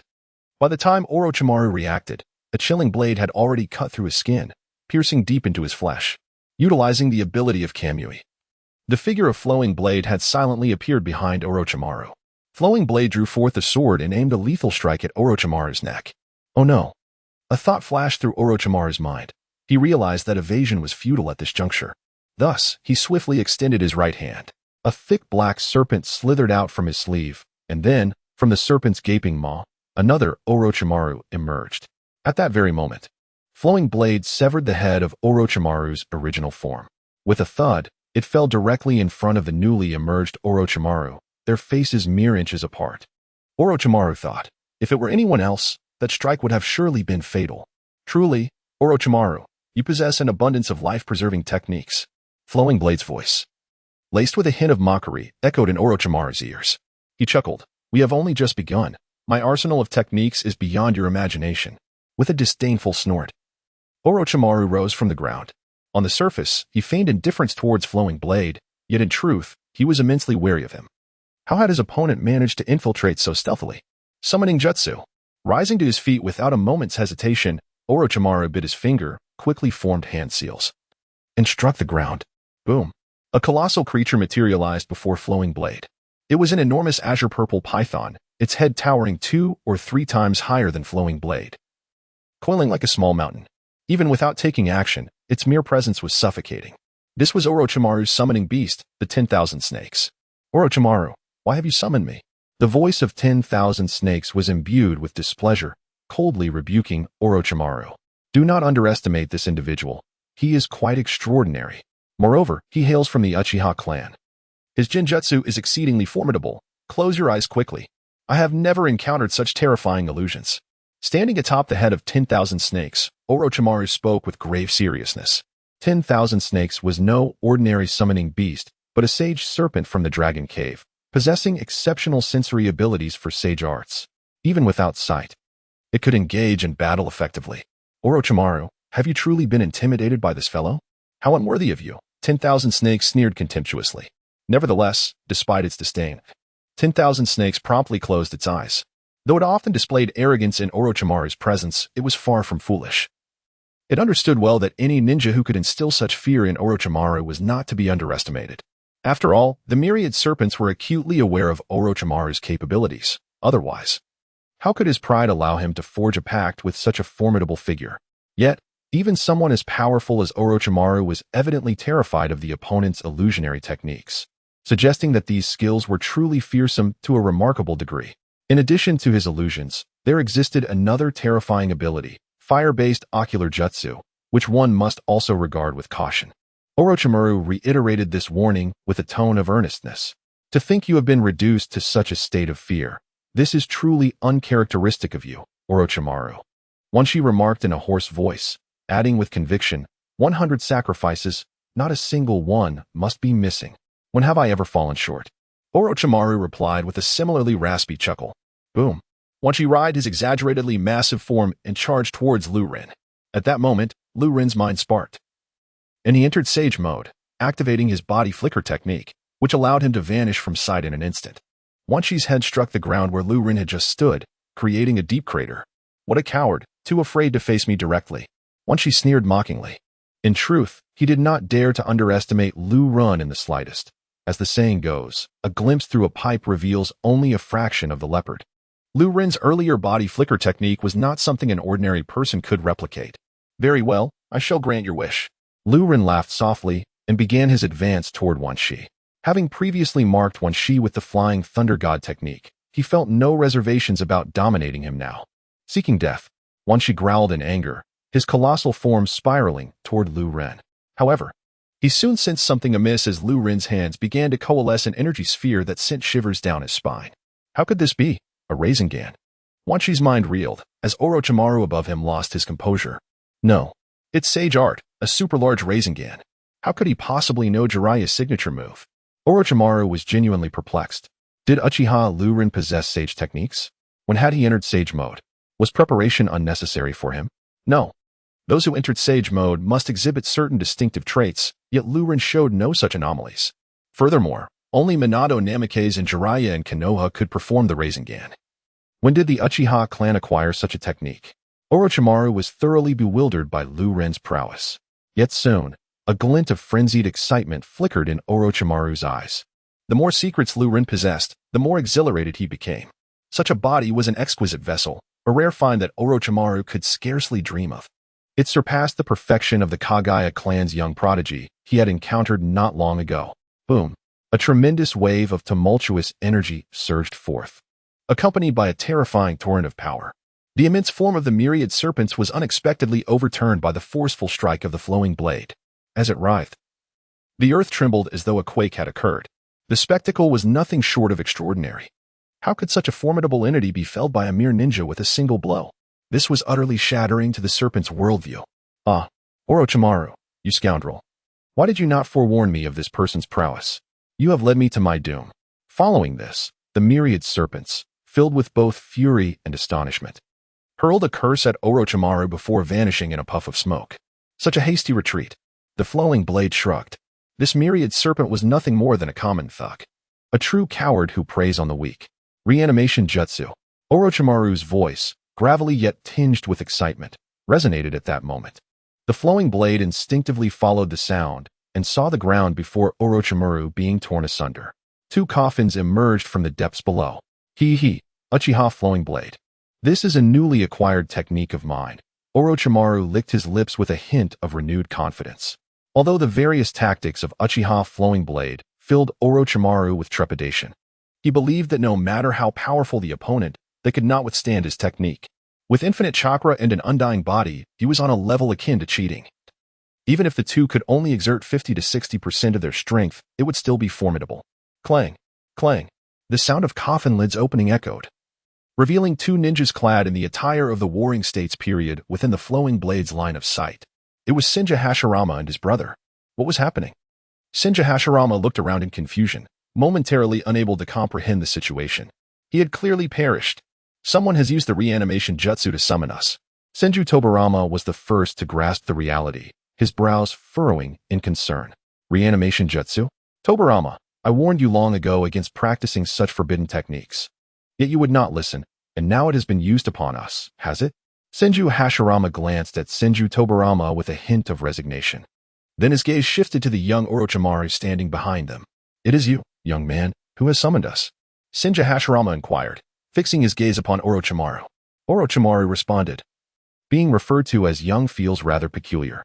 However, considering your era, it seems fitting enough. He chuckled, extending his tongue to lick his lips. First Hokage, second Hokage. I apologize for disturbing your peace. However, I have encountered an extraordinarily powerful adversary and had no choice but to resort to this. Moreover, I am eager to witness the prowess of both esteemed Hokage. You have quite the audacity to set your sights upon us. The demeanor of Senju Tobarama is markedly colder than that of Senju Hashirama, his eyes harboring a faint glimmer of menace. Were it not for the fact that the Edo Tensei technique is his own creation, he is acutely aware that he would be entirely under the control of the caster. Tobirama would have undoubtedly taken action against Orochimaru by now. Second Hokage, if I were to inform you that my intentions are to deal with the Uchiha clan, what would your thoughts be? Facing Tobirama's piercing and chilling gaze, Orochimaru shrugged nonchalantly, exuding an air of confidence. The second Hokage's sentiments towards the Uchiha clan are well known to him. Indeed, upon hearing the mention of the Uchiha clan, Tobirama's expression suddenly hardened. The Uchiha clan? Have they rebelled again? Your bias against the Uchiha clan runs rather deep, doesn't it, second Hokage? Rinnegan sighed in resignation from the side. However, he completely empathized with Tobirama's feelings as he had personally experienced the betrayal by Uchiha Madara, which even led to the death of his elder brother. How could one not be exceedingly wary of the Uchiha? The Mist Shinobi? How does this matter involve them? Hashirama inquired with curiosity. The individual in question is indeed a member of the Uchiha clan. Orochimaru clarified. This person's strength far exceeds that of the Hokage, and I even suspect he may have reached the level of Uchiha Madara in his prime. Is this person truly that formidable? Both Senju brothers were astonished, struggling to believe it. No one understood the prowess of Uchiha Madara better than the two brothers. They had never considered anyone in the ninja world capable of reaching such an extraordinary level. Why not find out for yourselves, esteemed Hokages? Orochimaru encouraged. In the absence of clarity, I cannot recklessly strike at others. Hashirama promptly rejected Orochimaru's suggestion. If it concerns the Uchiha clan, I might be inclined to take action. After all, they are inherently a malevolent clan. Tobirama contemplated for a moment before readily agreeing. Tobirama, how can you say such a thing? Have I not told you to never underestimate the Uchiha clan? Hashirama immediately admonished. Brother, you are too naive. Tobirama countered assertively. While I do not possess a strong sense of belonging to the Uchiha, your statement, second Hokage, is rather displeasing to me.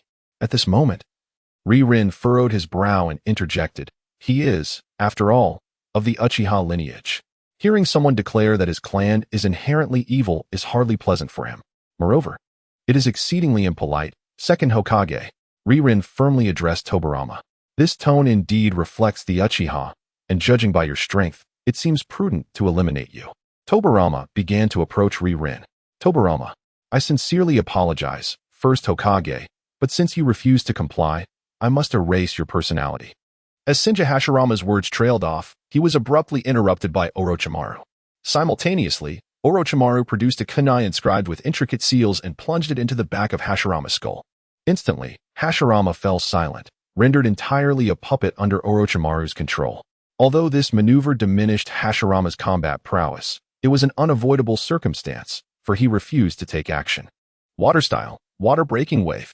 The cold, ruthless voice of Senju Tobirama resonated, as he swiftly formed hand seals like an apparition, unleashing a torrent of water towards Kagaya's sword. Despite this incarnation of his Edo Tensei body being capable of only about 50 to 60% of his true strength, his water-breaking wave was significantly more formidable than that of Kagaya's previous incarnation. Indeed, the power of the first and second Hokage was undeniably exceptional.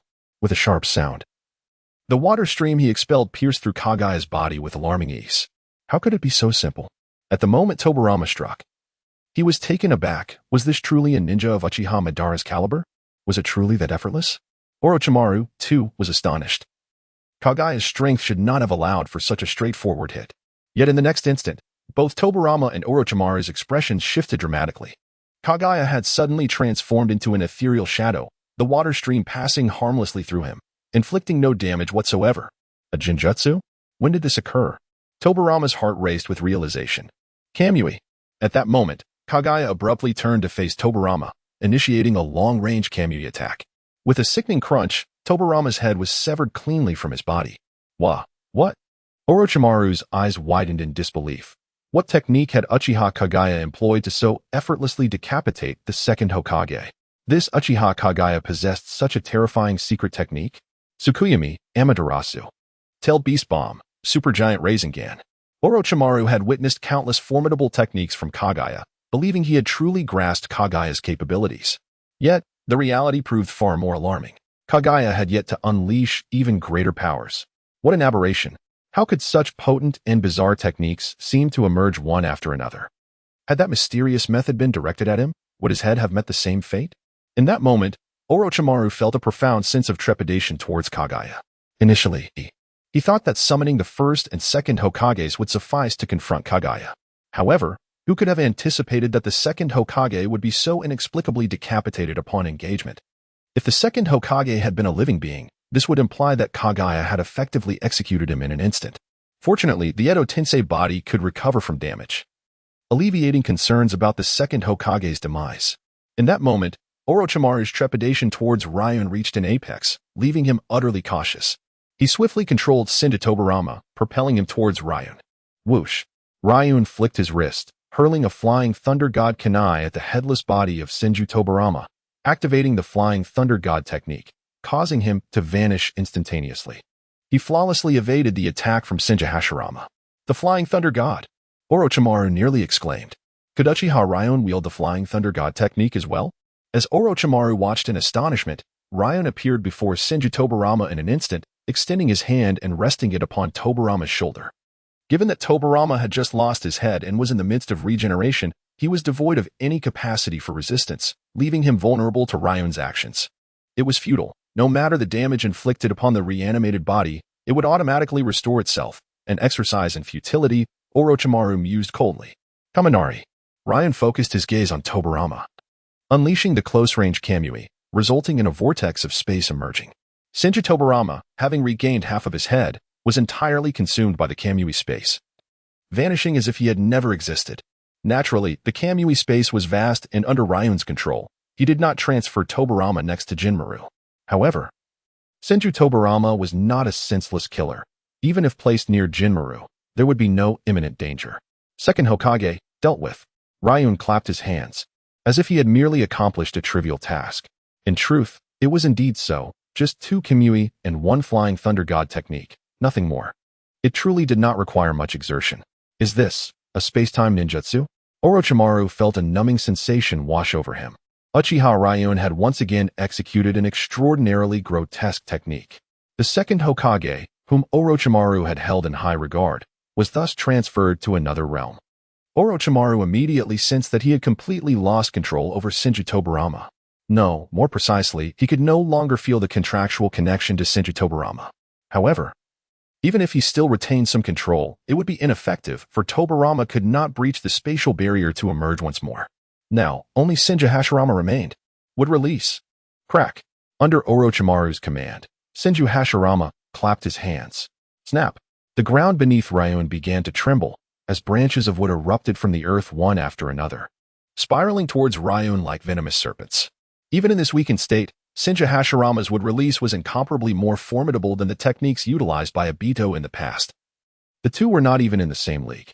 The speed, strength, and range of Hashirama's branches far surpassed those of Obito's by several streets. Shikaku. In an instant, Liu Ren entered the tailed beast chakra mode, unleashing a tailed beast ball towards the dense cluster of wooden branches. Boom. All the emerging branches were obliterated by the explosion of the tailed beast ball, scattering countless wooden splinters in every direction, exhibiting a terrifying power that rivaled the throwing of shurikens by skilled ninjas. Shinra Tensei. As the obstacles before him were cleared, Liu Ren directed his gaze towards Hashirama Senju, immediately employing the long-range Shinra Tensei. Crack. Hashirama's head was severed by Liu Ren's strike, leaving a headless corpse slumping to the ground. However, at the moment of its fall, the headless body transformed into a wooden clone. It was a wood clone. Liu Ren's heart stirred. Hashirama Senju, revered as the god of ninjas, proved to be a formidable opponent. Even in a diminished state, he was not easily subdued, especially after witnessing how Liu Ren had dealt with Tobirama Senju. Employing the same tactic would not yield successful results. Crack. Crack. Crack. After being deceived by Hashirama's wood clone, Liu Ren found himself under a fierce onslaught as Hashirama once again commanded the wooden branches to attack. A multitude of branches erupted from the ground, sweeping towards Liu Ren. Yet, this time, Liu Ren was different, for he had activated Sage Mode. Hashirama's assault was rapid. During their previous encounter, Liu Ren had reacted too late, finding himself ensnared by the branches before he could even deploy his Flying Thunder God Kunai. However, with the heightened sensory perception from Sage Mode and the amplification of his physical techniques, he sensed the emergence of the branches the moment they broke ground. Swish! Liu Ren deftly launched a Flying Thunder God Kunai towards Hashirama, vanishing from sight only to reappear before him. In that fleeting moment, he swiftly condensed a Sage Art Rinnegan in his hand, launching it fiercely at Hashirama. At this critical juncture, Hashirama extended his right hand towards Liu Ren, summoning a multitude of wooden branches that swiftly attacked. Yet, the time was too short. Indeed, the Flying Thunder God technique was instantaneous, and Hashirama's branches, having only just manifested, were struck by Liu Ren's sage art Rinnegan. Boom. All the branches were instantly shattered upon impact, while Hashirama himself was violently propelled backward by the immense force of the energy. Could even the first Hokage not withstand Uchiha Liu Ren? Orochimaru felt his breath quicken. This was the first Hokage, the god of ninjas, even at half strength.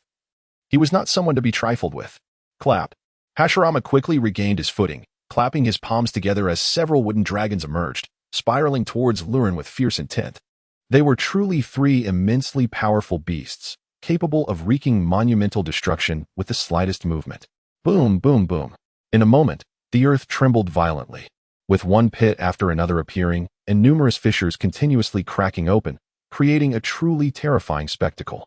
However, Liu Ren maintained a state of ethereality, impervious to the assaults of the three wooden dragons, which failed to inflict even the slightest harm upon him. In the briefest span of time, the area surrounding Liu Ren, extending several hundred meters, had transformed into a desolate wasteland. What could possibly be happening? Had his body suddenly morphed into a phantom? Orochimaru, observing from the periphery of the battlefield, gazed at Liu Ren, who remained as calm as an old dog despite the relentless attacks from Senju Hashirama. His brow furrowed like a chrysanthemum blooming in the depths of autumn. He could not comprehend this scene at all. Could it be that he had unwittingly fallen under a genjutsu once more?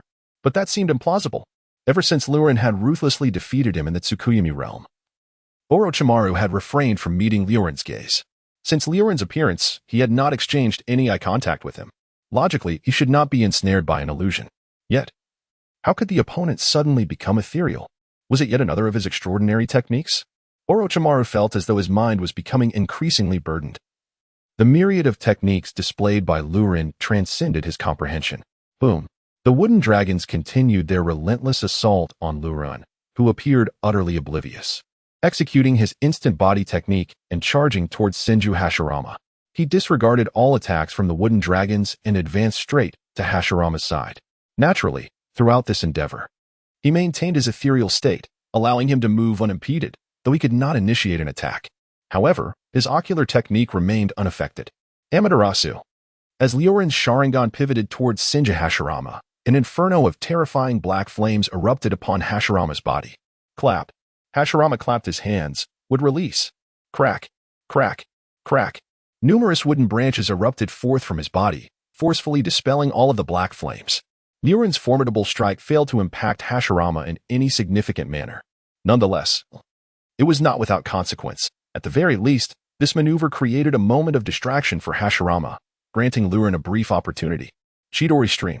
Crackle.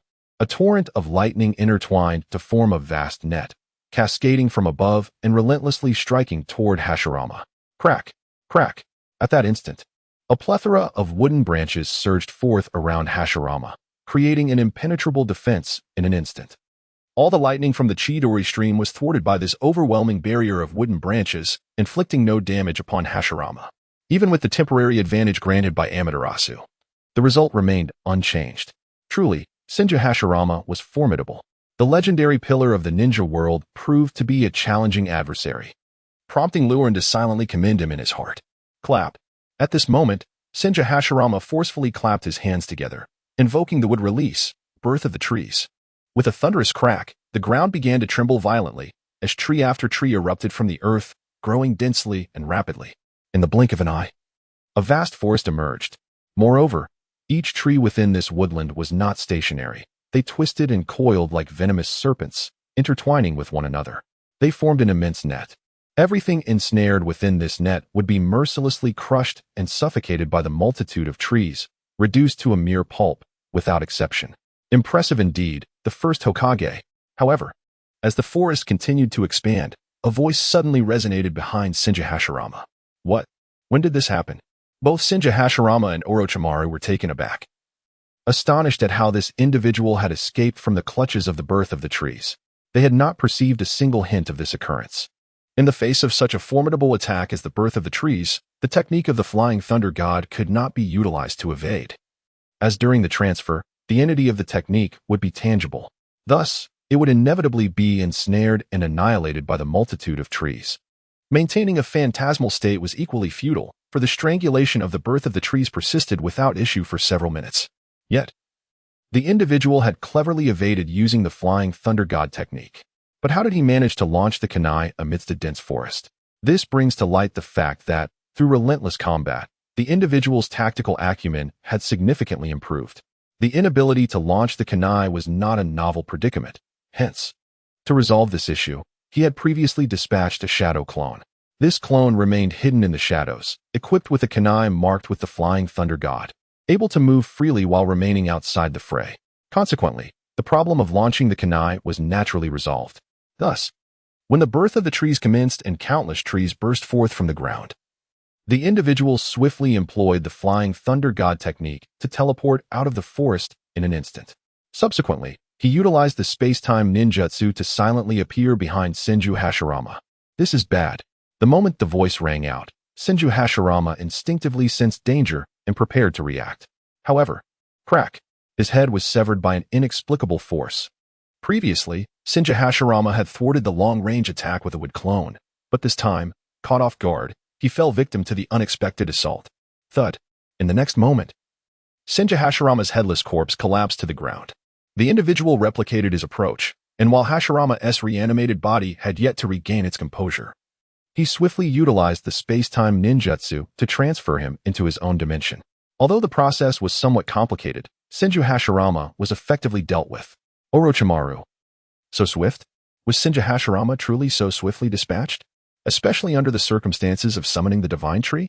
The prowess of Flow Blade surpasses Orochimaru's comprehension by leaps and bounds. Uchiha Flow Blade, you have indeed astonished me. Orochimaru gazed at Flow Blade with admiration and shock, exclaiming, "What a surprise, my true trump card has yet to be revealed." Flow Blade shrugged nonchalantly, remarking, "It is not pretentiousness, rather, it is an undeniable truth. He has not even utilized Susanoo or the power of the Rinnegan. So, does this mean I am doomed today?" Orochimaru licked his lips with his tongue. "No, it would be a pity for someone like you to perish." A voice suddenly emanated from behind. It was none other than Flowblade's shadow clone. "Why not join me?" Several voices echoed simultaneously as a multitude of flow blades encircled Orochimaru, each pair of eyes glistening with the ominous crimson of the Sharingan. Whoosh! Before Orochimaru could utter a word, the swarm of flow blades executed their body flicker technique, swiftly enveloping him in an impenetrable barrier. "You are dreaming." Orochimaru snorted in anger, perplexed by which flow blade was the original and which were mere clones. Yet at that moment, none of it mattered. He thrust his hand towards one direction, and black serpents surged forth from his sleeves. Chidori Flow. However, Flow Blade did not grant Orochimaru this opportunity. All flow blades struck simultaneously, ensnaring him in a net of electricity. Unlike Senju Hashirama, Orochimaru lacked such formidable abilities and was swiftly incapacitated by Flow Blade's Chidori Flow. Crashing to the ground, countless hands seized Orochimaru, presenting him before one Flow Blade, whose Sharingan turned towards Orochimaru's eyes. The Kodo Amatsukami was activated. Orochimaru momentarily dazed, then swiftly regained composure. "Master Flow Blade, how may I serve you?" His will had been altered by Flow Blade, and he had now become a devoted subordinate. "I require you to discreetly investigate the whereabouts of the Four Tails Jinchuriki and Six Tails Jinchuriki." Flow Blade articulated his request. "I shall exert every effort to assist you in locating these two individuals." Orochimaru promptly replied. At this moment, Flow Blade summoned Junmaro from the Kamui dimension. Orochimaru cast a glance at Junmaro, grinning. "So it is this little fellow. Is he also under your command, Master Flowblade?" "Indeed, from this moment forth. Junmaro is no longer a ninja of the mist." Flowblade nodded, casually instructing Orochimaru, "Take Junmaro back with you. I have matters to attend to." It seems Master Flowblade holds Junmaro in high regard. Orochimaru reached out and affectionately patted Junmaro's small head. "Junmaro, for now, you shall accompany Orochimaru and cultivate with him until I find the time to visit you." Liu Ren then addressed Junma, who nodded in agreement, showing no dissent. "All right, Junma, let us depart." Orochimaru grasped Junma's hand and led him away. With a swift motion, Liu Ren activated his body flicker technique and vanished without a trace. Shortly thereafter, Terumi May reappeared with a group of Mist Village ninjas, who were bewildered by the sudden emergence of an entire grove in the vicinity. They stood there, utterly perplexed. "What is happening?" How could a forest spring up in the blink of an eye? This is utterly bizarre. They found it difficult to fathom the nature of this phenomenon, as it shattered their understanding of reality. In the woods at the edge of the Mist Village, two figures meandered leisurely through the trees. One bore a pitcher plant upon his shoulder, obscuring his head, while the other wore a peculiar white mask, adorned with swirling vortexes. These two were none other than Black and White Zetsu, and Uchiha Obito. Obito, have you truly considered this? You are now the most wanted fugitive in the Mist Village. Your presence here is rather perilous, Black Zetsu remarked casually as he walked alongside Obito. Indeed, Obito possessed formidable strength, and his Kamui technique was astonishingly powerful. Yet he was far from being capable of single-handedly challenging a ninja village. Even with precautions in place, it was doubtful he could best Kaguya Chikage. After all, he was a Jinchuriki, a formidable figure in his own right. Moreover, the Mist Village served as his stronghold, surrounded by water, which provided significant advantages to water-style ninjas. It was akin to the disparity between Rasha within the Land of Wind and Rasha beyond its borders. The same applied to Kaguya Chikage within and outside of the Mist Village. Kisame's strength is commendable, especially during these times. I require such an ally, Obito replied solemnly. In the past, during his time in the Mist Village, he had not merely relied on Kaguya Chikage, but also on Kisame Hashigaki.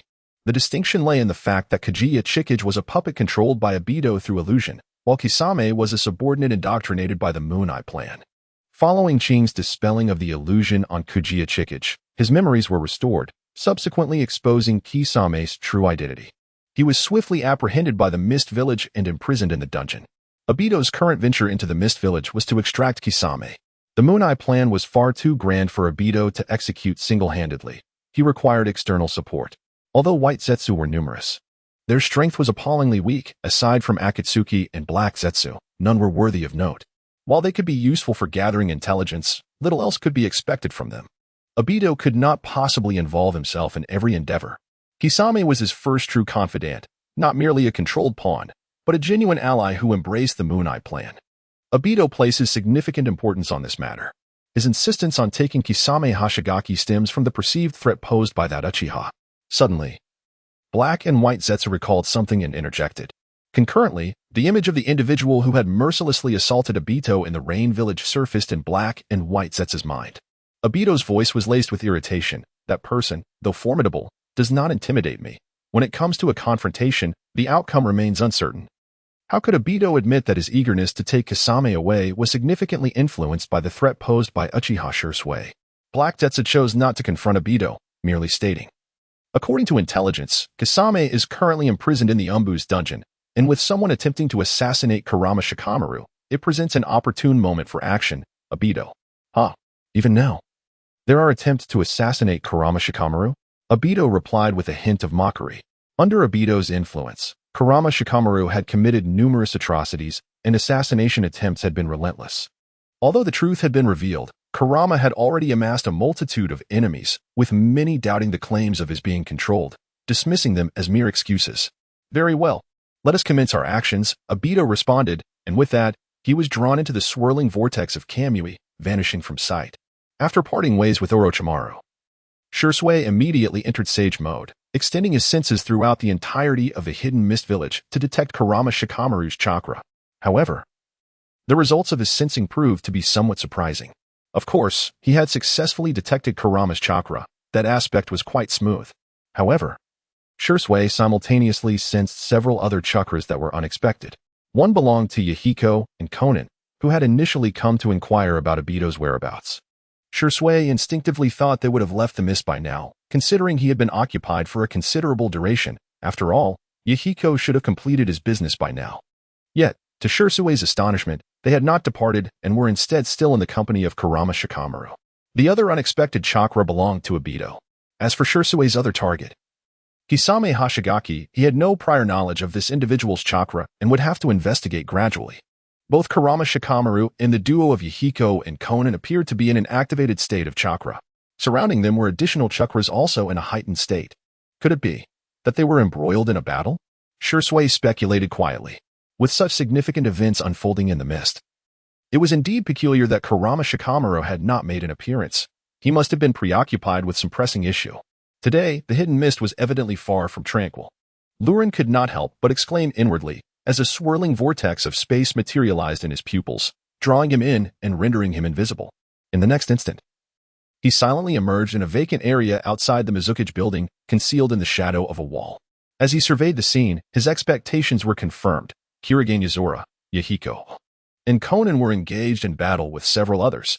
To his astonishment, the adversaries were none other than Zabuza Momochi and the enigmatic Hozuki Mangitsu, the latter resembling his brother.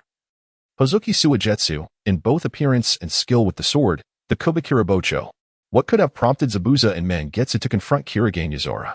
Liu Ren felt a flicker of surprise. Zabuza had become a rogue ninja after failing to assassinate the Mizukage, so his targeting of Kirigan Yuzura made sense. However, Mangitsu's involvement was unexpected. Upon reflection, Liu Ren realized that this was not entirely out of the ordinary. The circumstances surrounding Hozuki Mangitsu remained vague. It was known he had perished at an early age, but the specifics of his demise were shrouded in mystery. It was evident that his death was not of natural causes, but rather a violent end. With little likelihood of illness being a factor, as ninjas are typically resilient to sickness. The harsh rule of Kirigakure had led many ninjas to attempt to assassinate Kirigan Yuzura, making Mangitsu's involvement understandable. Moreover, recalling the events of the anime, during the rebellion of the Kagaya clan, Mangitsu encountered Zabuza and Orochimaru in Kirigakure. At that time, Zabuza had already turned rogue. One might wonder why he returned to Kirigakure after a failed attempt. Was it simply because of a childlike buy in his Ice Shield Kekkai Genkai? Now witnessing Hozuki Mangitsu take action alongside Zabuza, Liu Ren began to piece together the connections. It was conceivable that the rebellion of the Kagaya clan provided Zabuza with an opportune moment to strike. Perhaps Mangitsu, having received news of the rebellion, summoned Zabuza to join forces. The true nature of their alliance was known only to them, and Liu Ren had little desire to delve further into their motivations. As for Yahiko and Konan, they seemed to have merely been unfortunate enough to be caught in the crossfire. Given their characters, it was certain they would not remain idle in the face of an assassination attempt on the Mizukage. Clang! Bang! The battlefield was a dazzling spectacle, with waves of energy fluctuations erupting incessantly. Yahiko and Konan found themselves locked in a fierce confrontation against the formidable duo of Momochi, Zabuza, and Haku. In Zabuza's grasp was the explosive blade, Kubikira Bocho, which he wielded with an imposing ferocity, relentlessly cleaving towards Yahiko. Originally, Zabuza had utilized a beheading sword, but that weapon had been lost in the village of Konoha. Now, only the explosive blade and the sword, Samahata, remained in the possession of Zabuza, safeguarded by the enigmatic Hozuki Mangitsu. After their collaboration, Mangitsu had entrusted the explosive blade to Zabuza. The Kubikura Bocho was an extraordinarily heavy sword, each strike imbued with immense power, rendering it fearsome in its might. Coupled with the numerous explosive tags affixed to it, the potential for devastation was unparalleled. Yahiko found himself retreating under the relentless assault. Too intimidated to confront Zabuza head-on, forced instead to evade through agile maneuvers. If it weren't for Konan's paper shurikens providing continuous support, Yahiko would have truly struggled against Zabuza. Zabuza, being a prodigy of the hidden mist, had previously eliminated all his peers during the ninja graduation exams and had gone on to assassinate numerous significant figures in the Umbu, earning the moniker of the Demon of the Mist. His prowess was far beyond what Yahiko could contend with. Though Haku's Ice Shield Kekkai Genkai was impressive, his youth rendered him only capable of a supportive role in this battle. Thus, the two pairs remained evenly matched. Similarly, Hozuki Mangitsu was engaged in a fierce struggle against Kagaya Yagura. Although Yagura was powerful as the Mizukage, Mangitsu was a rare genius of the hidden mist. And in terms of ninjutsu and taijutsu, he was no lesser adversary. Despite Yagura being a Jinchuriki, the sword Samahata was its nemesis, nullifying any advantage Yagura might have had. A moment's carelessness could lead to his chakra being drained by Samahata. Amidst the intense battle, a voice filled with fury and astonishment rang out, "Mangitsu, I cannot believe you have betrayed the village." At that moment, a figure descended from the heavens, Terumi Mei. This day was anything but ordinary for Terumi Mei, as the village was engulfed in the most severe rebellion in its history. Several bloodline clans, including the Hyuga clan, had simultaneously risen in revolt. Indeed, the insurrection was not confined solely to the Hyuga clan. After enduring prolonged and bloody oppression from the Hidden Mist, the major clans could no longer tolerate it. Emboldened by the Hyuga clan's leadership, numerous clans rallied to their cause. Consequently, the ninjas of the Hidden Mist found themselves overwhelmed, unable to divert their attention. which allowed the likes of Zabuza and Haku to engage in their prolonged confrontation unnoticed. In the absence of the Mizukichi, Terumi Mei expended considerable effort to quell the uprisings of the bloodline clans. Once the situation was under control, she wasted no time and hurried back to the Mizukichi office to report to Yakura. To her astonishment, she discovered that the building had been sealed off by ninjas from the hidden mist. Realizing something was amiss, Terumi Mei understood that over the years, many had wished for Yakura's demise, and it was evident that someone had seized this opportune moment of chaos among the clans to strike again. Without hesitation, Terumi Mei forced her way inside, only to witness a scene she dreaded the most. "Terumi Mei!" exclaimed Hozuki Mangetsu and Momochi Zabuza, their pupils narrowing in apprehension. The strength of Terumi Mei was formidable, and her timely return to support Yakura signified the inevitable failure of their assassination attempt. Filled with furious resentment, they cast a glare at Yahiko and Konan, blaming them for the disruption that had thwarted their plans. Had it not been for their sudden interference, they would have already achieved their objective. "I have not betrayed the village. On the contrary, my intention is to eliminate Yakura for the good of the village," Hozuki Mangetsu proclaimed with righteous conviction. "You have seen the harm Yakura has inflicted upon the village during his tenure as Mizukichi. Without him, the village would flourish. Everything I do is for the betterment of the village.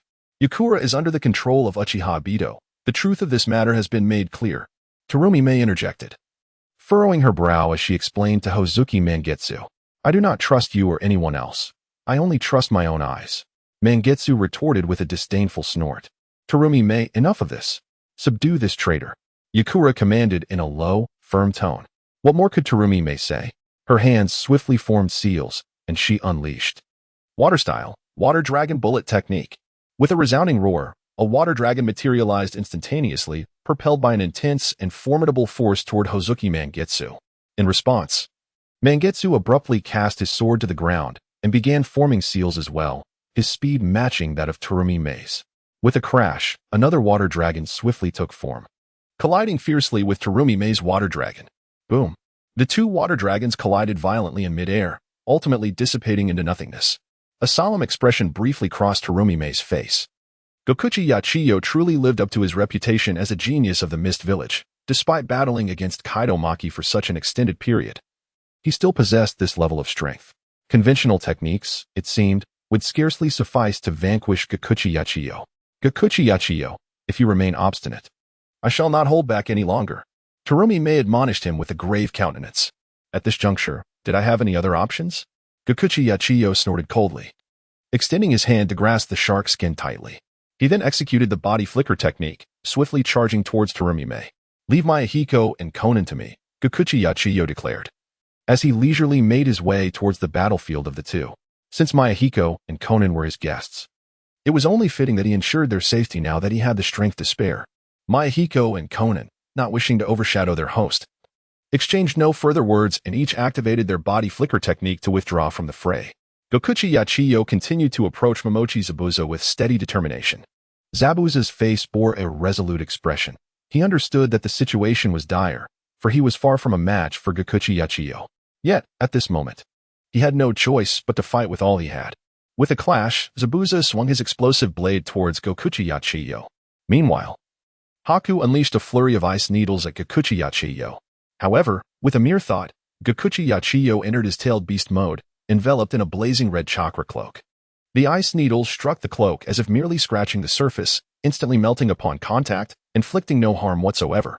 Subsequently, Gokuchi Yachiyo conjured a tailed beast bomb and hurled it towards Zabuza. Instinctively, Zabuza raised his explosive blade to defend. The impact was tremendous. Zabuza was violently shaken, as if struck by a speeding train, and was sent flying. He crashed to the ground with a heavy thud, bloodied and battered. Though he was not dead, he was grievously wounded, unable to rise. At the same time, his explosive blade was sent flying with a resounding clatter. Yet, in that moment, a hand caught the blade midair. An enigmatic masked man had appeared on the scene without warning. "You dare show yourself?"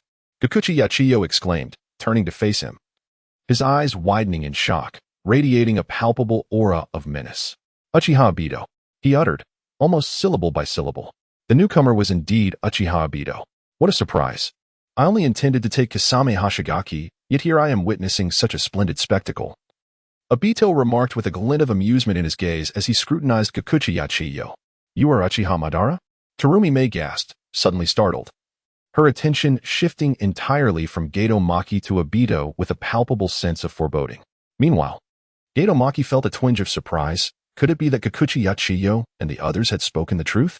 Nevertheless, even so, Hozuki Mangetsu has reached a point of no return. Hozuki Mangetsu, have you even turned against Kurama Shizen? Ha ha ha. Indeed, apart from our plans, everything in this world is but an illusion, Lord Madara. Another voice, deep and resonant, broke through the tension. It was none other than the resurrected Kisame Hashigaki. The expressions on Kuratsuchi and Kurama Shizen's faces soured once more. Kisame's strength far surpassed that of Hozuki Mangetsu, coupled with the legendary Uchiha Madara. The situation appeared dire. The atmosphere in the vicinity grew increasingly oppressive. Hozuki Mangetsu, now that Uchiha Madara has made his appearance, you must believe it, right? Kurama Shizen's face was grave as he fixed his gaze upon Hozuki Mangetsu and stated solemnly, I understand your unwavering loyalty to the village and your ignorance of the truth. It is indeed forgivable. I shall grant you an opportunity for redemption. Assist me in slaying Uchiha Madara, and I shall overlook everything that has transpired today. Hozuki Mangetsu. Since the water shadow has vouched for you in my presence, it cannot be mere pretense. Kuratsuchi added, affirming her support for Hozuki Mangetsu. Hozuki Mangetsu fell into contemplation. Were it solely Kurama Shizen, he would not be so easily swayed. However, with Kuratsuchi's endorsement, he found himself wavering. There is no need to be so tense, Kurama Shizen. I am not here for you this time. Amidst the tense atmosphere, Obito chuckled softly. Kisame Hashigaki then stepped closer to Hozuki Mangetsu, extending his hand, the Samahata. It is time to return it to me, is it not? After defeating the formidable Kisame, he had become the new master of the Samahata, always regarding it as his own. Furthermore, Kisame's abilities were perfectly complementary to the Samahata, as he intended to follow Obito out of the village. It was only natural that he would take the Samahata with him. If you desire it, feel free to come and retrieve it yourself. Hozuki Mangetsu scoffed coldly. Without the sword, his power would significantly diminish. How could he so easily relinquish the Samahata? Ha ha ha. I fear that in the process, I might inadvertently claim your life. Kisame sneered, ceasing further conversation, and charged directly at Hozuki Mangetsu. Hozuki Mangetsu, without uttering a word, swung the Samahata and struck toward Kisame. Thus, the two commenced their fierce battle. Kuratsuchi, let us join forces and eliminate Uchiha Madara. Kurama Shizen commanded with a stern voice. Yes, Water Shadow. Kuratsuchi responded. Swiftly forming hand seals and unleashed, Doton, dissolution technique. A vast expanse of corrosive, viscous liquids surged toward Obito, enveloping him entirely. However, to Kuratsuchi's astonishment, the liquid seemed to pass through Obito's form, splashing onto the ground. The body of Obito seemed to transform into an ethereal existence. Uchiha Madara, much like Obito, could become intangible, rendering all physical and ninjutsu attacks ineffective. On the side, Kakashi Hitaki spoke gravely to Madarumi. May furrowed her brow if this were indeed the case. What means could possibly counter Uchiha Madara? However, this intangibility likely had a time limit, and by continuously attacking him, they could shatter it. Kakashi pondered thoughtfully. When he had been controlled in the Rain Village, acting alongside Minato Namikaze, he had been interrupted by Obito, who had instructed him to launch uninterrupted water attacks against the enemy. Although Obito had not explicitly revealed his intentions, Kakashi was no fool. He could easily deduce the reasoning behind it. After all, the intangibility of the enemy bore a striking resemblance to Obito's own technique, and the conversation between them had been quite revealing. Now, with his memories restored, Kakashi could easily connect the dots. Obito was deeply frustrated. Kamui, his ultimate trump card, had allowed him to dominate the ninja world, yet now its secrets had been exposed. All of this was due to that damned Uchiha from Konoha. Were it not for him, the secret of Kamui would never have been revealed. Obito's resentment towards the enemy was palpable. Water release, water severing wave. Water release, water shock wave. After briefing Mei, the two ceased their idle chatter and swiftly began forming hand seals, unleashing powerful torrents of water towards Obito. Knowing that Kakashi had uncovered the secret of his Kamui, Obito was not foolish enough to remain intangible. He clapped his hands together. Would release. Crack, crack, crack. Numerous wooden branches erupted from beneath Kakashi and Mei, launching a frenzied assault upon them. What? Would release. Mei was taken aback. Could it be that the peculiar grove that had mysteriously appeared in the village was the work of this man? As these thoughts raced through her mind, she hastily activated the body flicker technique to evade, causing her initial attack to be abruptly interrupted. Kakashi fared no better, dodging desperately in a disarrayed manner, utterly overwhelmed. Crack. Crack, crack. However, the wooden branches continued to surge relentlessly from beneath them, relentlessly pursuing and ensnaring them. Before long, both were thoroughly bound by the relentless barrage of branches. Dissolution release. Dissolution monster technique. Mei exhaled a vast quantity of corrosive liquid, dissolving a cluster of branches before her. Yet, at that moment, an even greater number of branches surged forth, tightly constricting around her neck, leaving her gasping for breath. Neither her dissolution nor her boiling release techniques could be activated.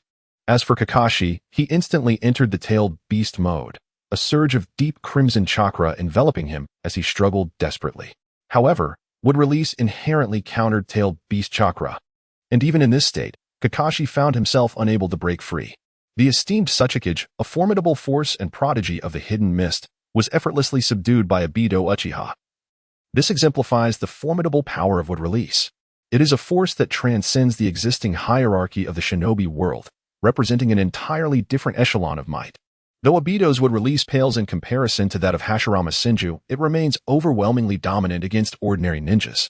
Yet, how infuriating. Is this truly Uchiha Madara, wielding such terrifying power? Terumi may seethe with rage, utterly unable to accept this reality. As one of the elite in the hidden mist, she now found herself utterly defenseless alongside Kei Ketsu Yagura. Suddenly, the stillness of the battlefield was shattered by the sound of slicing air. It was Konan, who had stealthily approached Obito from behind while he was preoccupied with Yagura, launching a volley of paper shurikens at him. However, her efforts were futile. Obito effortlessly deflected them with his wood release. The branches, having intercepted the shurikens, continued to advance towards Konan.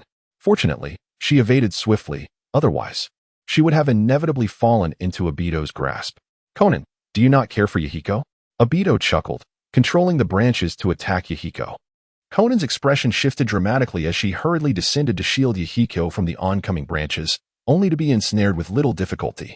Nevertheless, she transformed into countless sheets of paper and escaped, her thoughts solely focused on rescuing Yahiko, abandoning any concern for Obito. In an instant, all members of Yagura's faction had been dealt with by Obito. Is this truly Uchiha Madara? How terrifying he is. Meanwhile, in a fierce battle with Kisame Hashigaki, Ao witnessed the overwhelming power of Uchiha Madara, his brow slick with sweat. This distraction allowed Kisame to exploit an opening, pushing him back and seizing the Samahata. As the Samahata quivered in Kisame's grasp, it seemed to pulse with excitement. He caressed the blade, a glimmer of exhilaration igniting in his lifeless eyes. How thrilling this reunion is, Samahata. With that, he slung the blade over his shoulder. All right, Madara, we have secured Samahata. Let us depart. Kisame called out to Obito. Depart? Why the haste? Just then, a voice resonated, startling everyone present, who turned in unison towards the source of the sound. To their astonishment, a mysterious mist ninja had appeared, seemingly out of nowhere. No one had sensed their arrival. One thing was certain, this sudden ninja was no ordinary foe. Kisame, I have come specifically for you. With a tone of casual indifference, the individual steadily approached Kakashi, the Akatsuki member. The onlookers, including Keiki Shizukaze and Terumi Mei, were utterly bewildered, casting uncertain glances at him. They inwardly questioned whether he had lost his sanity, as he seemed oblivious to the formidable Uchiha Madara, whom Kakashi served. Was he not courting death? Oh, you have come for me? Kakashi mused with a hint of intrigue, addressing the newcomer. Indeed, the visitor was none other than Rinnegan. Without a shadow of a doubt, I aim to recruit you, Rinnegan declared with unabashed honesty. I see great potential in you, so join me. Kakashi's expression remained unchanged. While the surrounding crowd exchanged incredulous looks, was this individual insane? To undermine Uchiha Madara in front of him? Thank you for your esteem. But I regret to inform you that my current allegiance lies with Lord Madara, Kakashi replied, grasping the great sword, Samahata, and smiling wryly. Is this the so-called trash? Rinnegan scoffed, casting a dismissive glance at Obito, clearly unimpressed. He is unworthy to be your master. The audience was taken aback by Rinnegan's audacity. Even Madara was referred to as trash.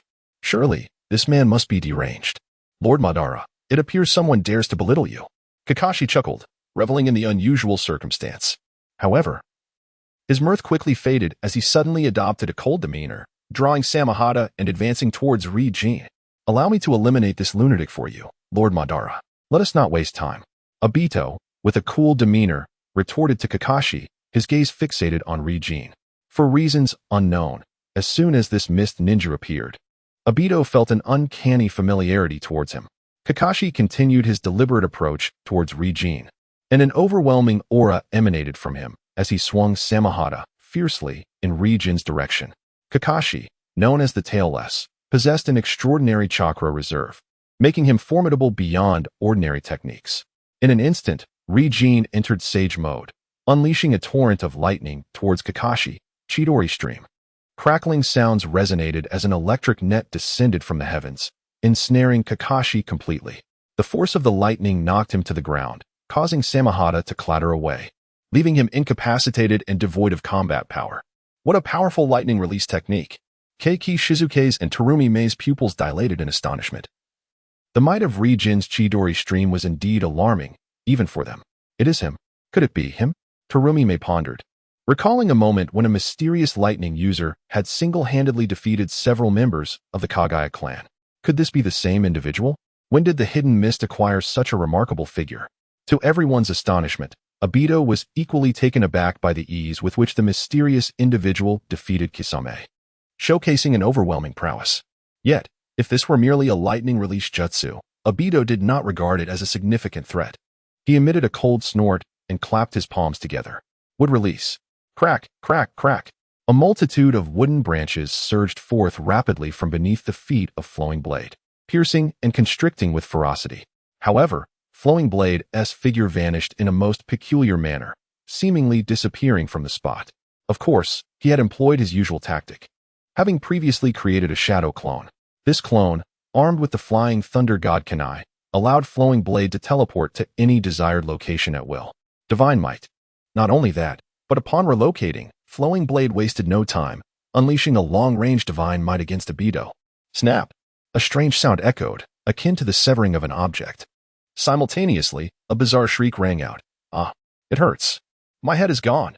In that moment, the mask adorning Uchiha Madara's face abruptly vanished, revealing his oddly wrinkled visage. Concurrently, white tendrils writhed and thrashed around Obito, resembling living entities. The peculiar cry seemed to emanate from these white vines, which contorted in apparent agony. Uchiha Madara?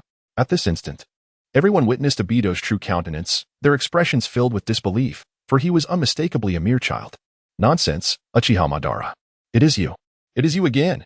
Meanwhile, Obito, his face shadowed with astonishment and fury, turned away, glaring fiercely at Flowing Blade. In that critical moment, as a Fei's head was severed, Obito sensed the long-range divine might unleashed by Flowing Blade.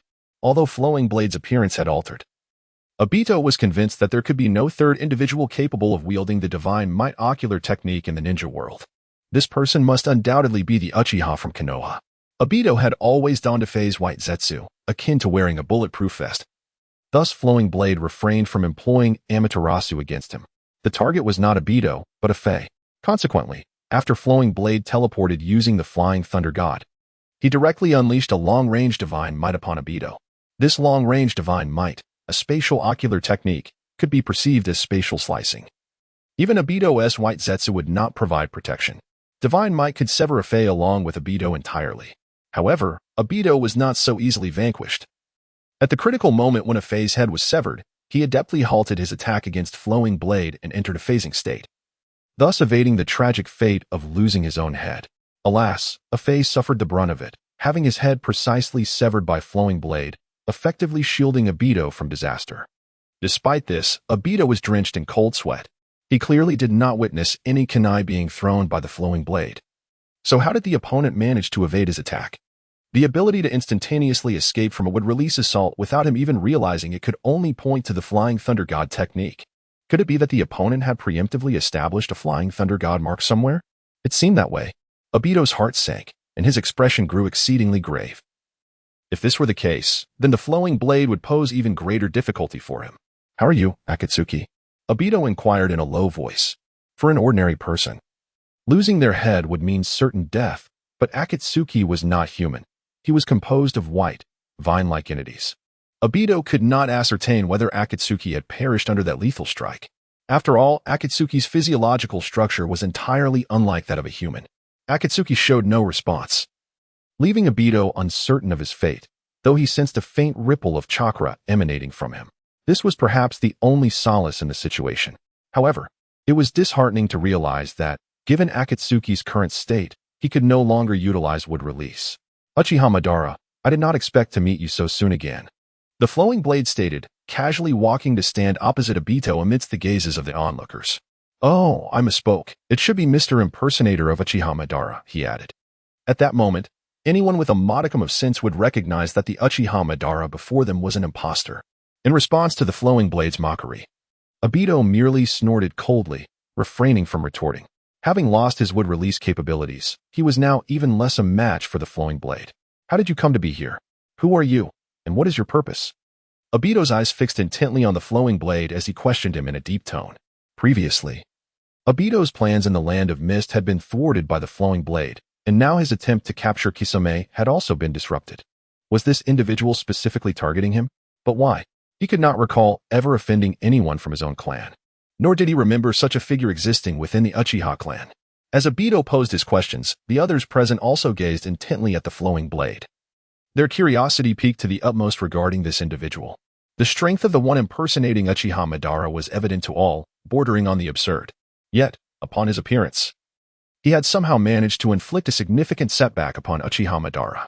Furthermore, it was clear from Madara's demeanor that he regarded this individual with the utmost caution. Who exactly was he? As for Yahiko and Konan, they were deep in thought, as they felt a strange sense of familiarity with this Mist Ninja. Did I not already state my purpose? I am here for Kisame. The flowing blade shrugged nonchalantly while casting a fleeting glance at Obito. So now, remove yourself from my presence. I shall not make things difficult for you. Obito's face flushed crimson at once. He had never endured such humiliation before. Even though his body trembled with rage, he dared not make the slightest reckless move. Both the lethal prowess of the flowing blade and the might of Amaterasu posed a grave threat to Obito. He constantly maintained his body in a state of phasing, fearing even a moment of relaxation. There was no other Akatsuki member to serve as his shield now. Kisame, the Shark Man, found himself at a loss for words. His loyalty to Obito had been unwavering, devoid of any treachery. Yet now, he realized that Obito had been deceiving him all along. Do you truly believe I cannot contend with you? Obito seethed, his voice low and filled with fury. Crack. At that moment, the ground surrounding the flowing blade fractured instantly, as branches erupted from the earth, launching a vicious assault against him. The black and white Zetsu? A smirk of disdain curled at the corner of flowing blade's mouth. The wood release of black and white Zetsu paled in comparison to that of Akatsuki's own. In the original narrative, Akatsuki had been able to wield even the miniature True Thousand Hands while cloaked in Yamato-S form. Facing the wood release of black and white Zetsu, the flowing blade found himself at ease, utilizing his Sage Mode's heightened perception to detect the hidden location of black Zetsu. With a flick of his wrist, he swiftly launched a flying Thunder God Kunai in the direction of black Zetsu. In a flash, the flowing blade vanished from his original position, reappearing in a seemingly inconspicuous spot. With a mere thought, a Rinnegan materialized in his hand, which he forcefully pressed down onto the ground. Boom. Crack. The ground was transformed into a gaping pit by the flowing blade's Rinnegan, fissures spreading out like a spider's web in all directions. The spectacle was utterly terrifying. Within that pit lay a peculiar figure, draped in white and resembling a plant, motionless and grotesquely damaged as the upper half of their body lay obliterated by the flowing blade's attack. The scene was truly tragic. Yet, strangely, no blood flowed from the figure, nor were there any bones or organs visible, leaving the onlookers bewildered, unsure of what they were witnessing. Only the flowing blade understood clearly. At the moment the ground was breached, a dark liquid had seeped underground, vanishing without a trace. Black Zetsu, having abandoned the white Zetsu he had possessed, quietly made his escape. There was no choice. The white Zetsu had been utterly decimated by the flowing blade, rendered beyond saving. How could it be? How did he know where I was hiding? As he fled, Black Zetsu was filled with astonishment. Obito's expression darkened further, resembling a piece of charred coal. Could this Uchiha truly be his nemesis? How little time had passed since he revealed himself. With Akatsuki incapacitated and Black and White Zetsu rendered useless, only Obito remained as the solitary commander. Currently, Obito possesses only a single Sharingan and cannot activate Susanoo. His only formidable technique is Kamui. How can he possibly engage in battle? He is utterly outmatched. His sole source of confidence lies in the fact that he exists in a state of intangibility. rendering him impervious to harm. However, inflicting damage upon Flowing Blade is an impossibility. Though reluctant to concede, Obito must admit that when faced with Flowing Blade, his only recourse is to evade and retreat. Who are you, and what grievances do we share? Why do you repeatedly thwart my endeavors? Obito inquired, his voice laced with profound frustration as he gazed at Flowing Blade. Have you perhaps misjudged the situation? If my memory serves correctly, it was you who orchestrated an ambush against me last time, was it not? As for this instance, I have already stated that my target is Kisame Hashigaki, which does not involve you, Flowing Blade replied, his demeanor unyielding. We shall meet again. After a moment of silence, a spatial vortex manifested in Obito's pupils, drawing him into its depths. In an instant, he vanished from sight. The onlookers exchanged glances, their curiosity piqued as they contemplated the identity of Flowing Blade, marveling at how this individual had managed to instill fear in the formidable Uchiha Madara. Consider how powerful Madara is upon his arrival. He effortlessly subdued numerous strong figures such as Kurama and Meitarumi, leaving all in awe. Yet, even such a being regarded this mysterious figure with trepidation. Crack! Boom! Amidst the explosive surge of energy, the wooden branches that ensnared Kurama shattered into countless splinters, following the decapitation of the controlling Akatsuki member. These branches lost all semblance of control, becoming lifeless, ordinary wood.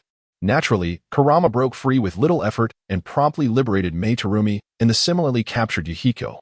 Flowing Blade, however, paid no heed to their actions and instead advanced steadily toward Kisame Hashigaki.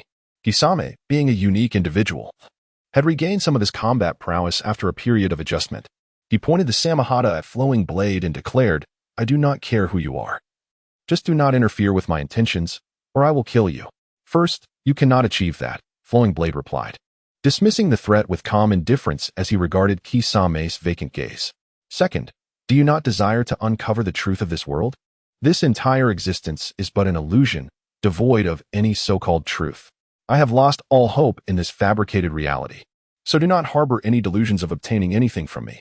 Kisame, disheartened by Obito's betrayal, had relinquished all hope for the future. He valued his comrades dearly but had been forced to eliminate many of them, all in the name of loyalty to his superior. However, in the end, Kisame Hashigaki discovered that even his superior had betrayed the nation, leading to the shattering of his beliefs and convincing him that everything in this world was but an illusion. At this pivotal moment, Obito appeared, revealing to Kisame the sole truth of this world, the Eye of the Moon plan. He successfully won over Kisame. Yet now, Kisame realized that even this singular truth was merely a deception. What in this world remains genuine?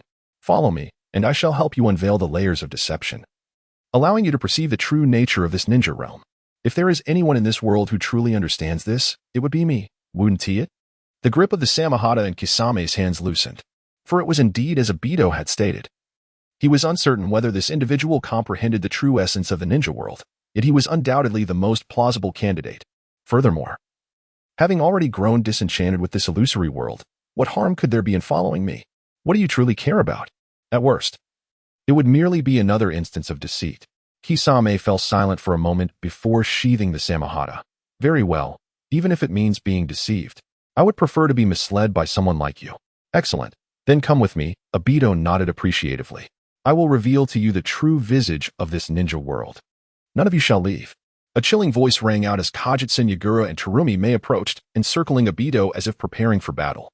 Kisame, a rogue ninja from the Hidden Mist, was being brazenly taken away by this enigmatic figure. Did he consider the Hidden Mist to be his personal backyard? Truly, a line had been crossed. Hidden Mist technique.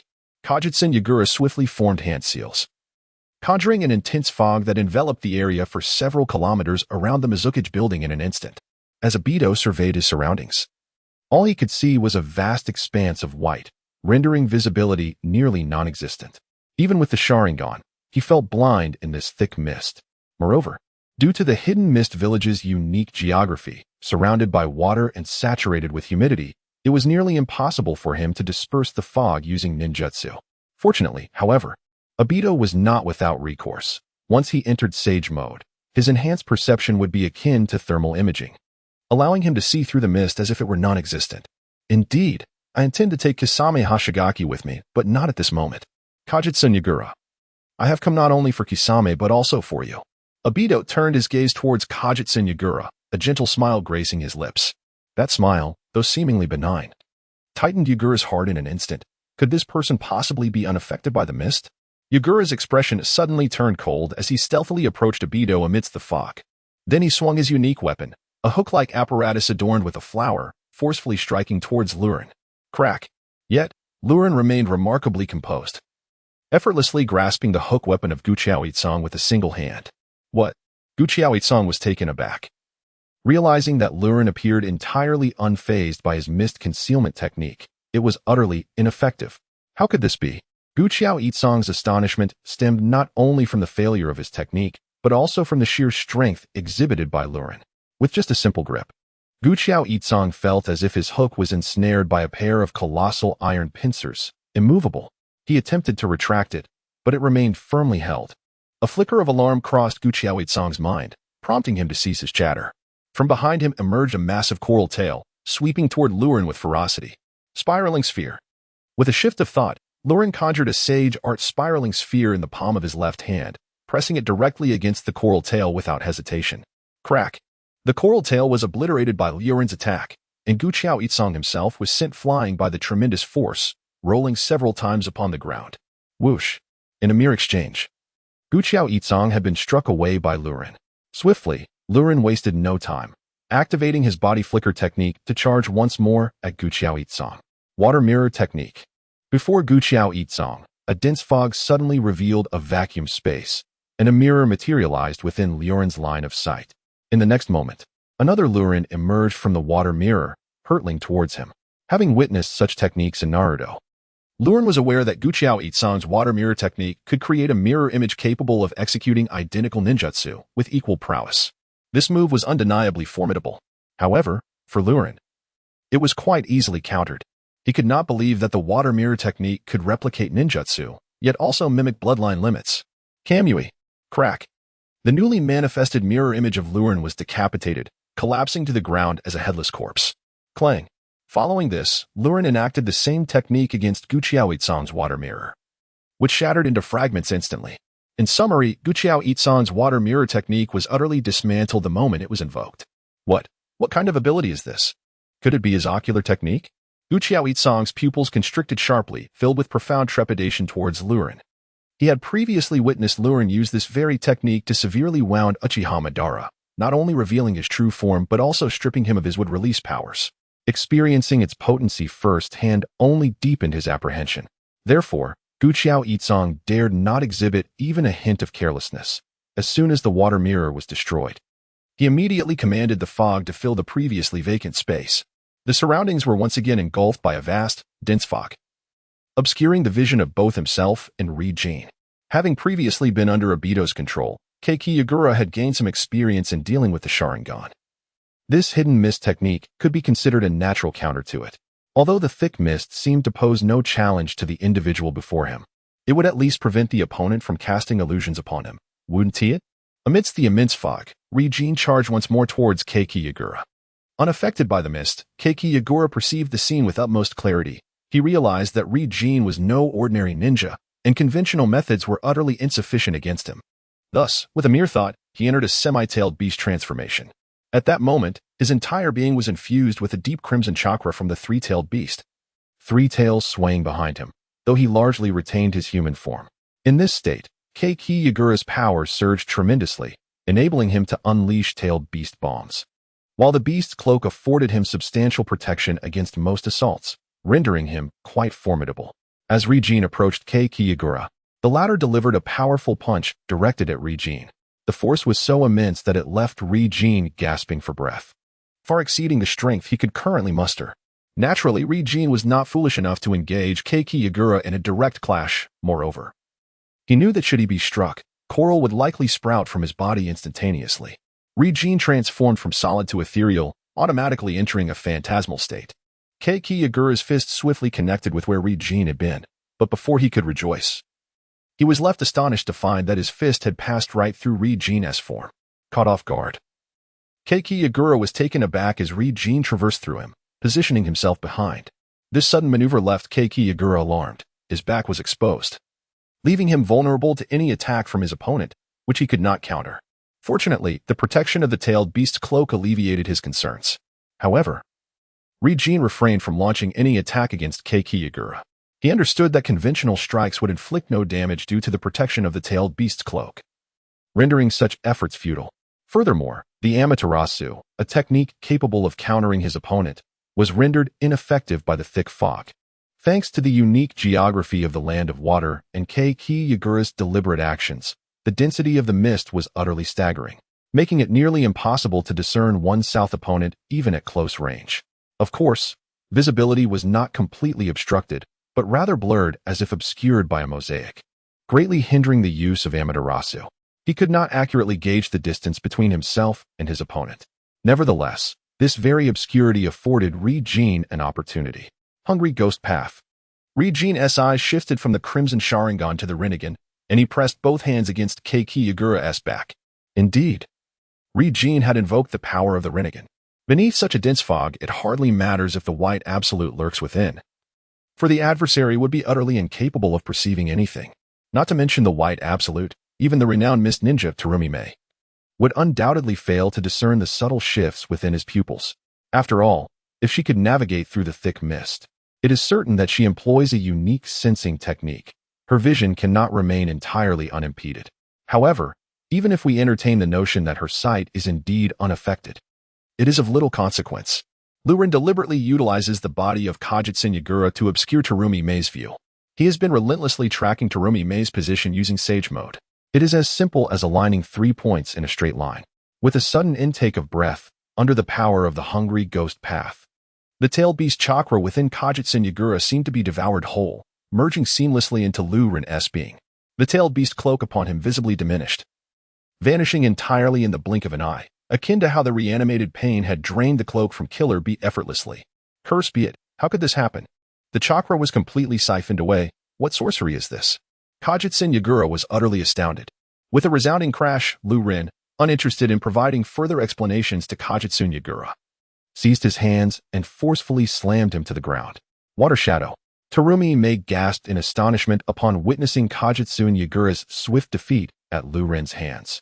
Charging towards him in haste. Dissolution Technique. Dissolving Monster. Terumi Mei unleashed a torrent of corrosive, viscous liquid towards Liu Ren. Yet, it passed right through him, splattering onto the ground behind him. With a hissing sound, the ground immediately began to sink. Phasing? Is this not a technique of the false Uchiha Madara? How could this individual also possess such an uncanny ability? Terumi Mei was both astonished and enraged. She never anticipated that aside from the counterfeit Uchiha Madara, there could exist another in the ninja world who wielded such bizarre powers. It was truly insurmountable, unless, as Water Shadow suggested, they maintained a relentless assault against this individual. Uchiha clan members are indeed a troublesome lot. Kajutsun Yagura rose from the ground, his face etched with caution and shock. With a clap of her hands, Terumi Mei swiftly performed hand seals. Water Release, Water Shockwave. A jet of water shot forth towards Liu Ren, seizing the moment while Terumi Mei launched her attack.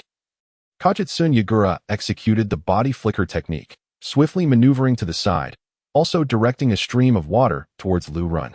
2 vehement torrents of water surged from opposing directions, aiming directly at Liu Ren. Kajutsun Yagura and Terumi Mei envisioned a splendid strategy, utilizing the dense humidity of the land of water. Their assault could potentially last over 10 minutes, sufficient to shatter Liu Ren's phasing. Yet, they overlooked a singular truth. Liu Ren is not a Bido. The technique of blurring is merely one of Liu Ren's methods. He is far less reliant on it than a Bido. Even a Bido, upon realizing that he could not confront certain foes with Kamui, would resort to utilizing Kakashi's would release in battle, making it exceedingly difficult to fall victim to attacks. As 2 streams of water were about to strike Liu Ren, he swiftly formed seals with both hands, the sage chakra circulating throughout his body. Earth Release, Earth Flow Wall. With a thunderous roar, an extraordinarily thick and robust earthen wall erupted from the ground. Indeed, it would be more accurate to refer to it as a fortress wall. This earthen barrier was vastly grander than a typical earth flow wall, a feat unattainable by ordinary individuals. Quite remarkable, indeed. From the sidelines, Kisame Hoshigaki observed with surprise flickering in his dead fish-like eyes, letting out a chuckle as he commented, "He, Kaori Tsuchiya. I never expected even someone of this caliber would seek your demise." Coughing. The already gravely injured Zabuza Momochi displayed a hint of pride and coldness on his face. Even if he were to fail in assassinating the Mizukage today, the Mizukage was undoubtedly doomed. This mysteriously formidable warrior was truly terrifying, mercilessly overpowering Kouritsu Uchiha as if he were merely a child. "Zabuza, are you alright?" Haku inquired with concern, rushing to support Zabuza. "I'm fine, cough cough." Zabuza replied, rising with Haku's assistance, his gaze fixed intently on Liu Ren, who was single-handedly confronting Kouritsu Uchiha and Meitarumi. The same went for Ao, whose attention was equally captivated. Meanwhile, Yahiko and Konan, not being missed shinobi, found themselves effectively blinded within the thick fog, only able to hear the sounds of an intense battle, utterly unaware of the specifics unfolding on the battlefield. Sizzle! Before Zabuza, Ao, and Kisame, the water streams from Kouritsu Uchiha and Meitarumi were entirely thwarted by Liu Ren's earth flow wall, held firmly in place. This was no ordinary earth flow wall, especially under Sage mode. It could effortlessly defend against the attacks from Meitarumi and Kouritsu Uchiha.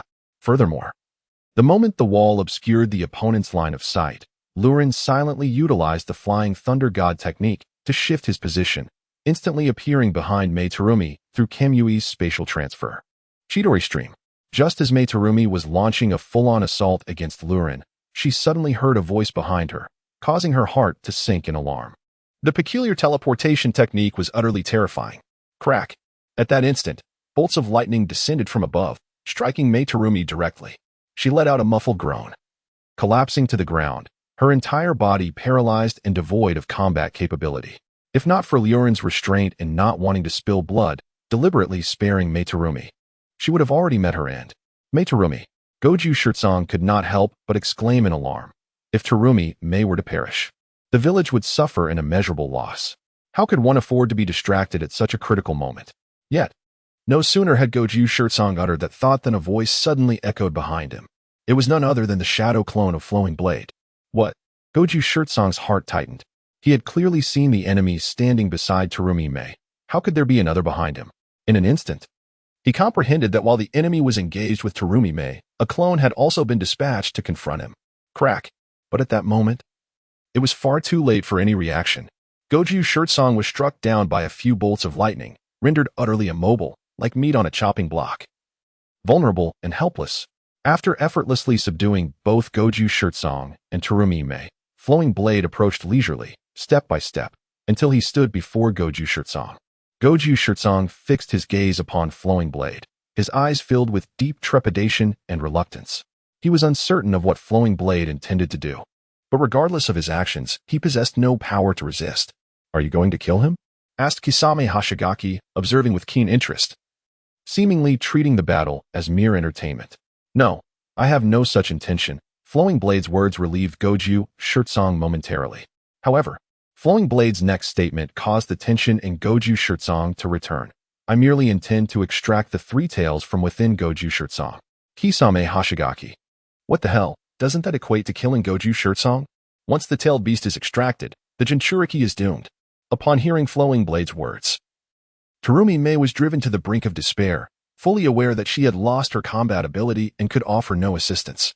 Furthermore, due to the involvement of the upper echelons of the Mist Village, particularly the scheming of Hozuki Mangetsu, the area surrounding the Mizukage building had been sealed off in advance.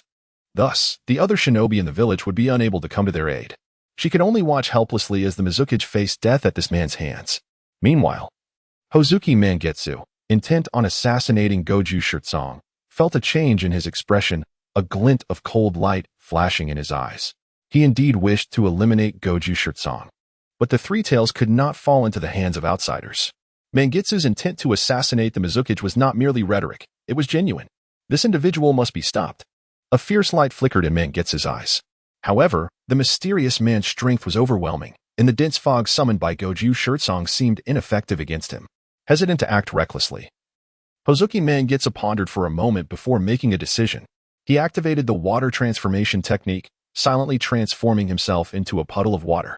In this aqueous form, he stealthily maneuvered across the ground towards Flowing Blade. At this moment, all attention was fixated on the figure of Liu Ren in the presence of Kajitsu Natsukura. Leaving no one to notice the subtle movements of Akatsuki Mangetsu. Transformed into a puddle of liquid, Akatsuki flowed gently among the grass and stones, concealed by the thick mist that enveloped the surroundings. Little did he anticipate that under the extraordinary perception of Liu Ren in his sage mode, every fluctuation of chakra in the vicinity could not escape his notice. The instant Akatsuki transitioned into his liquid form, Liu Ren detected him. The movement of that liquid chakra towards Liu Ren was meticulously tracked under his vigilant watch. However, Liu Ren chose to disregard it, as if he were blind to Akatsuki's presence. To him, Akatsuki posed no threat, not even the slightest.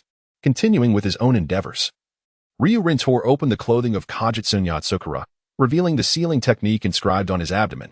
Having been in Konoha for quite some time, Liu Ren had mastered countless sealing techniques, both great and small. It would not be an exaggeration to assert that his sealing prowess was unparalleled in the world. It is widely acknowledged that the strongest sealing techniques in the ninja world belong to the Uzumaki clan, who once resided in the land of whirlpools. After the fall of that land, most of their sealing techniques were preserved within Konoha.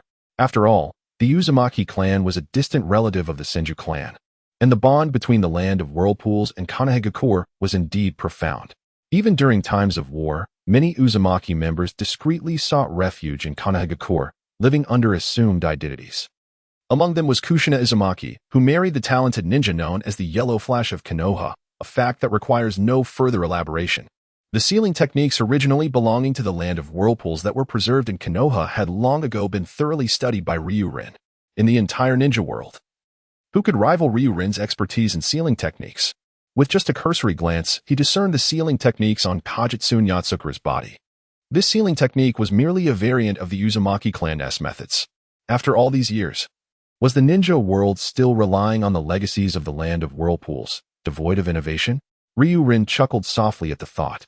During the Warring States period, Senju Hashirama and Uchiha Madara captured the nine-tailed beasts and bestowed them upon the various ninja villages. At that time, the seals used to contain these beasts were indeed applied by the people of the land of whirlpools. Remarkably, these sealing techniques have been passed down through generations.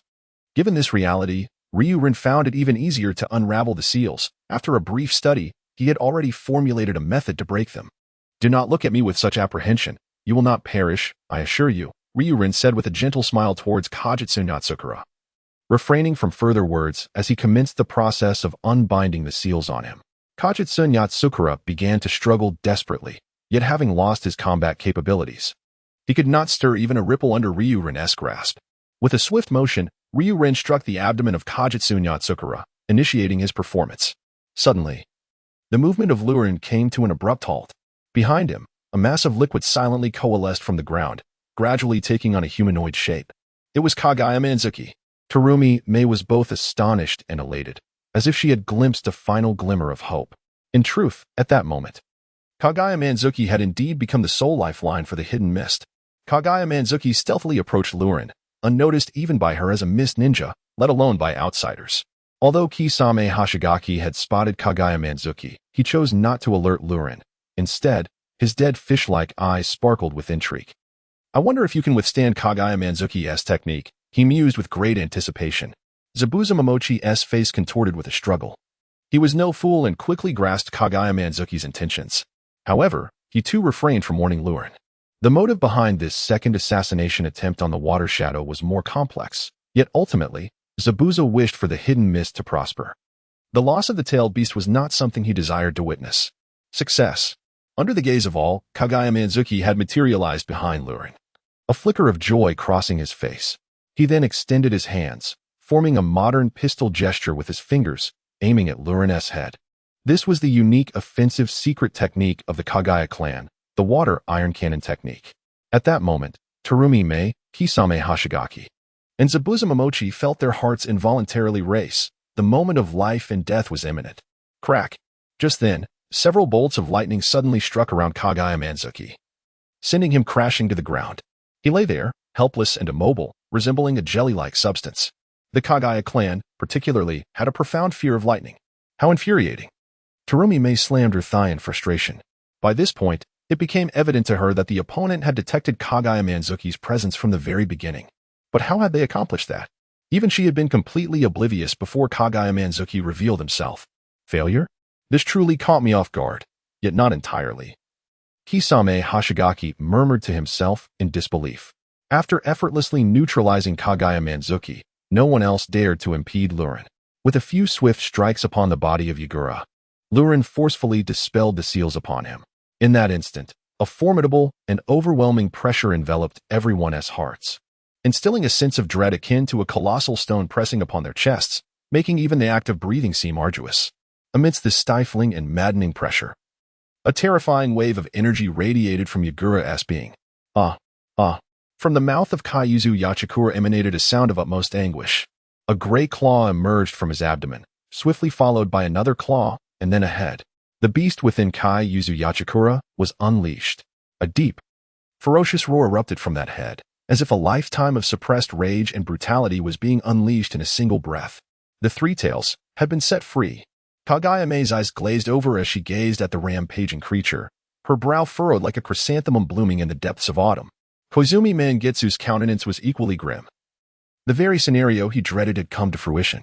Soon, the majority of the Three Tails' body had crawled out, leaving only Three Tails still within Kaiyuzu Yachikura. At that moment, Rinnegan suddenly made his move. With divine might. Crack! A surge of spatial power manifested, severing one of the Three Tails' tails with precision. A furious roar erupted from the Three Tails as it leaped out of Kaiyuzu Yachikura, directly lunging at Rinnegan. In that instant, however, Rinnegan vanished without a trace. Taking Kaiyuzu Yachikura with him, they suddenly appeared hundreds of meters away. The Three Tails, having missed its target, was filled with rage. It turned to survey its surroundings. Sensing Rinnegan's chakra, and charged toward him. Boom. The ground trembled violently, akin to an earthquake, the atmosphere charged with terror. For symbol seal, Rinnegan, seemingly unfazed by the chaos, pressed his hands firmly against Kaiyuzu Yachikura. A circle of sealing techniques spread forth, imprisoning one of the Three Tails' tails within Kaiyuzu Yachikura's body. In doing so, Kaiyuzu Yachikura's life was spared, saved from death by the loss of the tailed beast's chakra. You truly will not kill me?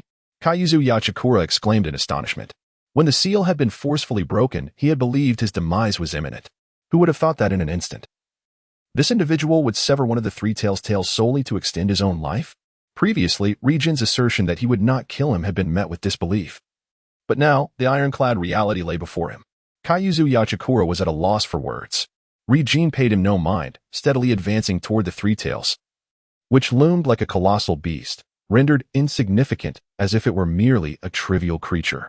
No matter your reasons for releasing me, no matter your intentions, you shall soon realize the grave mistake you have made. The voice of the Three Tails was heavy with menace and intent to kill. As it unleashed a tailed beast ball toward Rinnegan, the previous displays of Rinnegan's formidable prowess, coupled with the inexplicable severing of its tail, had made it clear to the Three Tails that Rinnegan was no ordinary foe. Thus, it commenced with its most powerful attack. The flowing blade neither dodges nor evades, appearing as if it remains oblivious to its surroundings, yet within its pupils, the Sharingan spins with fervent intensity. The ocular power remains in ceaseless motion. In the blink of an eye, the colossal Susanoo materializes. As the dense fog lingers, the flowing blade is unable to employ illusions to control the Three Tails. Thus it ascends with unyielding resolve. Susanoo? Upon witnessing this titan, the visage of the Three Tails pales. Such power belongs solely to deities, far beyond its capacity to withstand. Who is this remarkable entity? With a swift motion, the flowing blade unleashes a shuriken imbued with divine might, redirecting the Three Tails' tailed beast bomb, and subsequently launches a kick towards it. A single strike sends the Three Tails soaring. Before the Susanoo, the Three Tails appears diminutive and toy-like, almost unbearable to behold. Boom, boom, boom. Thus commenced the Three Tails' lamentable ordeal, mercilessly pressed into the ground by the Susanoo, a spectacle so harrowing that onlookers could scarcely endure it. What an extraordinary display of power. Is this your true strength? In the eyes of Kisame Hoshigaki, a glimmer of astonishment shines, despite not yet having formally allied with the flowing blade. He senses that this prospective new superior surpasses his former one in every conceivable aspect. An inkling of anticipation begins to stir within him. Not only Kisame, but also Kurigane Yagura, Terumi Mei, and everyone else present is awestruck by the Susanoo, which embodies a strength that transcends their comprehension. It is a force they cannot possibly contend with. Even the Three Tails stands powerless before such might, utterly devoid of any means to resist. This enigmatic figure could abduct the Three Tails without any opposition from them. A profound sense of helplessness settles within the hearts of Terumi Mei and her companions. Under the gaze of the assembled crowd, the Three Tails soon finds itself battered, and on the brink of collapse, prompting the flowing blade to withdraw from the Susanoo state. With a clap of his hands, he invokes the sage art, Divine Gate. Whoosh, whoosh, whoosh. Several red torii gates descend from the heavens, pinning the three tails firmly to the ground, rendering it immobile.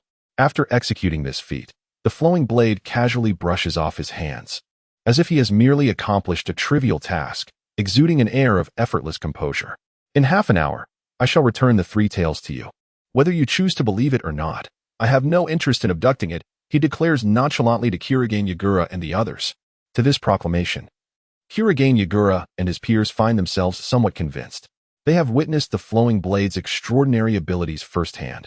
With such prowess, capturing the three tails would be a trivial matter. Had he truly harbored such intentions, the three tails would no longer be within the confines of the hidden mist. Kurigane Yagura would have perished as well. Yet, the flowing blade refrains from taking the three tails, instead merely sealing it to the ground. Although they cannot fully grasp the purpose behind his actions, it appears he genuinely lacks the desire to abduct the three tails. The previously lively scene abruptly fell into silence, the atmosphere growing eerie and still. Liu Ren sat casually beside the three tails, exuding an air of nonchalance as if he were merely taking his pet for a stroll. Guoju Itsong, Terumi-mei, and the others gazed at Liu Ren with a mix of reluctance and suspicion. They were baffled by his intentions yet found themselves utterly powerless to intervene or even discreetly escape to seek assistance. To prevent any disruptions, Liu Ren swiftly ensnared everyone into the realm of divine might, including Yahiko and Conan. There was no way around it. The two of them, brimming with justice, could not stand idly by while Liu Ren engaged the beast of mist. In this expansive setting, the only one left by Liu Ren's side was the honest and straightforward Kisame. After all, among the multitude that had previously clashed, Kisame alone seemed indifferent to Liu Ren's dealings with the three tails. This marked my first opportunity to observe the three tails at such close quarters. Kisame approached Liu Ren, curiously scrutinizing the creature, which was indeed quite unattractive. "How dare you underestimate me? How dare you insult me?"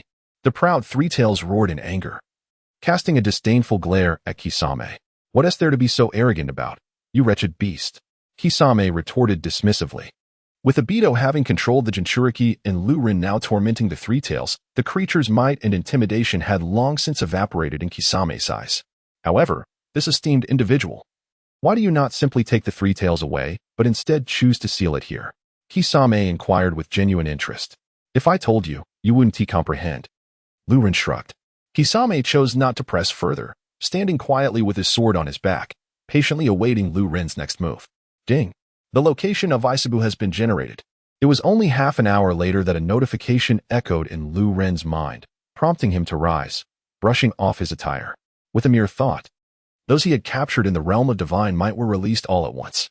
The group looked on with trepidation, regarding Liu Ren as if he were a formidable foe, each one too fearful to even take a breath. Mingxin Min, release. Liu Ren clapped his hands. Whoosh. The red torii that had suppressed the three tails vanished into thin air. "The three tails is yours once more, Guoju Itsong. I trust you do not require my assistance for its sealing?" Liu Ren glanced at Guoju Itsong. The latter appeared somewhat incredulous, bewildered as to why Liu Ren would return the beast after exerting such effort to extract it. What is this? Could it be a scheme? Terumi-mei and Kahaku also regarded Liu Ren with apprehensive and doubtful expressions. Liu Ren shook his head, disinterested. As each ninja village had devised its own methods for capturing and sealing tailed beasts, rendering his involvement unnecessary. "Kisame, let us depart." He disregarded Kagaya Yagura and called to Kisame Hashigaki, striding away with an air of confidence. Kisame, carrying his sword, chuckled lightly and leisurely followed Liu Ren, both of them departing at a relaxed pace. Kagaya Yagura, Terumi-mei, and the others exchanged glances, their expressions shifting several times, yet they ultimately dared not act rashly. Watching Liu Ren and Kisame leave without intervention, there was no alternative. The power of that enigmatic individual was simply too formidable, leaving them no room to challenge. Thus, Liu Ren and Kisame effortlessly exited the land of water. On the vast expanse of water beyond the land of water, a small boat bobbed gently on the lake's surface. Liu Ren sat leisurely at the bow, having reverted to his true appearance, no longer disguised as a member of the Mist Village.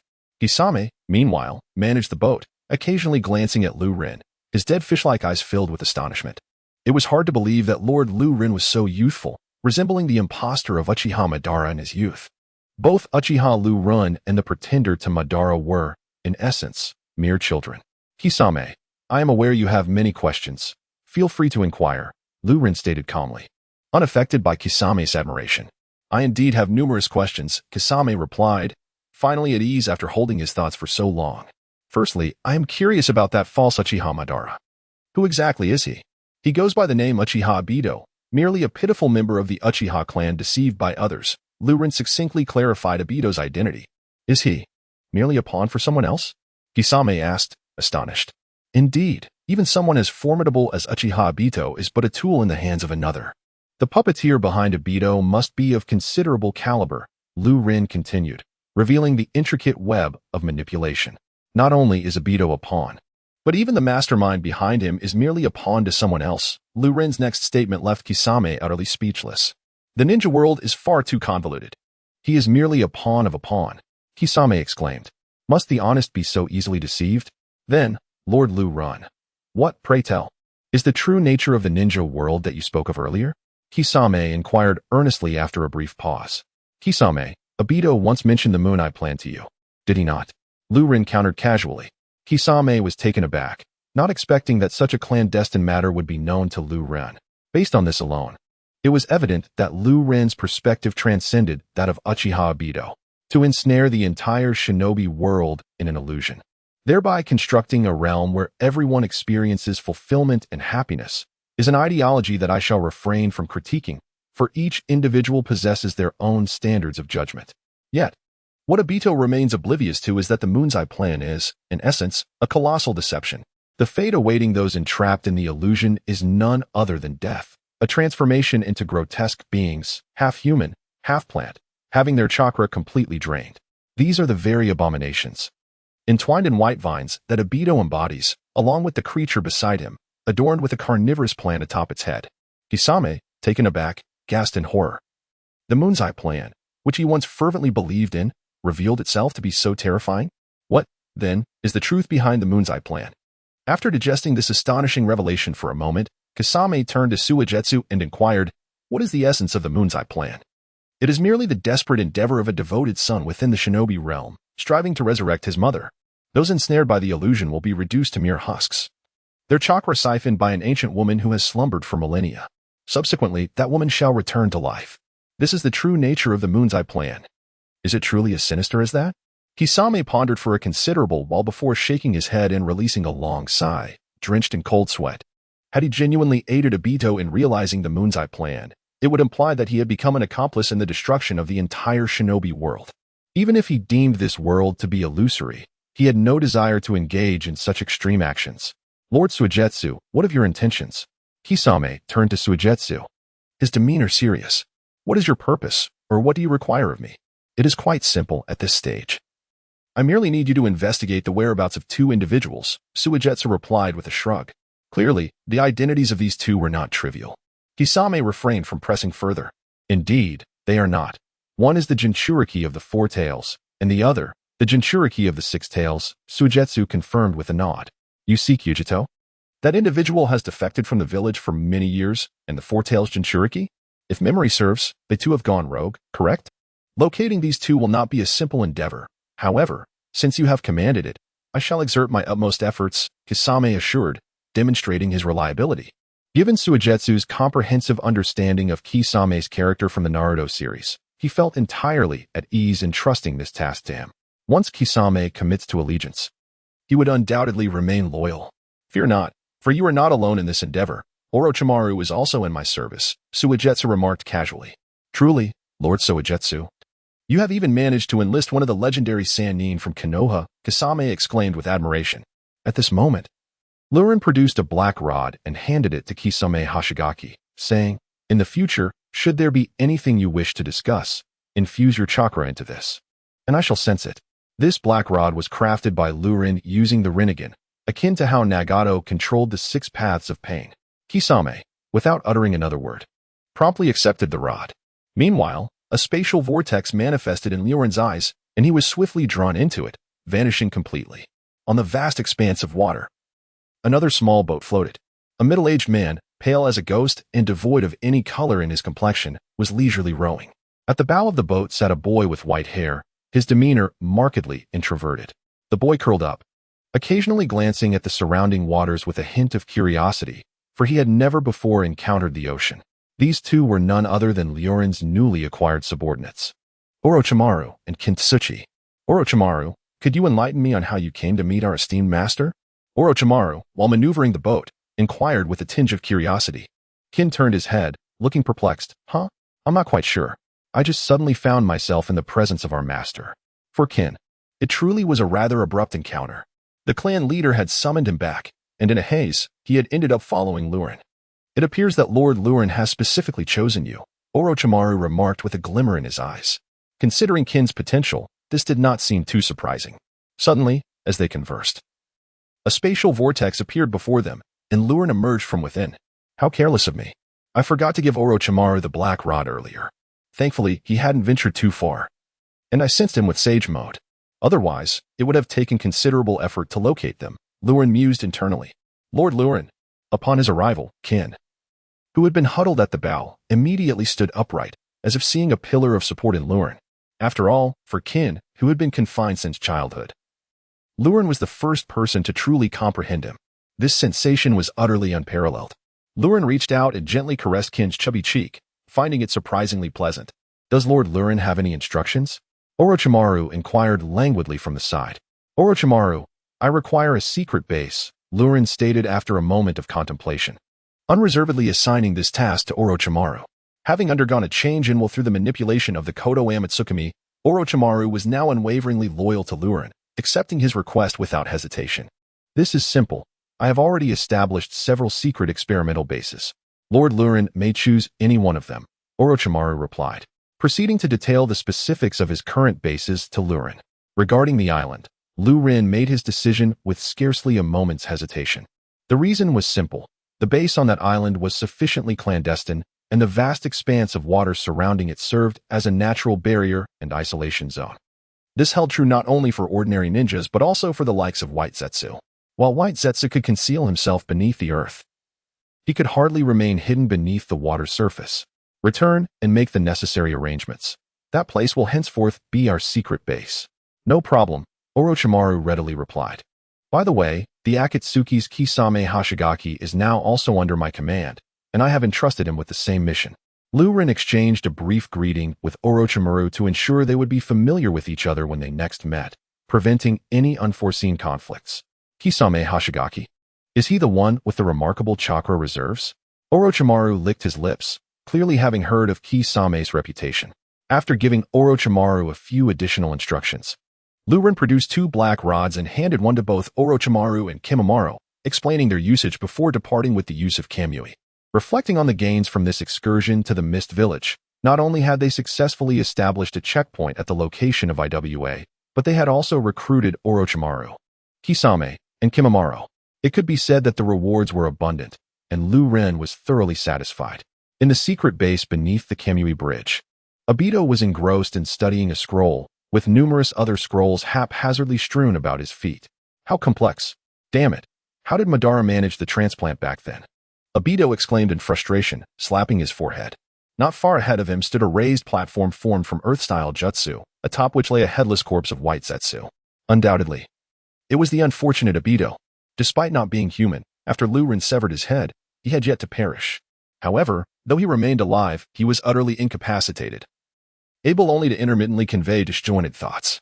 The once frequently uttered word poop had ceased entirely, indicating that his mind was truly broken. Do not rush, Obito. Take your time. I believe you will restore Obito, Black and White Zetsu encouraged him. Indeed, Obito was diligently studying the knowledge left by Madara, aiming to revive Obito. He had no choice. Obito's power was crucial for him now. In the Rain Village, Obito had shielded him from Tsukuyami, and in the Mist Village, he had protected him from Kamui, effectively saving his life on 2 occasions. Faced with the formidable threat posed by the Uchiha of Konoha, Obito needed Obito's strength more than ever. Without him, he lacked the confidence to confront Liu Ren. Both Tsukuyami and long-range Kamui were nearly insurmountable abilities. Obito, that fellow is truly formidable. Should we consider adjusting our plans? Hayaka was momentarily taken aback before inquiring, then shall we postpone our journey to Konoha?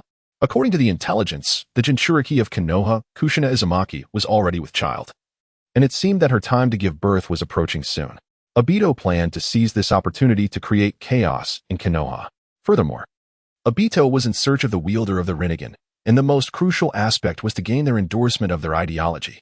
Achieving this required more than mere indoctrination. It necessitated extraordinary measures. The initial step was to exacerbate the rift between the Uchiha and the village, intensifying the discord between the two. However, that was in the past. Back then, they had no inkling that Konoha harbored such an extraordinary individual as Uchiha Ren. This individual was not merely formidable, he was, in fact, Obito's nemesis. Considering Obito's prowess, even ninjas stronger than him often found themselves at a loss against him.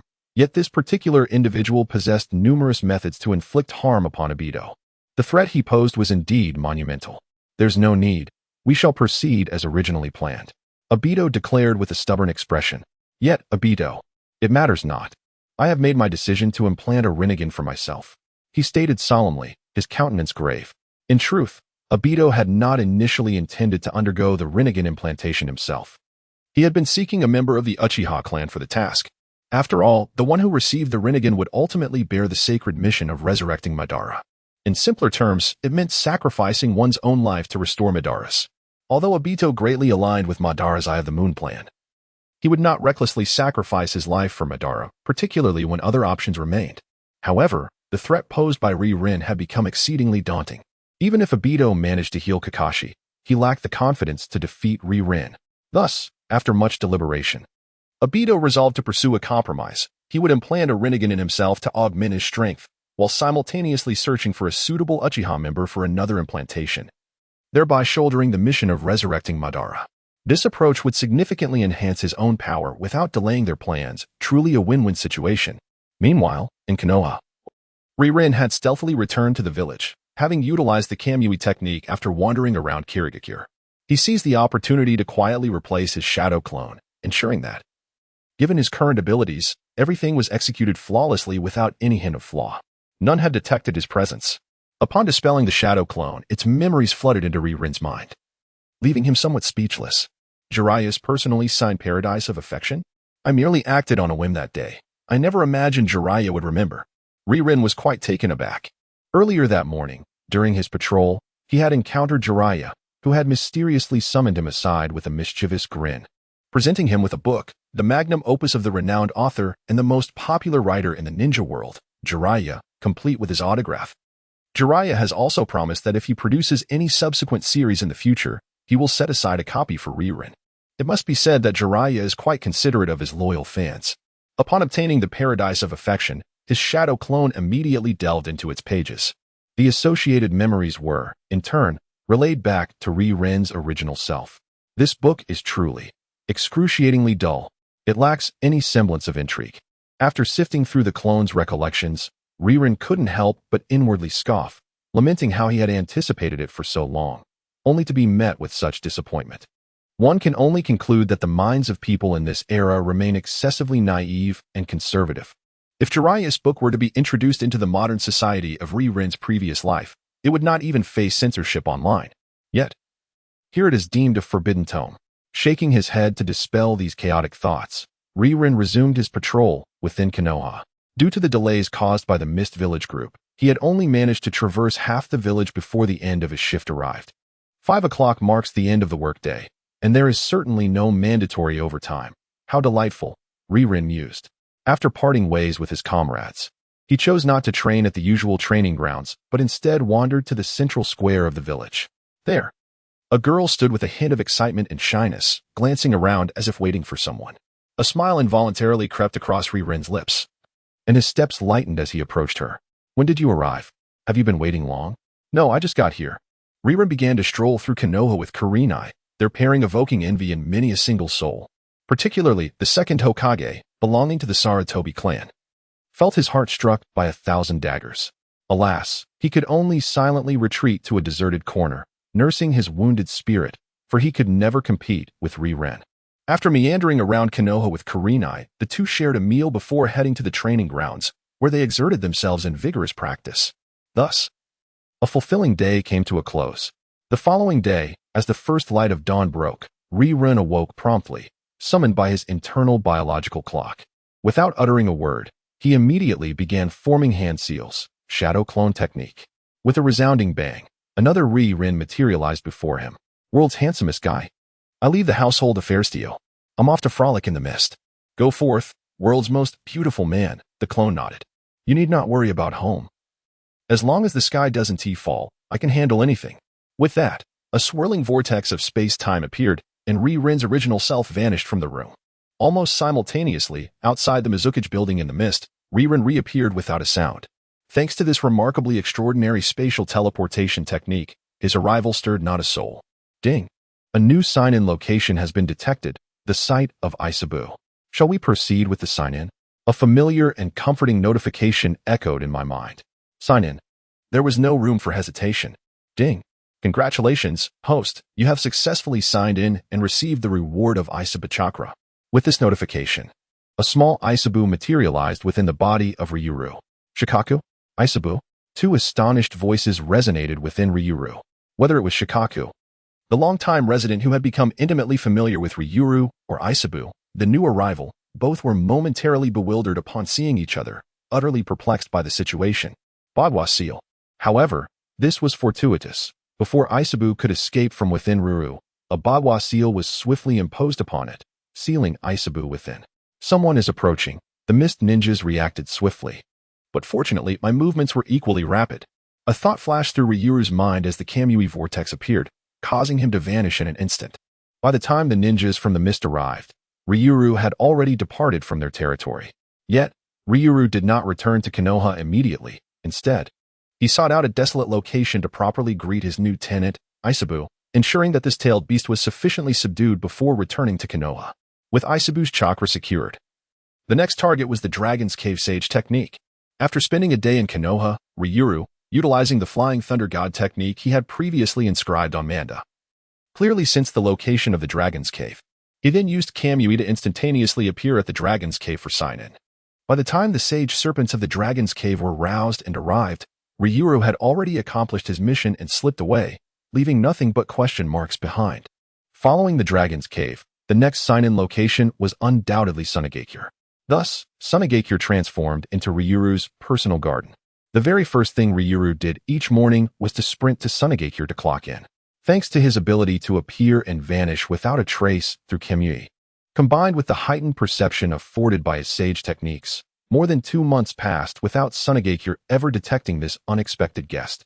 During these 2 months, Ryuru's harvest in Sunagakure was immensely fruitful, including but not limited to the magnet release of Raza, Chiyo's puppet technique, and a plethora of other ninjutsu and secret arts from Sunagakure. Ryuru almost completely emptied Sunagakure of its resources. However, to be candid, Konoha had also been thoroughly depleted by Ryuru, and in comparison, Sunagakure's foundation was indeed lacking. No one had a stronger claim to speak on this matter than Ryuru himself. It was inevitable. After all, Konoha's ancestors were undeniably formidable. Throughout these 2 months, Ryuru's routine consisted of idling at work, going on dates after hours, and occasionally signing in at the mist. He maintained sporadic contact with Kasame Hashigaki and Orochimaru. There was nothing particularly noteworthy to mention, except for one matter, Kushina Izumaki. As Rinnegan was only vaguely aware of Kushina's expected delivery date, without precise knowledge, he had been utilizing sage techniques to sense her chakra during this recent period. If Kushina were to be secretly transferred outside of Konohagakure, it would indicate that her time to give birth was imminent. Being the Jinchuriki of the Nine Tails, Kushina's delivery would weaken the sealing power over the beast, posing a potential threat to the village. For the safety of the village, Sarutobi Hiruzen and other high-ranking officials had convened to discuss establishing a clandestine base outside the village specifically for Kushina's delivery. Unbeknownst to them, this supposedly secret base had already been thoroughly observed by Rinnegan through his telescopic technique. Kushina had indeed moved to the external base. It seemed her delivery was just around the corner. Days later, upon sensing that Kushina had relocated to the birthing base, Rinnegan felt a surge of anticipation. This marked the beginning of his more vigilant watch, as it signified that the prince could emerge at any moment, and that Obito could also make his appearance. In the afternoon, while patrolling Konoha with his colleagues, Rinnegan periodically tapped into Sage mode to monitor Kushina. Her chakra began to fluctuate wildly. Could it be that the prince was about to be born? Suddenly, Rinnegan's expression shifted as his sage mode enveloped all of Konoha and its surrounding areas. Uchiha Obito. Indeed, through this perception, Rinnegan unexpectedly encountered his old acquaintance, Obito, who stood outside the birthing base, leaning against a tree and gazing thoughtfully in its direction. Realizing that Obito had arrived, Rinnegan understood that the chaos of the Nine Tails was likely to unfold that very day. He began to continuously sense both Obito and Kushina. The chakra within Kushina grew increasingly chaotic, spiraling out of control. Rinnegan knew it was nearly time for him to take action. Outside the secret birthing base in Konoha, within the delivery room, Kushina was encouraged fervently by Sarutobi Bawako, Hiruzen's wife, as she urged Kushina to push. Bawako, along with another Umbu Kunoichi named Talu, was responsible for assisting in Kushina's delivery. Meanwhile, Minato Namikaze placed his hands on Kushina's abdomen, reinforcing the seal on the Nine Tails. As Kushina approached labor, Minato could distinctly feel the struggles and agitation of the beast within her. One careless moment could mean the Nine Tails could break free. This is excruciating. Kushina's cries echoed through the heavens. It was the loudest he had ever heard her voice. Minato sighed with concern, feeling a pang of sympathy. Don't worry, Kushina, we'll take care of the delivery. You just focus on reinforcing the seal on the Nine Tails. Sarutobi Bawako addressed Namikaze Minato. Though Minato was still concerned about Uzumaki Kushina, he recognized the validity of Bawako's words. Additionally, the Nine Tails' struggles grew increasingly frantic, pushing him to his limits. Thus, Minato devoted himself to reinforcing the seal. As the couple was drenched in sweat, a sudden, piercing cry echoed through the air. Bawako, cradling a golden-haired infant, approached Kushina and Minato with a radiant smile. Minato, Kushina, Naruto has been born, and he is healthy. The couple was overwhelmed with joy, tears glistening in Kushina's eyes. However, despite her yearning to hold her newborn son, Minato had to focus on completing the Nine Tails seal, so Naruto was temporarily taken by Bawako. All right, although childbirth is arduous, we must swiftly contain the Nine Tails. Minato clapped his hands, ready to act. But at that moment, two anguished cries pierced the air. Minato turned abruptly, his heart racing, to find a masked figure had suddenly appeared in the room, none other than Uchiha Obito. In his hands, he held the newborn Naruto. Bawako and Danzo had been instantaneously slain by Obito. How outrageous. Who is this person? How did he breach the outer barrier? Minato thought, his expression gravely serious. This masked man instilled in him a profound sense of crisis. Obito had previously attacked Minato, but at that time, his mask bore the face of Zetsu. After Zetsu had been decapitated, Obito had donned a new mask, leaving Minato unable to recognize him. Fourth Hokage, relinquish the Jinchuriki, Obito threatened, his hand hovering menacingly over Naruto's neck. Otherwise, your son's life will be reduced to but a minute. Do not harm Naruto, Minato implored, panic-stricken. Please, do not act recklessly.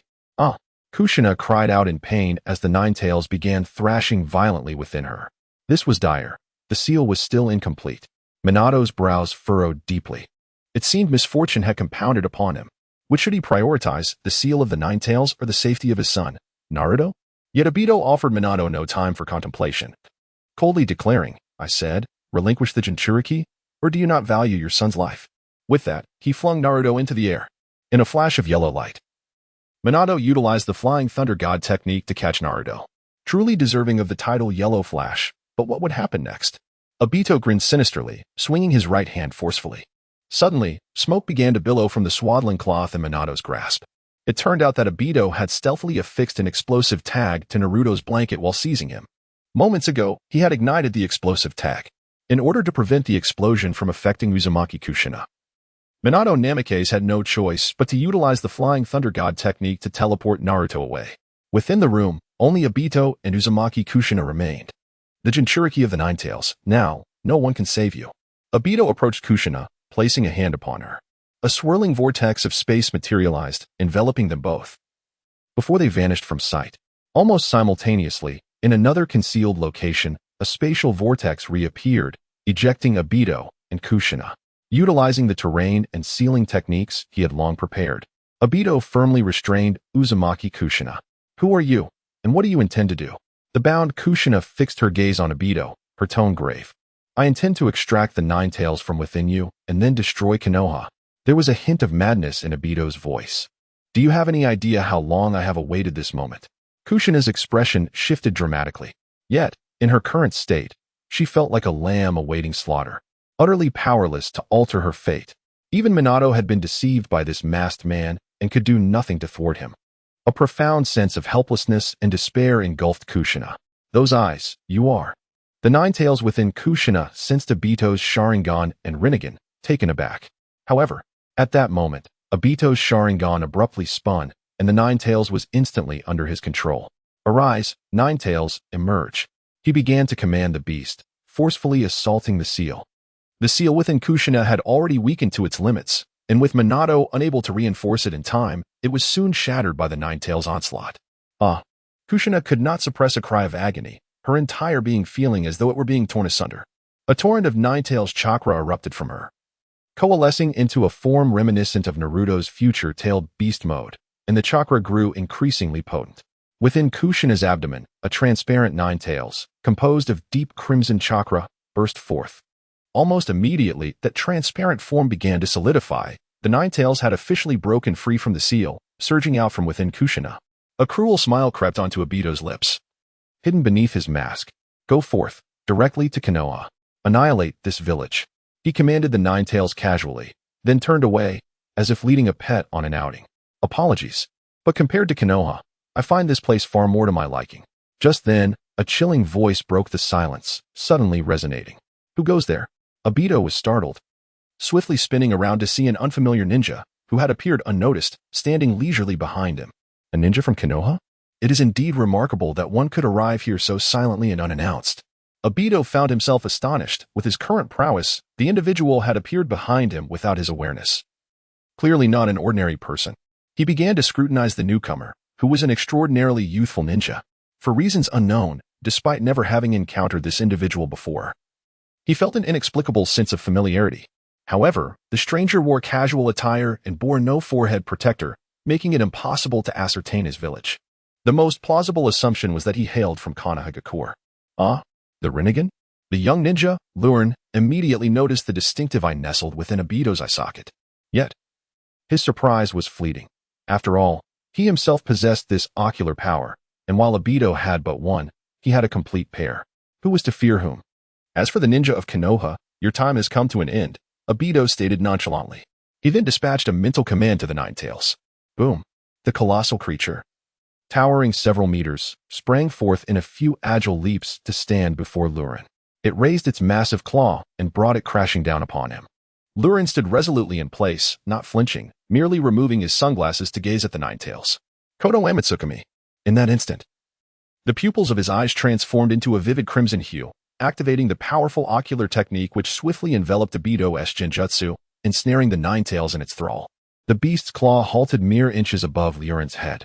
Obito, on the opposite side, suddenly realized that his control over the nine tails had vanished.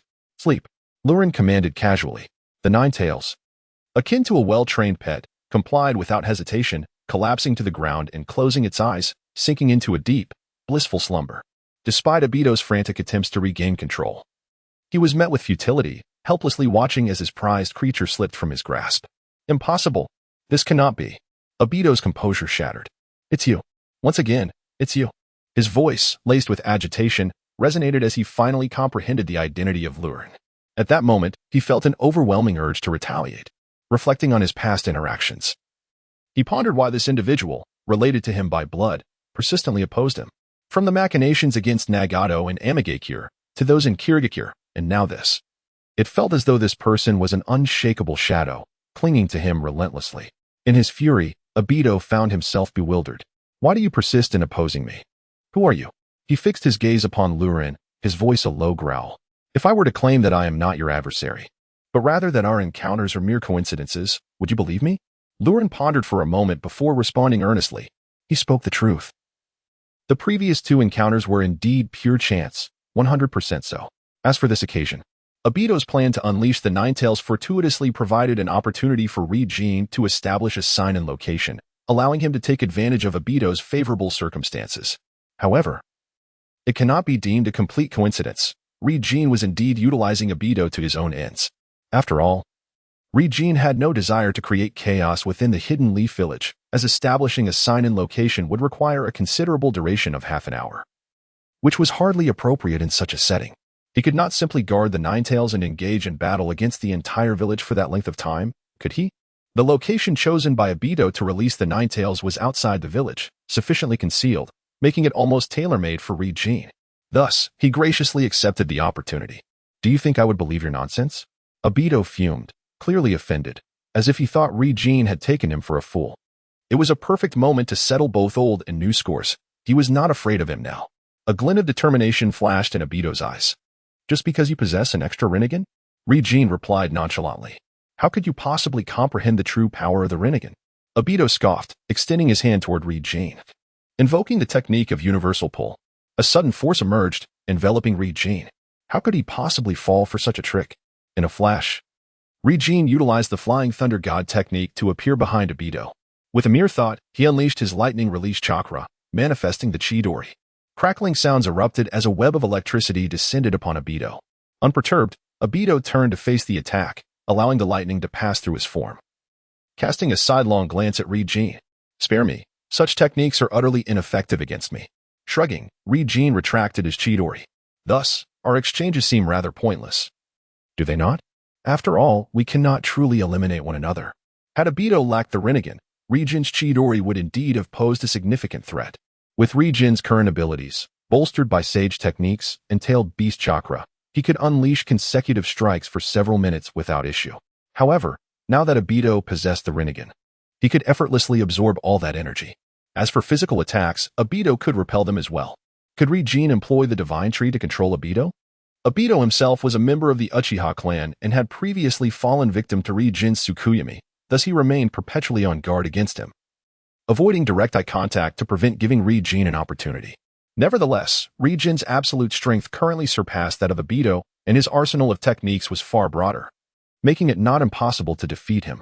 In the course of their confrontation, opportunities would invariably arise, albeit with some complications. Yet, Rinnegan was not resolute in his intention to kill Obito. After all, Obito had never provoked him, and it was Rinnegan who had orchestrated this scheme against him. Should he seek an opportunity to reveal the truth to Obito? Perhaps it could serve as compensation for the current manipulation he had endured. This thought flickered through Rinnegan's mind, as he realized that his words left Obito without retort. With both the power of the Deva Path and the Flying Thunder God at his disposal, should Rinnegan wish to depart, who could possibly detain him? Even with the Rinnegan, Obito would find it exceedingly difficult to do so. Moreover, Obito had only recently transplanted the Rinnegan and had yet to fully acclimate to this eye. He was far from as composed as he appeared. Curse be it, Obito lamented inwardly, time and again. Was he truly powerless against this individual? How absurd. Akatsuki had yet to recover and was incapable of utilizing would release. Facing this person alone left him feeling somewhat uncertain. Obito begrudgingly contemplated. Although Akatsuki had survived thanks to Obito's timely intervention, he was still not completely restored. Aside from regaining a fleeting interest in trivial matters, his combat prowess was virtually non-existent. There remained a considerable distance to traverse before Akatsuki could reclaim his former glory. However, fortunately, I had taken precautions and summoned that individual. Obito thought to himself. Whoosh. Another figure flashed by. It was Minato Namikaze, who, after ensuring Naruto's safety, had used the Flying Thunder God technique to teleport here. He had long inscribed the Flying Thunder God seal on Kushina Uzumaki, making it easy to locate this place. As Minato quickly surveyed the scene, he was momentarily taken aback. The unfolding tableau was entirely unexpected. The first thing that caught his eye was neither Kushina Uzumaki nor the masked man who had abducted her. Instead, it was the Ninetales. After all, the sheer size of the Ninetales was overwhelmingly prominent. This is the Ninetales. The Ninetales has emerged. Minato instinctively tensed, but soon realized something was amiss. Even rather peculiar. The Ninetales was actually lying on the ground, fast asleep. Minato's gaze was then irresistibly drawn to the two individuals confronting each other beside the Ninetales. His brows furrowed slightly, increasingly perplexed by the situation. Besides the masked man, how had another person appeared? Moreover, the two seemed to be locked in a fierce standoff. These thoughts flickered through Minato's mind. After grasping the general situation, he immediately began searching for Kushina Uzumaki. He soon discovered her weakly slumped over a stone. Kushina. Minato's heart tightened, and he swiftly activated the body flicker technique, appearing beside Kushina. He gently lifted her up. Minato.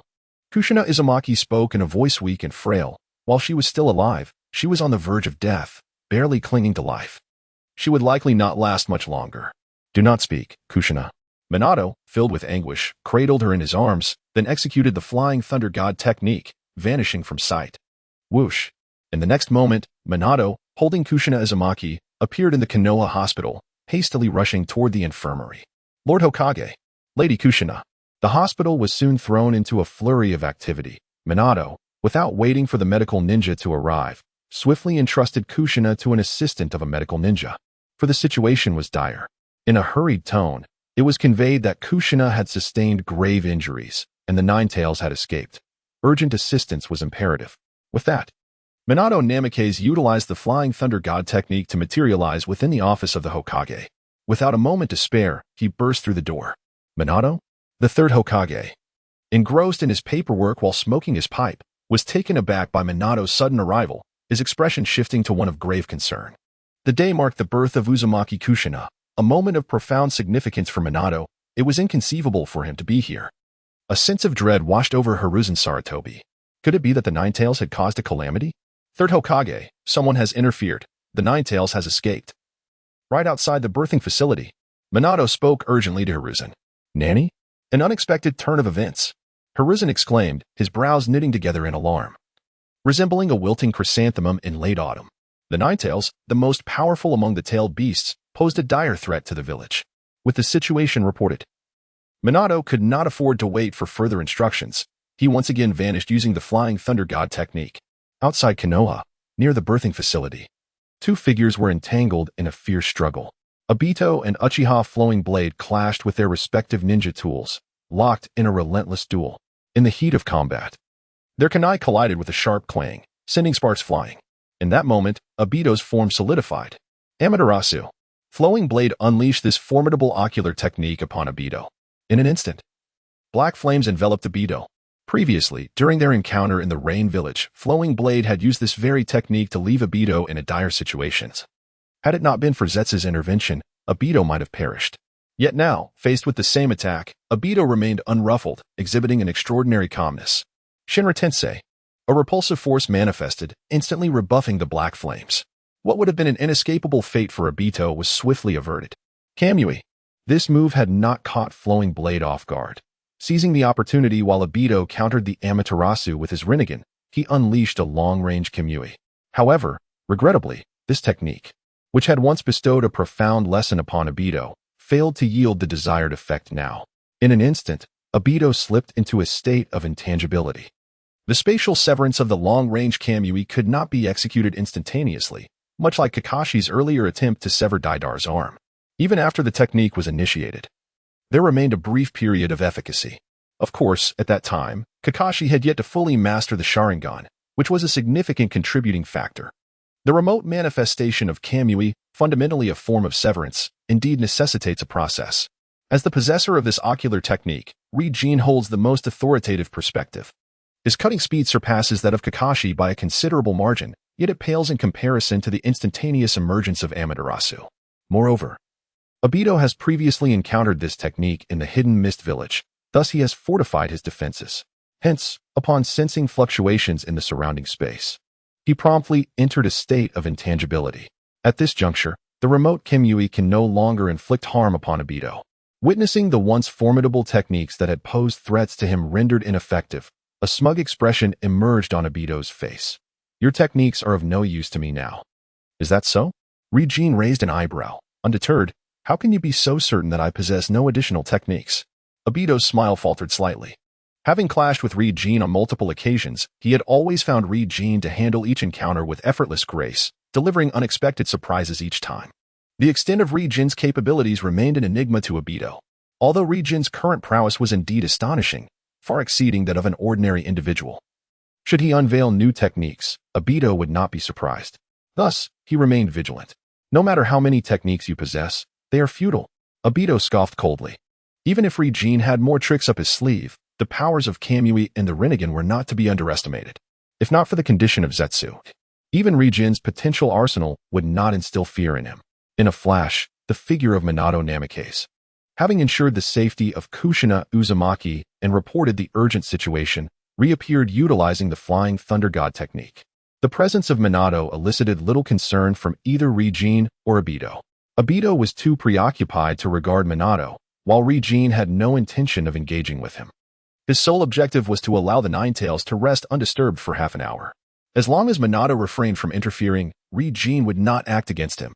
Meanwhile, Minato, too, was hesitant to confront Rinnegan and Obito recklessly. Regardless of their identities or intentions, the paramount concern was the Ninetales. Furthermore, the conflict between the two adversaries was fortuitous for Minato, granting him an opportunity to utilize the Flying Thunder God to relocate the Ninetales. However, this opportunity was not ripe for seizing, as Minato remained oblivious to the intricacies of the situation. He could not comprehend why the Ninetales lay dormant on the ground, only able to speculate that someone had employed a Genjutsu using the Sharingan to control it, while relocating the Ninetales with the Flying Thunder God technique might be straightforward. The subsequent actions remained uncertain. Should either of the two interfere or merely provoke the Ninetales into rampaging, Minato's endeavors would be thwarted. At that moment, failing to save the villagers might lead to catastrophic consequences for the entire village.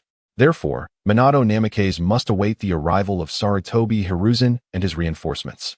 The optimal scenario would undoubtedly involve capturing the two individuals promptly, resolving the matter once and for all, even if circumstances were to change.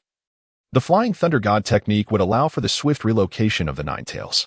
Fourth Hokage, the Ninetales is still of great utility to me.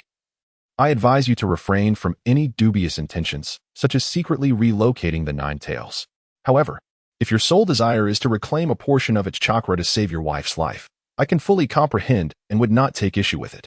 I believe you would not mind either. Would you, Uchiha Obito?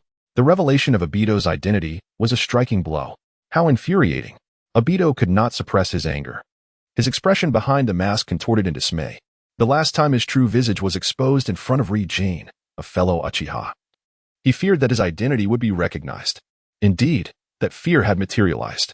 You are Obito, Minato exclaimed, taken aback. Hadn't Obito perished long ago? Yet, without hesitation, Obito removed his mask. Since his identity was already unveiled, there was no longer a need for pretense. Minato was astounded to discover that the masked figure was, in fact, his own student, Uchiha Obito. Obito, is it truly you? You are alive? How have you come to be like this? The revelation of Obito's identity brought forth complications.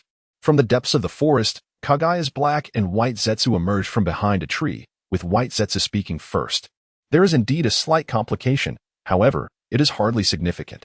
Black Zetsu maintained an air of calm. The ninja world has always been ruled by strength. Given Obito's current power, what difference does it make if others discover his true identity? After all, the ninja named Ren is dead, and his grandmother is gone. Obito has no remaining ties. And without ties, there are no weaknesses. The only consequence is that Obito can no longer act under the name of Uchiha Madara. Yet, this is ultimately inconsequential. What a tedious question. What does it matter if one knows? Teacher? In response to Minato's query, Obito's expression remained inscrutable. This world has become irrelevant to him. He aspires to create a truly perfect world. Thus, what significance does anything within this decrepit realm hold? Obito had ceased to care. Observing Obito's demeanor, Minato felt a mix of confusion and sorrow. The Obito he remembered was innocent, optimistic, and kind-hearted. Surely, he must have endured some profound suffering to transform into this. Despite his desire to understand the truth behind Obito's transformation, now is not the time for inquiries. In the midst of the confrontation with Uchiha Obito, another individual prompted Minato Namikaze, suggesting that while it might be perilous to relocate the Ninetales at this moment, extracting its chakra to rescue Kushina Uzumaki was indeed a viable option. Minato chose to disregard Obito and the other combatant, instead producing a scroll and preparing various sealing materials, which he strategically placed around the Ninetales. Obito merely cast a fleeting glance at Minato's actions before redirecting his focus, showing no intention of interference. For Obito, the foremost adversary was Rinnegan. The fate of Kushina was inconsequential. Whether she lived or perished mattered not. Defeating Rinnegan would allow him to regain control over the Ninetales and execute his plans. With a swift motion, Obito gripped a kunai tightly, activating his body flicker technique to charge once more at Rinnegan, who mirrored his aggression. The two figures collided fiercely, their forms intertwining in a fierce struggle. As Minato busily sealed away a portion of the Ninetales chakra, he remained acutely vigilant, observing the intense battle between the two unexpected intruders. ever cautious of any sudden disruptions that might thwart his efforts. Fortunately, the duo remained engrossed in their conflict, seemingly oblivious to Minato's endeavors. It was only after Minato successfully sealed a portion of the Nine-Tails chakra into the scroll that he let out a sigh of relief. With a swift application of the Flying Thunder God technique, Minato vanished, only to reappear instantaneously within the hospital ward. Several medical ninjas surrounded Kushina Uzumaki, drenched in sweat as they employed their healing techniques. Yet it was evident their efforts bore little fruit. If only Tsunade were here, they lamented, feeling utterly powerless and overwhelmed with guilt. Thank you for your hard work, Minato addressed the medical ninjas as he approached. Now leave it to me. The medical ninjas, surprised and perplexed, wondered if Minato truly possessed a solution when even they could not aid Kushina. Nonetheless, they complied with Minato's command, stepping aside to make way for him. Minato retrieved the scroll and extracted the gathered Nine-Tails chakra, preparing to seal it within Kushina's body. Meanwhile, the fierce battle between Rinnegan and Obito raged on. Clang! In the heat of combat, the weapons of Obito and Rinnegan clashed once more, a rare moment of Obito's physical manifestation. Suddenly, the ground beneath Obito was torn asunder as a hidden shadow clone of Rinnegan sprang forth, seizing Obito's foot with alarming swiftness. Decapitation technique. The clone uttered sharply. Obito vividly recalled this technique, having witnessed Rinnegan employ it previously to entrap Minato. However, this tactic proved utterly ineffective against Obito. Shinra Tensei. With a mere thought, he summoned the power of the Deva Path, unleashing a formidable repulsive force that sent the shadow clone of Flowing Blade sprawling. The immense strength even created a massive crater upon impact with the ground. Undoubtedly, the decapitation technique he had in mind was abruptly interrupted, rendering it utterly futile. Bang! The shadow clone that Obito had flung away dissipated into a wisp of azure smoke midair. You attempt to use such a trivial maneuver against me? How underestimated I must be, Obito scoffed, a hint of irritation creeping into his demeanor as he coldly remarked to Flowing Blade. To employ such a rudimentary tactic against him, was this a jest? Would he, Obito, ever be as inept as his own mentor? Flowing Blade merely chuckled derisively. Choosing not to utter another word, he had no expectation that the simplistic decapitation technique could truly contend with Obito. After all, Obito was no ordinary individual. Even if buried beneath the earth, what would it matter? Even if his hands were incapable of forming seals, or his body was ensnared, he still possessed the power of his ocular techniques. It was utterly meaningless.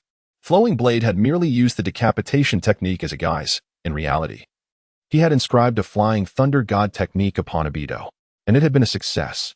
At the very moment the shadow clone made contact with Obito's physical form, the technique had been etched into him. Once inscribed, it marked the beginning of Obito's downfall. Clang, clang. The fierce clash between Flowing Blade and Obito continued unabated. Seizing the moment Obito became corporeal, the shadow clone executed the Flying Thunder God technique, appearing instantaneously beside Obito, brandishing a kunai and thrusting it fiercely towards him. Shinra Tensei. Yet, as if he had anticipated this very scene, a repulsive force emerged, sending the shadow clone hurtling away. Prepared in advance? Obito. You have indeed grown since our last encounter, Flowing Blade remarked with mild surprise, realizing that Obito had likely been aware of his ruse all along. That previous shadow clone left a technique inscribed upon me. Did you truly believe I was oblivious? Obito scoffed, a cold smile gracing his lips. You underestimate me far too much. Had he been unaware of Flowing Blade's possession of the Flying Thunder God technique, he might have dismissed the decapitation technique without a second thought.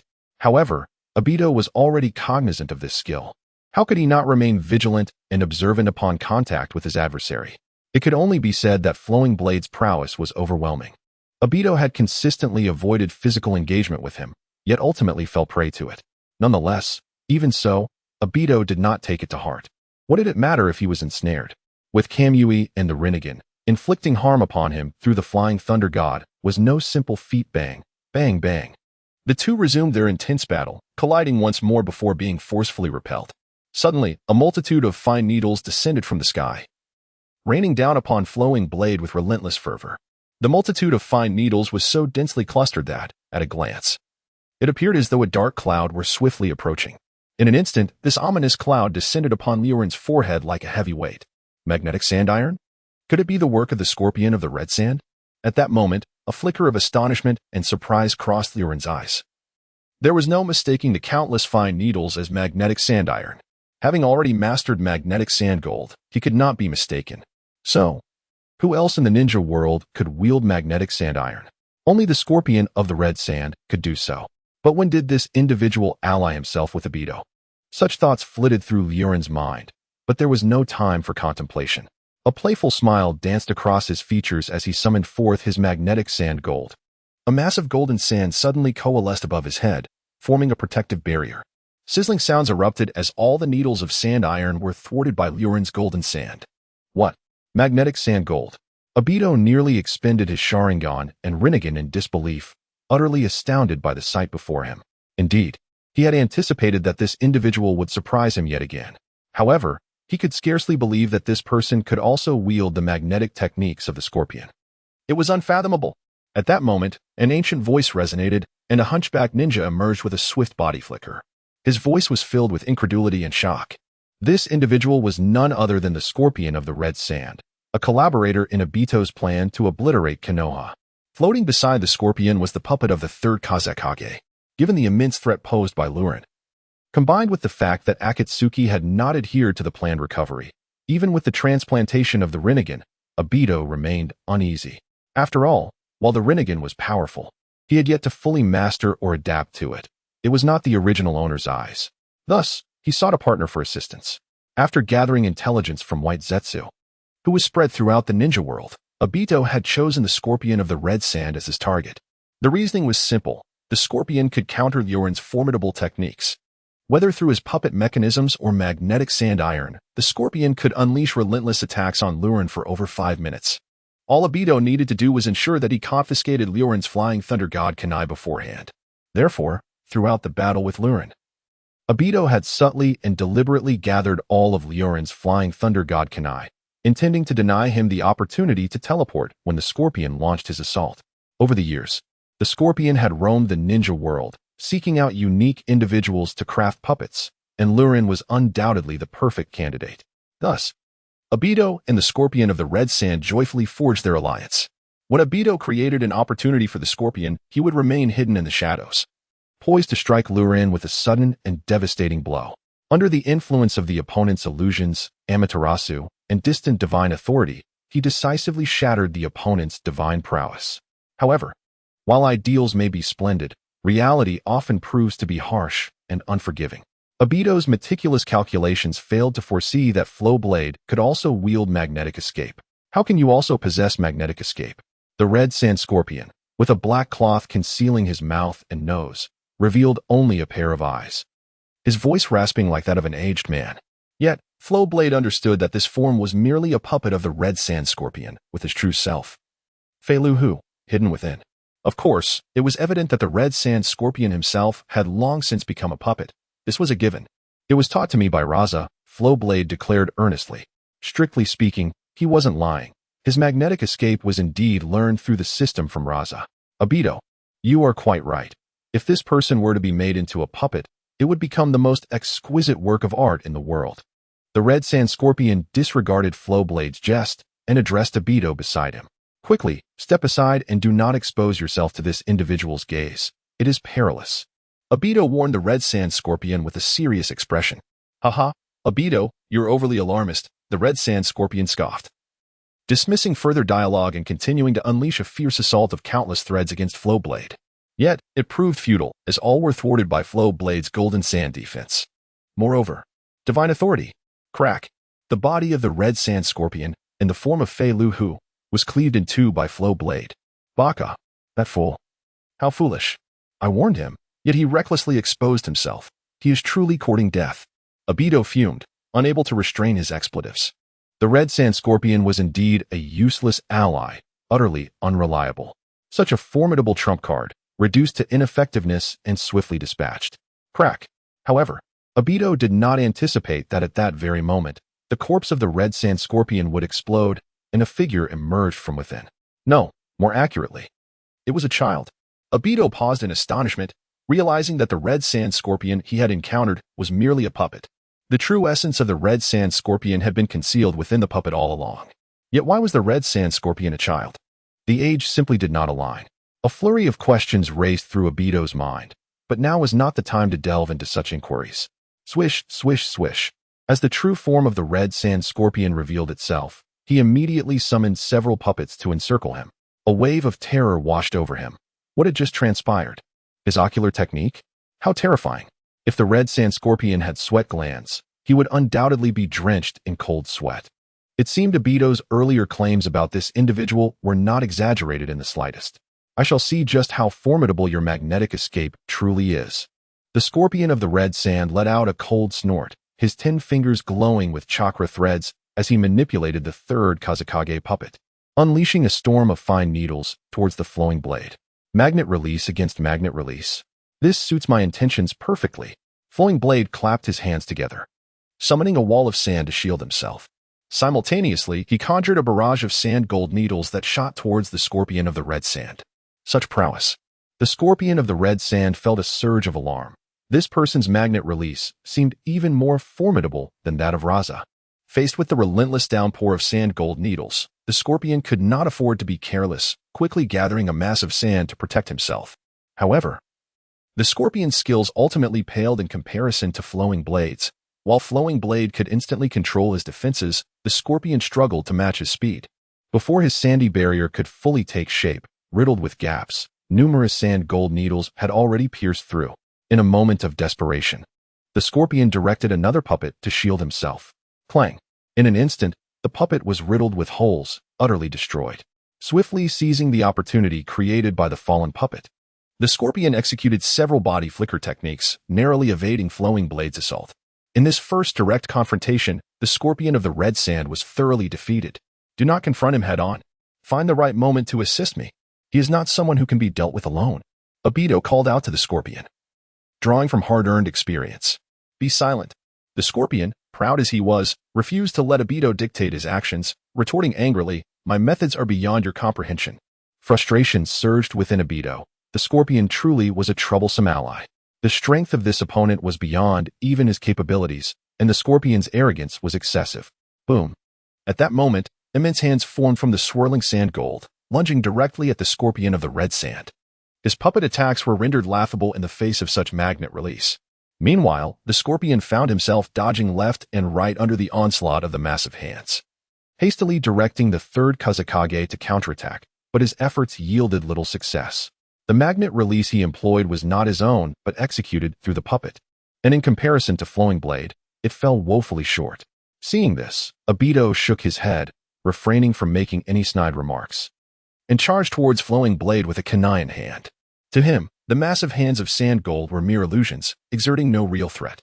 Utilizing his kamui, he surged through the storm of sand gold, reaching Flowing Blade with unwavering resolve. Clang! The sound of ninja tools clashing echoed, and the pressure on the scorpion of the red sand lessened significantly. His pride was considerably humbled, although he was reluctant to admit it. He had to acknowledge that despite his many techniques, they were rendered largely ineffective against the opponent's magnet release, even if it were his ultimate trump card. Those 4 scrolls, whether the formidable Fire Style scroll, the upgraded Lava Style plus Fire Style scroll, or the 100 Machines manipulation, seemed feeble in the face of the opponent's magnet release. As for the 4th scroll, the scorpion of the red sand believed that the enemy would be utterly incapable of countering it. However, the cost was too great, and he was unwilling to deploy it. For the time being, he truly needed to collaborate with Obito. With this thought, the scorpion of the red sand devised a plan. Leaving behind several puppets before personally taking flight in the third Kazekage puppet, retreating to conceal himself within the dense forest. That fellow is utterly unreliable. Observing this scene while battling with the Flowing Blade, Obito couldn't help but voice his disdain once more. How disappointing for someone who had previously boasted so boldly, only to end up in such a pitiful state, fleeing after revealing himself. Left with no choice, Obito had to confront the Flowing Blade alone. Meanwhile, the scorpion of the red sand continued to hide, watching the battle unfold while pondering how to counter the Flowing Blade. Whoosh, whoosh, whoosh. After exchanging blows for a while, powerful presences began to converge around them. Several Konoha ninjas had arrived using body flicker technique, positioning themselves around the Flowing Blade and Obito. It was the Ninetales. An elderly voice echoed as Hiruzen Sarutobi stood atop a large stone, surveying the situation with grave concern. Watergate was indeed correct. 2 members of the Uchiha clan were engaged in combat, and they appeared to possess remarkable strength. Not far from Hiruzen, on another large stone, stood Jiraiya, his usually playful demeanor replaced with a rare seriousness. Due to the demands of battle, the flowing blade had discarded his sunglasses, fully exposing his Sharingan to the onlookers. One of them seemed to be Obito Uchiha, the kid who had recently perished at the Kannabi Bridge. But who was the other? Akimichi Choza, part of the Ino, Shika, Cho trio, stated solemnly. To prevent the Nine Tails from rampaging, he had also come to this location. His expansion technique would prove significantly effective in subduing the Nine Tails. What about the sand and gold scattered about? It appeared to be the magnetic sand of Raza. Additionally, the Oil Woman clan's Shizune had arrived. Their insect-controlling secret techniques would also be immensely effective in suppressing the Nine Tails.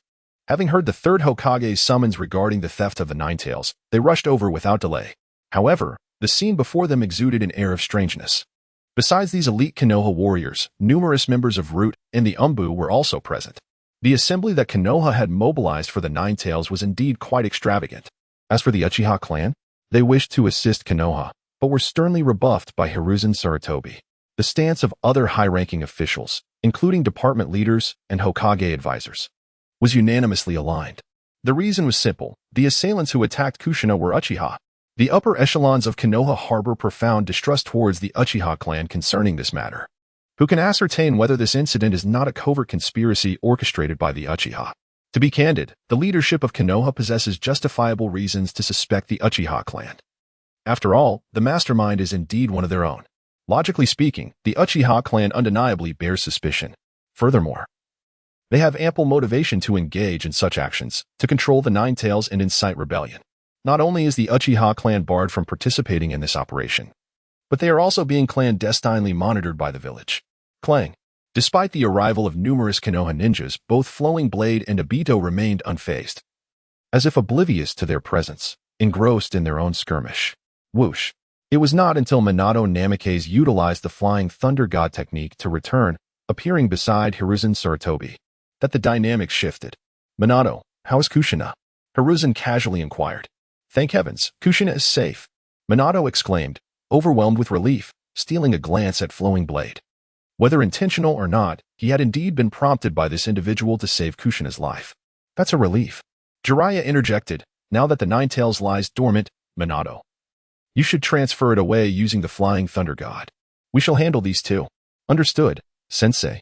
Minato replied, having already intended to proceed in that manner. Irrespective of Jiraiya's words, with the Konoha ninjas arriving, shall we continue our battle? The moment Minato appeared, Flowing Blade immediately ceased his assault. Obito followed suit, casting a cold glance at the surrounding Konoha ninjas, remaining silent. However, his demeanor spoke volumes. Despite their adversarial relationship, both he and Flowing Blade shared a unified stance regarding the Nine Tails. It must not be allowed to be taken by the Konoha ninjas. Thus, it seems we can temporarily ally to thwart these Konoha ninjas? Flowing Blade's expression turned peculiar. Just moments ago, these two were embroiled in a fierce battle, and now, they were on the brink of camaraderie? Such is the peculiarity of life's encounters. Minato will undoubtedly use the Flying Thunder God to relocate the Nine Tails. Can you thwart him? Obito inquired earnestly, fixing his gaze upon Flowing Blade after Minato reappeared. Are you seeking my assistance? Flowing Blade could not help but shrug. Don't think I can't see through you. You actually require the Nine Tails even more than I do, Obito retorted with a scoff.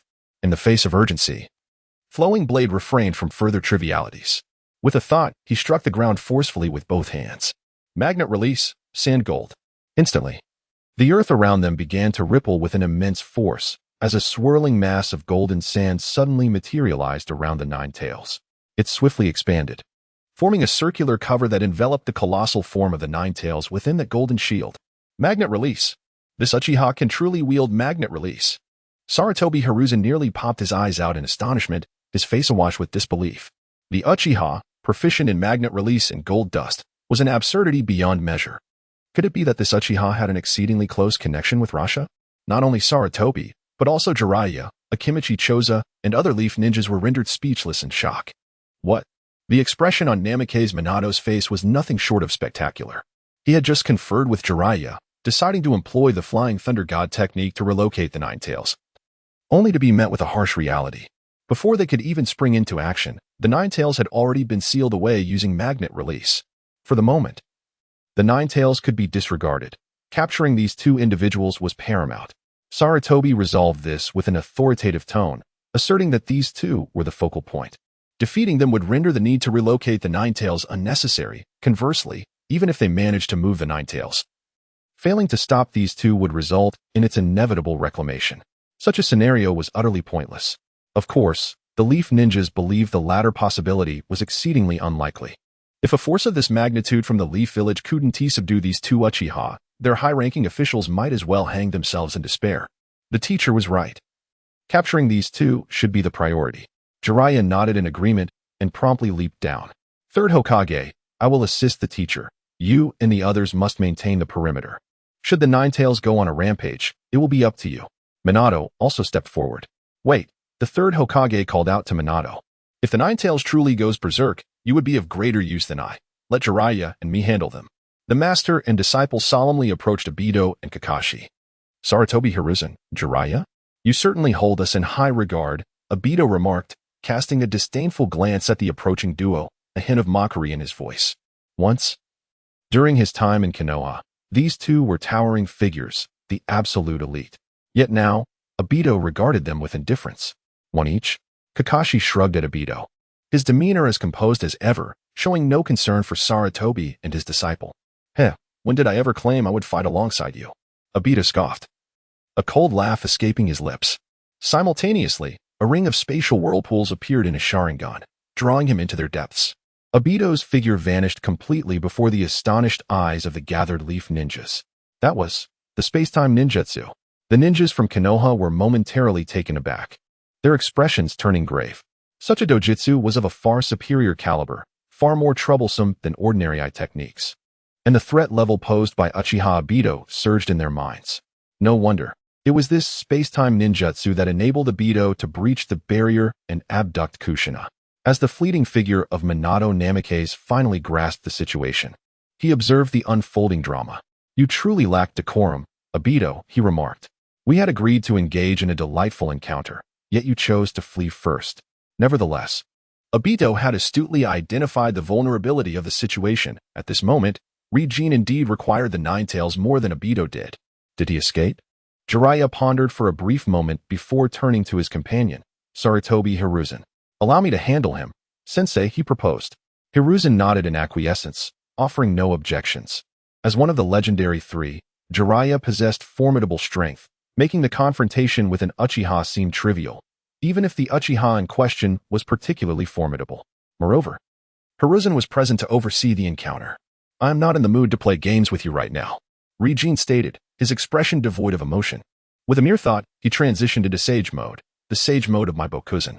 However, the intricacies of Sage arts were such that without explicit mention, it remained unclear which lineage Rinnegan was invoking. Sand Gold Needle. The air crackled as a multitude of sand gold needles swiftly coalesced, hurtling toward Jiraiya with alarming intensity. Jiraiya, indeed, proved to be exceptional. His reflexes and diverse techniques surpassed those of ordinary shinobi. He evaded Rinnegan's magnetic sand merely through the use of body flicker technique. Yet, that was the extent of his evasion. Rinnegan's magnetic sand, harnessed in Sage Mode, exhibited vastly superior potency compared to standard sand techniques. Even if Jiraiya managed to dodge, it required immense effort. The power of this magnetic sand is astonishing. It surpasses even that of regular sand. Hiruzen observed, his expression grave. The recent battle between Konoha and Sunagakure had illuminated the capabilities of standard sand, and he recognized that even the finest needles of ordinary sand could not compare to those now unleashed. Only someone of Jiraiya's caliber could respond with composure. Had it been an average shinobi, they would have been pierced like a hedgehog by this rapid onslaught. Indeed, the speed was blinding, rendering hand seals a fanciful notion. Evasion relied solely on physical agility. But Rinnegan's onslaught did not end there. While utilizing the sand gold needles to force Jiraiya into retreat, another shadow clone of Rinnegan employed the body flicker technique to appear behind Jiraiya. The speed of this technique in Sage Mode was staggering. Jiraiya, be cautious, Hiruzen shouted, his hands flying into action as he rapidly formed seals. With a decisive motion, he exclaimed, Earth Style, Earth Flow River. At that moment, the ground beneath Rinnegan's shadow clone transformed into a liquid state, swiftly flowing away. The clone stumbled momentarily. In a typical scenario, such a misstep would cause any conventional attack, be it the throwing of ninja tools or various elemental jutsu, to go awry. Jiraiya was not merely standing still to be struck. In that fleeting moment, even the slightest miscalculation would result in failure, as he deftly evaded the attack while in the midst of his rapid movement. However, the Shadow Clone's Chidori was a wide-range assault. With a crackling sound, it unleashed its power without the need for hand seals. Even if there was a slight deviation in his posture, the impact was negligible. With a resounding crackle, an electric net descended from above, both magnificent and blinding. What? A lightning-style ninjutsu. Sarutobi Hiruzen was again taken aback. This Uchiha was proficient in lightning techniques? Moreover, it was a powerful lightning ninjutsu that required no hand seals. The Chidori in Sage mode was formidable indeed, and in the brief moment of Hiruzen's astonishment, the lightning struck Jiraiya with tremendous force, bound by the fine needles of sand. Jiraiya had no opportunity to respond and was struck down to the ground. The legendary Jiraiya, one of the 3 Sannin of Konoha, renowned throughout the ninja world, fell with such swiftness without any hint of mercy. In an instant, a flash of golden light darted across the scene as Minato Namikaze, concerned for Jiraiya's safety, utilized the Flying Thunder God technique to relocate him. Unbeknownst to them, the Chidori had no intent to kill Jiraiya. Even if Minato had not intervened, Jiraiya would have been spared. Master, after gently placing Jiraiya down, Akimichi Choji, Namanaka Ino, and others quickly gathered around, their faces painted with shock. The strength of that Uchiha was overwhelming. Even Jiraiya seemed powerless against him. And what of the 3rd Hokage? As this thought crossed their minds, their anxious gazes turned towards Hiruzen Sarutobi. With a flurry of sounds, the Uchiha unleashed a relentless assault of finely crafted iron sand needles upon Hiruzen, whose body flicker technique could not evade the onslaught, forcing him into a tight defensive posture with his adamantine staff. Yet, it was evident to all that Hiruzen could not hold out for long. The enemy is too strong. We must support the 3rd Hokage. Choji's face reflected urgency as he addressed his fellow Konoha leaders. Yamanaka Ino nodded gravely, and Minato had no objections. Exchanging determined glances, they quickly reached a consensus. Choji, stay here and watch over Master Jiraiya. Ino and I will assist the 3rd Hokage, Minato said earnestly to Choji. Choji nodded in agreement, and without further ado, Minato and Ino activated their body flicker techniques, flanking the Uchiha from 2 different directions. With Minato, Ino, and Hiruzen, they divided their forces into 3, launching an attack on the Uchiha. No matter how strong he was, he could not withstand such a concerted effort. From the right rear of Liu Ren, Wave Wind Watergate launched a surprise attack, deftly sending forth a Flying Thunder God Kanai from a distance. Yet, how could Liu Ren allow Wave Wind Watergate to succeed? With a mere flicker of thought, a surge of golden sand erupted from the ground, engulfing all of Watergate's Kanai. Buzzing. From the left rear of Liu Ren, Oil Girl Sherwei initiated her assault. She did not even need to launch a surprise attack. She simply commanded her swarm of insects to advance toward Liu Ren. This swarm was no ordinary attack. With Liu Ren distracted, it was nearly impossible to thwart the swarm with mere sand. Although the ground erupted in numerous mounds of sand to obstruct the insects, the effect was minimal. It merely slowed their advance but could not prevent it. Moreover, as Liu Ren divided his attention between Wave Wind Watergate and Oil Girl Sherwei, his defense against Sarutobi Hizashi's attack weakened significantly. The pressure on Sarutobi Hizashi diminished, allowing him to escape from the downpour of Liu Ren's golden sand needles through sheer physical prowess and the use of the adamantine staff. Nearby, Akimichi Dingzu and other members of the Konoha Umbu let out a sigh of relief upon witnessing this turn of events. The Uchiha had finally been suppressed. Now, all that remained was to capture him. Was it truly this simple? Perched upon a tree, unnoticed in the dense forest, Akasuna no Sasori remarked with an air of nonchalance. Yet, within, he was profoundly astonished. This Uchiha, while dividing a significant portion of his focus to seal the 9 tails, managed to simultaneously restrain 3 high-ranking Konoha officials. Although it appeared he was at a disadvantage, this was still remarkable. Besides Sasori, Obito, who had joined him, could not help but let out a derisive chuckle. Do not underestimate him. He has many more techniques yet to reveal. As if to validate Obito's words, Liu Ren, seemingly at a disadvantage, exhibited no signs of panic whatsoever. Despite Wave Wind Watergate employing his exceptional body flicker technique along with his Flying Thunder God Kanai, he was on the verge of breaching Liu Ren's golden sand defense. Likewise, the swarm of insects led by Oil Girl Sherwei was rapidly approaching Liu Ren from behind. 3 against 1. This seemed rather unfair. Yet, Liu Ren remained unfazed, even managing to make a quip. Suddenly, Liu Ren vanished without a trace.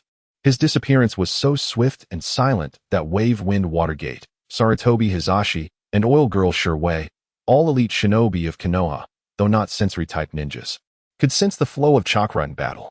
However, at this moment, they felt nothing, as if he had simply evaporated into thin air. Instantly, a look of profound vigilance crossed their faces, accompanied by an unsettling feeling in their hearts. In the fleeting moment before the blade vanished, an extraordinary occurrence unfolded almost simultaneously behind the trio of Wave Wind Watergate, Sarutobi Hiruzen, and Oil Girl Shimi. The presence of the blade's energy surged forth. What? How could this be? The three were taken aback.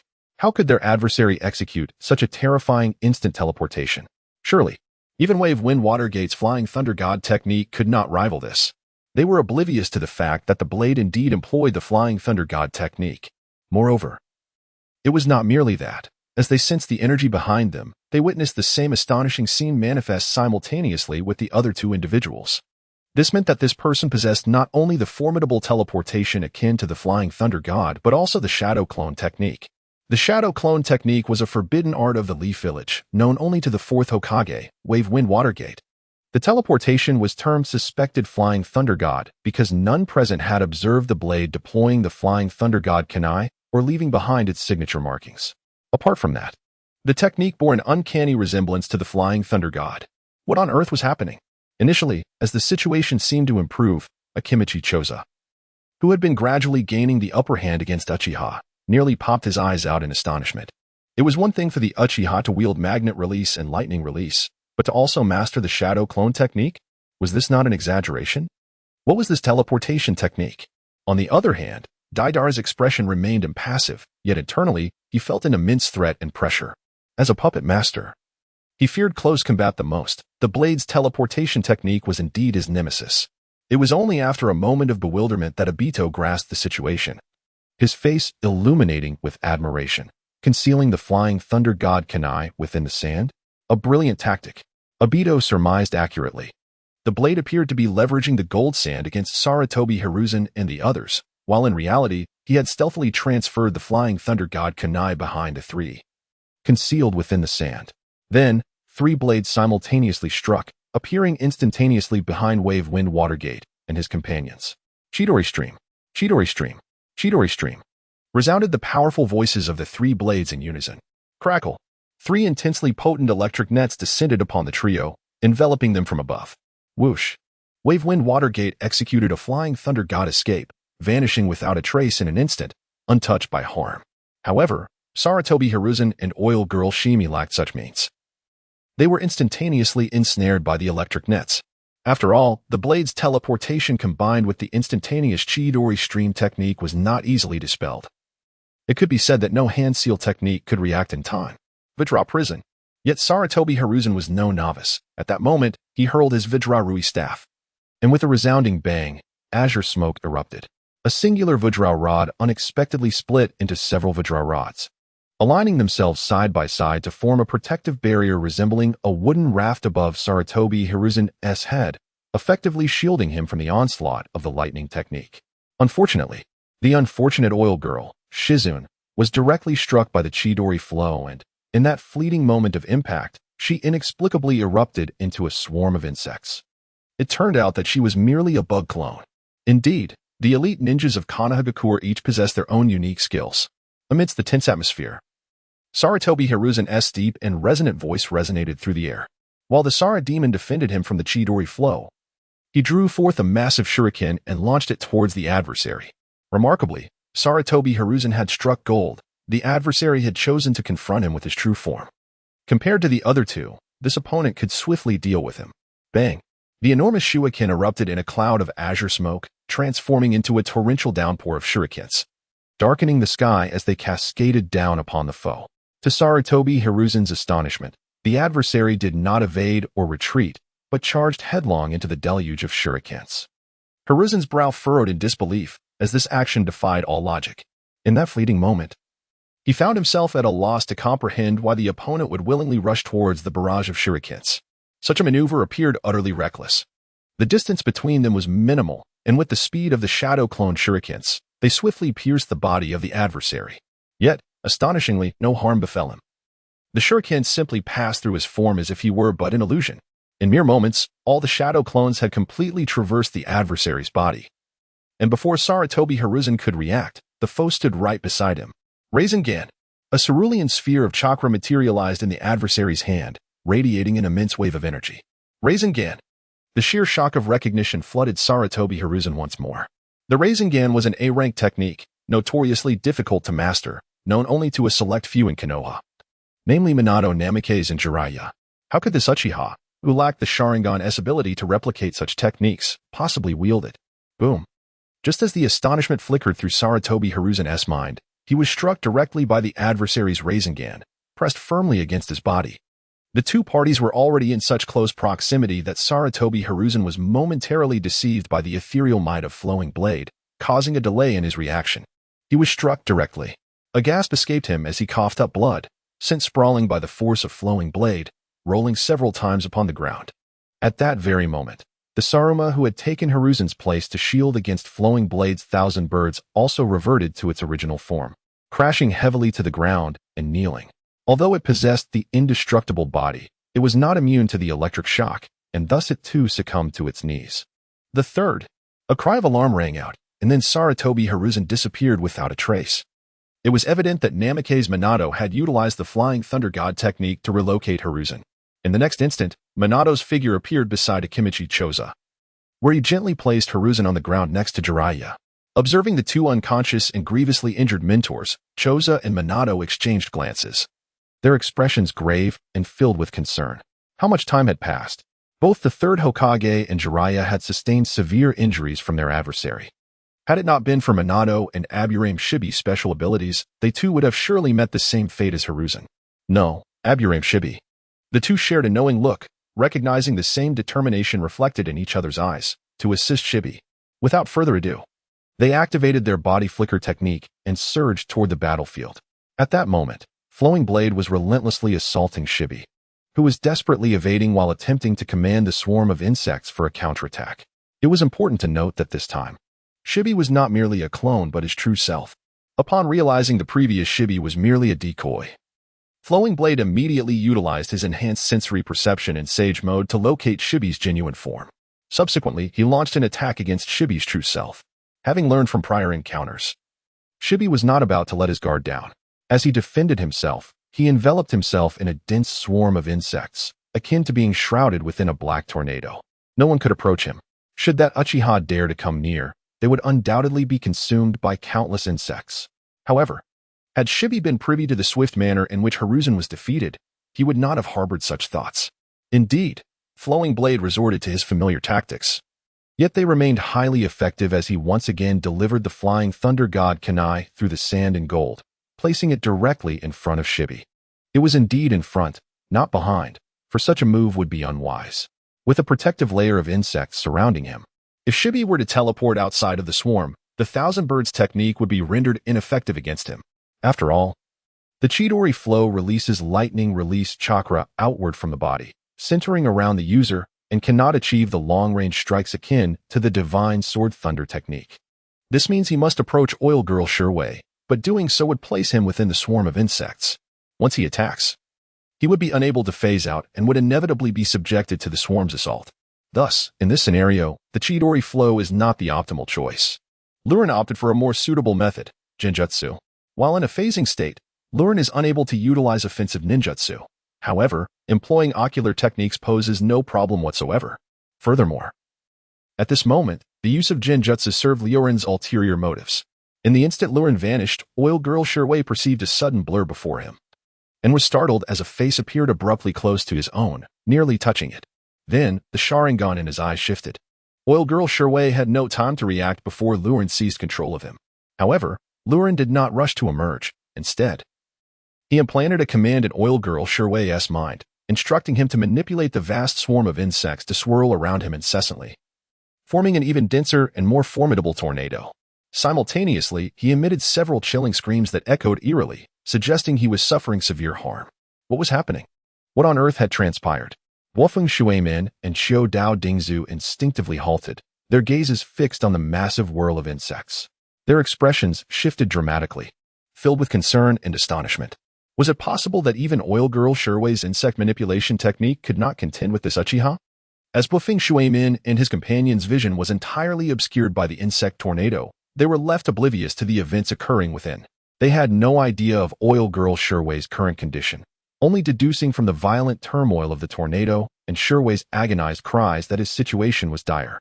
Desperate to assist, Bluffing Shuimin and Qiu Doubtingzhu yearned to rush in, but regrettably, they found themselves powerless to act, merely standing by, helplessly watching. As they could not penetrate the insect swarm, just as they were engulfed in anxiety, they suddenly felt their bodies grow weak and numb, their limbs stiffening beyond control.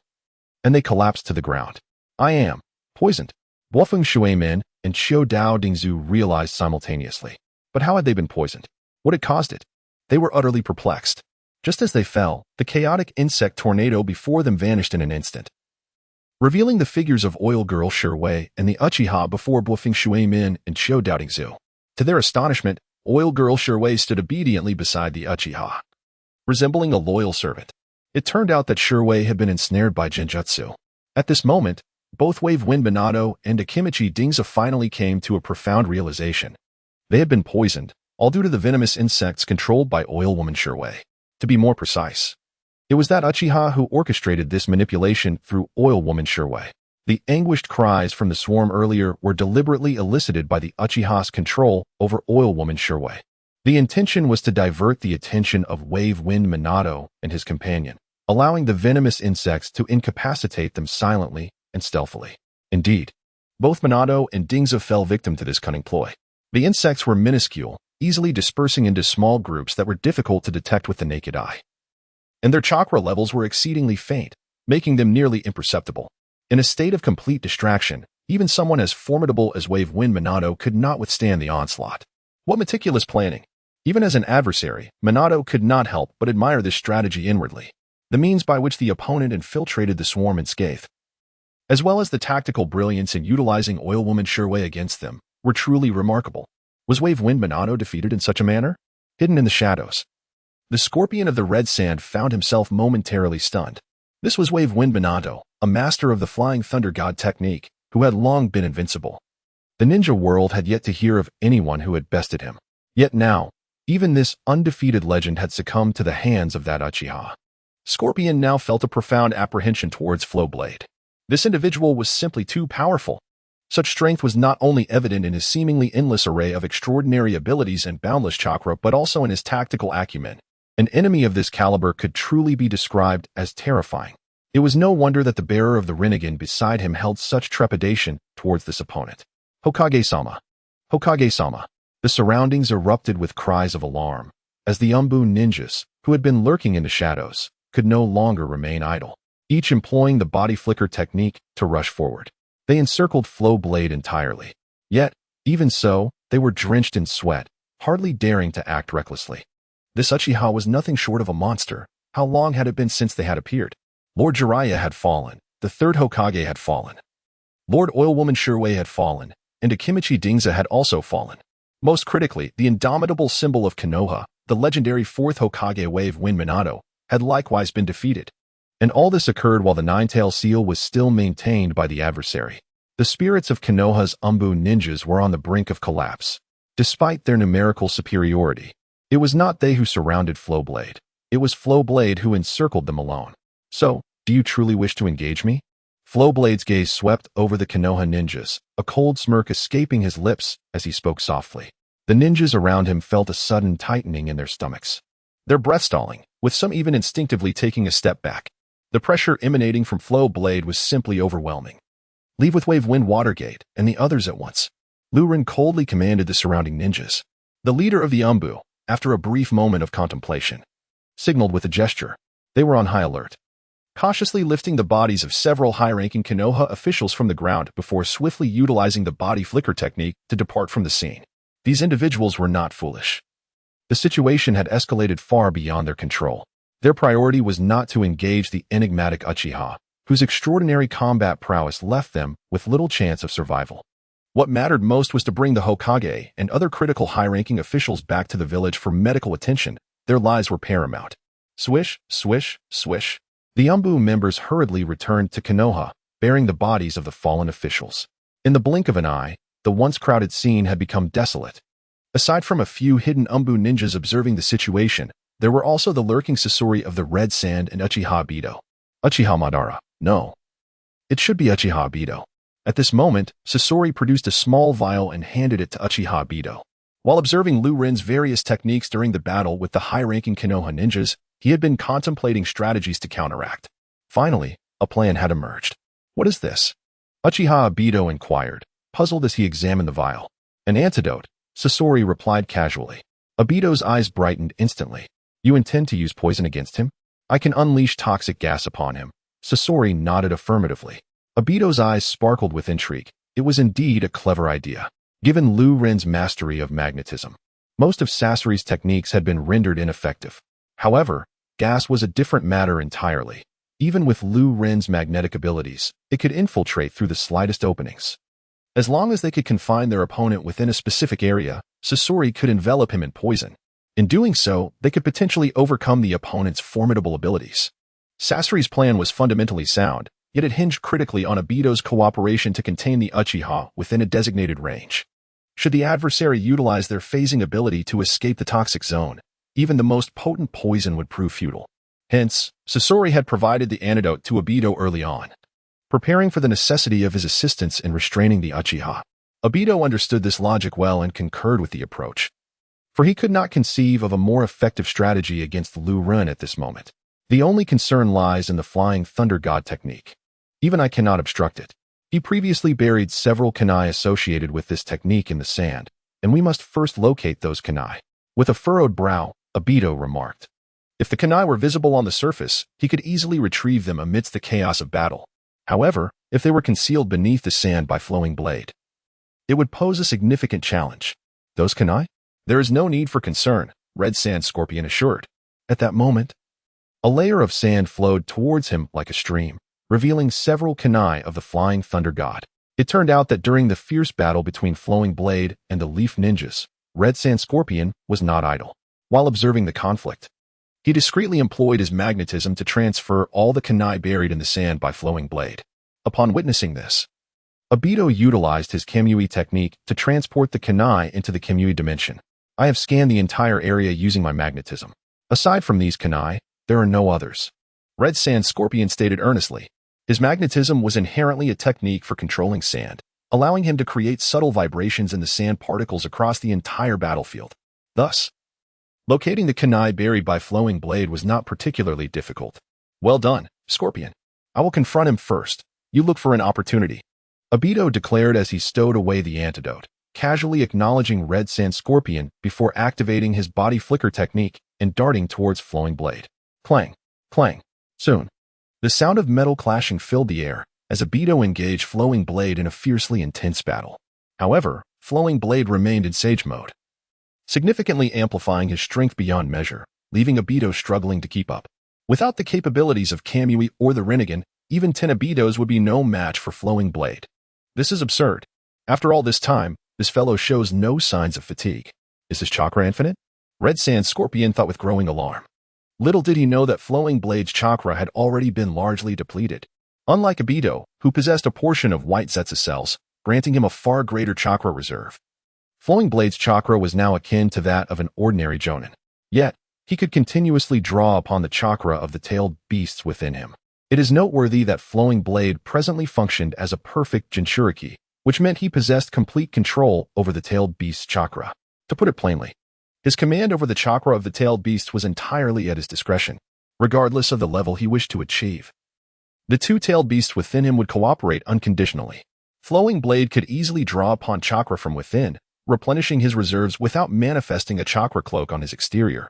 After all, Obito's Moon Eye plan revolves around the 9 tails, and Flowing Blade is reluctant to let Obito or Ju discover that he has already acquired other tailed beasts. Is Obito nearing his end? Chio, the Red Sand Scorpion, silently scoffed at this thought, then wasted no time and activated his body flicker technique, appearing on the battlefield. After releasing 2 puppets in front of him to defend against Flowing Blade's fearsome and enigmatic ocular technique, Chio summoned the 3rd Kazekage puppet once more.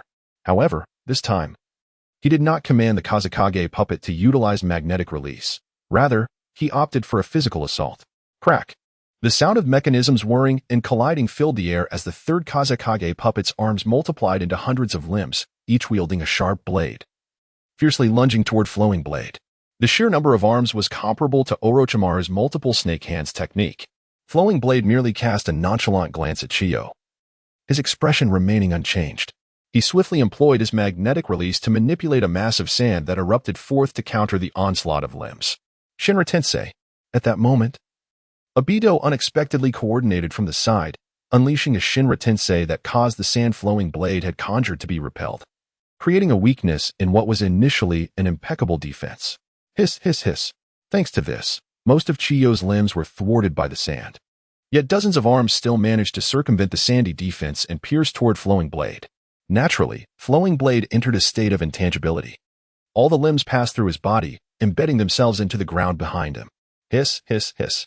At that instant, a substantial amount of cyan poison began to emanate from those arms. Uchiha Fire Release Formation. Simultaneously, Flowing Blade heard a voice in his ear. His vision blurred, and he noticed a blazing barrier of flames suddenly rise around him, completely encasing him within. In the blink of an eye, Chiyo's poison filled the entire space of the barrier. Success. Witnessing this scene, Chiyo felt a surge of excitement within, while a glimmer of joy flashed in Obito's eyes. All the Flying Thunder God Kanai had been stealthily taken by Chiyo and sent into Obito's Kamui space, signifying that Flowing Blade was now effectively trapped within the Fire Release Formation. The opponent could only counter Chiyo's poison with the intangibility technique. Once the duration of intangibility elapsed, Uchiha Flowing Blade would undoubtedly succumb to Chiyo's toxic fumes. It was a flawless plan. The Uchiha Fire Release Formation? Flowing Blade, trapped within the flaming barrier, took a moment to assess his surroundings, momentarily taken aback, but quickly recognized the sealing technique. This sealing technique was immensely powerful during the Fourth Great Ninja War. Obito had employed it to protect the Outer Path Divine Tree, capable of withstanding even the Eight Tails punch, even scorching the beast's fist. Flowing Blade, relying on sheer strength, would undoubtedly be unable to break through this barrier, regardless of whether it is the Sage Mode or the utilization of the chakra from the tailed beast within.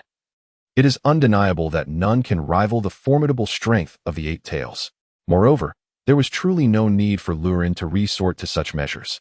A single use of the Flying Thunder God technique could suffice, so why complicate matters? Had his kunai vanished from the sand? Just as he contemplated a transfer, Liu Ren felt a sense of surprise. He could no longer sense the kunai he had previously left outside. Those kunai had been concealed within the sand. How had they been retrieved? Was it possible that there were no kunai left?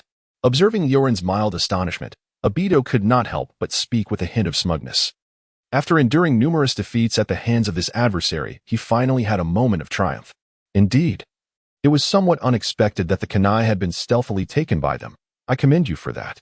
Liu Ren's expression remained as calm as ever, even tinged with a trace of mockery. However, as for the Flying Thunder God kunai, I can acquire them whenever I desire. Liu Ren replied coldly. With that declaration, Liu Ren's figure vanished within the Uchiha Fire Formation. In the blink of an eye, he appeared opposite Obito and the scorpion of the red sand, gazing at them from a distance. Flying Thunder God, how could this be? The astonishment in Scorpion's voice was palpable. I sensed the fluctuations in the sand. There were no kunai there. Indeed, there had been none before, but now there are. Liu Ren spoke with an enigmatic tone. Just as he had done in the Hidden Rain Village, Liu Ren had earlier dispatched a shadow clone to remain hidden, discreetly positioned to assist him and coordinate strategies. Upon realizing that the kunai he had buried were all taken by Obito and the scorpion, the shadow clone immediately utilized the Earth Dragon hidden technique to stealthily relocate to its current position.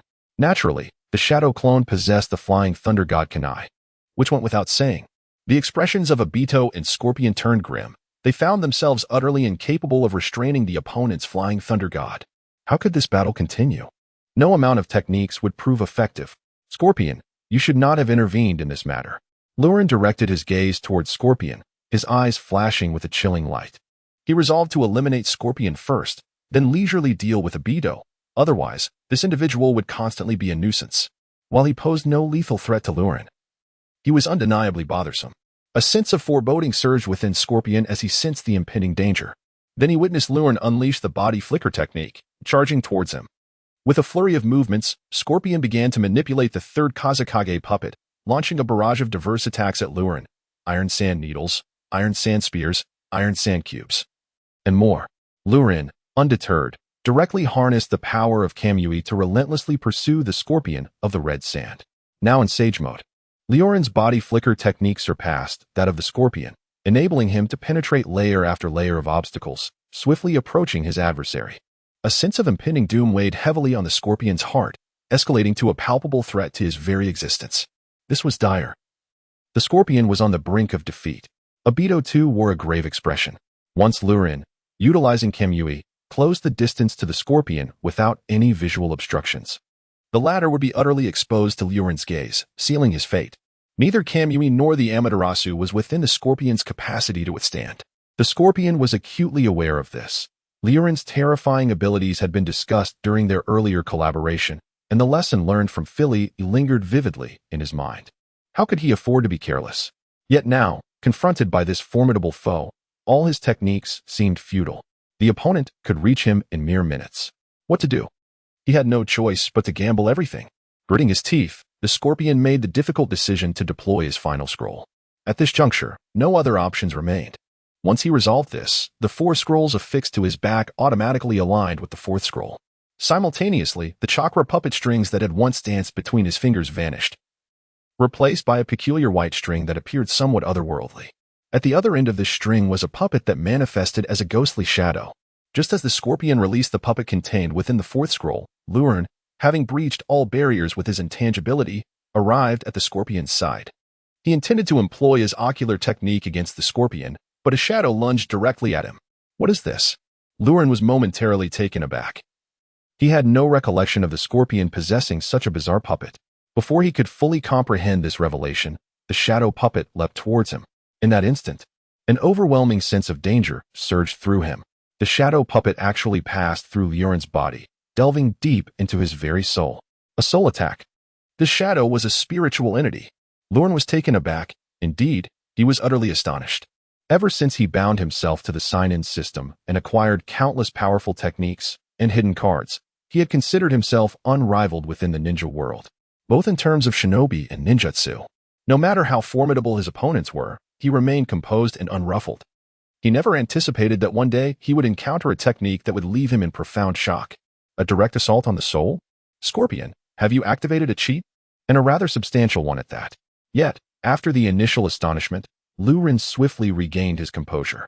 His pupils, imbued with the Sharingan, transitioned seamlessly into the Rinnegan state. With a deliberate gesture, he harnessed the power of the human path to seize the soul entity with considerable force. Simultaneously, he commanded the sand gold to envelop the surroundings, obscuring visibility to prevent either Obito or the lurking Zetsu from witnessing his actions. What? This is impossible. Now it was the turn of the scorpion of the red sand to be utterly astonished. The final scroll he had sealed contained a puppet of the soul. How could this individual possibly capture it? This is inconceivable. The realm of the soul exists in an entirely different dimension from the physical world.